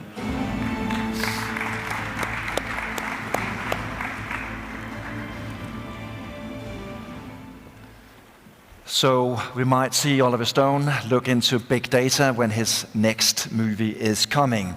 We're going to dive even deeper into the world of tech. We're going to explore blockchain, and there's no better choice to give some insights on that than our next panelist, who is Alexander Shulgin, and he's a visionary, an investor, a composer, and founder and CEO of Familia.ru. So welcome to the stage, Alexander.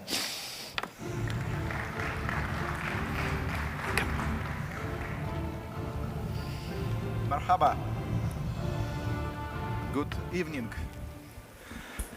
There you are. Welcome, Alexander.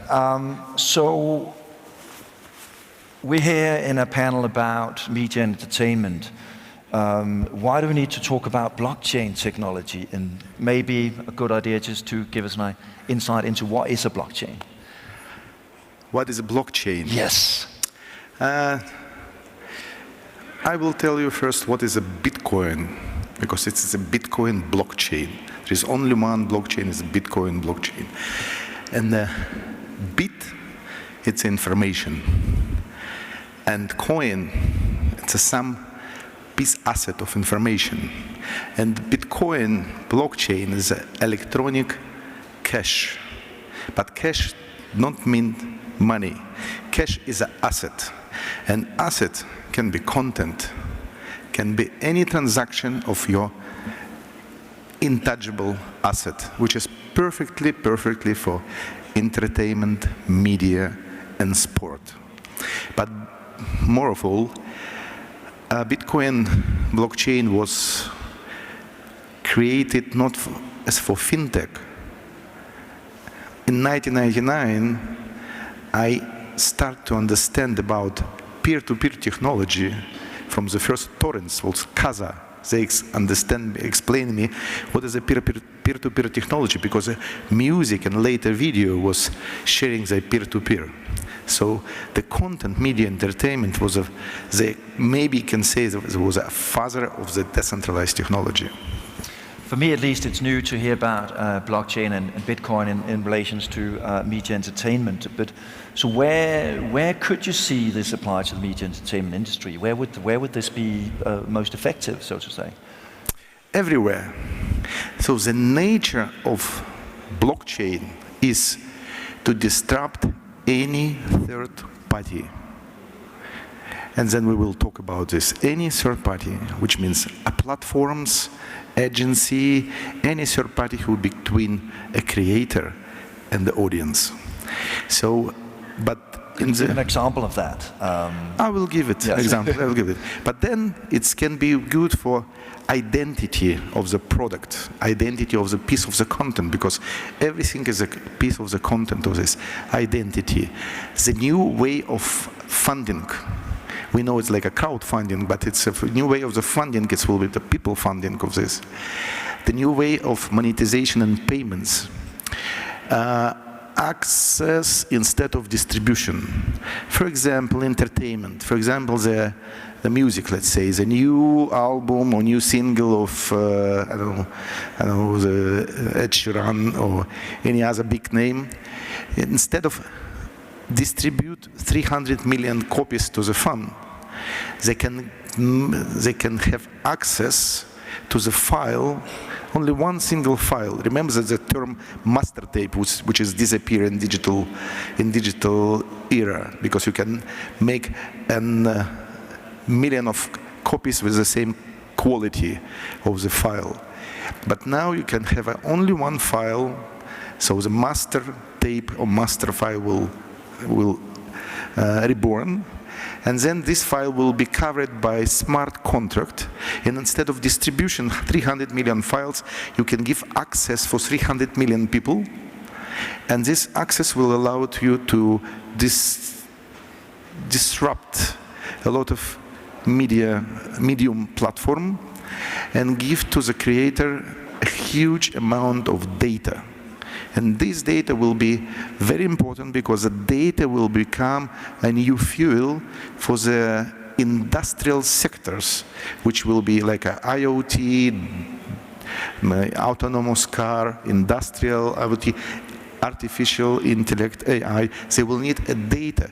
And entertainment, sport, and media provide 85% of all global data. 85%. So we are the fuel, next fuel for industry. Do you have any good examples of artists, movie makers who've ventured into this blockchain space with success? We have a few examples, of course. One is a company called Blockchain Media, and now it's Verify.io, which is already have a good test fly with copyright societies, the 3 copyright societies for the authors, for the artists, and for right holders. Then it's was good test with indie creators, indie labels, and good test with Warner Music and Warner Records. So Warner Music Publishings, good test. So it looks like it will become a new standard for music industry or multimedia industry. And it's work like this. This is like a capsule, as I told you, it's a file. And it's covered with a smart contract. So you can do with this capsule everything you want. You can give access and permission to the specific territory, specific age. You can monetize in this way, or you can share it to the advertising. So this is one company. Another company, my portfolio company, is Bitfury, who make now, it's called Bitfury Surround. So it's people from Universal Music, they also try to do the things. We in the early stage, because it's, remember the internet era, when it's MP3 was invented, the bandwidth was so tiny. Yeah. And we need more bandwidth with a 5G, it will fly. So what does that mean for big movie studios and artists? Are the power kind of coming closer to the content creators? Yes. Or how do you see this evolve for the big movie studios, for the big record companies, for the big other media companies, news organizations? Most of the media companies will disrupt it. All platform was disrupted. All platform like Netflix, YouTube, and everything will be disrupted. Creators is disappointed with this. Platforms take 50%, and more important, the creators don't know their audience. If they put the film or music or any other file to YouTube or Netflix or Google Play, any other platform, they don't know audience. They don't have a data. And data is more important than just to have a royalty sharing from this kind of distribution. So this is nature of blockchain. They will disrupt all the third party. Who will win? Who will creators and audience? And more important, is a new entertainment will arise. Let's say esport. As a new entertainment will be based on the Internet of Content. You understand what is the Internet of Things? Internet of Content. It's a lot of content will be interact with each other and create a new form of content. And then esport cannot more play with computer. They will interact as athletes in the real world, running, playing, and everything. This is because of the blockchain. Thank you so much, Alexander. That was a big warning to a lot of the more conservative movie studios and media companies out there to embrace blockchain. Thank you so much. We'll see you back very soon. Thank you so much.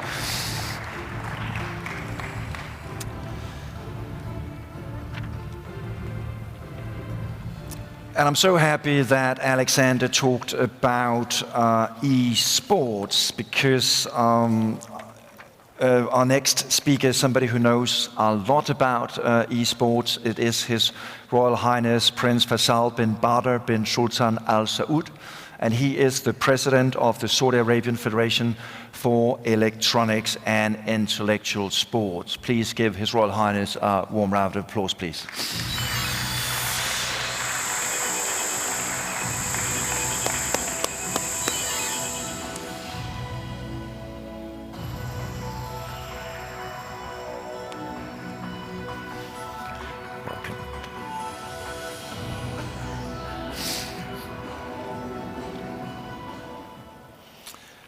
See, what a nice segue that Alexander just did to you, huh? That was nice of him. First of all, Your Royal Highness, I want to congratulate you with all the hard work that you have done to promote esports and gaming and game development here in Saudi Arabia. And I know that you are an avid gamer yourself. I've heard things like Madden Football, Assassin's Creed, just to mention a few. But what was one of the first games that kind of caught your imagination? Well, thank you very much for having me, and thank you for everyone for coming to watch. And my first console was an Atari.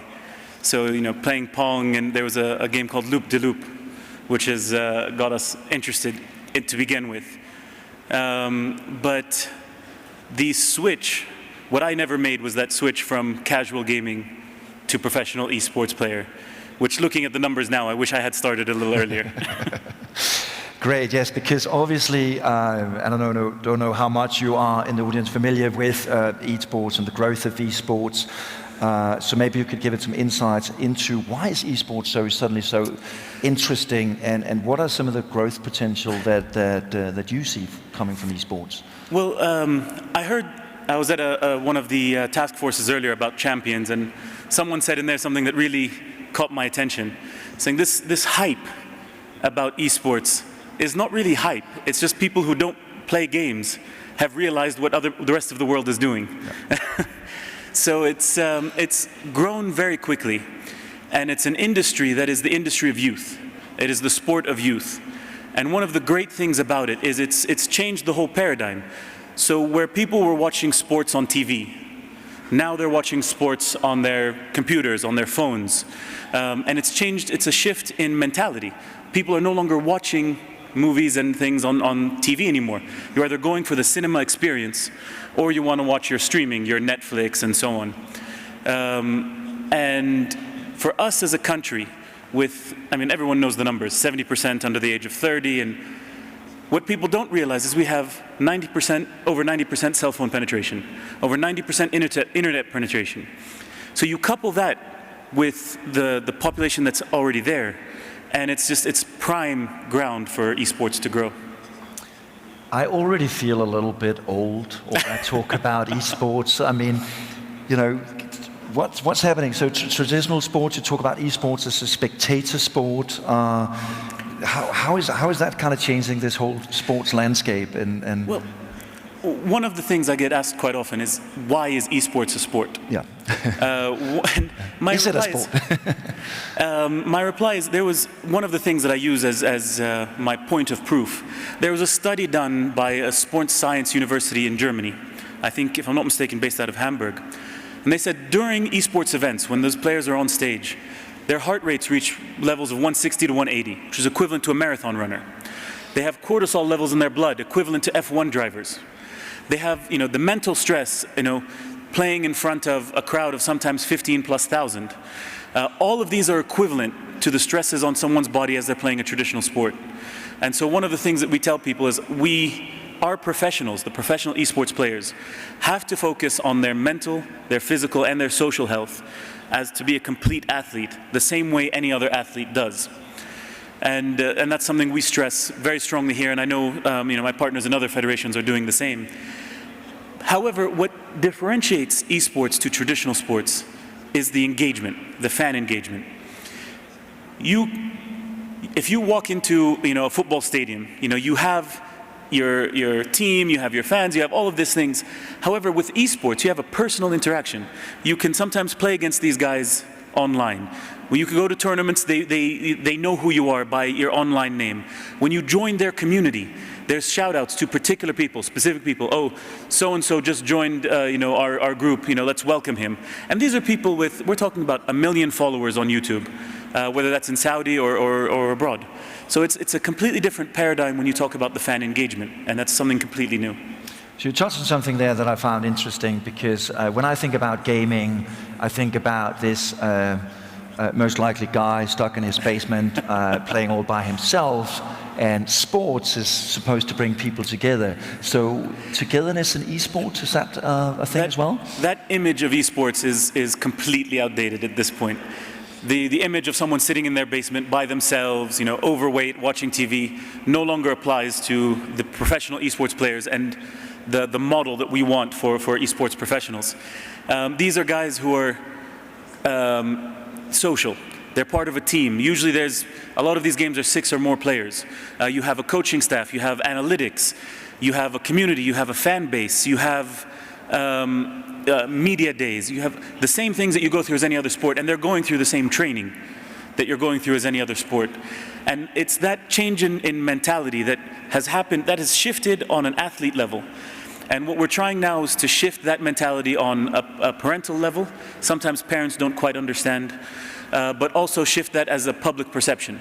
Once people start to see this as its own individual sport, I think things will change very quickly. So you already talk about a few of the barriers, some of the societal barriers, but what does need to happen to make this industry thrive, not just in Saudi Arabia, but globally? Well, there's so many different things that I could point to here. However, if I had to narrow it down, there's 2 things that work hand in hand that are new and that are going to change everything when it comes to esports. One is cloud gaming. And for those who don't understand what cloud gaming is, if you think of the model of Netflix, everything is hosted on an external server. So you no longer need all that data to be on your console or on your computer, which means you no longer need the top computer, the top processor to be able to compete. You can do that on a laptop, on a cell phone, on anything you need. And essentially what you're doing is you're putting a command onto what you're doing, but that's being executed on the server. So that all of that process that takes up so much room, so much memory, needs so much speed, is no longer applicable, which evens out the playing field even more. And then you couple that with the advent of 5G. And we're very lucky in Saudi to have one of the first rollouts of 5G internationally, and we're moving very, very quickly on that. And that's going to change everything, because now it doesn't matter where you are. If you have a fast internet connection at home or not, your 5G connection will give you the equivalency of playing next to someone in the UK or next to someone in the US, whether you're in the same country or not. So cloud computing, 5G, opening up some new exciting technological possibilities. Absolutely. We had an investment summit. Obviously, people will ask, what are the investment possibilities in esports? As an investment, it's an industry that is still in its infancy. So room for investment is all across the board. As an example, in Saudi, we're not talking about an international scale, if we're talking about just Saudi, we anticipate by 2030 that the esports and gaming industry will be roughly 1% of the GDP of Saudi Arabia, which is over 80 billion riyals, which is no small feat. Yeah. And that's just within the next 10 years. And people ask me, well, where should we invest? I said, well, there's a whole value chain, whether it's players, teams, the industry itself, the creation, game creation, all of these things. However, in my view, there's one aspect that kind of pulls them all together, and that is actual physical locations.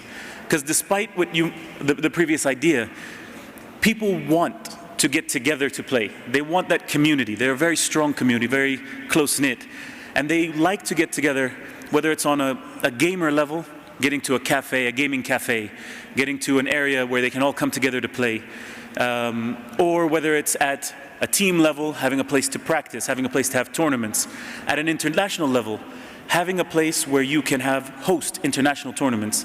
And that's where we're talking about 5 to 10 to 15,000 people showing up. And also from gaming companies, a location where they can launch their games. And the great thing about having a location is, it is the sport of youth, which means that as long as people in this world are having children, there will be people coming to your gaming locations. So is that a myth, though? When we're talking about gamers, what is the average age, just out of curiosity? Because well, usually when you're talking about starting to become pro, starting to go into the pipeline, you're talking about 13. Okay. But if you're talking about going pro, that's about 16 to about 20 is the prime age for going pro. Depending on the game. Some games you can carry that on to 25 or 30, but usually just physically reaction times, once you get past 20, 21, you can't really compete with some of the younger players, which is an absurdly young retirement age. Please don't kill my dreams there. I thought I had a second career going for me. I don't have any chance as a Danish football player now. I don't have any chance to make it as a professional esports player. That's a shame. Could you maybe just talk a little bit about some of the initiatives that you have done here in Saudi Arabia to foster some of that exciting development within esports? What we talk about when we come to esports is pretty much a three-pronged attack. One, and what we focused on to begin with, was the professional player, which is our narrow mandate. And for there, what we're talking about is helping our professional players become the best they can be, making sure that they understand what it takes to be a professional. It's not just about gaming. It's about, you know, the complete person. It's your physical health, getting the right sleep, getting the right food. It's about social health, making sure you can handle your team, making sure you can deal with your coaches, you can deal with the situations. Mental health, how do you handle being on stage? The pressures of being a member of a team and the pressures that add, as in any other sport. And then as that starts to grow, and it's already started and it's moving in its own way in Saudi, we're starting to take a step back and kind of focus on the two other areas. One would be education, teaching the next generation what it means to be a professional. It is these guys who should be your heroes. The perfect example of that would be Msaad al-Dosri, who's our FIFA E-World Cup winner, who, as proud as I am for him, winning the World Cup and reaching the final this year, and he narrowly lost in the final, I'm more proud of a story I heard of him from one of his qualifiers, where another player got hurt, was sick, went to the hospital, and during his celebration for winning the qualifier to the World Cup, he actually left his celebrations, took his scarf, which is what you get to qualify, left it at this kid's bedside, and apparently this young man was wearing the scarf 2 days later, and so happy about it. And then the other aspect, so I'm more proud of him for that than I am for him for winning. And the other aspect, of course, is end of life, teaching them that the skills you've learned in esports can apply within other industries and within this industry, whether it's commentating, coaching, and so on and so forth.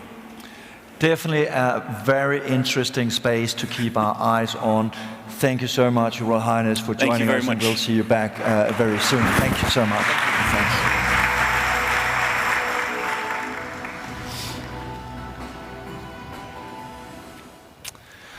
So we talked about esports, and we're going to become a little bit more conservative and circle back to what will now, I guess, be called traditional sports.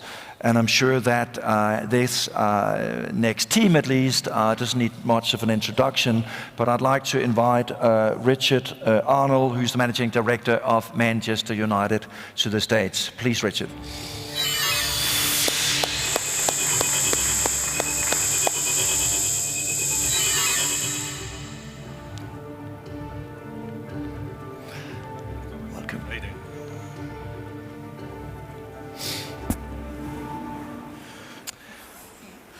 So, do we have any Manchester United fans? Can I ask that?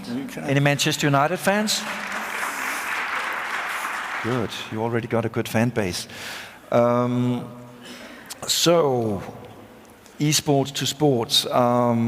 So, what are some of the changes you are seeing? I mean, in the traditional sports space, what are some of the challenges you're seeing from technology? And do you see esports as a threat or as an opportunity?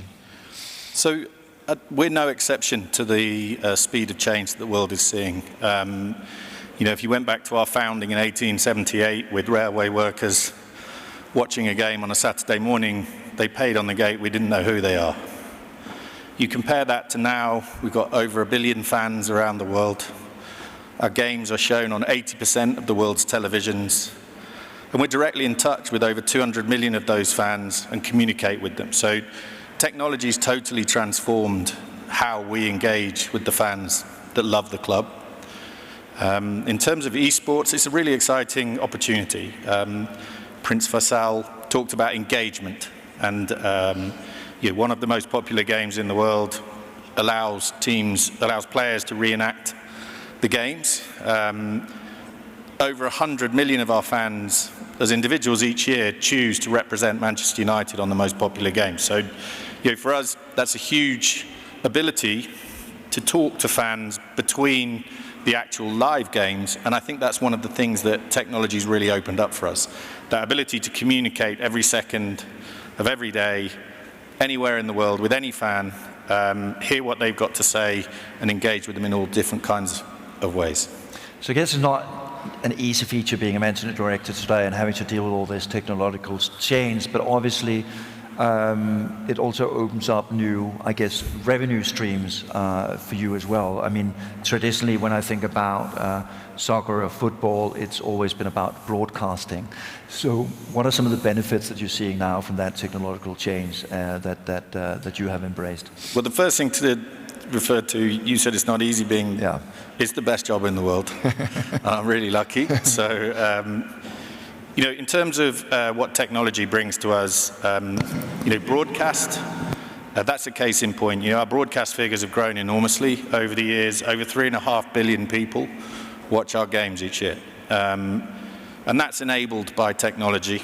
You know, a huge proportion watch socially. So, whether that's in coffee shops or bars or at other people's houses, but they get together to watch the game. That tribalism is very important. But then outside of that, that ability to connect directly with the fans opens up a world of opportunity that even 20 years ago didn't exist. You know, we can communicate, as I said, to 200 million fans, and that, you know, whatever it is that we're looking to do in terms of the club's aims, in terms of communicating directly for ourselves, but also for partners, telling stories for our partners, and allowing them to be successful is enabled by that technology. Yeah, I remember back in the days you would come in there, you'd maybe get a beer or water, and you'd have your hot dog. So how have that changed? I mean, that engagement before and after the match, what are you doing at the moment, and how are you keeping the fans, the followers engaged? So, it starts with whether it's the history, you know, the fabric that the club's made of, whether it's young players coming through or the stars of today, or the stars of yesterday or the games. There's an enormous amount, you know, and we've had filmmakers on today already, of stories to be told. And that's incredibly adhesive to fans. Then you've got the anticipation of games, you know, that build up, wondering what the opposition will be like, what we'll be like, which players will or won't be fit. Tactically how we'll approach things, how the manager's thinking about it. And that carries you 2 or 3 days of incredibly engaging content. You know, the manager is challenged by journalists in the run-up to the game, and again, that's something that fans are fascinated by. Then you have the game itself, obviously, which is hugely engaging. And again, we've had the guys from the film industry talking just about how sizable their activity is, but our fans are watching 2 hours of live TV at least once a week. You know, the audiences for our games are the equivalent of having a Super Bowl every week in terms of the number of people watching. So that's incredibly powerful. And in terms of, I mean, sponsorship obviously have been, I guess, a big part of the business model. How has that changed, or do these new technological possibilities open up for new revenue streams? So I think if you're a company looking to market their products or services, actually a digital environment's quite threatening. It's become enormous. The number of devices, the number of different things and different activities, the amount of time that people are spending engaging digitally with one form of content or activity. And so that's enormous. And that's created enormous ways of interacting with people. But actually, the human mind becomes very desensitized to advertising quite quickly. And you know, we heard Sir Martin Sorrell talking about his new business earlier on, which is totally focused on sorting out the things that people are engaged in. Now, you know, one of the last bastions of live content, where you have to watch it live, because once you've found out the score, you're less excited. But you want to know, you want to see it. It's like a film every week, but no one has scripted it. No one knows what will happen until it happens. And so again, that's incredibly powerful. It seems like you need to be a much more creative in terms of how to reach audiences today. And one of the things that I was really fascinated about was how you in China look to expand the game or deliver new ways of engaging fans and followers in a more physical space. maybe you could talk a little bit about the experience centers that you're trying to roll out now in China, and why you're doing that. So, I said earlier, with 1 billion fans around the world, we're able to do things in parts of the world because we have an enormous part of our family, whether that's here in Saudi Arabia, but also in China. We have nearly 300 million fans in China. And you stop and think for a minute, 300 million fans, right? And you put that in context, you'll have more than one job, more than one car, more than one house, more than one child, more than one parent, but you'll only support one team. And so the passion that people have means that they're really keen to engage with us around the games, but also around other experiences. And in the context of that, we looked at how we reach people between games and what they're interested in doing. And together with a partner, Halves, we're rolling out a series of experience centers across China. The first marketing centers opened on Tiananmen Square. And that's to allow us to connect with that family of fans in China. Great. As we say in entertainment business, that is all, folks. So thank you so much for giving us a bit of insight about what is happening at Manchester United. Thank you so much. Give Richard a big round of applause. Thank you. I think the others are joining us on stage, right?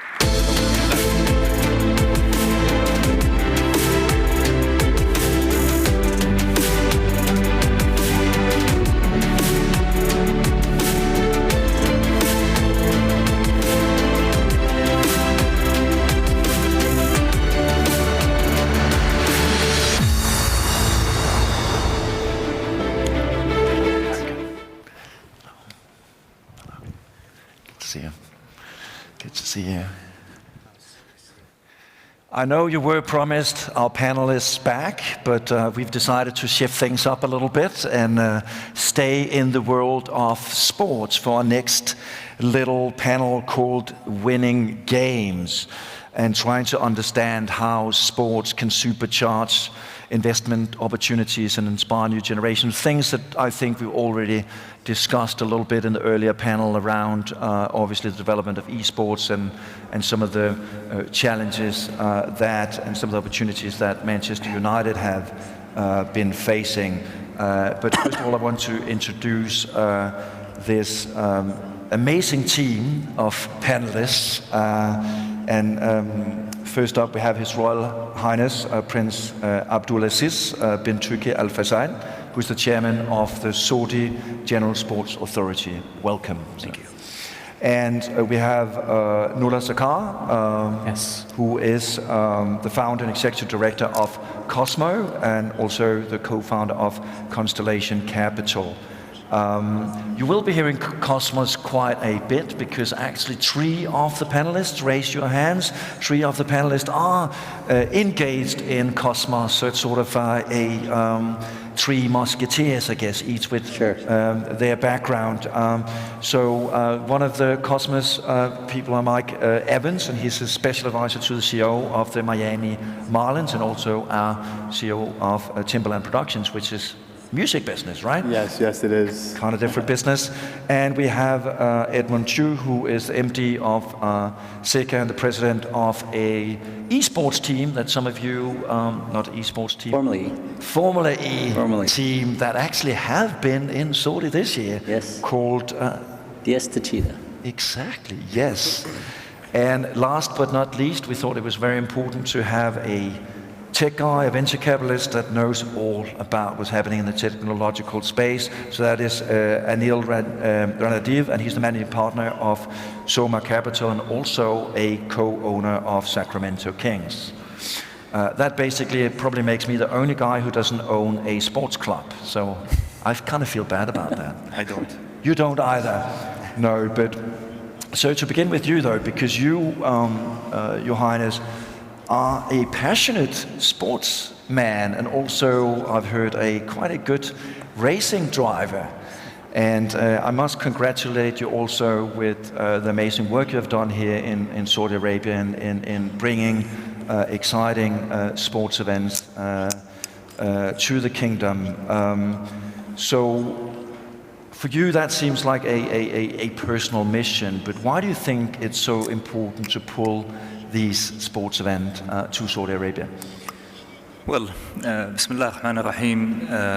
First of all, the demand and the growth that the country is going through. We have a very young population. 70% of the population is below 35. So, and it's growing, and there's a big demand, and today with social media they see everything. So one of the reasons is we want to host these events is for people to enjoy these events in the kingdom. But it's also, it drives our strategy within the GSA of diverse sports that we want to promote within the kingdom, and people can see where the world have reached to by hosting international events and opening opportunities for young Saudi talents to put a goal or ambitions towards reaching to these events that we host. And a big part of the change within the kingdom is the sector of sport and growing the sector of sport, because we think that if you grow the sector, job opportunities will occur, and the contribution towards the GDP will increase. I think we haven't tapped into even maybe 10% of the potential that we have. If you look at the benchmarking compared to other countries that we benchmark to, we're far behind, I would say. So today our contribution towards the GDP is around 0.1%, and that our mandate within 2030 is to grow that to 0.8%. So that means that today there's 1.6 billion Saudi riyals being spent in the market, and the target is to reach to 25 billion Saudi riyals. But also that will create around 130,000 job opportunities within 2030. So it's a new market, it's a new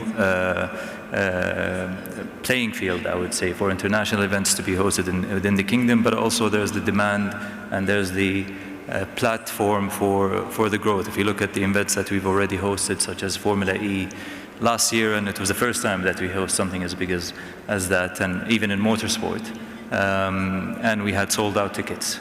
The demand for this year, it's going to be in a month's time, and we're already selling a lot of tickets towards that. If you look at the boxing championship that's coming to Saudi, we have so far record sales compared to that, and that's between international and local demand. Dakar is being hosted in Saudi in January, and the rally, the beauty of the landscape and the diversity of the landscape, and also the climate change within the kingdom. It's going to be a rally that's going to cover 9,000 kilometers within the kingdom, and it's going to go from the Red Sea to the Eastern Province, to the mountains and so on, and within the deserts. So I think the kingdom has a potential to be a global hub of sports, and the demand and the enthusiasm is there to support that. Again, congratulations on that hard work and heart that you put into bringing sports, and obviously there's a massive growth potential. And Nuala, I mean, you obviously deal with and invest in some of these sports assets. Could you explain us a little bit more about what Cosmos is and some of the work that you do? Yeah, absolutely. Well, firstly, I want to say thanks, Thomas. Thanks, His Excellency. Thanks to the PIF for having us. You know, to echo a lot of thoughts, I think sports is one of the few things that truly breaks boundaries, brings people together, and transcends very clearly globally. So kind of expanding on that thesis, Cosmos is a vehicle we created, myself, Edmund, Mike here as well, FC Barcelona player Gerard Piqué, and Mr. Hiroshi Mikitani, the founder and chairman and CEO of Rakuten, among other things. And the five of us started Cosmos to truly do high-value impact investing in sports assets, because we believe sports is, like as I mentioned, truly global, truly transcends. So on that note, Cosmos is a holding company based out of Barcelona. We have 3 subsidiaries called Cosmos Tennis, Cosmos Studios, and Cosmos Football. And via Cosmos Tennis last year, we acquired the Davis Cup of tennis, which some of you may know if you are tennis fans. We acquired it, we're reformatting it and making a true World Cup of tennis. Through Cosmos Studios, we have several media content ventures. One is a sports media platform based out of the US called the Players Tribune. And then most recently, we just produced a multi-episodic series with FC Barcelona, one of the top, if not the best soccer club in the world, and do many more content media things there. Great, and obviously the world of sports is changing, and I think one of the changes that Edmund, you and I talked about, you quite provocatively stated people have an extension span of a goldfish in a way, and you've got to change how you serve content to people. So maybe you could mention a little bit about how you have done work around the Davis Cup to make it more ready for the digital age. Sure. I mean, ever since I was young, I loved the Davis Cup. Obviously, tennis is a very singular sport. You have 1 versus 1 or 2 versus 2. What we wanted to do is we really love the team concept because I think that really brings the emotionality of the sport. So what we did with Davis Cup was we're changing it into a World Cup format. It's very, very similar to the World Cup of football. We'll have the top 18 nations that are competing for the World Cup of tennis.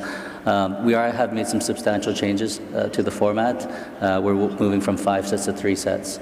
And I think that's a really, really big development for us because obviously I think in sports these days, I think the attention span is coming shorter and shorter and shorter. So what we're trying to do is make it an objective for us to have a very, very good interest in the sport where we can sort of quicken the time span of the Davis Cup specifically.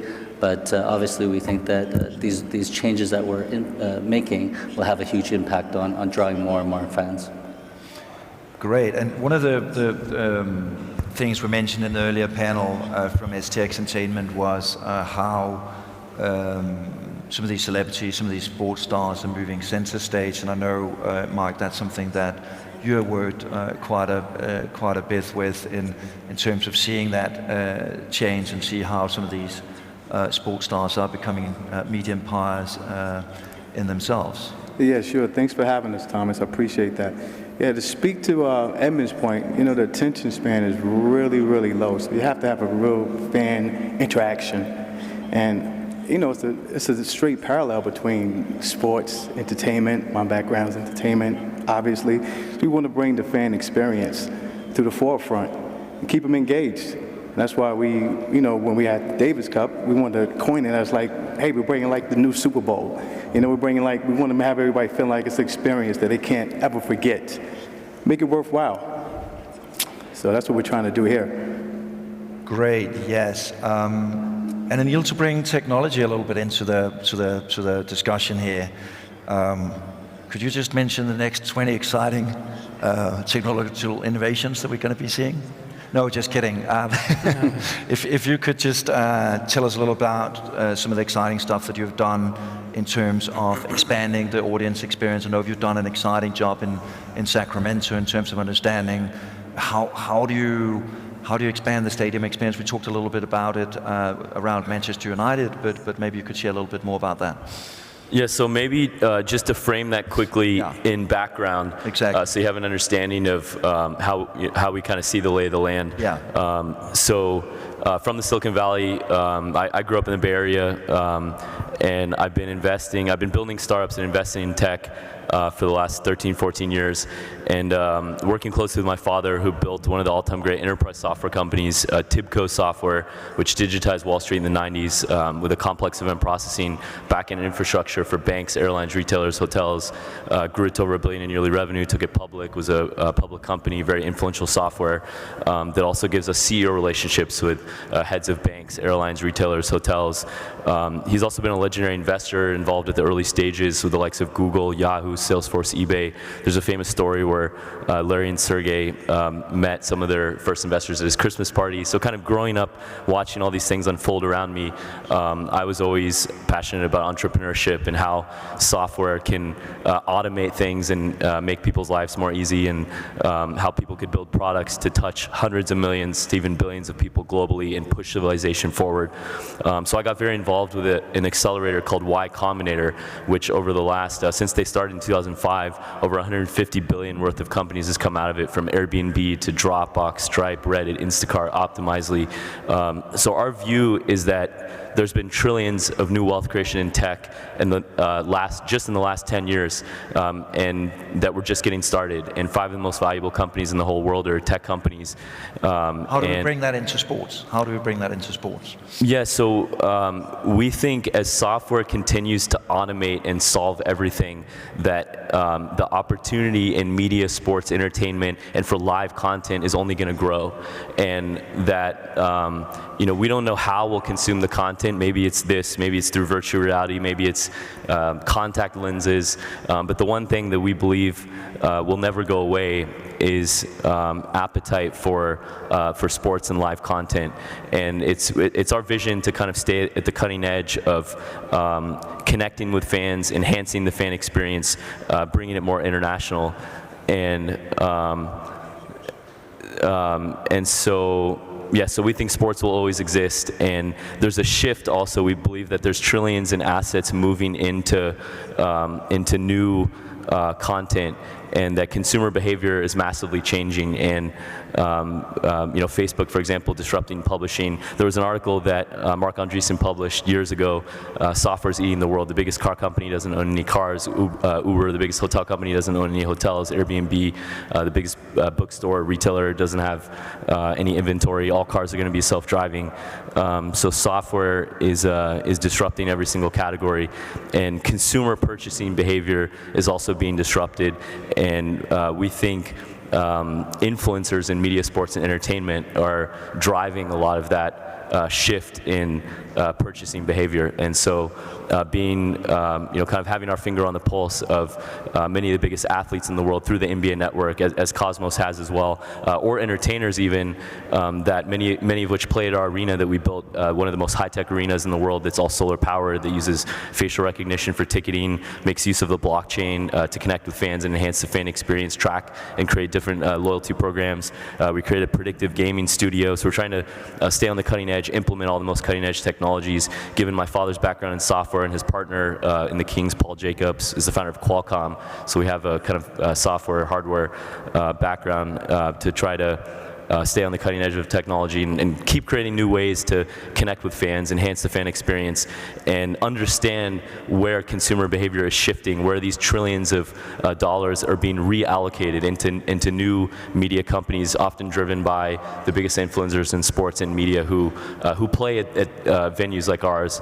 That was a lot of information and a very little time, but let's try, and the title of the session is obviously Winning the Games.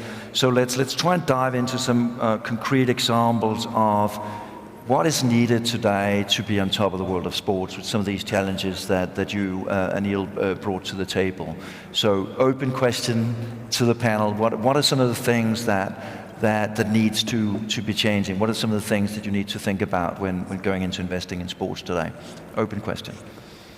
Well, I mean, I think touching on a little bit of what everyone said, really looking at it holistically, right?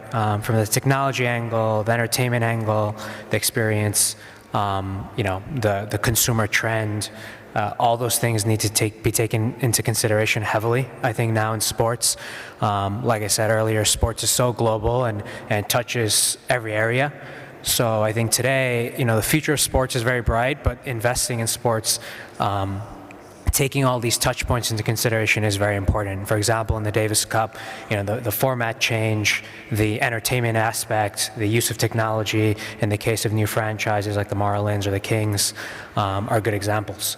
So just taking a more holistic view on investment in sports, I think, is probably really key.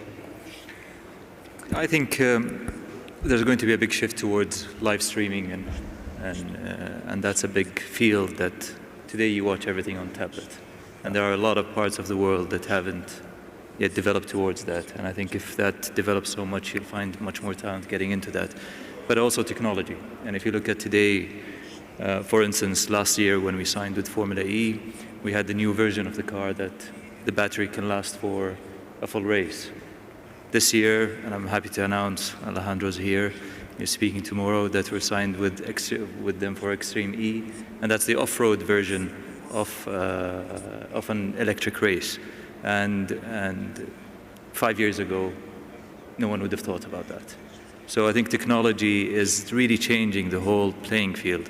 Even when you watch a lot of the sports on TV or when it's on digital, you can see that there's a lot of interaction with the fan and so on. With Formula E last year, they introduced the fan boost engagement, and basically the driver, there's like a virtual road that the driver has to go on top of, and he gets a boost to overtake the other driver. So it's like Mario Karts, where we used to play when we were young. And that's the concept that it's built from. Yeah. So I think that this engagement with the fans and having it international, not just one country and it happens there, but it's actually international, I think changes a lot of the way we enjoy sports today. And that's, I think, where the development should go into. I do think I actually spotted one of those off-road vehicles at the entrance to the Ritz, right? That's the one. Yes, I took a photo of that, I remember that. So it demands a lot more creativity, adaptability to explore and embrace some of these opportunities. So any other things that we should be thinking about if we go into the world of sports? I mean, adding to what the Prince said, I mean, when we look at Formula E, I think that there is a lot of creative ideas, and I think that we are really pushing the boundaries of moving away from the traditional way of looking at sports. From a team perspective, you know, when we were told about the fan boost and we were told about the attack mode, it is a very, very brand new idea. But even from the team perspective, we really, really enjoy it because I think that it really sets us apart. It shows that we are willing to be very, very creative, and a lot is regards to Mr. Alejandro Agag, who really is coming up with some really, really fantastic ideas with his team to really make things really, really interesting. And so from the team What are some of the initiatives that you have done surrounding your team? I mean, you won twice in a row, right? We won the Drivers' Championship and the Team Championship this past year, so we'll give a plug out to our team, and then last year we won the Drivers' Championship. And so, I mean, it's a very, very tough championship. I mean, I think Formula E's #1 is really, really excited to be here in Riyadh. Last year was our first race here, and it was a tremendous experience. We didn't really know what to expect, but everything was incredible. But, you know, it's a very, very difficult championship. So I think that, you look at the number of cities that are involved now, ranging from London to New York to Paris, etc. All the big OEMs are involved now, Mercedes, Audi, Porsche, BMW. So it's a very, very tough championship, but I think that you know, Formula E has just done a really, really good job to make the race very, very exciting for new fans. So we talked a bit about growth rates. We talked a bit about growth rates earlier in the esports segment. So what are some of the investment opportunities that you see in this space, and what should people in this room be looking for? Esports, you mentioned? Sorry. Across. So sports, esports. I mean, media is very big. You know, media and content is king, as they say. You know, new forms of distribution, new channels, new methods of consumption. So I think, you know, sports media is still a very saturated, but also untapped in terms of, you know, what the future of that looks like. And is that because it's moving away from broadcasting, or what are you seeing in this space? I know that you've worked within media for quite a bit of time.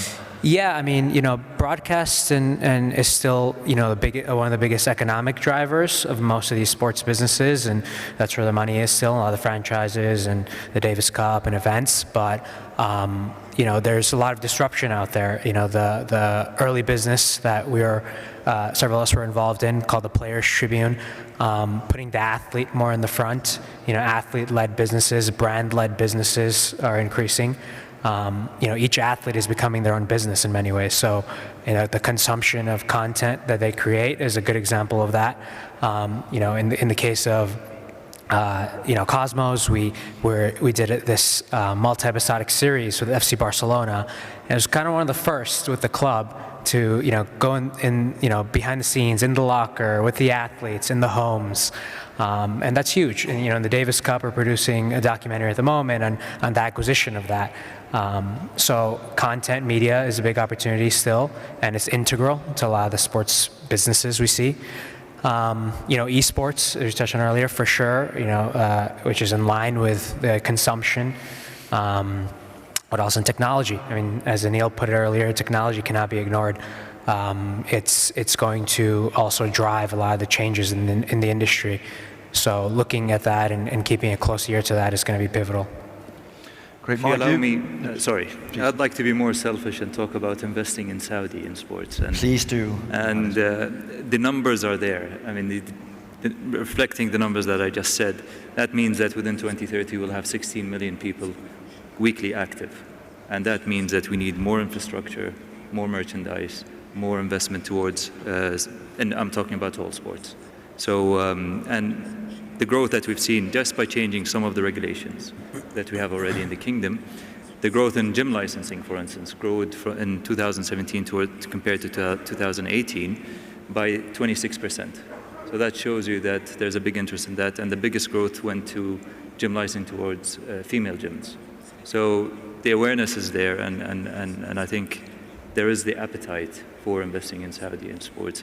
And I'm talking in general, not just investing in the technology, how do you develop sports, but also developing some sectors within the sport industry in Saudi that is not yet developed. Great. So we've touched on, one of the areas we haven't touched that much on is data, and I'm sure that that's becoming increasingly important as well. So how does the sports industry need to look at data, and what are some of the opportunities in the world of data? Yeah, so a few other, I think first just understanding the numbers and where things are heading and how the value is being created, where it's going. So there's, I think it's 500 million views for esports within the last year. And then gaming is exploding. There's hundreds of millions of people per month are watching others play games on Twitch. Which when a friend of mine started Twitch in 2006, people thought it was the craziest idea, and so everything is moving towards live streaming. The value of teams is also exponentially increasing. NBA teams in 2010, when we were involved with the Warriors first, were in the 200 to 250 million range. 2013, Kings were 500 million, and now on average teams are 1.5 and above. So the values of teams is increasing. And then in terms of data, there's different platforms like Spectrum or Sports Radar, which we're using to track literally everything. So from the fan experience, getting the right offer to the right fan at the right time, using computer vision to track player movements, look at different formations, supplement coaching with data to figure out how to improve team performance, use it on the business side to improve operations. Our arena tracks everything in real time. We can see real-time concession numbers. So data is disrupting the way that everything is done on the business side and on the player management side, on scouting, on how to get better at scouting and choosing the right players, on how to make player personnel moves, how to improve the team, how to improve even the flow with the arena, with how fans enter, with the traffic of taking the best route to get to the arena. So I think finding the right filter to be in touch with the best platforms possible across every different category, from business to operating the team to concessions to retail to merchandising, and we're always happy to share with anyone. We have a completely open book in terms of sharing all the most cutting-edge platforms possible. They're capturing data on every different front. It seems like there's a lot of changing that is happening and should be happening. Johannes talked about regulation. I think I'd use the last 5 minutes Now, the session is called, obviously, winning the game. So if each one of you could just spend a little less than a minute to just give a point of view, what does it need to take to win the game? So just one ingredient in terms of how do you win this game. Mark, do you want to kick it off? Well, sure. For me, winning a game, again, it all goes back to the fan engagement. And Anil pointed out something. It's just the small little details, like letting the fans know where's the traffic going to the stadium. Or maybe you can have your order, you can order your pizza or whatever you're eating in the car on the way to the stadium. So those are great points. And maybe we're going to talk later about how to infiltrate that for the Marlins, for MLB. Because those are the little details, and the fans, they look forward to that, for sure. And it's all about engagement, and they want to feel like they're part of the game, part of the event. So I love those ideas, and that's going forth. That's what it's come to, for sure. Perfect. Yeah.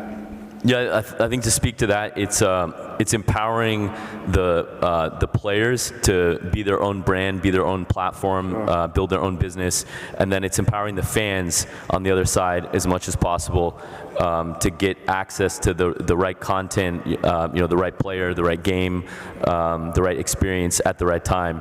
And we think of our team as a social network, and just the NBA alone has billions across all players and teams, billions of followers and likes just on Instagram alone. And so the more we can build software around catering to the player to be their own platform and the fans to engage better and get access to that content, the more we'll create value for the whole ecosystem altogether.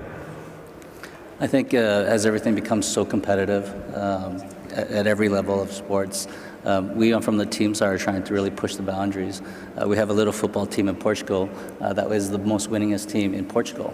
They're a third division club, but what we've done is we've probably recruited more players on a global basis than any other team, including the Premiership, including the Spanish League. I think we have over 18 national players on this little team, and that's why we've been able to ascertain this record. But team sports is just so competitive these days that you just really have to find any little mechanism that can just give you a little bit of breathing space to get ahead of space. And with DS Tachita, it's the same thing. Obviously, we're competing against some big OEMs, a lot of big budget teams, and again, we have to try to figure out, where we can sort of gain a little bit of space where we can just be a little bit more competitive than others.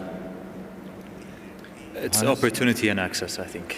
Yes. So the more opportunity you open and the more access you give to the fans, that they can interact with the players, with the stars, with the teams, with enjoying the event, the more growth happens. And we've seen that in our experience in the past couple of years. So and making it easy, making it that they want to be, they are part of this.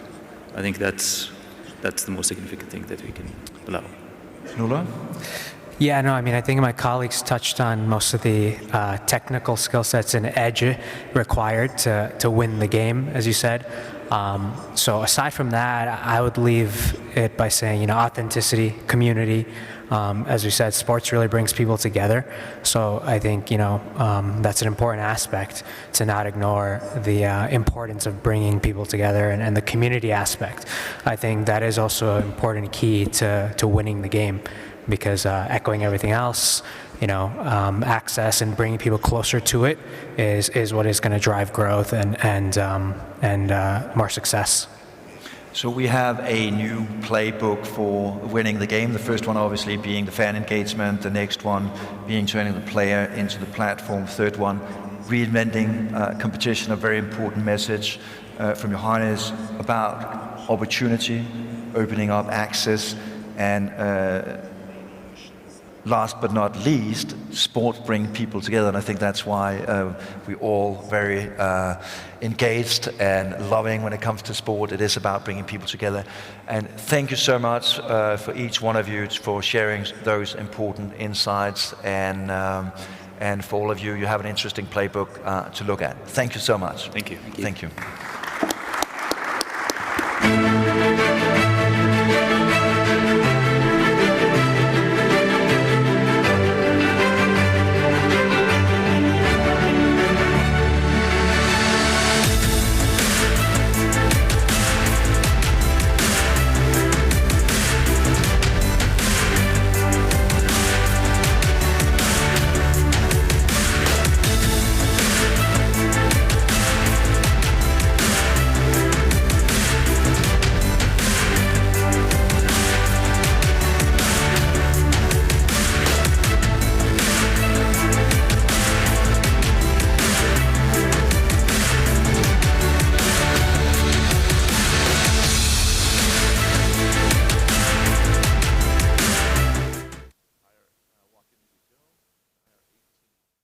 Ladies and gentlemen, this concludes today's session.